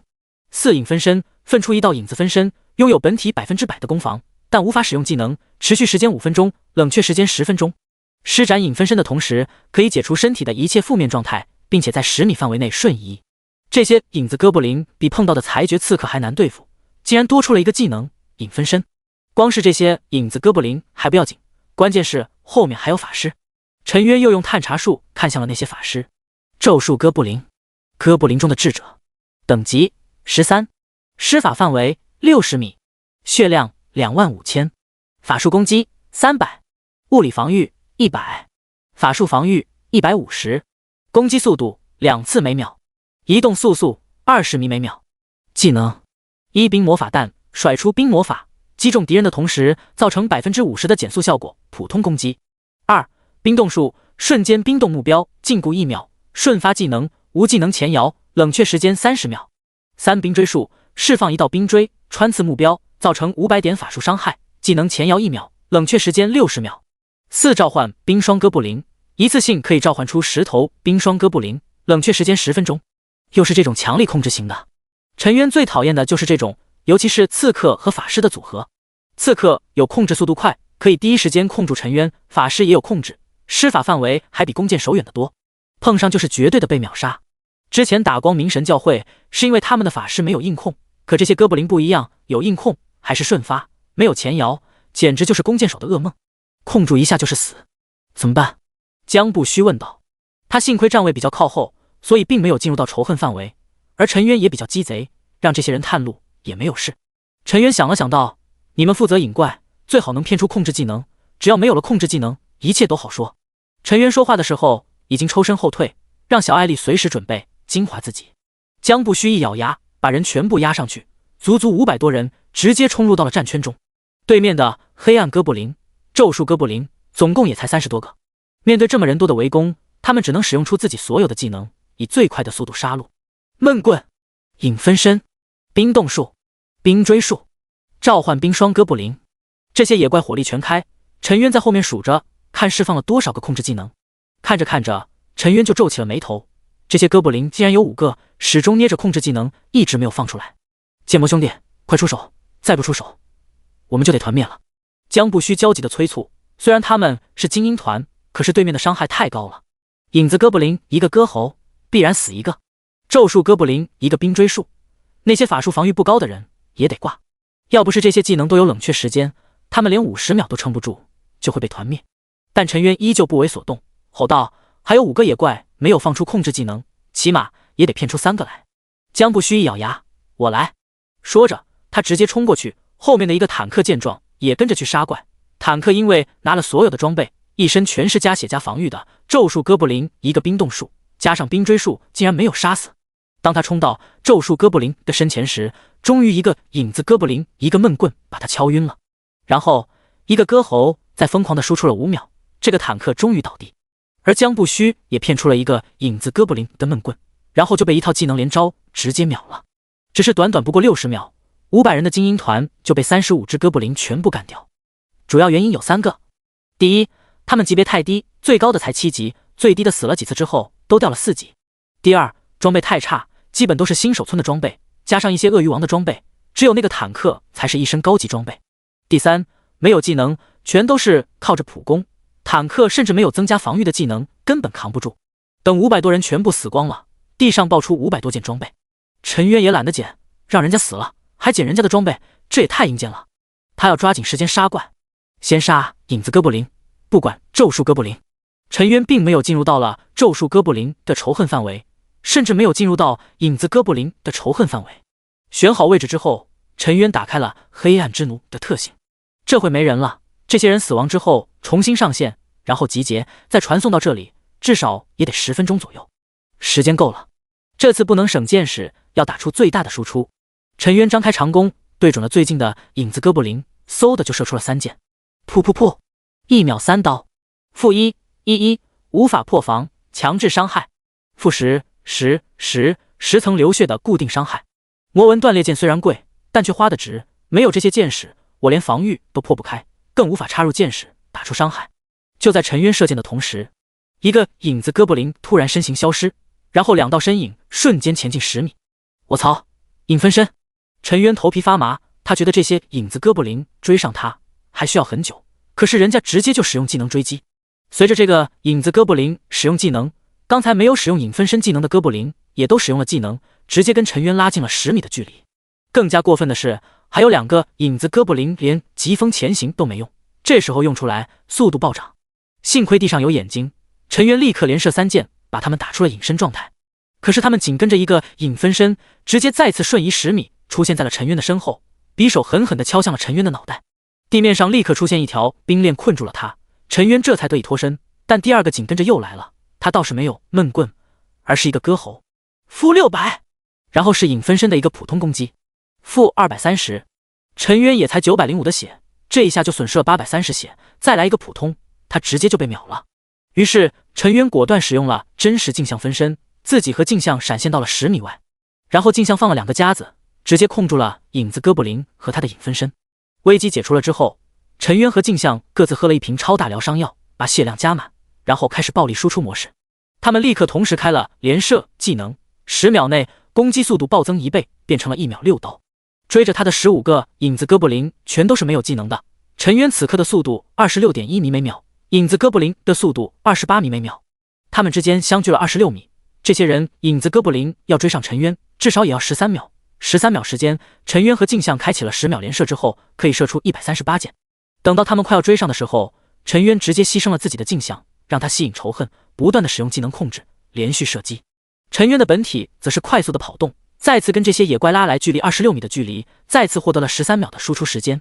等陈渊的镜像分身被砍死后，陈渊本体又输出了11秒，1秒3刀，总共33箭，加上之前的138箭，陈渊一共射了171箭。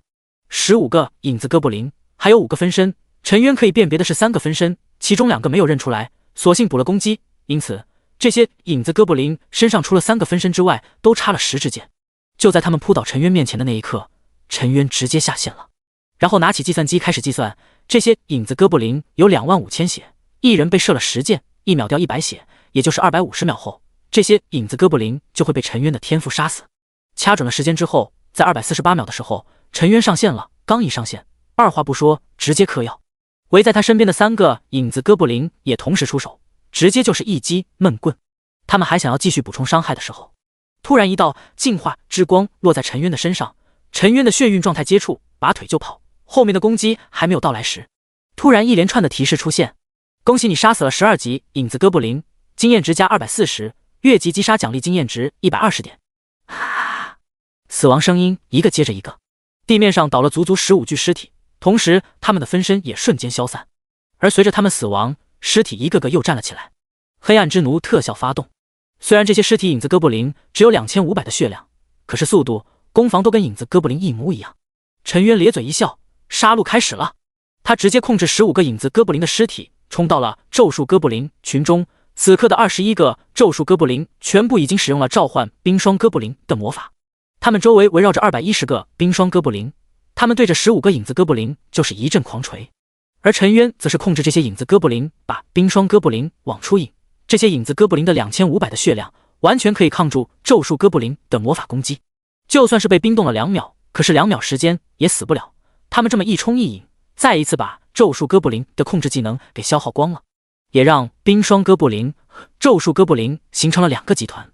陈渊直接就开始群刷冰霜哥布林，他一边射击一边带着冰霜哥布林往外跑，一直就跑出了咒术哥布林的攻击范围。而陈渊的速度远远快于冰霜哥布林，当这些冰霜哥布林使用冰霜之柱以及冰霜领域控制陈渊的时候，陈渊直接使用一个驱散药剂，他储存的驱散药剂用的只剩下1份的时候，已经坚持了6分钟。陈渊动用连射技能，以陈渊1秒3刀的攻速，1分钟刚好射出210箭，6分钟也就是给210个冰霜哥布林全都射了6箭。6箭太少了，但是我实在坚持不下去了，没有驱散药剂，我被控制直接就会挂。陈渊咬牙不停地看向黑暗森林入口。这时候黑暗森林外，江不虚、江不悔正率领大部队风风火火地赶来。不虚，听说你带队直接团灭，损失了足足500件装备，这件事你必须要给我们3房一个交代。死一次掉1件身上的装备，而且还是掉最高等级的，这损失太大了，直接就能让他们一蹶不振。说话的人是江不虚的亲二叔，是3房这一脉的，不过权力却比不过这个侄儿。听说这次江不虚团灭，他特地过来看好戏的。我相信剑魔他不会让我失望的。江不虚心情很是烦躁，他一直坚信一个势力最好只有一个话事人，这样才能做出最快最好的决策。人多了声音就多了。不虚啊，你还是太年轻，怎么可能相信一个外人？再说我们都团灭了，他一个人能顶什么用？江不虚的二叔江山河还要喋喋不休，可是刚一进地图就看到了陈渊引着210个冰霜哥布林正在群刷，他瞬间就把要说的话直接给吞进肚子里了，然后怒吼一声：快帮忙，快组队啊！第42章游戏手环，游戏终于要入侵现实了。帮忙是要帮的，可是组队实在是想多了。江不虚摇头，跟着大神合作已经是天大的机缘了，还要啥自行车呢？分出200个人引怪，不要怕死，就算是掉到1级也在所不惜。掉到1级了还可以练回来，只要有装备，他们就可以在这里站住脚，经验还不是刷刷的就来了。一只冰霜哥布林的经验240，再加上越级击杀的奖励，足够一个人直接从1级升到3级。前提是你能杀得死。有了人拉怪，陈渊再也不用下线了，可以站在后面尽情的输出。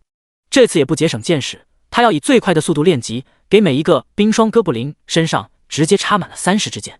210个怪就得6300箭，以他的攻击速度，开启连射技能，1分钟刚好射210箭，要足足花费了30分钟。陈渊这次选择的是先给一只冰霜哥布林挂满30支箭，然后再射第2只，这样先攻击的第1只冰霜哥布林，他5万的血量，经过166秒之后，就直接被陈渊10层流血被动杀死，这样可以减轻前排的压力。随着陈渊的不断射击，210只冰霜哥布林不断的死亡，如同多米诺骨牌一样，一个接着一个倒地。当然，陈渊为了不过早的暴露自己的能力，早就关闭了黑暗之奴的特性，让这些人觉得陈渊能够杀怪全是靠运气。而陈渊消息中的提示早就刷屏了。最让江不虚等人羡慕的是，怪还没有杀完呢，陈渊直接升级了，11级了，升级的速度也太快了吧，比那些法师都快。当然快了，你看看这输出，法师如果开大范围的技能可是不能动的，剑魔不但能群刷，还可以走位，就问你骚不骚？他转职了2个全能职业，也不知道升1级属性能增加多少，敏捷至少4个点。江氏的人可不是普通玩家，全都是高级玩家，能进入精英团，不是各方的天才，就是家族培养的种子选手，眼光当然十分毒辣。可是他们也猜错了，陈渊升到了11级，生命加了100点，生命终于破千了，达到了1005点，射程加了1米，达到了28米，暴击加了1点，准确加了2点，敏捷直接加了6点，其中2点是升级提升的，2点是自由属性点，2点则是敏捷成长。虽然只是一点点的增加，可是这不是装备带来的，而是自身的属性，这才是最可怕的。当然，陈渊的收获不止如此。最终，当最后一个冰霜哥布林死亡之后，地面上的物品足足爆出了8件，分别是哥布林腰带、哥布林铠甲、哥布林靴子、哥布林皮裤、哥布林大棒、哥布林头盔、哥布林护腕、左哥布林手套、右。陈渊扫了一下装备，这些装备竟然全都是加体质和气血的，也就是加生命值、物理攻击以及物理防御。就连靴子也是，只是多加了1点移动速度而已，竟然没有敏捷。看来这哥布林不是坦克类的野怪，就是近战类的野怪。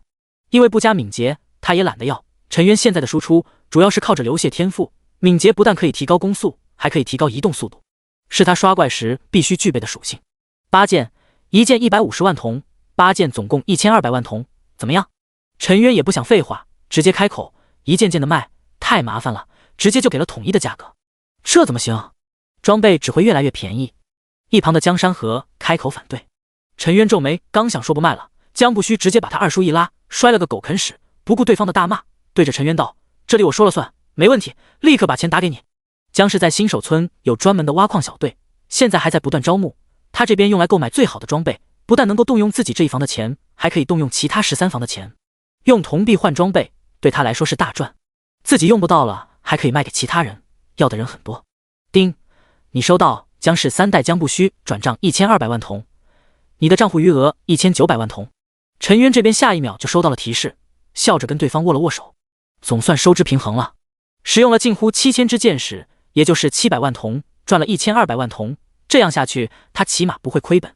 江不虚把装备分配下去了，他的原则就是先给坦克玩家，而且是把一个坦克玩家武装到牙齿，只要他能武装10个这样的坦克，就可以轻轻松松的刷冰霜哥布林。尤其是这样的坦克去进行转职试炼很容易，拿到了职业技能和职业天赋，只会更强。而陈渊这边，小爱丽丝帮助陈渊捡起地上的血晶石，这次一共得到了193颗血晶石。流血天赋再次升级，流血11层，你的武器留在目标体内，可以造成11点每秒的固定伤害。特性黑暗之奴2层，使用流血天赋杀死一个目标后，可以召唤出一个尸体，不能使用技能，血量是原本的 20%。下次升级需要血晶13-220，爽！伤害提升的同时，黑暗之奴的提升才是最可怕的，一下就增加了1倍的血量。如果再继续提升1层，他就根本不需要江不虚了，直接自己就能刷出尸体海来。小爱丽丝，你升级了吗？又没有新的技能？陈渊可没有忘记，他和小爱丽丝组队杀了这么多的怪，猫儿女也该升级才对。大人，我这次获得是治疗术。猫儿女献宝一样告诉了它的属性。治疗术，使用一次可以瞬间恢复100点生命，冷却时间10秒，使用一次耗费10点能量值。这个技能很一般，甚至说是鸡肋，不过陈渊也不气馁，反而摸了摸他的猫儿，鼓励道：“你真棒！”猫儿女一听，激动地挺起了傲人的胸膛：“大人，小爱丽丝永远都效忠大人，我也想要一个猫儿女，太可爱了，真想摸一下。”江不悔羡慕的哀嚎，被他老哥狠狠地瞪了一眼：“家里不是有好几个？游戏里有必要再要吗？”“那不一样，家里是假扮的，这个是真的啊！”“滚！”江不虚懒得听他唠叨，用力一踹他的屁股：“去引怪去！”江不悔郁闷地叹息一声，带着50人的队伍悲壮地送死。是的，就是送死。他们的任务是把前面21个咒术哥布林的技能骗出来，尤其是控制技能。任务完成得很顺利，50个人被21个咒术哥布林集火，一波技能就给秒了。江不虚大手一挥，上！剩下的近乎500人浩浩荡荡地杀了过去。陈渊也抬起了弓箭，疯狂爆射。一个哥布林射30箭，轻轻松松也就花了3分钟而已。江不虚其实心里还是有私心的，希望他们能够抢下一只怪，为此他让攻击最高的几个人围着一个咒术哥布林杀。可是他们打出的伤害还不如陈渊一个，甚至陈渊没有特意多射几箭，就是靠着流血被动直接烫死了这些怪。随着第一个咒术哥布林死亡，一条系统通告响起：恭喜玩家剑魔开服第4天，击杀13级野怪咒术哥布林，打破13级野怪的首杀记录，奖励自由属性点13个。这一下直接捅了马蜂窝。3级普通玩家剑魔还有没有人性？9527号新手村很多人还是0级，他自己练级刷的飞起，这是要坑死人的节奏啊！9527号新手村0级玩家，我如果死了就是剑魔害死的。7级财团玩家抵制剑魔，从我做起，太冷血，太无情了。樊少也发来的信息：大神，新手村这边全都是骂你的，他们甚至要军方公布你的真实身份，要把你送到超凡法庭上。是的，在大炎国，财团无法查询陈渊的真实身份，但军方高层可以。这是各个国家拥有的一个特权，也正是这个特权才让他们凌驾于财团工会之上。陈渊没有理会这种声音，他相信军方绝对不会这么做，这样会失去人心的。以后谁还敢相信3大兵团？他不慌不忙地把13个自由属性点加在了敏捷上，敏捷达到了240点，3速也有了大幅度的提升，移动速度 26.127.4 米每秒，攻击射击速度 3.013.14 次每秒，转身反应速度 0.8100.797 秒。剑魔兄弟，继续，我去引怪，你负责击杀。江不虚很着急，这次21个咒术哥布林竟然没有爆出装备，他想要多刷一点怪。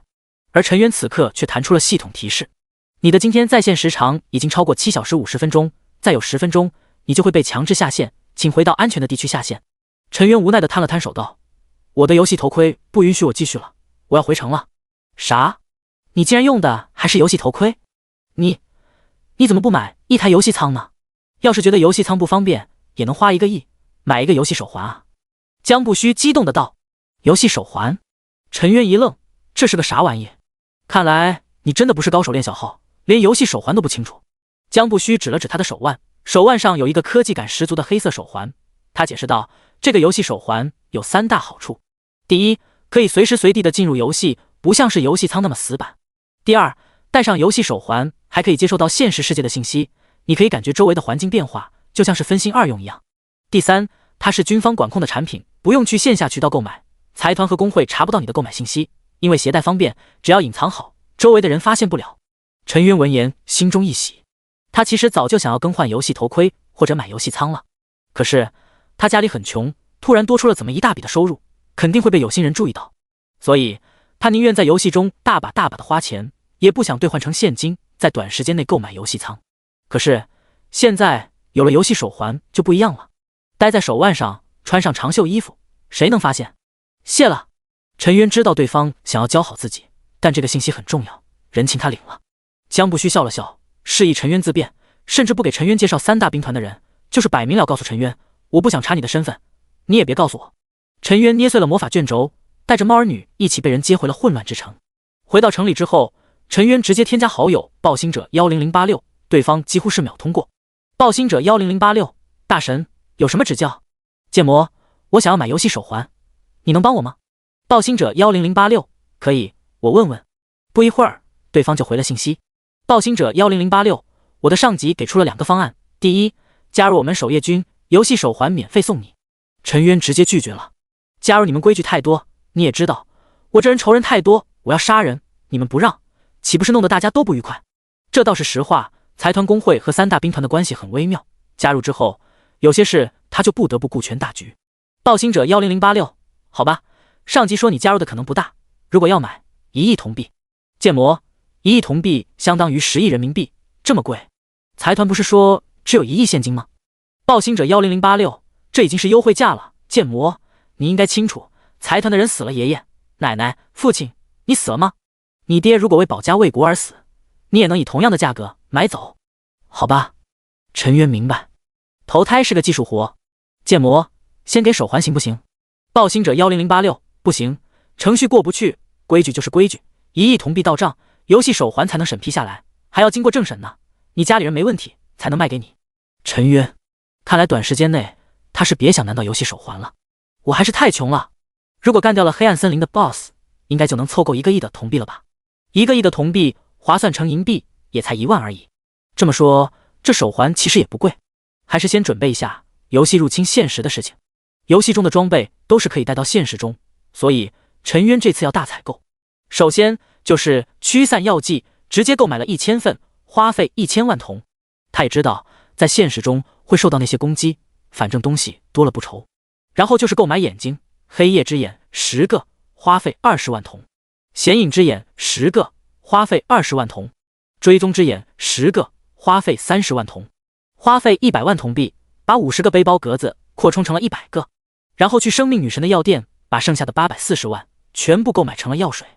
1000个大蓝瓶，花费了30万铜；3000瓶超大红瓶，花费300万铜；2000瓶超大疗伤药，花费400万铜。再去山丘锤王那里采购了木杆剑20万支，光是剑矢就要40万铜，这些先欠着。采购完一切之后，陈渊退出了游戏，静静的等待游戏入侵现实。有机会就杀灾厄巨蛇，夺去秩序宝石，没有机会就什么也不管，但一定要隐藏身份。陈渊给自己定下了一个基调。第43章，游戏入侵现实，恐怖的飞雪。放下头盔，陈渊起来从家里找出一包泡面煮了起来，为了奖励自己，他还特意给里面加了一个鸡蛋。滋溜滋溜，陈渊吃得满头是汗，桌子上的手机突然震动起来，他一边缩面一边解锁手机，是3个人的小群。张凡，哇哈，游戏终于要入侵现实了，我的大刀已经饥渴难耐了，我爹给我准备了法杖，我娘给我准备战甲，就能派上用场了。陈渊心里疯狂吐槽，不愧是游戏2代。游戏入侵现实是一次游戏资源的再次分配机会，一些人可以把其他服务器的装备穿上，然后在现实中打怪升级。比如樊少这种，他完全可以拿着高等级的装备虐菜。陈渊，大神，求带！我才3个的小刺客。樊少，放心，我马上派人去接你，你别乱跑，现实中我罩着你，等我们进入主城后，我让大神剑魔罩着你。屏幕另一边的飞雪拖着精致的下巴，不停地偷笑。张凡，你怕不是还不知道，你嘴里的大神就是你的同学。战飞回头问，咱们准备好了吗？老管家申博点点头，放心吧，小姐，一切准备就绪，老仆一定会为小姐杀死灾厄之蛇，拿到秩序宝石。微信群还在不停地闪烁。樊少，美女委员，你不跟着我一起吗？其实我有一句话一直想说。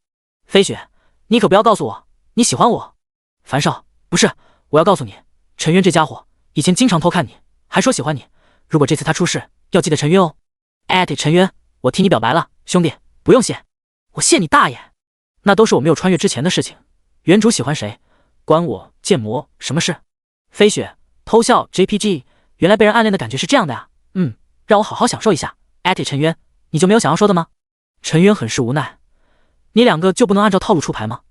陈渊，你现在胖了。樊少，战飞，去死！3人闲聊了一会，陈渊的房门就被敲响，打开门之后，赫然是4个身穿战甲的男子，这战甲一看就是游戏装备，这应该都是其他服务器的玩家。少爷让我们保护你去他的别墅，陈渊同学，请上车。陈渊也没有客气，跟随4人一起上了一辆造型拉风的越野车，很快就来到了平城的别墅区。张凡已经在门口迎接，见到陈渊之后，热情地搂着陈渊的肩膀，笑道：兄弟，放心，只要跟紧我，这次就没事。我爹说他执行完任务就会回来保护我们。陈渊扫视一圈，发现光是保护张凡的人足足有50个，身上已经穿上了5颜6色的铠甲，手中更是拿出了自己的武器，有匕首，有法杖，有盾牌，还有大刀，甚至还有一个人是弓箭手。你们就是死，也得先保护我和我兄弟。如果我们出事，我娘一定砍死你们，知道吗？张凡再次强调。50个保镖听到张凡的老娘，都是脸色抽动，像是想到了什么可怕的生物，一个个连忙点头。时间过得很快，当墙上的钟表指针指向了12点时，突然，陈渊脑海中出现了一个声音：叮，2223服务器游戏入侵现实，正在数据化。唰，陈渊就看到了一道恢宏的蓝光，直接覆盖了天空，所有的一切东西被数据扫过之后，瞬间开始数据化。大楼、湖泊、树木，甚至连桌子上的笔记本也都变成了可以被数据解析的东西。而陈渊自己的身体也发生了奇妙的变化，他看到了自己的血量以及各种数据。叮，数据化完成。叮，正在同步等级，装备、技能同步成功。叮，为了保护玩家，封闭所有玩家的探查数，所有人的血量、装备数据仅自己可见。玩家现在可以召唤自己空间背包，可以取出自己装备。你有1分钟时间武装自己。怪兽即将降临，倒计时开始，59、58。陈渊立刻沟通自己的背包，发现一切装备都在背包里面，他是一件都没有穿，只是从张凡家的墙上拿起了一把唐刀。刚一拿到，他的嘴角就抽动起来。战破刀，品质钢铁，31级，攻击力加93，攻击速度加1次秒。装备要求近战职业。我了个擦，张凡，你家随便一把刀就是装备？还是31级的钢铁装备？什么叫做土豪？这就是，哈哈哈哈，这算什么？看我黄金圣斗士！这时候的张凡全身金光灿灿，竟然是一套黄金战衣。张凡洋洋得意地介绍道：“这是圣斗士副本里面的装备，处女座黄金圣衣，一套的，我穿上之后直接无敌。黄金圣斗士的衣服，赤金级别的装备，好吧，太强了。”陈渊已经在心里默默地叹了一口气，这次绝对不会出去，一定要捂好自己的小马甲。张凡也才3级而已，竟然直接能穿赤金级别的装备，那些财团工会的子弟呢？岂不是人手一件？我是刺客，我是刺客，我不是剑魔。陈渊在心里不断地警告自己，然后默默地站在张凡的身后，就看着自己骚包的家伙装备。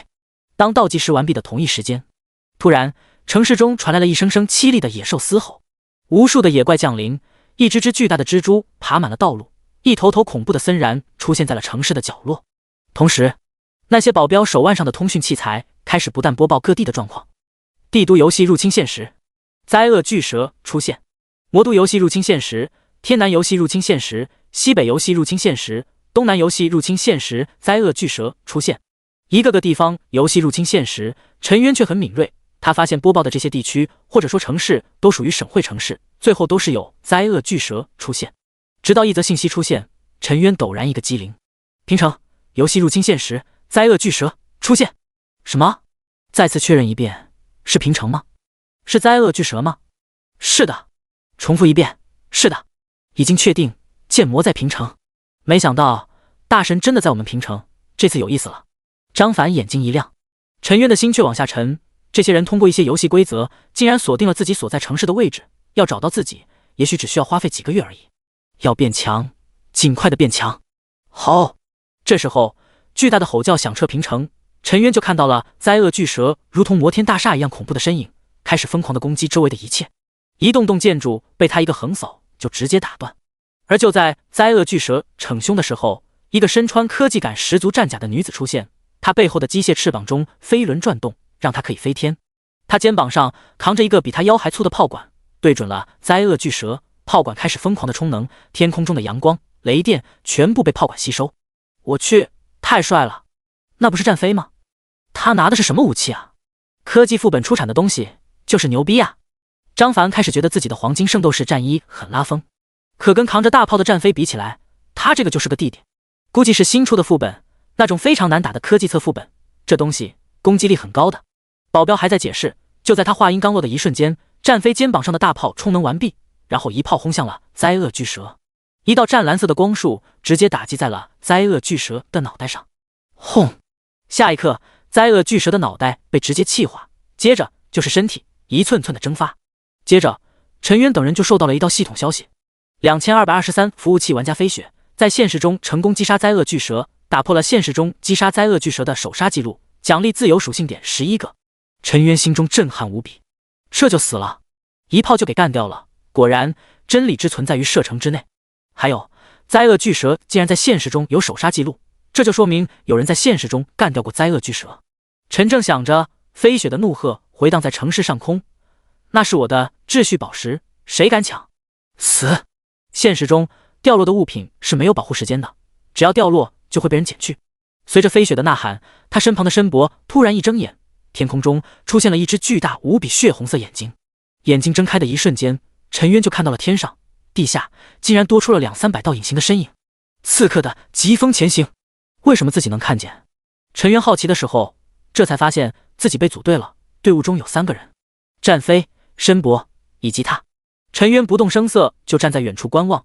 少女扛着大炮突然变形，变成了枪管细长的狙击枪。他对着一个逃跑的刺客毫不犹豫地举枪射击，砰！一道螺旋飞舞的能量子弹直接就轰在了那个刺客的身上。下一刻，这个刺客身体膨胀，全身炸成了漫天血雾，他身上的装备掉落一地，金光闪闪。你敢杀人？我们可是落雪公会的！有人大喊：放下秩序宝石，否则死！少女声音冰冷，毫不犹豫地举枪继续射击。黑色的科技头盔覆盖了少女的面颊，双眼处是淡蓝色的护目镜，全身战甲上闪烁着红蓝2色荧光，看起来如同未来的女武神。她面对抢走自己战利品的人还不留情，果断狠辣地扣动扳机，又是一枪，直接干爆了一个人的脑袋。红色、白色渲染成了印象派的画作，少女眼中闪过一道道淡蓝色的电子信息洪流，发现没有秩序宝石，她下次举枪瞄准下一个。轰轰轰！一个又一个的人被当场打爆，少女显得无比的狠辣。陈渊都不由得心惊，这可是在杀人啊，不是游戏中的 PK。八嘎，好险啊！幸亏我来得迟，不然死定了。小犬狗养刚一接到消息说平城出现灾厄巨蛇，他就立刻带人赶来。为了让他们可以跨越时空，会长特意动用了一张定点传送卷轴。可刚一来就看到了飞雪大杀四方的场景。撤，不要参合，大炎人太可怕了，这绝对是财团的嫡系成员。小犬狗养狂擦冷汗。社长，这次我们无功而返，会长大人会责罚我们的。手下一个忍者打扮的男子提醒。妖夕，不用怕，我还有一个老婆，会长大人一定会看在他的面子上，让我这一次。手下，他们总算明白了，为什么社长娶老婆就喜欢照着会长的标准选。城市中央，飞雪还在继续射击，一枪就带走一人，杀人的速度看得陈渊一阵咂舌。可就算是这样，那些人还是不肯交出秩序宝石。申博，既然他们要找死，那就成全他们。少女怒了，一旁的申博点头，拿起手中的古朴法杖，突然一挥，天空中的巨大的血红眼睛突然生长出了一条条狰狞可怖的血管，如同一条条触手一样，瞬间插下。砰砰砰，一个又一个的刺客被钉在了地上，这些血管贯穿了他们的身体，然后把他们往一起拉。而飞雪手中狙击枪也变成了刚开始时候的大炮，上面红蓝2色的纹路开始疯狂的充能。看到这一幕，地面上的那些刺客急了：我们给你秩序宝石，不要杀我们，我们都是财团和工会的人。之前有人还觉得自己能侥幸的逃出去，可是现在他们绝望了。申博最少也是200级的法师，有这么可怕的人在，他们的任务根本完成不了。迟了，我飞雪的东西你们都敢抢，就要付出代价。少女根本不为所动，充能完成的大炮对准备300多刺客重重地按下了发射的按钮，一道湛蓝色的光柱笔直地轰出。第44章排行榜更新，财团的崛起。300多刺客连惨叫声都没有发出，全部被气化了。哗啦啦，各种装备掉落了一地。一颗璀璨夺目的宝石静静地悬浮在半空中，正是秩序宝石，可是谁也不敢去拿。飞雪脚踩着合金战靴，迈着优雅的猫步走到了宝石旁边，一把攥住了宝石，得意地扫视所有人一眼，这才扛着大炮去了城市的西边，开始疯狂练级。我擦，太帅了，尤其是这身行头，贼带劲。张凡穿着处女座的黄金圣衣，现在激动得如同一个粉丝一样。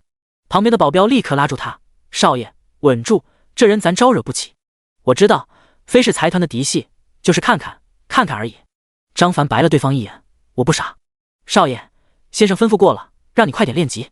知道了。张凡叹息一声，他天南张家虽然厉害，可是财团也是不可撼动的存在，财团的小姐更是不能娶，要不然以后肯定被管得死死的。当哥们可以，但绝对不能谈感情。哥们，这妞就让给你了，你上吧。哥们先去练级了。说完，张凡大方地撞了撞陈渊的胳膊，手中的佛珠转动，直接开启了处女座黄金圣斗士的大招。佛珠化作了一道道金光，轰击在了那些9级的森然身上。这些9级的野怪瞬间就被金光融化，掉落出了一些物品来。哇哈，爽！我也能群刷了。张凡在疯狂的练级，陈渊则是如同一个正常的高3生一样问东问西。现实里打怪有用吗？陈渊问。保镖回答：当然，这就是上层阶级跟下层阶级拉开差距的时候。你真以为就只能在游戏中升级？财团工会为什么能一直站在众生之巅？就是因为现实中他们更变态。在游戏入侵现实的时候，他们可以得到更好的装备，直接群刷怪。就在保镖解释的时候，陈渊就看到了飞雪扛着大炮疯狂地轰击周围的野怪，就连在新手村的骨刺鳄鱼王直接就被一下子秒了。而飞雪的经验蹭蹭的往上涨，同时陈渊的经验也在涨，因为是组队模式，他也分到了经验。我擦，这简直就跟作弊没有什么区别啊！陈渊大骂。现实打怪还可以穿高等级的装备，不愧是游戏2代的升级方式，就是不走寻常路。现实中爆的装备能带进去游戏吗？陈渊再次问道。保镖回答：可以啊，不过是同一个服务器的才行。比如少爷的这件黄金圣衣在现实中可以穿，但是它来自2023服务器，也就是说只能进入到2023服务器，这装备才有用。你们都是2223服务器的号，这装备带不进去。但是现在打的怪都是223号服务器的，所以现在刷出来的装备是可以进入到了223号服务器的。陈渊一下子就明白了，怪不得财团这些人不怕自己呢，那么狂。原来在现实中也可以打怪升级爆装备，这么说等再次回到游戏中，岂不是一大波人就要进主城了？而且现实中的怪刷的比游戏中的还猛，数量是游戏中的10倍100倍。第二天中午，一条公告终于出现，丁2223服务器第一波游戏入侵现实成功，数据开始恢复正常。随着通告完结，陈渊发现了一个更加骇然的事情，原本千疮百孔的城市突然像是被格式化了一样，慢慢的恢复到了没有被游戏入侵之前的模样。一道淡蓝色的光幕逐渐缩小，最后消失在众人的视野中。陈渊看着这恢宏诡异的一幕，久久无法平息，再次问道：这就消失了？张凡喜滋滋的道：没有，不过是化作成了秘境，等到下一次有人到达20级就会再次开启，这些秘境的怪物会越来越强，不断的消耗人类的有生力量。陈渊回头看向张凡，问道：你现在几级了？张凡嘿嘿一笑：10级呀。陈渊嘴角一抽，升级也太快了吧，果然有钱能使鬼推磨啊。受刺激了吧？没办法，这就是现实啊。张凡拍了拍陈渊的肩膀：谁让我投了个好胎呢？陈渊不想搭理他，果然只要这家伙幸运了，自己就会倒霉。这次为了不暴露自己的身份，他选择了全程围观，没有下场。飞雪虽然跟他组队了，但是当飞雪疯狂练级的时候，那个申博直接就把队伍给解散了。老家伙可不想让人占他家小姐的便宜。陈渊也只吃到了1个小时的经验，在张凡家里吃了顿饭，然后迅速的回到自己家，戴上游戏头盔，直接进入游戏。刚一进入游戏，各种不利的信息就刷屏了。第一条，装备的价格暴跌，主要是10级之前的装备直接下跌了10倍。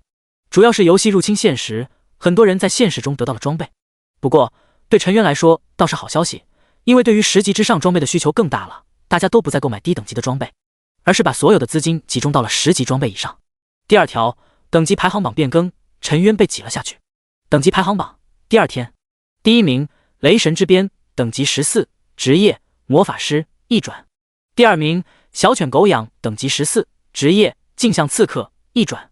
第3名湿婆大天，等级14，职业咒法师一转。第4名女皇骑士，等级13，职业骑士一转。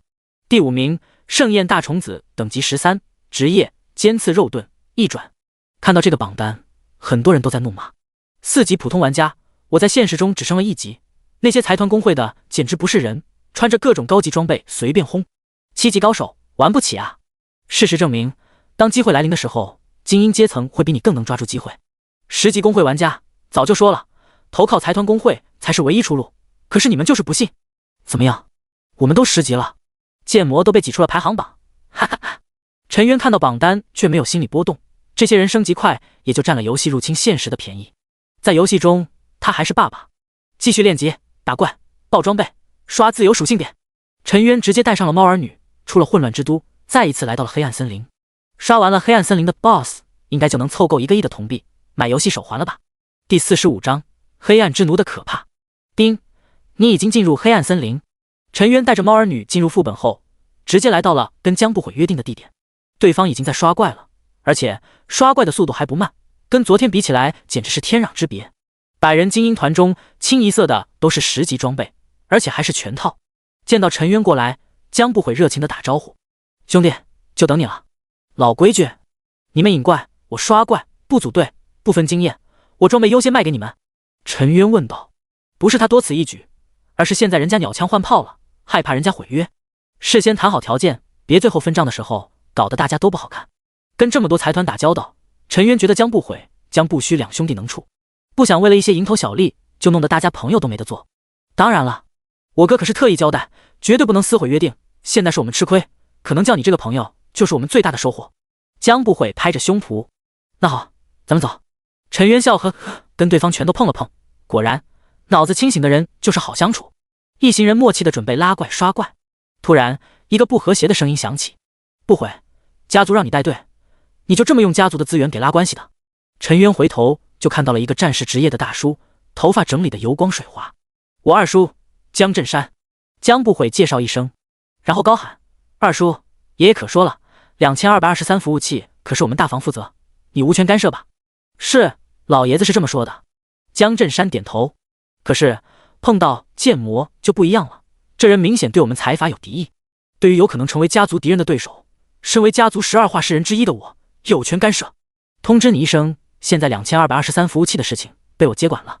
刷，一条信息提醒瞬间发送到了江氏成员的对话框中，是家族任命书。这些直接下了江不悔的拳。你！江不悔气得手指颤抖。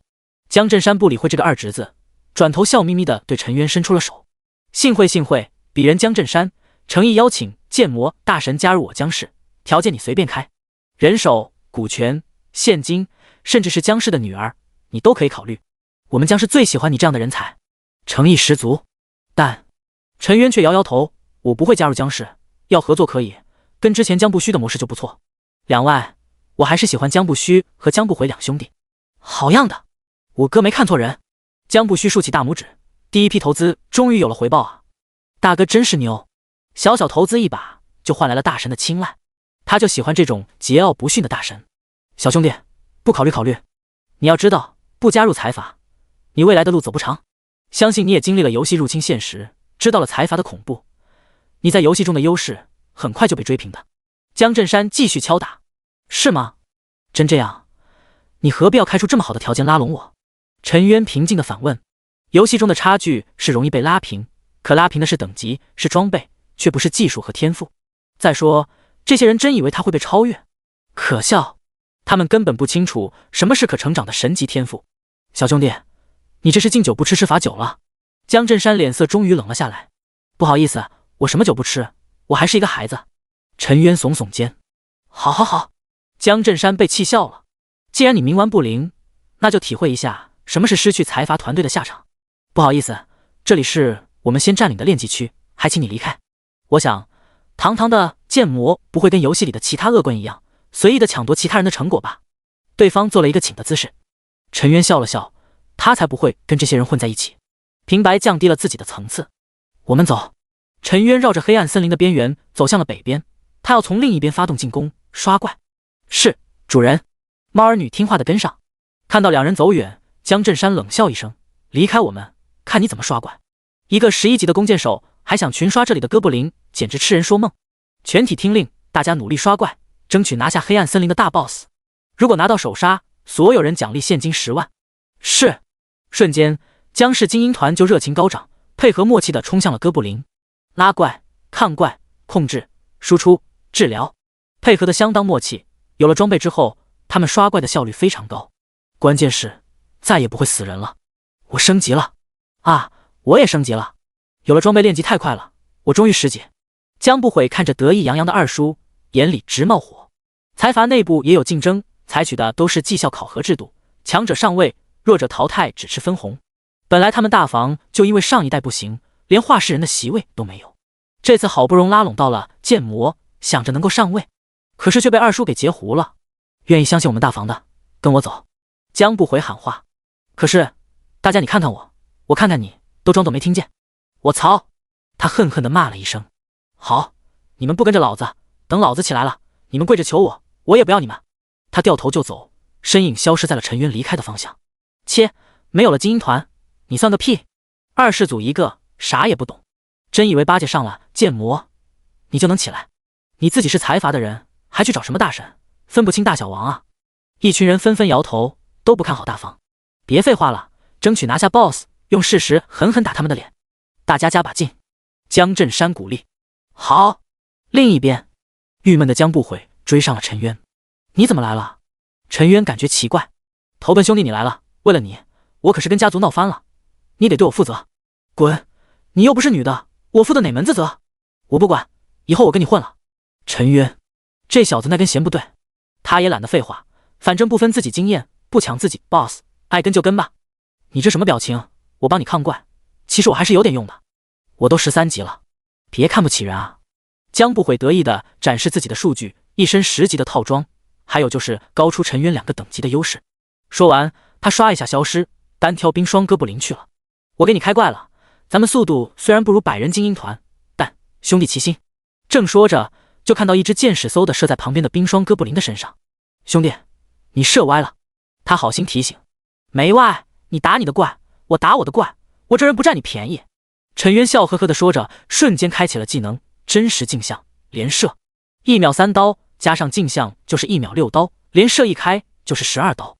-1、1、1、-11、11、11，两组伤害同时出现。随着陈渊射出的箭矢越来越多，冰霜哥布林的血条就跟开了闸的洪水一样，哗哗的往下掉。好！暴怒的冰霜哥布林提着冰霜大棒子就冲了过来。陈渊反手甩出了自己的2个控制技能，猎人夹子剑和冰炼魔剑给足了控制。兄弟，你技能全甩出去，日子不过了。等会你还怎么击杀下一头？难道要等待控制技能冷却？江不虚问道。没事，看着就行。陈渊现在已经开启了流血天赋的第2个特性黑暗之奴，射出的箭矢中隐藏着黑暗的能量。随着一声惨叫，这只冰霜哥布林的血量见底，轰隆一下倒地。同时一条信息出现，丁，黑暗之奴激发成功，成功召唤一只黑暗之奴冰霜哥布林。因为你黑暗之奴等级为2，因此黑暗之奴的血量为原本的 20%。 下一刻，冰霜哥布林的尸体爬了起来，全身是惨无人色的颜色。我操，这什么东西？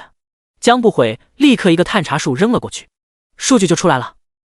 黑暗之奴冰霜哥布林，等级12，生命10000，物理攻击250，物理防御125，法术防御125，攻击速度2次每秒，移动速速20米每秒。技能无，他眼睛都要瞪出来了。这是弓箭手该有的技能吗？血量是本来的 20%， 攻击防御完美继承，除了不会技能就是一个缩小版的怪物啊。有了这东西，群刷还是问题吗？完全不是。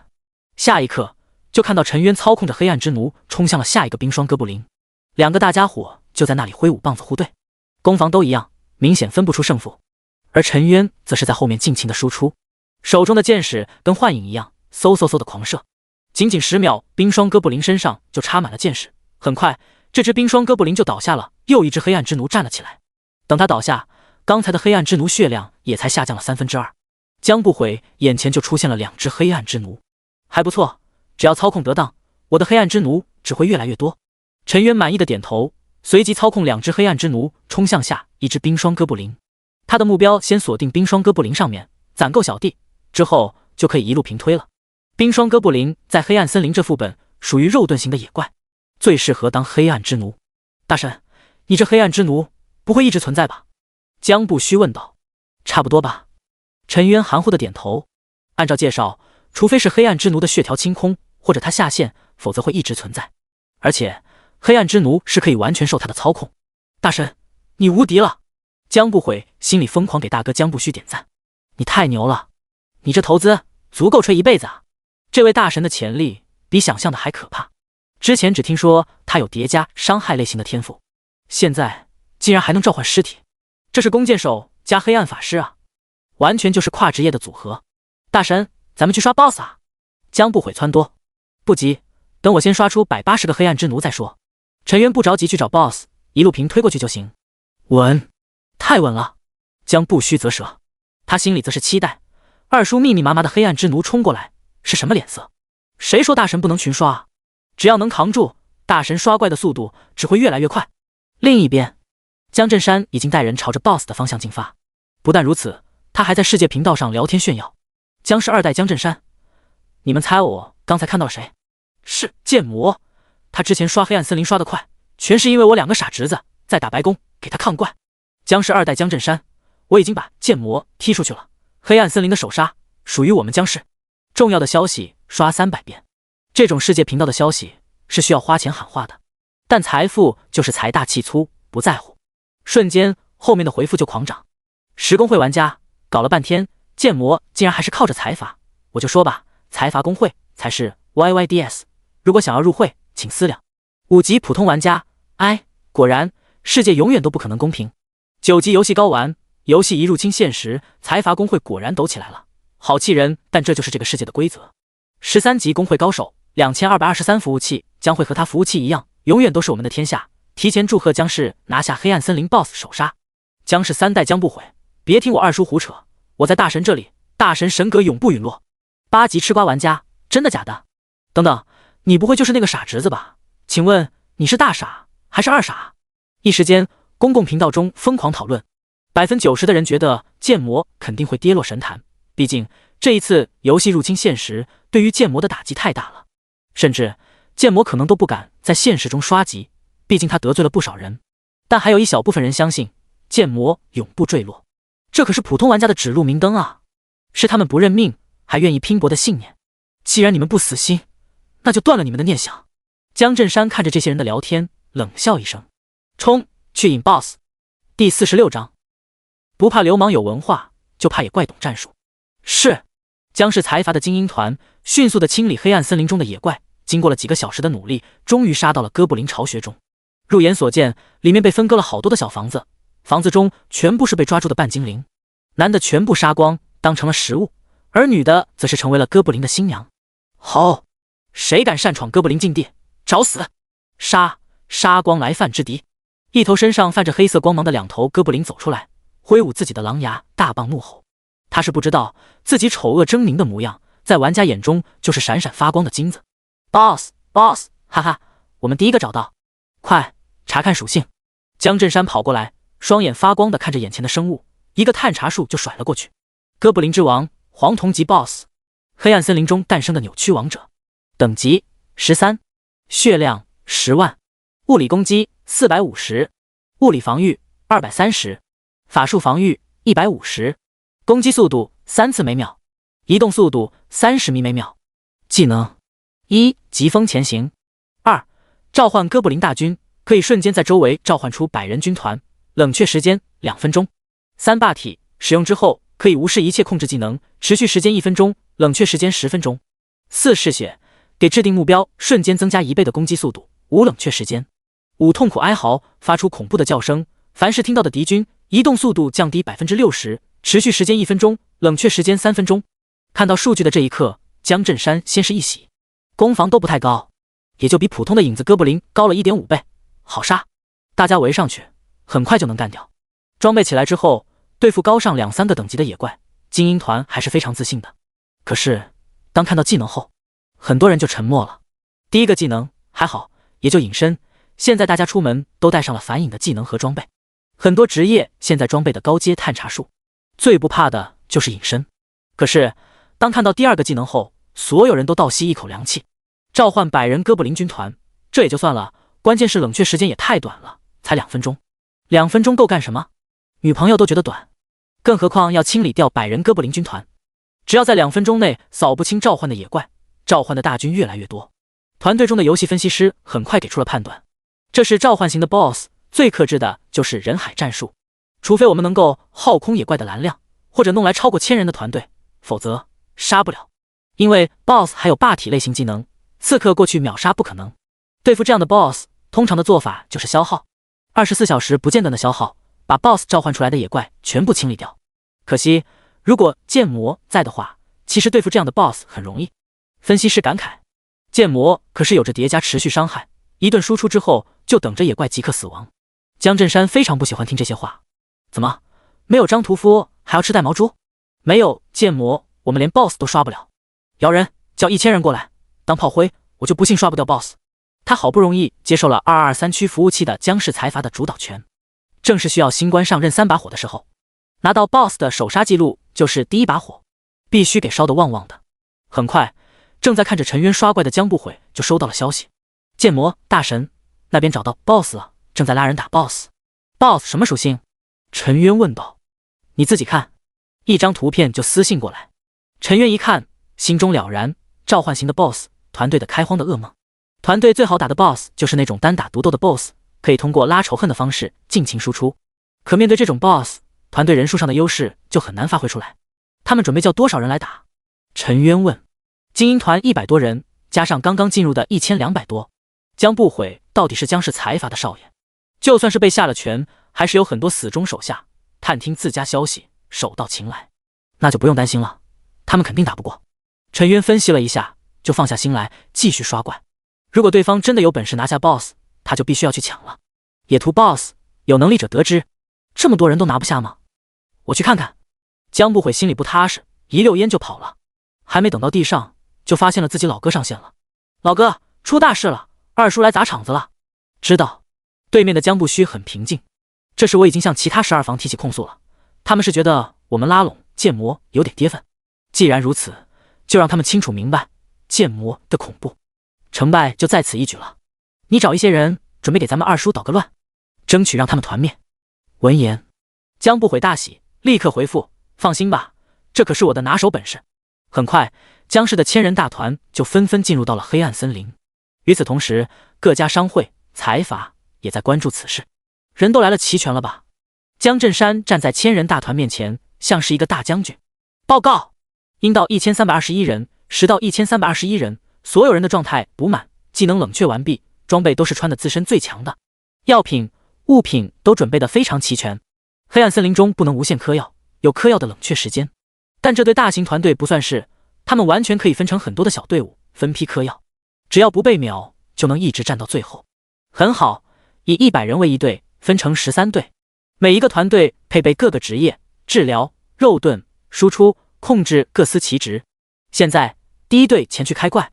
江振山经验丰富的指挥，100人迅速上前，其中远程的法师弓箭手射击 BOSS。 吼，该死的爬虫！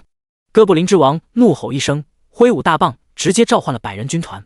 100人军团中有1/3是冰霜哥布林，剩下的2/3都是影子哥布林以及咒术哥布林。他们出现之后就开始狂砸技能，尤其是咒术哥布林，直接秒甩冰冻术，而且是朝着一个人甩。我操，我被无限控制了！这些怪智商不低。肉盾大吼，现在的牧师还没有解控的净化技能，只能眼睁睁地看着他被罚站在原地，除了给他刷血治疗外，别无他法。只是一轮集火，肉盾瞬间被秒。紧接着第2个、第3个，第一队迅速减员，其他队伍各自寻找攻击位置进攻。见到开怪成功，江振山发动了总攻命令，剩下的1000人团乌泱泱地冲过去了。可刚一冲上去，所有的冰霜哥布林原地开减速，冰霜领域的降低移速是 50%。 这些青铜级别的怪物本来速度就比玩家快，再给玩家套一个减速，简直可怕。放完减速之后，哥布林之王竟然直接招呼手下一起后撤。刷刷刷，经过10几秒，他们竟然全部撤出了玩家的攻击范围。而这还不是最可怕的，在撤离攻击范围之后，他们竟然又杀了一个回马枪，对着队伍最前方的刺客发动了反击。一个照面就是10几个刺客被瞬秒。打完之后，他们又撤了。我操，竟然懂得放风筝！头一次玩家被野怪放了风筝，很多玩家都被搞懵了。在冰霜领域的减速效果下，他们是难受的要死，根本打不出伤害。而野怪则是相互配合默契，依靠着绝对的控制技能不断秒人。有趣，有趣！没有大规模的精华驱散技能，也没有足够的控制，看来这次不用我出手，二叔就要带领着人团灭啊！江不悔嘿嘿直笑。江氏的分析师更是头疼，其他服务器的野怪没有这么高的智商啊，起码在10级到20级这个阶段没有。这次的改版，游戏难度增加了不少。二爷，咱们要不撤退吧？打不过呀。撤！江振山眼睛一瞪，我把牛皮都吹出去了，你让我撤？咱们江氏还怎么在新区立足？以后谁还能加入咱们江氏？你没看到野怪第一波的召唤物已经被我们打掉了一半吗？是的，虽然野怪占据了主动，但玩家也不是吃素的，尤其是经过了游戏入现实之后，让很大财团的等级上来，他们还专门制定了转职攻略，并且借给装备，手把手教这些人转职。所以千人团内控制技能是有一些的，每一次集活几个野怪还是能粘死的。正说话间，突然哥布林之王再次一吼，周围的魔法光芒闪烁，又是一个100人团。他们一出现就强势反攻，将士千人团的战力在不断被损耗。分析师眼中闪过一抹担忧，这样下去哥布林之王周围的军团越来越多，只要人数一起来，他们想走都走不了。果然就在哥布林之王召唤的军屯积累到了300多时，他发动了反攻，直接贴脸冲了过来，撑住，趁这个时机一举秒了哥布林之王。江振山狂吼，他知道这是在赌，可是他没办法，至少现在看来还是5-5开。可下一刻他就知道自己错了。哥布林之王突然使用出了第4技能嗜血，可以给指定任何单位施加增加1倍的攻击速度，最重要的是无冷却时间。随着他不断施法，300多哥布林军团人人速度暴增1倍，这攻速秒人更快了。不行了，减员太快了，跑！分析师狂吼，愚蠢的虫子，哪里跑？我要吃光你们！吼！哥布林之王发动了第5技能痛快哀嚎，这个减速技能挂上之后，群体减速 60%， 后面的哥布林跟着就是一顿大棒伺候，惨叫声不绝于耳。不到2分钟，千人团就被团灭，他们自己的装备掉落了一地。完了！江振山躲在远处，一脸绝望。团灭的可怕就是一人掉1级，一人掉一件最好的装备，这次损失太大了。关键是这些装备还捡不回来。二叔，毁了吧？早就说过要请大神来帮忙，你就不听。这次的损失这么大，账单我会寄给你们2房的。当然，我哥已经在家族会议中弹劾你了。江不悔贱兮兮的落井下石。江振山脸色铁青，怒骂道：“你个龟儿子，你以为剑魔来了就能行？没看到我们千人团都灭了？就是，二少爷，这次谁来都不行。”分析师非常客观的分析，必须要搞1身的12级装备才能来刷这里的 BOSS 的。无线游戏其他服务器也是这样，想要灭掉 BOSS， 至少100人精英团得1身同级别装备才敢挑战 BOSS。当然，这次他们出动的千人团，按照以往的经验也是可以办到的。谁知道也怪会战术，我笑死，自己不行就得认。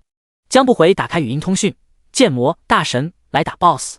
从外放音中传出了陈渊坚定的回答：这么快他们就团灭了，太菜了吧，我以为他们还能坚持几分钟呢。我马上就来，再刷一波怪，再买点剑士补充一下消耗，听到没？马上来。江不悔继续嘚瑟。江振山不说话，一副你们别狂的模样。这时候世界频道中僵尸团灭的消息已经散播出去了，大家在打怪的同时还不忘吃瓜。6级普通玩家喜闻乐见，财阀团灭，可惜我不能去捡装备。10级公会玩家，僵尸刚才吹的牛皮呢？不是说洒水吗？这是把自己的骨灰撒进去了。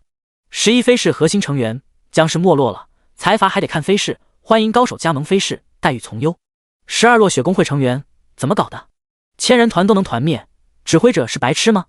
僵尸2代江不虚，楼上的，恭喜你发现了真相。9级散人高手，财阀内斗啊，搞毛泥。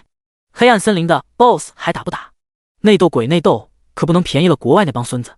僵尸2代江不虚，放心，已经邀请剑魔大神前去刷怪了，就等着看消息吧。10级吃瓜群众，行不行啊？你们是和剑魔达成了合作吗？这次准备出动多少人？僵尸2代江不虚，剑魔1个，他单刷，我们看戏。瞬间下面的回复就炸了。8旗公会代言人八嘎，这是脑子在核废水里抛过了，还是北海道的寿司吃多了？雷神公会代言人谁尿黄，滋醒他们。泡菜公会代言人，我再一次声明，剑魔以及江不虚并没有我们棒子的血统。9级普通玩家，我操，真想打人啊，什么时候能开国战，干死他们。话说剑魔兄弟行不行？僵尸2代江不虚，让然行，要不我来开个盘。下一刻一条世界消息就出现，世界公告，玩家僵尸2代江不虚开启博彩业务。第一，认为剑魔能单刷黑暗森林 BOSS 哥布林之王，一赔 1.01。 第二，认为剑魔办不到，一赔 1.2。 备注1，压注上部封顶只能以游戏币结算。备注2，压注时间10分钟。这个世界公告一出，很多人都笑了。八嘎，这是给我们送钱来了，你看他赔率这么低，明显就是心虚啊。欧巴，这钱不赚白不赚。上帝啊，我看见了光。这些人本来就不看好剑魔，再看到江不虚这么虚的行为，认定这是打肿脸充胖子，不就是想要少输点钱，又不想认怂，既要又要啊，那还不赶紧薅羊毛？一时间，各大工会、财阀都在调动资源，准备一波让江氏在2223服务器破产。第47章，你是在刷 BOSS 还是当成提款机？压住剑魔输的盘口在疯狂上涨，就连正在刷怪的陈渊都注意到了。本来也行完一手，一看压住自己能赢的赔率才 1.01， 也就是收益 1%， 压住1万铜币，赢了的话才能有100，他瞬间就失去了兴趣。江不虚真是一个营销鬼才啊，风险小，收益还贼高，完全违反了投资学的基本常识。再次刷了10分钟，陈渊射光了上次买的魔铜断裂剑，然后又拿到了新的1万支魔铜断裂剑后，终于带着浩浩荡荡的黑暗之奴大军杀向了黑暗森林的中心。来了，剑魔大神来了！江不悔提前收到了消息，开心的大叫：来了又能怎么样？江振山哼了声，可是很快嘴巴就张成了 O 型。入目所见是一大群的黑暗之奴。刚开始他还想说刷新也怪了，可是探查术一扫，就发现这些黑暗之奴后面还有一个括号：黑暗之奴剑魔。新手可能不太清楚，但老手一看都清楚，这就是召唤物啊！弓箭手有召唤技能吗？肯定没有，召唤技能都是法师、牧师的专属。难道他的秩序宝石是学了这个技能？江氏的成员都在议论着，但很快就有人推翻了这种说法。剑魔使用过真实镜像，秩序宝石肯定用过了，学习了刺客的技能。难道他又得到了另一个秩序宝石？一个秩序宝石可以打破一次秩序，多了的技能肯定就是再次使用了一个。也许他在现实中也很厉害，估计是有背景，谁知道呢？反正能弄到秩序宝石绝对不简单。秩序宝石虽然有，但现在没有人愿意出售。我数了数，339个招魂物，我的天啊！什么召唤师能有这么多的召唤物？众人看清楚召唤大军后再次惊骇。怎么样，是不是后悔了？江不悔问自己的二叔，你要是刚才不赶走他带着300多个召唤物，分分钟就能帮你干掉 BOSS， 你也不用丢盔弃甲了。嘿嘿嘿，二叔，你这次损失大发了。江振山真是后悔的场子都清了。虽然黑暗之奴的血量只有哥布林的2/10，可是就算如此，那也比玩家的血量高10倍以上，扛住哥布林之王是完全没有问题的。只要能扛住，他就能指挥千人团慢慢的磨死对方。可惜，剑魔不肯加入我们财阀，难道还让我们给他打工？虽然他有这么多的召唤物，但不一定能赢。江振山双手抱胸，坐看好戏。哥布林之王被惊醒，第一时间就是开启召唤技能，直接召唤出了100人军团。因为刚才很长时间没有打 BOSS 了，聚集在他周围的300多哥布林已经按照以往的习惯，散布向黑暗森林的各处，执行巡逻任务了。吼，卑微的虫子，还敢进入我的领地！哥布林之王一见到浩浩荡荡的黑暗之奴冲过来，立刻指挥下手围攻。陈渊并不着急出手，他一直游离在战圈之外，先是给脚下放了一个显影之眼，可以看到一切隐形单位，防止被影子哥布林秒了。然后就控制黑暗之奴，集中攻击咒术哥布林。咒术哥布林可是有着控制技能，现场咒术哥布林大概有30多个，他眼睛死死地盯着这些咒术哥布林，等待他们使用技能。哥布林之王也有智慧，可是陈渊一直没有出手，站的地方又远，好几次他派出的影子哥布林刚一动，对方就跑了。其他哇哇大叫，只能回头专心收拾黑暗之奴。可是100对300，哥布林之王的召唤大军明显吃亏，尤其是攻防都一样的情况下。陈渊也是比较鸡贼，他控制的黑暗之奴不攻击其他单位，只攻击咒术哥布林，而且还是围攻，就是10对1。咒术哥布林的血量还是最薄弱的。很快，哥布林之王就发现咒术哥布林的血量掉的比他们围攻的黑暗之奴快得多，也就是还不等黑暗之奴减员，哥布林之王得咒术哥布林就得大规模的减员。咔嚓，终于一个黑暗之奴被冰冻住。哥布林之王控制手下使用了冰冻术，终于使技能了。不使用技能不行，再不使用的话，咒术哥布林就要被集火打死了。随着一只只咒术哥布林使用冰冻术，陈渊的黑暗之奴损失的越来越多，但他却越来越高兴。很快，30多个咒术哥布林都使用过冰冻术后，陈渊终于出手了。他直接张弓射箭，对准哥布林之王就是3箭，-1、1、1、-11、11、11。他现在的攻速是1秒3刀，只需要在咒术哥布林技能冷却时间的30秒内射出90支箭矢在哥布林之王身上，那么这个 BOSS 就铁定完蛋了。好，该死的爬虫竟然偷袭我！哥布林之王很快就反应过来，身上插了几支箭矢之后，先是用手拔了出来，可是一拔之下，箭矢断掉了，而他感到了生命还在继续流失。卑鄙！哥布林之王怒了，也知道了陈渊的心思，他立刻吼了一声，10几头哥布林就围着他，形成了一面人墙。哈哈，聪明，这才是 BOSS 该有的模样。这下傻眼了吧？张震山之前觉得哥布林之王太聪明，这回终于体会到了聪明的好处。他刚才真怕哥布林之王被直接秒了。晦气！陈渊暗骂一声，他也是没有想到哥布林之王智商这么高，简直跟人类差不多了。没事，不就是不能秒 BOSS， 咱可以先刷小怪。陈渊调转弓箭，开始对咒术哥布林射击，集中秒这些待控制的。而冰霜哥布林、影子哥布林则是一直没管，反正他们的速度太慢，又追不上自己。哥布林之王看到这种情况很愤怒，他稍微计算了一下，100手下很快就会耗光，对方射在他手下上的箭矢造成的伤害太恐怖了。杀了他！哥布林之王吩咐影子哥布林动手。当这些影子哥布林进入到了隐身状态之后，陈渊立刻掉头就跑，一边跑一边还回头射击，给追来的人影子此刻一人一箭，直接打破他们的隐身，还让他们因为隐身而暴增的速度迅速下降，变成了普通移动速度，这样就使得他们永远也追不上自己，还无法再次发动隐身技能了，疾风前行了。因为箭矢的流泻效果一直在，有伤害就是这么霸道。可恶，这速度也太快了！哥布林之王4只眼睛瞪大，就这么眼睁睁地看着可恶的人类，就像是遛狗一样，把他的手下远远地甩在身后。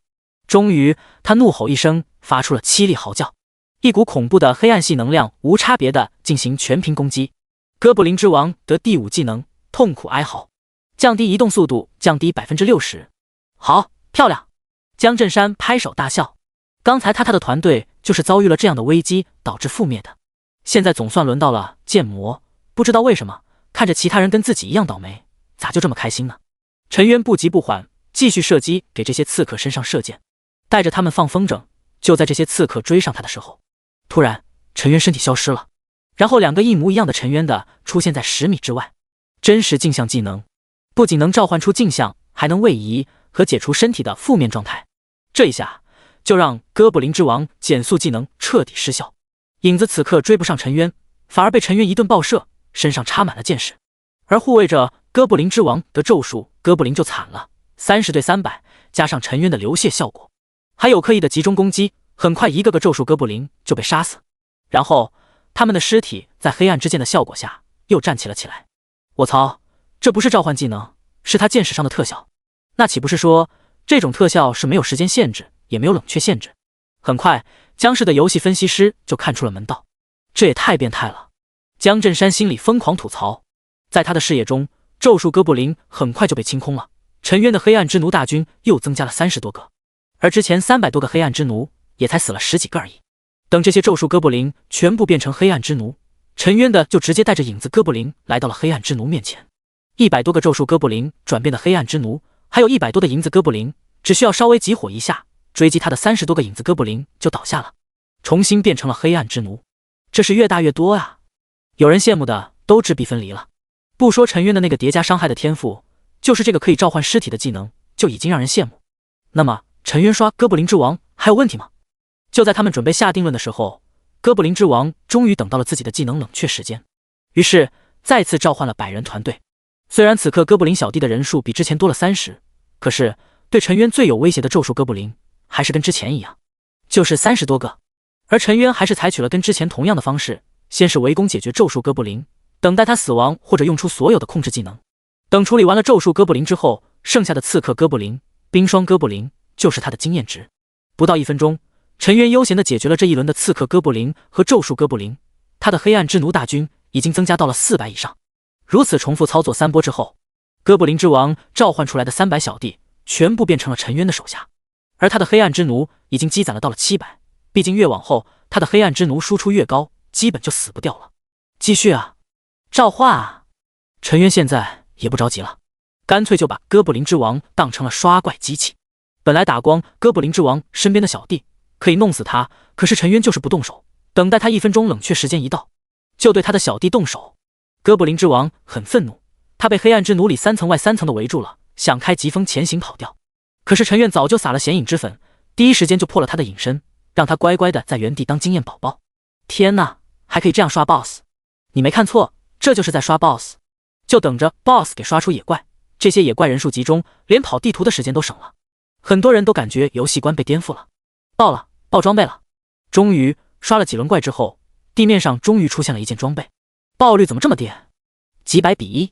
有人好奇，这是召唤物，能爆东西就不错了。也对，有人点点头，这才意识到 BOSS 召唤的东西的确爆率跟其他不一样。怎么样，二叔服了没？江不悔嘿嘿笑道。江振山的脸色铁青，一言不发。到了现在，他已经输得彻彻底底，人家不仅能单刷 BOSS， 最重要的是还是这么狂野的刷，完全是在玩。剑魔大神，地上都是僵尸工会掉落的装备，现在这些装备都是你的，你开个价吧，我二叔买单。不要客气。江不悔努努嘴。陈渊现在已经走到了黑暗之奴中，捡起地上掉落的装备，这里可是有着1000多件啊，其中有100多10级的好东西，剩下1000多都是8级9级的装备。那我得要好好的开个价。别急，我问一下我朋友。陈渊直接发出了一条私信给张凡。剑魔，我手里有一些装备，你给估个价，主要是10级以及8、9级的。樊少，大神，你现在掉价了呀，你最少也该出手13级的装备啊。剑魔，这个量大。樊少，有多大？剑魔，也就1000多件吧。那边直接陷入了沉寂。第48章大丰收，神级牧师。刚刚进入新地图的张凡一脸懵逼，我没听错吧？是1000多件，不是100件。就算是100件也很离谱的好不好？剑魔大神到底是干什么去了？难道他团灭了一个1000人团？张凡很是八卦，但还是先解决大神的需求。他立刻询问了一下手下最近市场的行情，然后就给出了报价。樊少，剑魔大神游戏入侵现实之后，财阀工会的实力暴涨，他们自己打装备的能力暴涨了10倍以上。你也知道，装备这东西都是物以稀为贵。经济学知道，物品的价格随着市场的供需波动，市场需求减少了，这价格。陈渊看的是一头黑线。你小子学习成绩怎么样？还用我说吗？你不能及格都是抄我的。剑魔，少废话，我懂。樊少，明白就好，主要是不说清楚，你还以为我坑你？12级装备之前的价格市场价是200万铜币，可是现在降价了，缩水到了50万。至于10级装备的价格也就缩水到了20万。100件10级装备2000万，1000多件低于10级的装备，充其量也就是1000万，打包卖的话就是3000万。当然，你愿意一件件的卖，也许价格能高一点。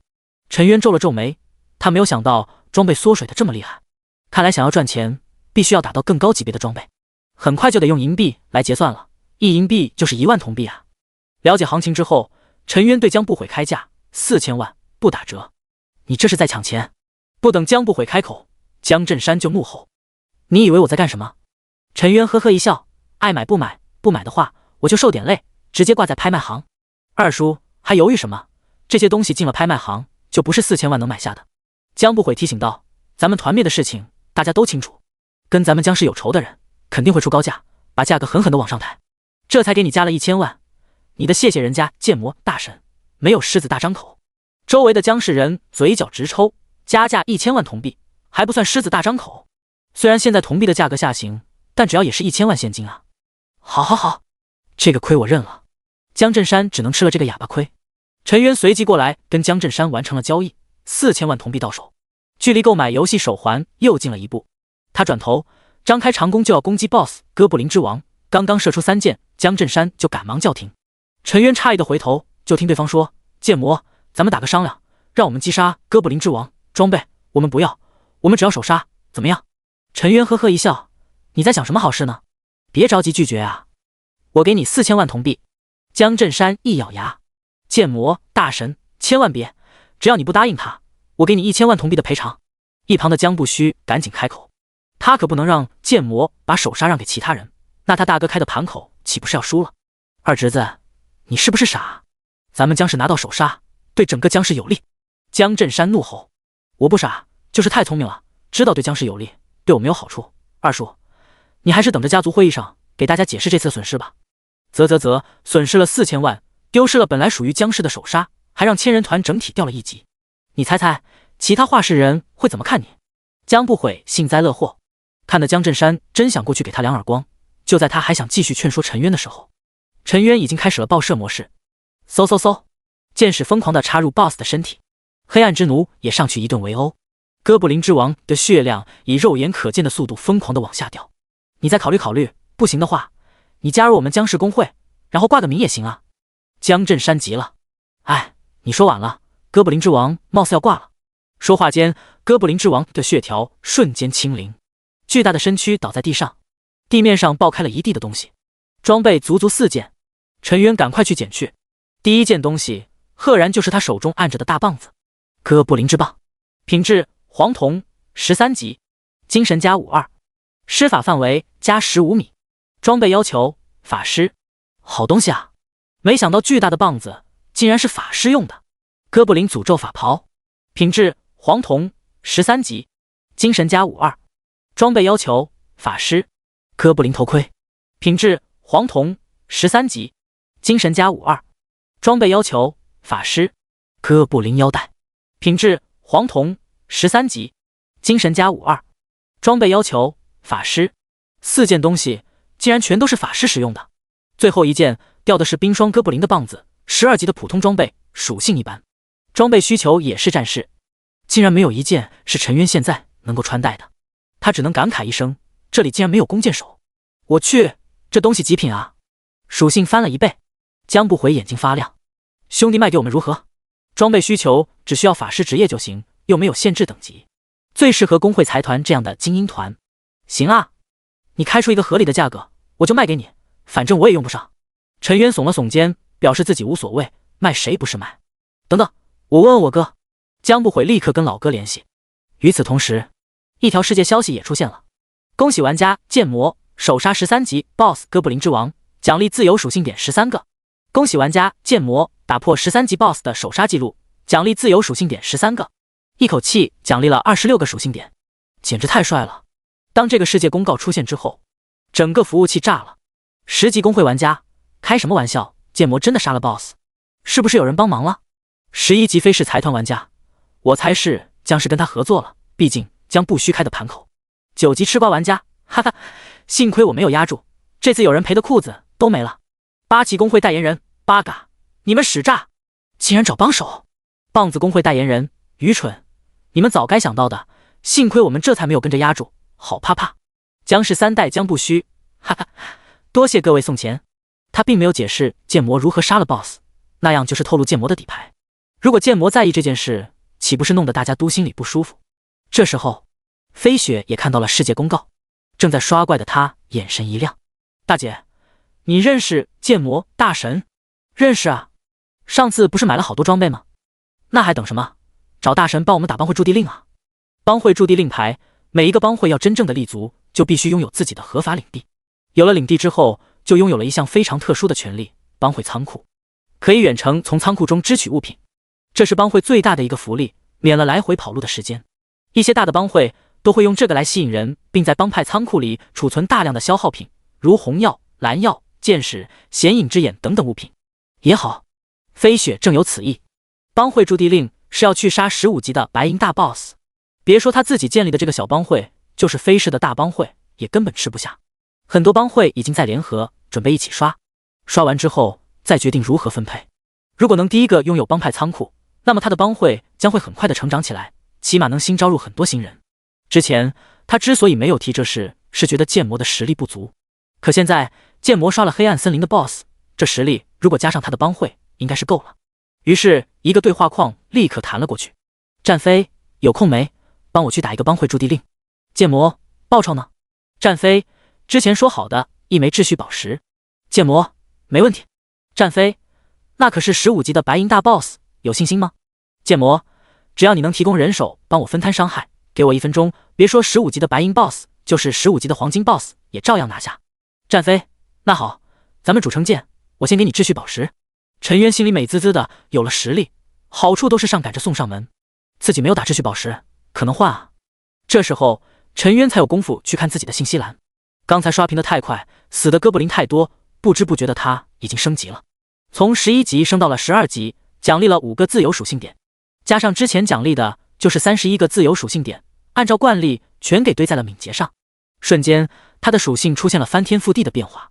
姓名剑魔， 10人图6100，职业弓箭手，等级12级，2300500000，有效射程29米，生命1010，能量值720，物理攻击111，法术攻击5，物理防御72，法术防御20，敏捷271，移动速度27.4 30.5米每秒，攻击射击速度3.14 3.45次每秒，转身反应速度0.797 0.766秒，移动速度突破了30大关，攻击速度也从1秒3刀向着1秒4刀迈进。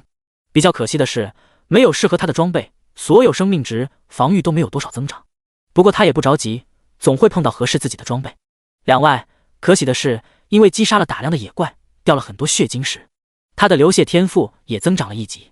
流血12层，你的武器留在目标体内，可以造成12点每秒的固定伤害。特性黑暗之奴3层，使用流血天赋杀死一个目标后，可以召唤出一个尸体，不能使用技能，血量是原本的30%。下次升级需要血晶石310660，刷一次大型的副本，基本上流血天赋又能升级了。陈渊还是非常期待流血天赋升级到了20层会出现什么特性。收拾完战利品之后，陈渊就准备离开。这时候猫儿女却不见了。等他去找的时候，才听到了哥布林山洞中有女人嘤嘤嘤的哭泣声。当他走进去，就看到了让人瞠目结舌一幕，里面全是半精灵，都是衣不蔽体。他们见到陈渊这个大男人走进来，也不遮挡，显然已经习惯了。猫儿女对这些人耳语几句，他们全都跪在陈渊的脚下，感谢勇敢的强者杀死可恶的哥布林，救下我们，我们无以为报，只能给小爱丽丝一些祝福，让她陪着您。说完，这些人身上散发出淡淡的光芒，最后全部注入到了小艾米丽的身上。主人，我学会了新技能。猫儿女眨巴一下眼睛，兴奋地叫着。楚渊立刻查看，小爱丽丝，猫儿女，半精灵，等级4，生命2000，职业牧师，技能1净化，净化一切负面状态，瞬发魔法，无前摇，冷却时间10分钟。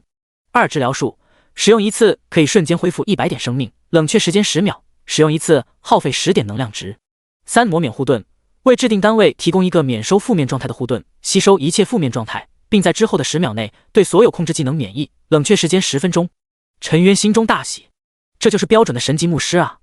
进化都很变态了，魔免护盾更变态，这就是另类的霸体技能。你真棒！陈渊忍不住揉了揉猫儿女的脑袋，对方羞涩缩了缩脑袋，鼓着腮帮子，觉得自己是个有用的人了。剑魔大神，我哥说了，你这次打的装备我们全收了，400万一件13级的黄铜 BOSS 装备，连带12级装备，给你1700万铜币，怎么样？第49章，拿到秩序宝石 ，BOSS 出产的东西赚了1700万铜币，这个不错，比他想象中的要高。毕竟现在玩家都进入到了主城，各种低阶的装备也在疯狂的降价。陈渊想了想，就同意了将不悔的交易。加上之前他承诺的1000万铜币，陈渊就收到了对方2700万铜币的转账。不得不说，财阀真是有钱。现在我手上有了6700万铜币，也算是一方富豪了。如果能尽快的凑够1个亿铜币，就能买一个游戏手环。这时间还要抓紧，不然游戏手环的价格只会越来越高。毕竟游戏手环的价格是按照现金来计算价值，减值10个亿。陈渊想用1个亿铜币来购买，那是有着自己的名头在里面。如果铜币贬值太快，1个亿铜币就绝对不可能买到了。忙完这里的事情，陈渊离开了黑暗森林，传送回到了主城。迎面就看到了一群女玩家，她们穿着各种职业的战甲、皮甲，还有法袍，显得特别吸引眼球。路过的玩家不停地过来搭讪，甚至还有 NPC 也过来。我是战飞。战飞伸出了手，你好，我是剑魔。两人双手握了握，那么开始交易吧。战飞拿出了秩序宝石，递给了陈渊。周围的人提醒他，要不要先签订一个契约。战飞摇了摇头，我相信剑魔的人品，不会为了一个秩序宝石就败坏自己的名声。陈渊笑笑，这肯定不会。两人交易完毕之后，陈渊捏着秩序宝石问道，什么时候去打帮会驻地令牌？战飞想了想，我先给你说说情况吧，至于什么时候去打，你来决定。好，陈渊点点头。首先，我们将要面对很多帮派，几个甚至10几个大小公会，其中不乏高手。10级应该都是普遍等级。人数吗？一个财团出动一个100人团，甚至还有好几百作为后勤，这可能是超过10000人的大混战。你要有一个心理准备。10000人？陈渊心中一惊，这还真是危险啊！不说别的，就是远程一个人甩一个普通攻击，光是强制伤害都能秒了他，这的确是个问题。顿时他觉得秩序宝石也不是那么好拿的。当然，虽然说是万人，但一旦开了 BOSS， 伤亡还是很快的。毕竟为了吸引仇恨，低级的公会玩家都会被当成炮灰。你真正要面对的对手，也就是几千人的精英团。战飞说道。几千人，那也不少啊，而且还是精英团。还有没？陈渊问道。战飞笑笑伸出了第二根手指。第二，我们公会只有100多人，而且级别也不高，普遍都是7级左右，只有不到5个人是10级以上的，所以我们能给你的帮助有限。陈渊点点头，表示明白。这么说，输出全靠自己，这些人只能当一个炮灰了。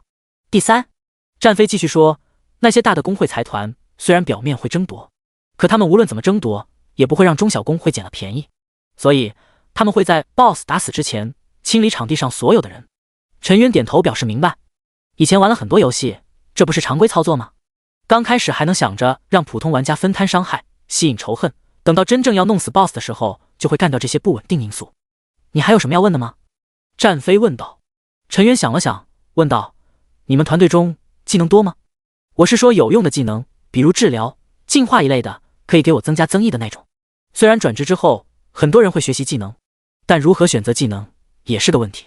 输出职业一半会选择伤害型的技能，只有坦克、牧师才会选择辅助型的技能，而辅助型技能的选择也不一定都是陈渊想要的。战飞脸色一僵，微微有点不好意思。我们公会是普通公会，所有技能很少，一个治疗，一个加速，一个进化。陈渊还等着对方说呢，结果这就完了。好吧，我明白了，你这活还真不好接。陈渊吐槽。战飞伸出了他那如玉的手，不想接的话支持退货。陈渊在他手上轻轻打了一下，已经吃进去的东西怎么还能吐出来呢？这样，等我准备一下，什么时候开始打，我通知你。两人聊了一会，然后就相互分别。要完成这单生意，必须要学一个有用的技能。陈渊摸着下巴，秩序宝石虽然能让他挑战其他职业的试炼任务，但目前来说还是刺客的隐身最有用。挑战其他职业也未必能得到了相似的技能，全凭借运气。下一刻，他联系到了战飞，给我收购一本刺客的疾风前行技能，要快，价格好谈，不差钱。对方很快的回复，然后世界公告就出了一条消息：大力收购刺客技能疾风前行，价格500万铜币，只求一本，先到先得。这条世界消息刷屏了上百遍，光是消息就花费了100万铜币。底下的人纷纷暗骂土豪。陈渊则是去了一趟兵器铺，找到了山丘锤王。尊贵的客人，你总算回来了，要再不回来，我就要断货了。陈渊之前订购了一批魔铁断裂剑，都是对方垫资的。刚才有从他这里拿走了1万支魔铜断裂剑，账单还没有支付呢，一下子就抽空了他的现金流，以至于他都无法给他其客户打造武器了。这不是给你送钱来了？陈渊直接向对方转账了1000万铜币。高兴的对方嚷着要请陈渊喝酒，他说就没有见过陈渊这种豪爽的顾客。其他顾客拖欠的铸造费都是拖好几个月，甚至还有几年的。我这次要去打白银级的 BOSS， 你说用魔铁断裂剑行吗？陈渊问道。肯定是不行的。山丘锤王摇摇头。虽然魔铁断裂剑中有一些稀有金属，可只能针对普通的白银级生物。要对付 BOSS 级别的，必须要打造秘银断裂剑，至少箭头的外层必须是全部秘银的。一听这个，陈渊就知道这次要大出血了。这个要多钱？我给你算算。山丘锤王开始计算，期间先是确定了秘银的重量，然后魔纹绘制的难度，最后还询问了一下现在秘银的价格，还有其他魔法药剂的价格，以及阵法刻画师傅的工资等等。最后他拿出了一张详细的清单，总价是一支秘银断裂剑10万铜币。陈渊不由得倒吸一口凉气，贵，真是太贵了。他打了一趟副本，要不是意外收获，也就只能赚1700万铜币，感情也只能买170支秘银断裂剑。有的房东都没有狠。见到陈渊的眼神，山丘锤王只能苦口婆心的解释，我真没有坑你，你可以问问材料，我是按照进货价格给你的，我只是收取了你20%的锻造费，其中还有10%需要上税，都是明码标价，不信你自己去查。话都说到这个份上了，陈渊只明白对方没有说谎，看来弓箭手真的费钱。不过除了弓箭手，其他职业估计很难破防吧。贵还是有贵的道理。看着口袋里的剩余的5700万铜币，陈渊一咬牙，给我定制570支密银断裂剑。我先给你一部分3700万铜币，剩余2000万，我过后再给你。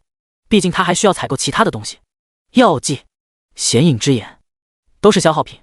行。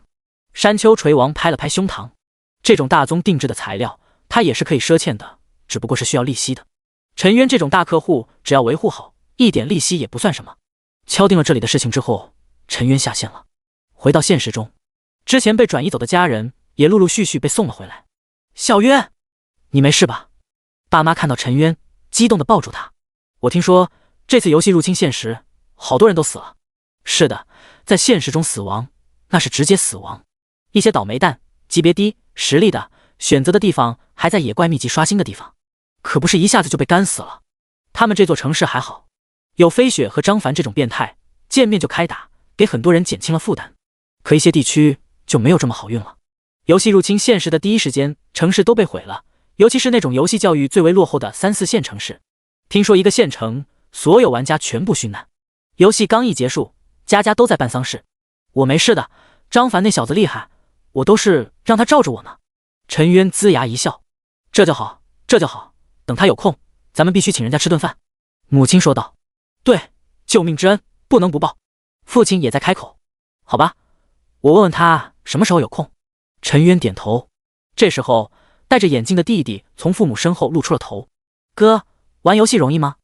你说呢？我好怕，我也不太爱玩游戏，可是爸妈非要我学。弟弟很是苦恼。臭小子，你不学玩游戏，难道要跟我们一样，只能当一辈子的苦哈哈吗？想要出人头地，就要好好的玩。你看看，这次死了多少人，都是那种游戏教育水平不行的。我跟你妈决定了，明天就让你进入游戏体验。父亲眼里的训斥道。啊，这么快？弟弟缩了缩脖子。啊什么啊，你都上初3了，中考也是要考游戏的，难道你不想上高中了？父亲继续训斥。你也别怕，现在2223服务器最危险的时候过去了，开荒的人都走了，你慢慢的发育，死不了的。陈渊摸了摸弟弟的脑袋，他也没有想要特意照顾弟弟的意思，就是让他提前适应一下。如果在这种情况下都不敢，将来真的要进入新区开荒，那还不死得透透的。教育部可是规定了，想要考大学，想要获得高职位，就必须参与过新区开荒，还必须在游戏中有所建树，才能享有一定的权利。好吧，弟弟耷拉脑袋，心里总感觉怕怕的。与此同时，江氏召开了家族会议，12个画事人以及江氏第1代的3大长老都列席了会议。江不虚穿着一身昂贵到奢华的战甲，对着二叔就是一顿输出。想必2223服务器的事情大家都清楚了，我在报告中已经写明了。秘书拿着一个个资料发给所有人，大家都在认真的看资料，上面详细列举了他们的损失。看到这些数据，12个画事人都皱起了眉头。太过分了！这些人纷纷怒拍桌子。对，简直太过分了。江不回点头附和。我是说你们2兄弟。哪知道这些人怒目而视的是江不虚、江不悔。三叔，你啥意思？江不悔愣住了。你二叔对付剑魔，是的对。要知道我们这些财阀工会靠什么能够拥有现在的权势？是垄断，垄断资源，垄断人才，垄断一切。他们重重地敲着桌子。我知道剑魔很厉害，但正因为他厉害，所以我们才要打压。6大财团，8大工会，形成了顶级的阶层。我们绝对不允许其他人通过任何手段进入到我们这阶层。他们顿了顿，对不服不忿的2人说，没有背叛阶层的阶层，在阶层的利益下，一切人都必须抹杀。现在我提议彻底剥夺你们这一方的权利，以后你们就没有权利列席会议，吃一吃家族分红就行了。最后三叔一锤定音，大家表态吧。二叔第一个举起手，我赞成。四叔，我也赞成。刷刷刷，12个画事人全部举手。很好，全票通过。三叔又看向了上面的3位老者，问道：“3位叔伯，你们是否有异议？”第50章考核。坐在众人上手的3位老者纷纷摇头：“没有，这事就这么定了吧？”江不虚、江不悔，身为江氏长房，不想着为江氏谋取利益，总想着标新立异，这是不对的。为了避免家族其他子弟有这样愚蠢的想法，从今日起，他们2个彻底开除，以后任何有关家族的事情，他们都不允许参与。家族的机密文件、决议也要对他们保密。3个人说完，会议室中响起了热烈的掌声。好，三爷爷公平公正，就该这么干。二叔江振山嘿嘿一笑，伸出手来，交出家族在223号服务器的所有权限吧。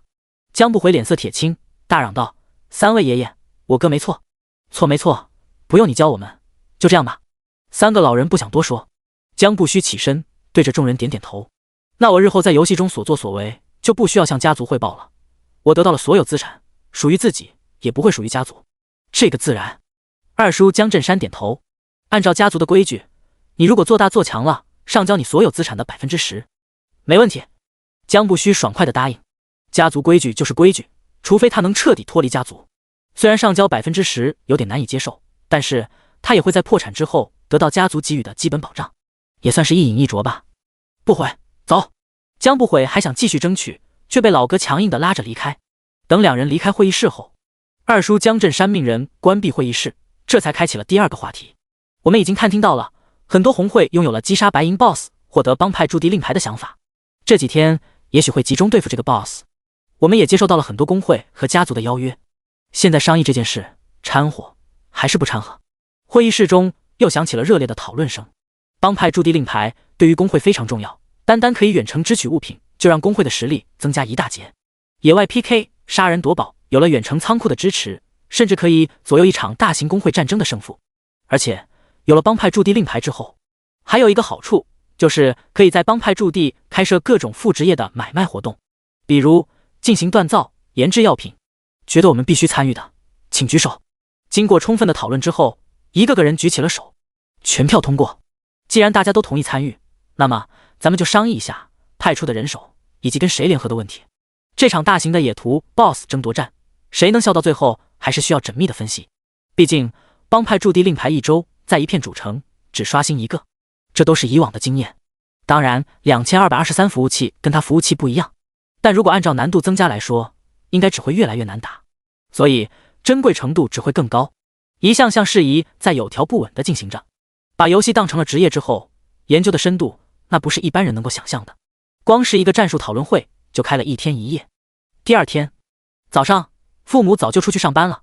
陈渊起来就发现了已经准备好的早餐。其实他昨天晚上就提议了，让父母不要出去工作，他现在玩游戏还可以，比两人加一起赚的都多。可父母却拒绝了，说是还有一个弟弟要供着读书。陈渊是哥哥，怎么能让哥哥养弟弟呢？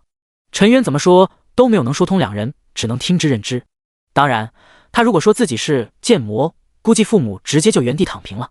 可是陈渊却不能说，看来只能先苦一苦父母了，总比身份泄露之后被人刺杀强得多。吃完饭，他和弟弟一起乘坐公车前往学校。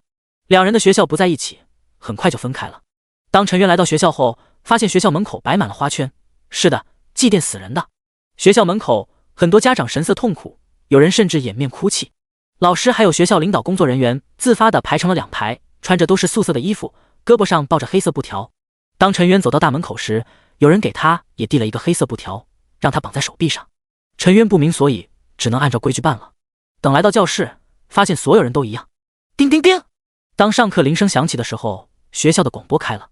同学们注意，同学们注意，大操场上集合。等陈渊跟随人群来到操场，顿时被眼前的一幕惊呆了。操场的正中央摆放着全部是学生的遗体，而且还是那种不齐全的。很多人受不住这个，都忍不住干呕起来，一股浓重的屎臭味荡漾在周围。过了1个小时，那些吐得已经晕死的人被抬走，剩下的人想吐不出来后，校长才站在众人面前。今天是2223号服务器第一次入侵现实的之后的日子，我们学校一共损失了106位同学，他们都是奋战在游戏第一线英雄。全体师生敬礼！刷刷刷！所有人都不自觉地敬礼。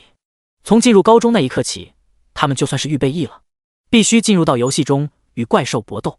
他们的今天，也许就是你们的明天。敬畏死亡，直面牺牲，才能让你们走得更强。全体默哀3分钟，中午10分，带着牺牲学生的遗体去墓园下葬。下午3点，游戏部会来人验收你们的学习进度。宣布完事宜之后，全体默哀，然后举行了一场追悼会。严肃压抑的氛围过后，就是带着遗体去下葬。等忙完这些，已经是中午12点，大家吃着学校购买的炸鸡薯条、方便面对付着。陈渊好奇地问道：“教育部来人干什么？验收游戏学习进度有必要吗？”张凡嘿嘿笑道：“阿渊，你连这个都忘了？你最近怎么了？”飞雪插话道：“估计是游戏玩的受打击了吧？也是，见识到了我秒杀全场的威风，阿渊肯定自惭形秽，谁让你没有投个好胎呢？这是本事。陈渊看张凡一脸得意，赶紧打断，让他回归正题，就是游戏部挖掘苗子，进行重点培养。给你说，只要达到他们的要求，会签订特训合约，给予各种资源倾斜，小游游戏头盔、游戏装备，大游游戏手环，甚至游戏中的特殊照顾。张凡很快就把事情说清楚了，陈渊也基本搞清楚了，相当于奖学金性质，但对被奖励的对象有一定的能力，然后要保证有后续的进步。2223服务器也能奖励东西。陈渊在意的是这个，毕竟如果过了明路，这些东西他就可以拿出来用。当然，那你知道考核的内容是什么？游戏理解、对战技巧、实战技巧。这玩意怎么测试？嘿嘿，这你就不懂了。敬老区啊！张凡得意洋洋的科普，他就喜欢在人面前显示自己的优越感。全部敬老区由专门的人带着我们升级，然后按照规定加点，给同样的装备。多简单的事啊！同等装备，同样的属性，考察官一看，谁强谁弱，这不是和尚头上的狮子，明摆着。然后进入决斗场，还能拉出各种数据。陈渊再一次佩服游戏产业的发达。下午3点，所有人都被发给了一个2200区游戏头盔，选定自己的职业，然后进入游戏后创建角色，之后退出游戏，填写自己的资料，会有专门的人带你们升级，告诉你们如何加点。所有人等级只能练到10级，然后在制定的决斗场汇合。各大职业按照分组依次考核，明白吗？游戏部平城分部的一位办事员喊道。明白。陈渊等人高喊，然后根据提示一步步的进行操作。在老区升级不要太简单，高级法师带着人群刷地图，不到10分钟全部都升到了10级。陈渊跟随人群来到了决斗场，他选择的刺客职业跟自己在2223服务器上填写的职业相同，这是要在学校留存档案的。10级的职业允许学习3个技能。现在挑选自己的技能，然后学习，进入到考核区域。听到命令，学生们都动了起来。技能那是随便挑，甚至连大招都有，很多人兴高采烈，毫不犹豫的就选择了大招。老区这些基础的装备还有技能书都是非常廉价的，比赛都开了好多年了，大家追求的是更加稀有的装备和技能，没有专职的技能书太不值钱。第一个考核者张伟龙，张伟龙那是10班的班长，主修刺客。决斗场中，考核官站定，手中2把匕首翻飞。来，1对1单挑，我的级别、装备、属性点跟你们都一模一样。撑过1分钟不死算是合格，撑过3分钟算是优秀，杀了我算是卓越。我们会按照你们的表现给予一定的奖励，当然太低的话就没有奖励。一听这个，大家都兴奋地攥紧拳头。奖励在游戏中是装备，是可以救命的，就算是拿到现实中也是真金白银。还等什么？开始！考察官冲着张伟龙喊道。张伟龙突然发动了技能，疾风前行，身体消失了。刺客的招牌技能，可这个技能一用，周围的观察员们立刻在自己的本子上打上了一个大大的叉叉。如果有人看的话，就发现上面一共7、8个档位，前面的全都打叉叉了，只剩下优秀、合格、不及格3个档位。作为全息观战的默师，学生们都可以看到隐身的张伟龙。就在他冲刺向考察官的同时，考察官快速的后退，然后就在张伟龙刚刚靠近他的时候，他也突然发动了疾风前行的技能。张伟龙的攻击落空了，因为并没有攻击到人，他的前行状态也没有打破，可却找不到敌人的影子。当他前行状态结束之后，张伟龙就知道事情不妙，他赶紧后退，可是一切都迟了。2把匕首在他脖子上狠狠一划，等他刚要抓身反击时候，对方一个闷棍技能把他打晕。趁着张伟龙被控制的时间内，考察官的匕首在他身上疯狂的攻击，刀刀见血。好不容易挨到了控制时间到，考察官一个华丽的大招幻影连杀，轰隆一声，张伟龙的尸体倒在地上。与此同时，10位观察员都给出了自己的分数，每一个人的分数超过2分的，总共也就13分，不合格。这一下全体沸腾。同样是刺客，同样是一样的属性装备，为什么差距这么大？张伟龙太惨了，连还手的机会都没有。天哪，班长都这样，我们还怎么活？很多人心中惴惴不安，之前还想着拿奖励，这回都想着怎么别丢人。为了保证他们有深刻的记忆，这次考核的痛苦程度全都选择了100%。听说张伟龙摘下头盔的时候，疼得都尿裤子了。继续，下一个。考核官冲着人群勾了勾手指，有一个受害者硬着头皮走上了刑场，10秒钟后尸体倒在了地上。6分。看到这个分数，有人都感到了绝望。你们学校都是这种水平吗？看来必须要好好查一查你们学校了，是不是有人贪污了游戏经费？考察官冷冷的道。一听这个，跟着刺客职业过来的高三实战老师头皮发麻。这年头谁能经得起查？支棱起来啊！认真点，想想我平时怎么教你们的。你们好歹都玩了好几天的游戏，怎么就一点本事都不长进呢？他急得抓耳挠腮，可是一个个学生上去都是被很快杀死。虽然后来的同学可以吸取之前的经验教训，可一个合格的都没有。实战老师瞬间绝望了。下一个，陈约。第51章，加入游戏部6级合约。陈约，实战老师心里思索这个学生的成绩。可惜以前的陈渊跟张凡一样，都是属于普通学生，但张凡可是妥妥的游戏2代，人家成绩差，但投胎投得好。可这个陈渊是真的天赋不行，还特爱看语数外这种课外书，简直愁死人。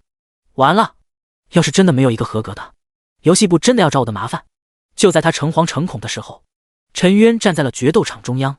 陈渊同学了，可以开始了，你先出手吧。考察官示意一下，然后随意的站在那里，一副快点结束，我还要进行下一个考核的姿态。那就不客气了。陈渊也不矫情，更不会装13，直接冲向了考核官。吆喝，不错嘛，不用疾风前行了。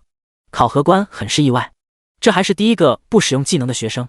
周围的观察员都是神情一震，起码这次不用疯狂打叉叉了。等到陈渊扑到了考核官的面前，抬手就是一个普通攻击。考核官眼睛眯起，这个学生有意思，竟然不用技能。他也就不客气了，一个华丽的转身绕到了陈渊的背后，匕首倒转，用匕首柄当作棍子，狠狠砸向陈渊的后脑勺。刺客技能闷棍，砰，砸中了，好可惜，不知道躲开吗？考核官还没有用疾风前行绕后，就这么直接使用闷棍技能，你都能中。同学们恨其不争，哀其不幸。可考核官却不这么想，虽然感觉砸中了，但是总觉得哪里不对劲。几个扑通之后，本来想要释放的大招硬生生的忍住了。就在这个时候，突然他感觉头皮一麻，背后恶风不善。考核官可是高级资深刺客，瞬间判断出了这是刺客的闷棍技能。他想也不想，身子转动的同时，脑袋先转了过来。砰！陈渊匕首握手狠狠地砸在了他的脸上，血花飞溅，钻心的疼痛充斥考核官的大脑。厉害啊，这样都能逃过我的控制。刺客的闷棍判定要敲击后脑，正中靶心，才会带来眩晕。敲击侧面，而是从眩晕变成了减速，而如果是正面，只能造成伤害，却没有技能控制效果。考核官吃痛之后，快速的后退，可紧接着他的脚步就是一顿，整个人眩晕在了原地。刺客技能闷棍，我操，这咋控制上的？傻逼吗？没看到旁边还有一个镜像？这时候大家才清楚陈渊的策略，他竟然学了一个真实镜像技能。就在同学们惊讶的时候，陈渊的本体和镜像同时施展普通，考核官的血量刷刷往下掉。刚到了斩杀线，陈渊和本体同时施展大招，两道幻影刷刷的闪烁，等大招一结束，考核官的刺客瞬间倒地。决斗场中出现了一个胜利的图标，先是一个秒杀，然后是一个完美。这一下同学们彻底沸腾，我操，竟然是一个完美。所谓完美，就是没有损失一点血量击杀对手，太帅了。他竟然没有学习疾风前行，3个技能学的是闷棍、真实镜像，还有大招。刚才你保存了录像没？这波操作我得回去好好研究一下。陈渊以前没有这技术吧？估计是张凡教的吧？张凡？我也没有。同学们喧闹的时候，实战老师才回过神来，赢了。我靠，这么快我就发了一下呆，测试就结束了，还他妈的是我学生赢了。谁能告诉我到底发生了什么事？不等他询问，观察员的声音就传了出来。精彩，十分精彩，至少是一个卓越级别。陈渊同学，我能问一下，你为什么选择这3个技能吗？为什么不选择疾风前行？这就是询问战术思路了，也是考核的一部分。观察员提醒道，陈渊同学，希望你如实回答，你的回答决定了我们对你的评级，从而判定给你的合约等级。什么合约等级？陈渊一愣，你没有听说过吗？观察员问道。没啊。很好，看来必须查一查你们学校了。你这样的水平，竟然没人给你提合约的事情，说明有人真的贪污了游戏部下拨的资源。观察员狠狠地瞪了一眼实战老师，我冤枉啊！陈渊同学以前水平真的不行，根本接触不到，给他提了又有什么用？实战老师赶紧解释。呵呵，你以为我们会信？他现在的实力，你又如何解释？观察员哼道，这可是一个资深的刺客。实战老师张了张嘴，无言以对。我说个锤子！也许这小子突然灵光一闪。观察员不理会实战老师，反正查是一定要查的。他给陈渊解释道，所谓合约，就是游戏部给优秀的学生签订一份培养协议。签订合约之后，会给予合约等级对应的资源。当然，你也有义务，在国家号召你出战的时候，必须出战，参与特定的任务。陈渊明白了，他想了想问道，这个合约可以不签吗？呵呵，当然不行。观察员语重心长地说道，你们都是预备役，别说是普通人，就是6大财阀、8大工会，也得签这份合约，这是全民性质的保护人类，人人有责。陈渊点头表示明白了。那么现在可以说说，你为什么选择这3个技能？观察员问道。陈渊想了想，反正都要签合约，既然义务是一样的，那么就要争取更大的权利。第一，只能选择3个技能，所以必须一个是控制，一个是伤害，所以闷棍以及大招是必须要选的技能，在提供了稳定控制的同时，可以伤害最大化。说到这里，观察员们纷纷点头。紧接着陈渊又说道，那么问题就在第3个技能的选择上，一般人几乎都会选择疾风前行这个隐身技能。疾风前行可以提供隐身加速，看起来不错，但如果选择这个技能就大错特错，因为我们要面对的是刺客，对手也有可能选择疾风前行。当你隐身之后，对方只要稍后隐身，你的隐身就是无用功。原来如此，很多失败的同学恍然大悟。但你不选择隐身，对方如果隐身怎么办？观察员问道。这个不存在的，只要不暴露第3个技能，对方就不会隐身，这叫做预判了他的预判。陈渊笑道。啪啪啪，考核官立刻鼓掌笑道，不错不错，非常精准的分析，我也是看你不隐身，所以没有使用疾风前行。或者说，只要你不暴露第3个技能的时候，我的隐身永远不敢放出来。同学们，这就是对技能的理解。他这么一说，很多人都皱起了眉头。老师，我们现在是只能使用3个技能，以后技能多了，这样的战术岂不是没用？是啊，一些人连连点头。考察官一脸嫌弃，哼道，3个技能是对技能理解的基础，你们连3个技能组合发挥的效果都预判不到，你们怎么可能会更多技能组合呢？怪不得你们被我秒杀，脑子一点都不用。这些人被说的脸色涨红。好了，现在打分吧。刷刷刷，10个观察员输入了自己的评分，总分613。看到这个成绩，很多人都骂了，我还以为满分是10分，原来满分是100分啊！我乐个草，我就得了个位数啊！一时间大家都垂头丧气。考核官怒斥道，也许就是1分，在游戏入侵现实的时候就能决定你的生死。平时不努力，战时死得快，到时候可没有后悔药吃的。下一刻，照例考核继续。因为有了陈渊的演示效果，接下来再也没人选择疾风前行。可是并不意味着他们就能赢。考核官也防着他们这一手，硬是靠着扎实的基础功杀穿了所有班级。你们学校的教育质量让人担忧，回去之后整理好资料，接受游戏部的审查吧。留下一句话后，考核官和观察员就让实习老师带着其他同学离开。最后办公室中只剩下了陈渊。观察员们笑呵呵让陈渊坐下，咱们来谈一谈合约的事情。观察员翻开了文件夹，拿出一张纸递给了陈渊，你先看看。陈渊翻开一看，上面写着6级合约，难道是自家考核得了600多分吗？他接着看下面的条款，义务在游戏部征召的时候必须无条件的参加，危险程度会根据合约等级而定，也就是按照实力而定，一般不会超越实力，也就是不会让你去做送死的任务。看完之后，陈渊觉得能够接受。然后看权益：1. 给予家人6级保护； 2. 给予合约人6级信息； 3. 每个月提供不少于600万现金或者同等价值的资源投入。看到这里，陈渊心中一喜，尤其是前2项保护家人和自己。所谓的6级信息，就是有人要恶意针对你时，会给你一定的信息提示，你的等级越高，给你提示的内容就越详细。怎么样，签吗？考核官笑眯眯地问道。陈渊挠了挠头问道，这种合约只是你们游戏部一家能签吗？啊，这个。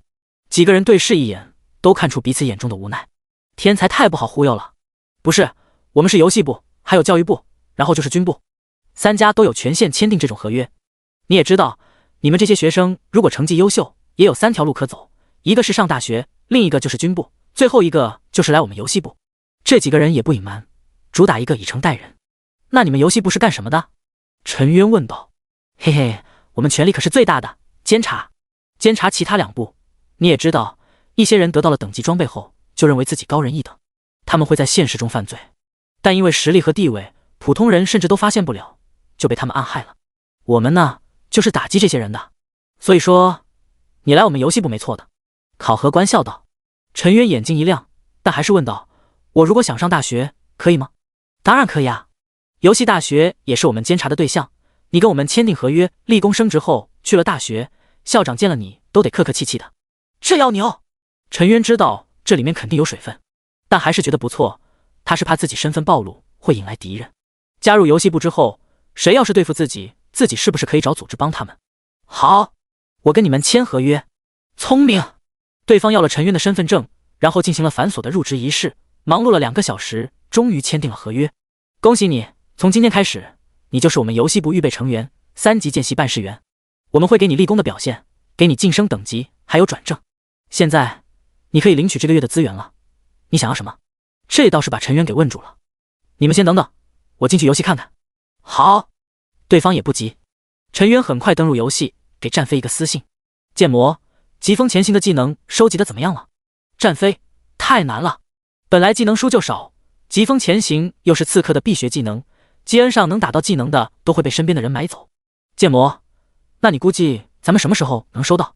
战飞，1个月后吧。剑魔，行，你继续努力，不行就去带人去打，我也去打一打试试。说完就退出游戏。陈渊想了想说道：我可以要一本疾风前行的技能书吗？2223服务器的。好家伙，真是好家伙，你是真会张口。现在一本疾风前行技能书在新服开价600万铜币，都有价无市。你是真能张口，别说这些没用的，就问能不能。第52章，白银级 BOSS。 没问题，我们针对优秀的成员会给予最大的诚意。考察官点点头，多谢。陈渊心里非常开心。技能书怎么给你？方便告知一下你在223号服务器的 ID 吗？考核官问道。但说完却又补充道，当然如果你不愿意说也行，毕竟很多人都不希望自己的 ID 曝光，尤其是你这种天才，是个人都会有秘密的。陈渊点点头，看来游戏部还是很人性化的。他轻松地说道，我的 ID 倒也不用刻意隐瞒，我叫樊少。好的，我会尽快安排人把技能书给你。考核官道。说完正事之后，考核官伸出了手，忘了自我介绍，我叫郑勇，游戏部平城分部1级干事，以后我就是你的直属上司。不管是现实中还是游戏中遇到了什么事，都可以来找我。我如果解决不了，就会向上反映。记住，从今天开始，也不是一个人在战斗，你身后有整个游戏部。陈渊听到这些还是很感动的。哎，你们测试怎么样？我竟然得了个位数。一样，太难了，考核官根本一点机会都不留。听说没？飞雪竟然得了一个700多分，听说都被考核官留下谈话了。真的假的？早就听说他身份不简单，这次总算露出马脚了，普通人怎么可能考那么高的分数？谁说普通人不行？陈渊也很厉害，600多分。哇，厉害了！大家议论纷纷。这时候，张凡勾住了陈渊的脖子，嘿嘿笑道：你小子深藏不露啊，还不是没有飞雪强。陈渊耸了耸肩，你怎么能跟人家比？张凡不以为意。这时候，周围人的同学突然发出一声惊叹。张凡扭过头去，就发现了一身战甲的飞雪走了过来。阿渊，你猜他是来找谁呢？肯定是找我的呗。怎么可能？难道你这个星期的作业又没交？去你的！两人说说笑笑，很快就跟飞雪照面。他很是客气地说：陈渊同学，听说你拿到了6级合约。是。陈渊点头。刺客的6级的合约可以跟游戏部兑换资源，按照你的额度应该是600万现金。这样，你问他们要一本疾风前行的技能书，我会出1200万铜币收购，怎么样？飞雪问道。哇！周围人一片羡慕声。1200万铜币，天啊，陈渊走了大运了。最重要的是能让飞雪关注，我真是羡慕的质壁分离。陈渊没有理会周围同学们的起哄声，笑道：真是巧啊，我刚兑换了一本疾风前行。哦，那咱们就在游戏中交易如何？飞雪说：我让郑勇把技能书给了张凡了，你直接上游戏问他要就行。陈渊道：你干嘛给我呀？张凡一脸无语。话说你是不是在游戏中做了什么见不得人的事，竟然连游戏 ID 都不告诉我？张凡一脸八卦，该不会是跟小日子一样，开服当天就乱搞了吧？说着还露出了一脸猥琐的表情。陈渊翻了个白眼，提醒赶紧去吃饭，再不去的话，食堂大妈就会把肉菜都给颠勺在他的饭盒里了。张凡一听，赶紧催促快点，留下一句：飞雪，你上线找我，我 ID 樊少。飞雪眼神闪烁，目光一直停留在陈渊的身上。巧合有点多呢。他喃喃自语一句，随即转身离开。晚上放学后，陈渊登录了游戏，刚一上线，私信中就有消息：战飞，疾风前行我搞到了，老地方见。建模，好的。很快，两人见面，飞雪把技能书交给陈渊，陈渊立刻点击学习。一条消息提示出现：你是否消耗一枚秩序宝石，打破职业的限制，学习非本职业的技能疾风前行？是。陈渊点击确认之后，技能书和秩序宝石同时破碎，而他的技能树上多了一个新的技能。陈渊立刻查看技能：疾风前行1级，消耗10点魔法值，进入隐身状态，速度增加 50%， 被攻击和主动攻击后隐身状态消失，隐身时间3分钟，技能冷却5分钟。很不错，保命神技。如果能再增加几个等级，让隐身时间覆盖掉冷却时间，那就更完美了。可惜弄一本技能书都这么难，要再弄好几本技能书简直天方夜谭。看来升级技能的事情还需要往后放一放。现在大家手中的技能都很少，差不多都是从转职导师哪里学来的。有了疾风前行，是不是可以打帮派驻地令牌了？飞雪问道。先说说情况吧。陈渊问道。这次想要打帮派驻地令牌的工会很多，国内8大工会6大10家，至少有7家表示要争夺。飞雪明显心情表示太好，最糟糕的就是国外的几个工会也可能会来。不过好消息是，混乱之都这里咱们的实力大，所以国外的工会可能来的人不是太多。陈渊听到这些并没有放松警惕，虽然说他们势力小，但那些苍蝇可是会捣乱的。这些人工会财阀的意思是直接打？陈渊问道。估计是要使用人海战术打，毕竟这个帮派驻地令牌很重要。等他们的大规模成员全部升到了10级，可能就会开干。飞雪说。也就是说咱们有个时间差。陈渊摸了摸下巴。能说说那个白银 BOSS 的情况吗？可以。飞雪直接在自己的对话框中发送了一个野怪资料。陈渊点击之后，数据直接出现：暴熊骑士，白银级 BOSS， 等级15，血量900万，物理攻击1200，物理防御910，法术防御320，攻击速度4次每秒，移动速度35米每秒。技能1狂怒，使用之后攻击速度暴增1倍。2斗气斩，释放一道斗气斩向敌人，伤害等同于普通攻击，攻击距离300米，冷却时间无，但需要消耗魔法值，魔法值不足无法施展。3霸体，使用之后可以无视一切控制技能，持续时间1分钟，冷却时间10分钟。4英勇跳跃，弹射向一个敌人，攻击距离100米，冷却时间5分钟。5大地波动，使用武器击打大地，造成周围10米范围内的群体伤害，伤害等同于普通攻击，冷却时间3分钟。看到这个资料，陈渊头皮发麻。血量赫然达到了900万，简直就是一个超级大血牛。有远程攻击手段，有近战手段，最重要的是还有锁定敌人的手段。要是让陈渊去打，陈渊绝对是被秒杀的。不过这种 BOSS 就是团队 BOSS， 也不是一个人去打的类型。你有把握对付吗？飞雪问道。这个 BOSS 可是很多大工会现在看了都摇头。陈渊摸了摸下巴，正在计算杀死他的可行性。想了一会道，如果你们能替我拉住仇恨，我还是可以干掉的。只要给 BOSS 身上插满箭矢，流血的效果就能让这个 BOSS 饮恨。那行，咱们出发，先去探探路。飞雪一听有门，顿时兴高采烈的招呼，一行人直接传动过去。定，你已经进入到了暴熊领地。暴熊领地是暴熊骑士的领土。按照世界背景来说，暴熊骑士属于中世界的骑士，修行神秘的呼吸法。这里所有的山川河流矿产资源都属于他。暴熊骑士是这里的领主，有自己的城堡、私人卫队，甚至还有一支1000人的骑兵团。这些骑兵团的实力也是13级别的青铜野怪，一个个实力都不弱。可是当陈渊等人进入到了暴熊领地之后，却看到了另一番景象。暴熊骑士的骑兵团正在跟玩家们交火，几十个玩家围着一个骑兵杀，不一会儿骑士就被砍杀在地。这让陈渊想起了他最初玩传奇的经历，人多怪少，刷出一个就被围殴了。这些人杀光了骑士团之后，就在城堡的外围游荡，寻找更低级的野怪杀。这里有12级的暴熊，11级的子民，还有13级的风狼。暴熊岭就像是一个无情的刷新机器，时不时就会出来一群野怪，让这些饥渴的玩家享受杀戮盛宴。你们什么人？很快陈渊一行人就被发现。我们小工会的，过来凑个热闹。飞雪笑道，听说这里要打白银 BOSS，过来学习学习，瞻仰一下大公会的风采。小妞想要瞻仰风采还不简单，这样陪哥们一起玩玩就行。来人笑嘻嘻的伸手，这游戏可是真实程度100%，而且是全开放自由度的。很多人在现实中找不到另一半，直接就在游戏中找，这里一样可以结婚生子。啪！飞雪直接一个大耳光抽了过去，把说话的人给抽飞了。我操！那人立刻招呼一声，有人砸场子，哗啦一下，周围就来了好几十人。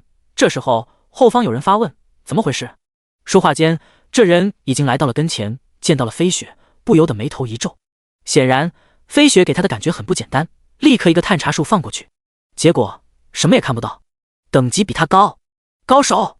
对方又再次一个探查术甩过去，把队伍中的所有人都给扫了一遍，幸好只有2个比他等级高。朋友，我不管你们是干什么，总之请速速离开，这里是打帮派驻地令牌的地方，已经被我们7大公会财阀给包场了。说话间，周围的玩家已经围了过来，直接来了就是上千人，顿时给飞雪极大的压力。这要是一交战，他们可能会被瞬间秒杀。大姐大，怎么办？有人问道。走！飞雪也是拿得起放得下，这次他们来主要是侦查情况，并不是上来就莽。一行人很快离开。头，为什么不直接弄死他们，还让他们走？工会的人有点不甘心。少惹事，他们来头也不简单，2个人的级别都比我高，绝对是顶级玩家。会长他们吩咐过，这次的目的是打到帮派驻地令牌，其他的事情都往后放。告诉兄弟们，给我看仔细了，不要放过一个人进来。显影之眼、黑夜之眼、真实之眼都给插满了。对方吩咐道。是。手下们纷纷去办，人数大概3万。这还是精英团，要是真的打 BOSS， 会来的人更多，比我想象的还要复杂。飞雪皱着眉头，照这个架势，咱们是一点希望都没有。是的，他感到了绝望，他们甚至连靠近 BOSS 都做不到，更别提打了。剑魔，你觉得呢？飞雪问道。陈渊摸着下巴思索了一下，我倒是认为还是有点希望的。哦，怎么说？飞雪来了精神。如果我们能在他们打 BOSS 之前把 BOSS 给引出来，造成混乱，打他们一个措手不及，也许还可以趁乱打了 BOSS。陈渊说完，飞雪倒吸一口凉气，这就等于当面硬抢，能行吗？试试呗。可我工会这些人没有这种本事。飞雪表示很无奈，要突破3万人的封锁，前去引出 BOSS， 这可不是普通刺客可以做到的。陈渊想了想，介不介意我再拉一个人进来？不过提前说好，拉人的话，对方可能会做要求，这是无法避免的事情。飞雪想了想，点头道：只要把帮派驻地令牌给我，条件不是不可以谈。于是陈渊也不废话，立刻给江不虚一个私信：剑魔，有兴趣打帮派驻地令牌吗？第53章打 BOSS。 正在黑暗森林打怪的江不虚突然停了下来，旁边的江不悔连忙凑过来：大哥，干什么呢？刷怪认真点，咱们现在就只有不到100号兄弟了，以后都要跟着我们混饭吃。是的，他还有一批忠诚的手下，这是他用自己的人格魅力吸引过来的。江不虚是财阀中少有的开明派，不会压榨普通人，用极度不平等的合约限制人，反而会拉拢高手跟他们打成一片，因而很多人愿意跟随他。就算得知他被家族下了权，还是拉拢到了一批高手跟着他一起创业。他们因此也建立了一个公会，就叫不虚公会。剑魔找我，他找你有什么事？问我对帮派驻地令牌感不感兴趣。听到这里，江不回眼睛一亮，赶忙问道：大哥，他是不是想要去打帮派驻地令牌？看来是的。江不虚点头，然后快速的回复：江氏3代江不虚，当然有兴趣。大神的意思是想要帮我。对面陈渊笑了笑：剑魔，不是帮你，是我有一个朋友想要，我这边人手不够，想问你愿不愿意参合一手。江氏3代江不虚，既然是你的朋友，那就是我的朋友，没问题。剑魔，那就来报熊岭地外围回合。挂断私信，江不虚招呼一声：兄弟们，有大活了，剑魔大神邀请咱们一起打 BOSS。 会长，你太厉害了，听说剑魔这人高冷，谁也不爱搭理，很多人想找他合作，连好友要求都通不过，还是老大有本事。早就说了，跟着老大准没错。你待在财阀是屈才了，应该早点出来单干。一群人咋咋呼呼跟着江不虚一起赶往暴熊领地。很快双方人马碰面了，这是江不虚，这是战飞，就是他邀请我来打帮派驻地令牌。陈渊给2人做了介绍，两人相互问候了一下，然后就开始商谈起了细节，就是利益分配问题。陈渊没有兴趣听这个，反正又不关他的事情。10分钟后，两人终于达成了合作协议，走过来找陈渊。我们谈好了，现在大家商量一下该怎么打 BOSS。战飞说，据我所知，这次至少会来7个大型公会，3天后会正式开打，人员也会在3天后调齐。江不虚给出了内部资料，当然，这次江氏也是其中之一。剑魔大神，你准备怎么做？他问道。陈渊想了想说道，咱们不能等着他们人到齐了再打，这样现在就开干。我的计划是派人去引怪，把 BOSS 带出来，让他无差别的攻击。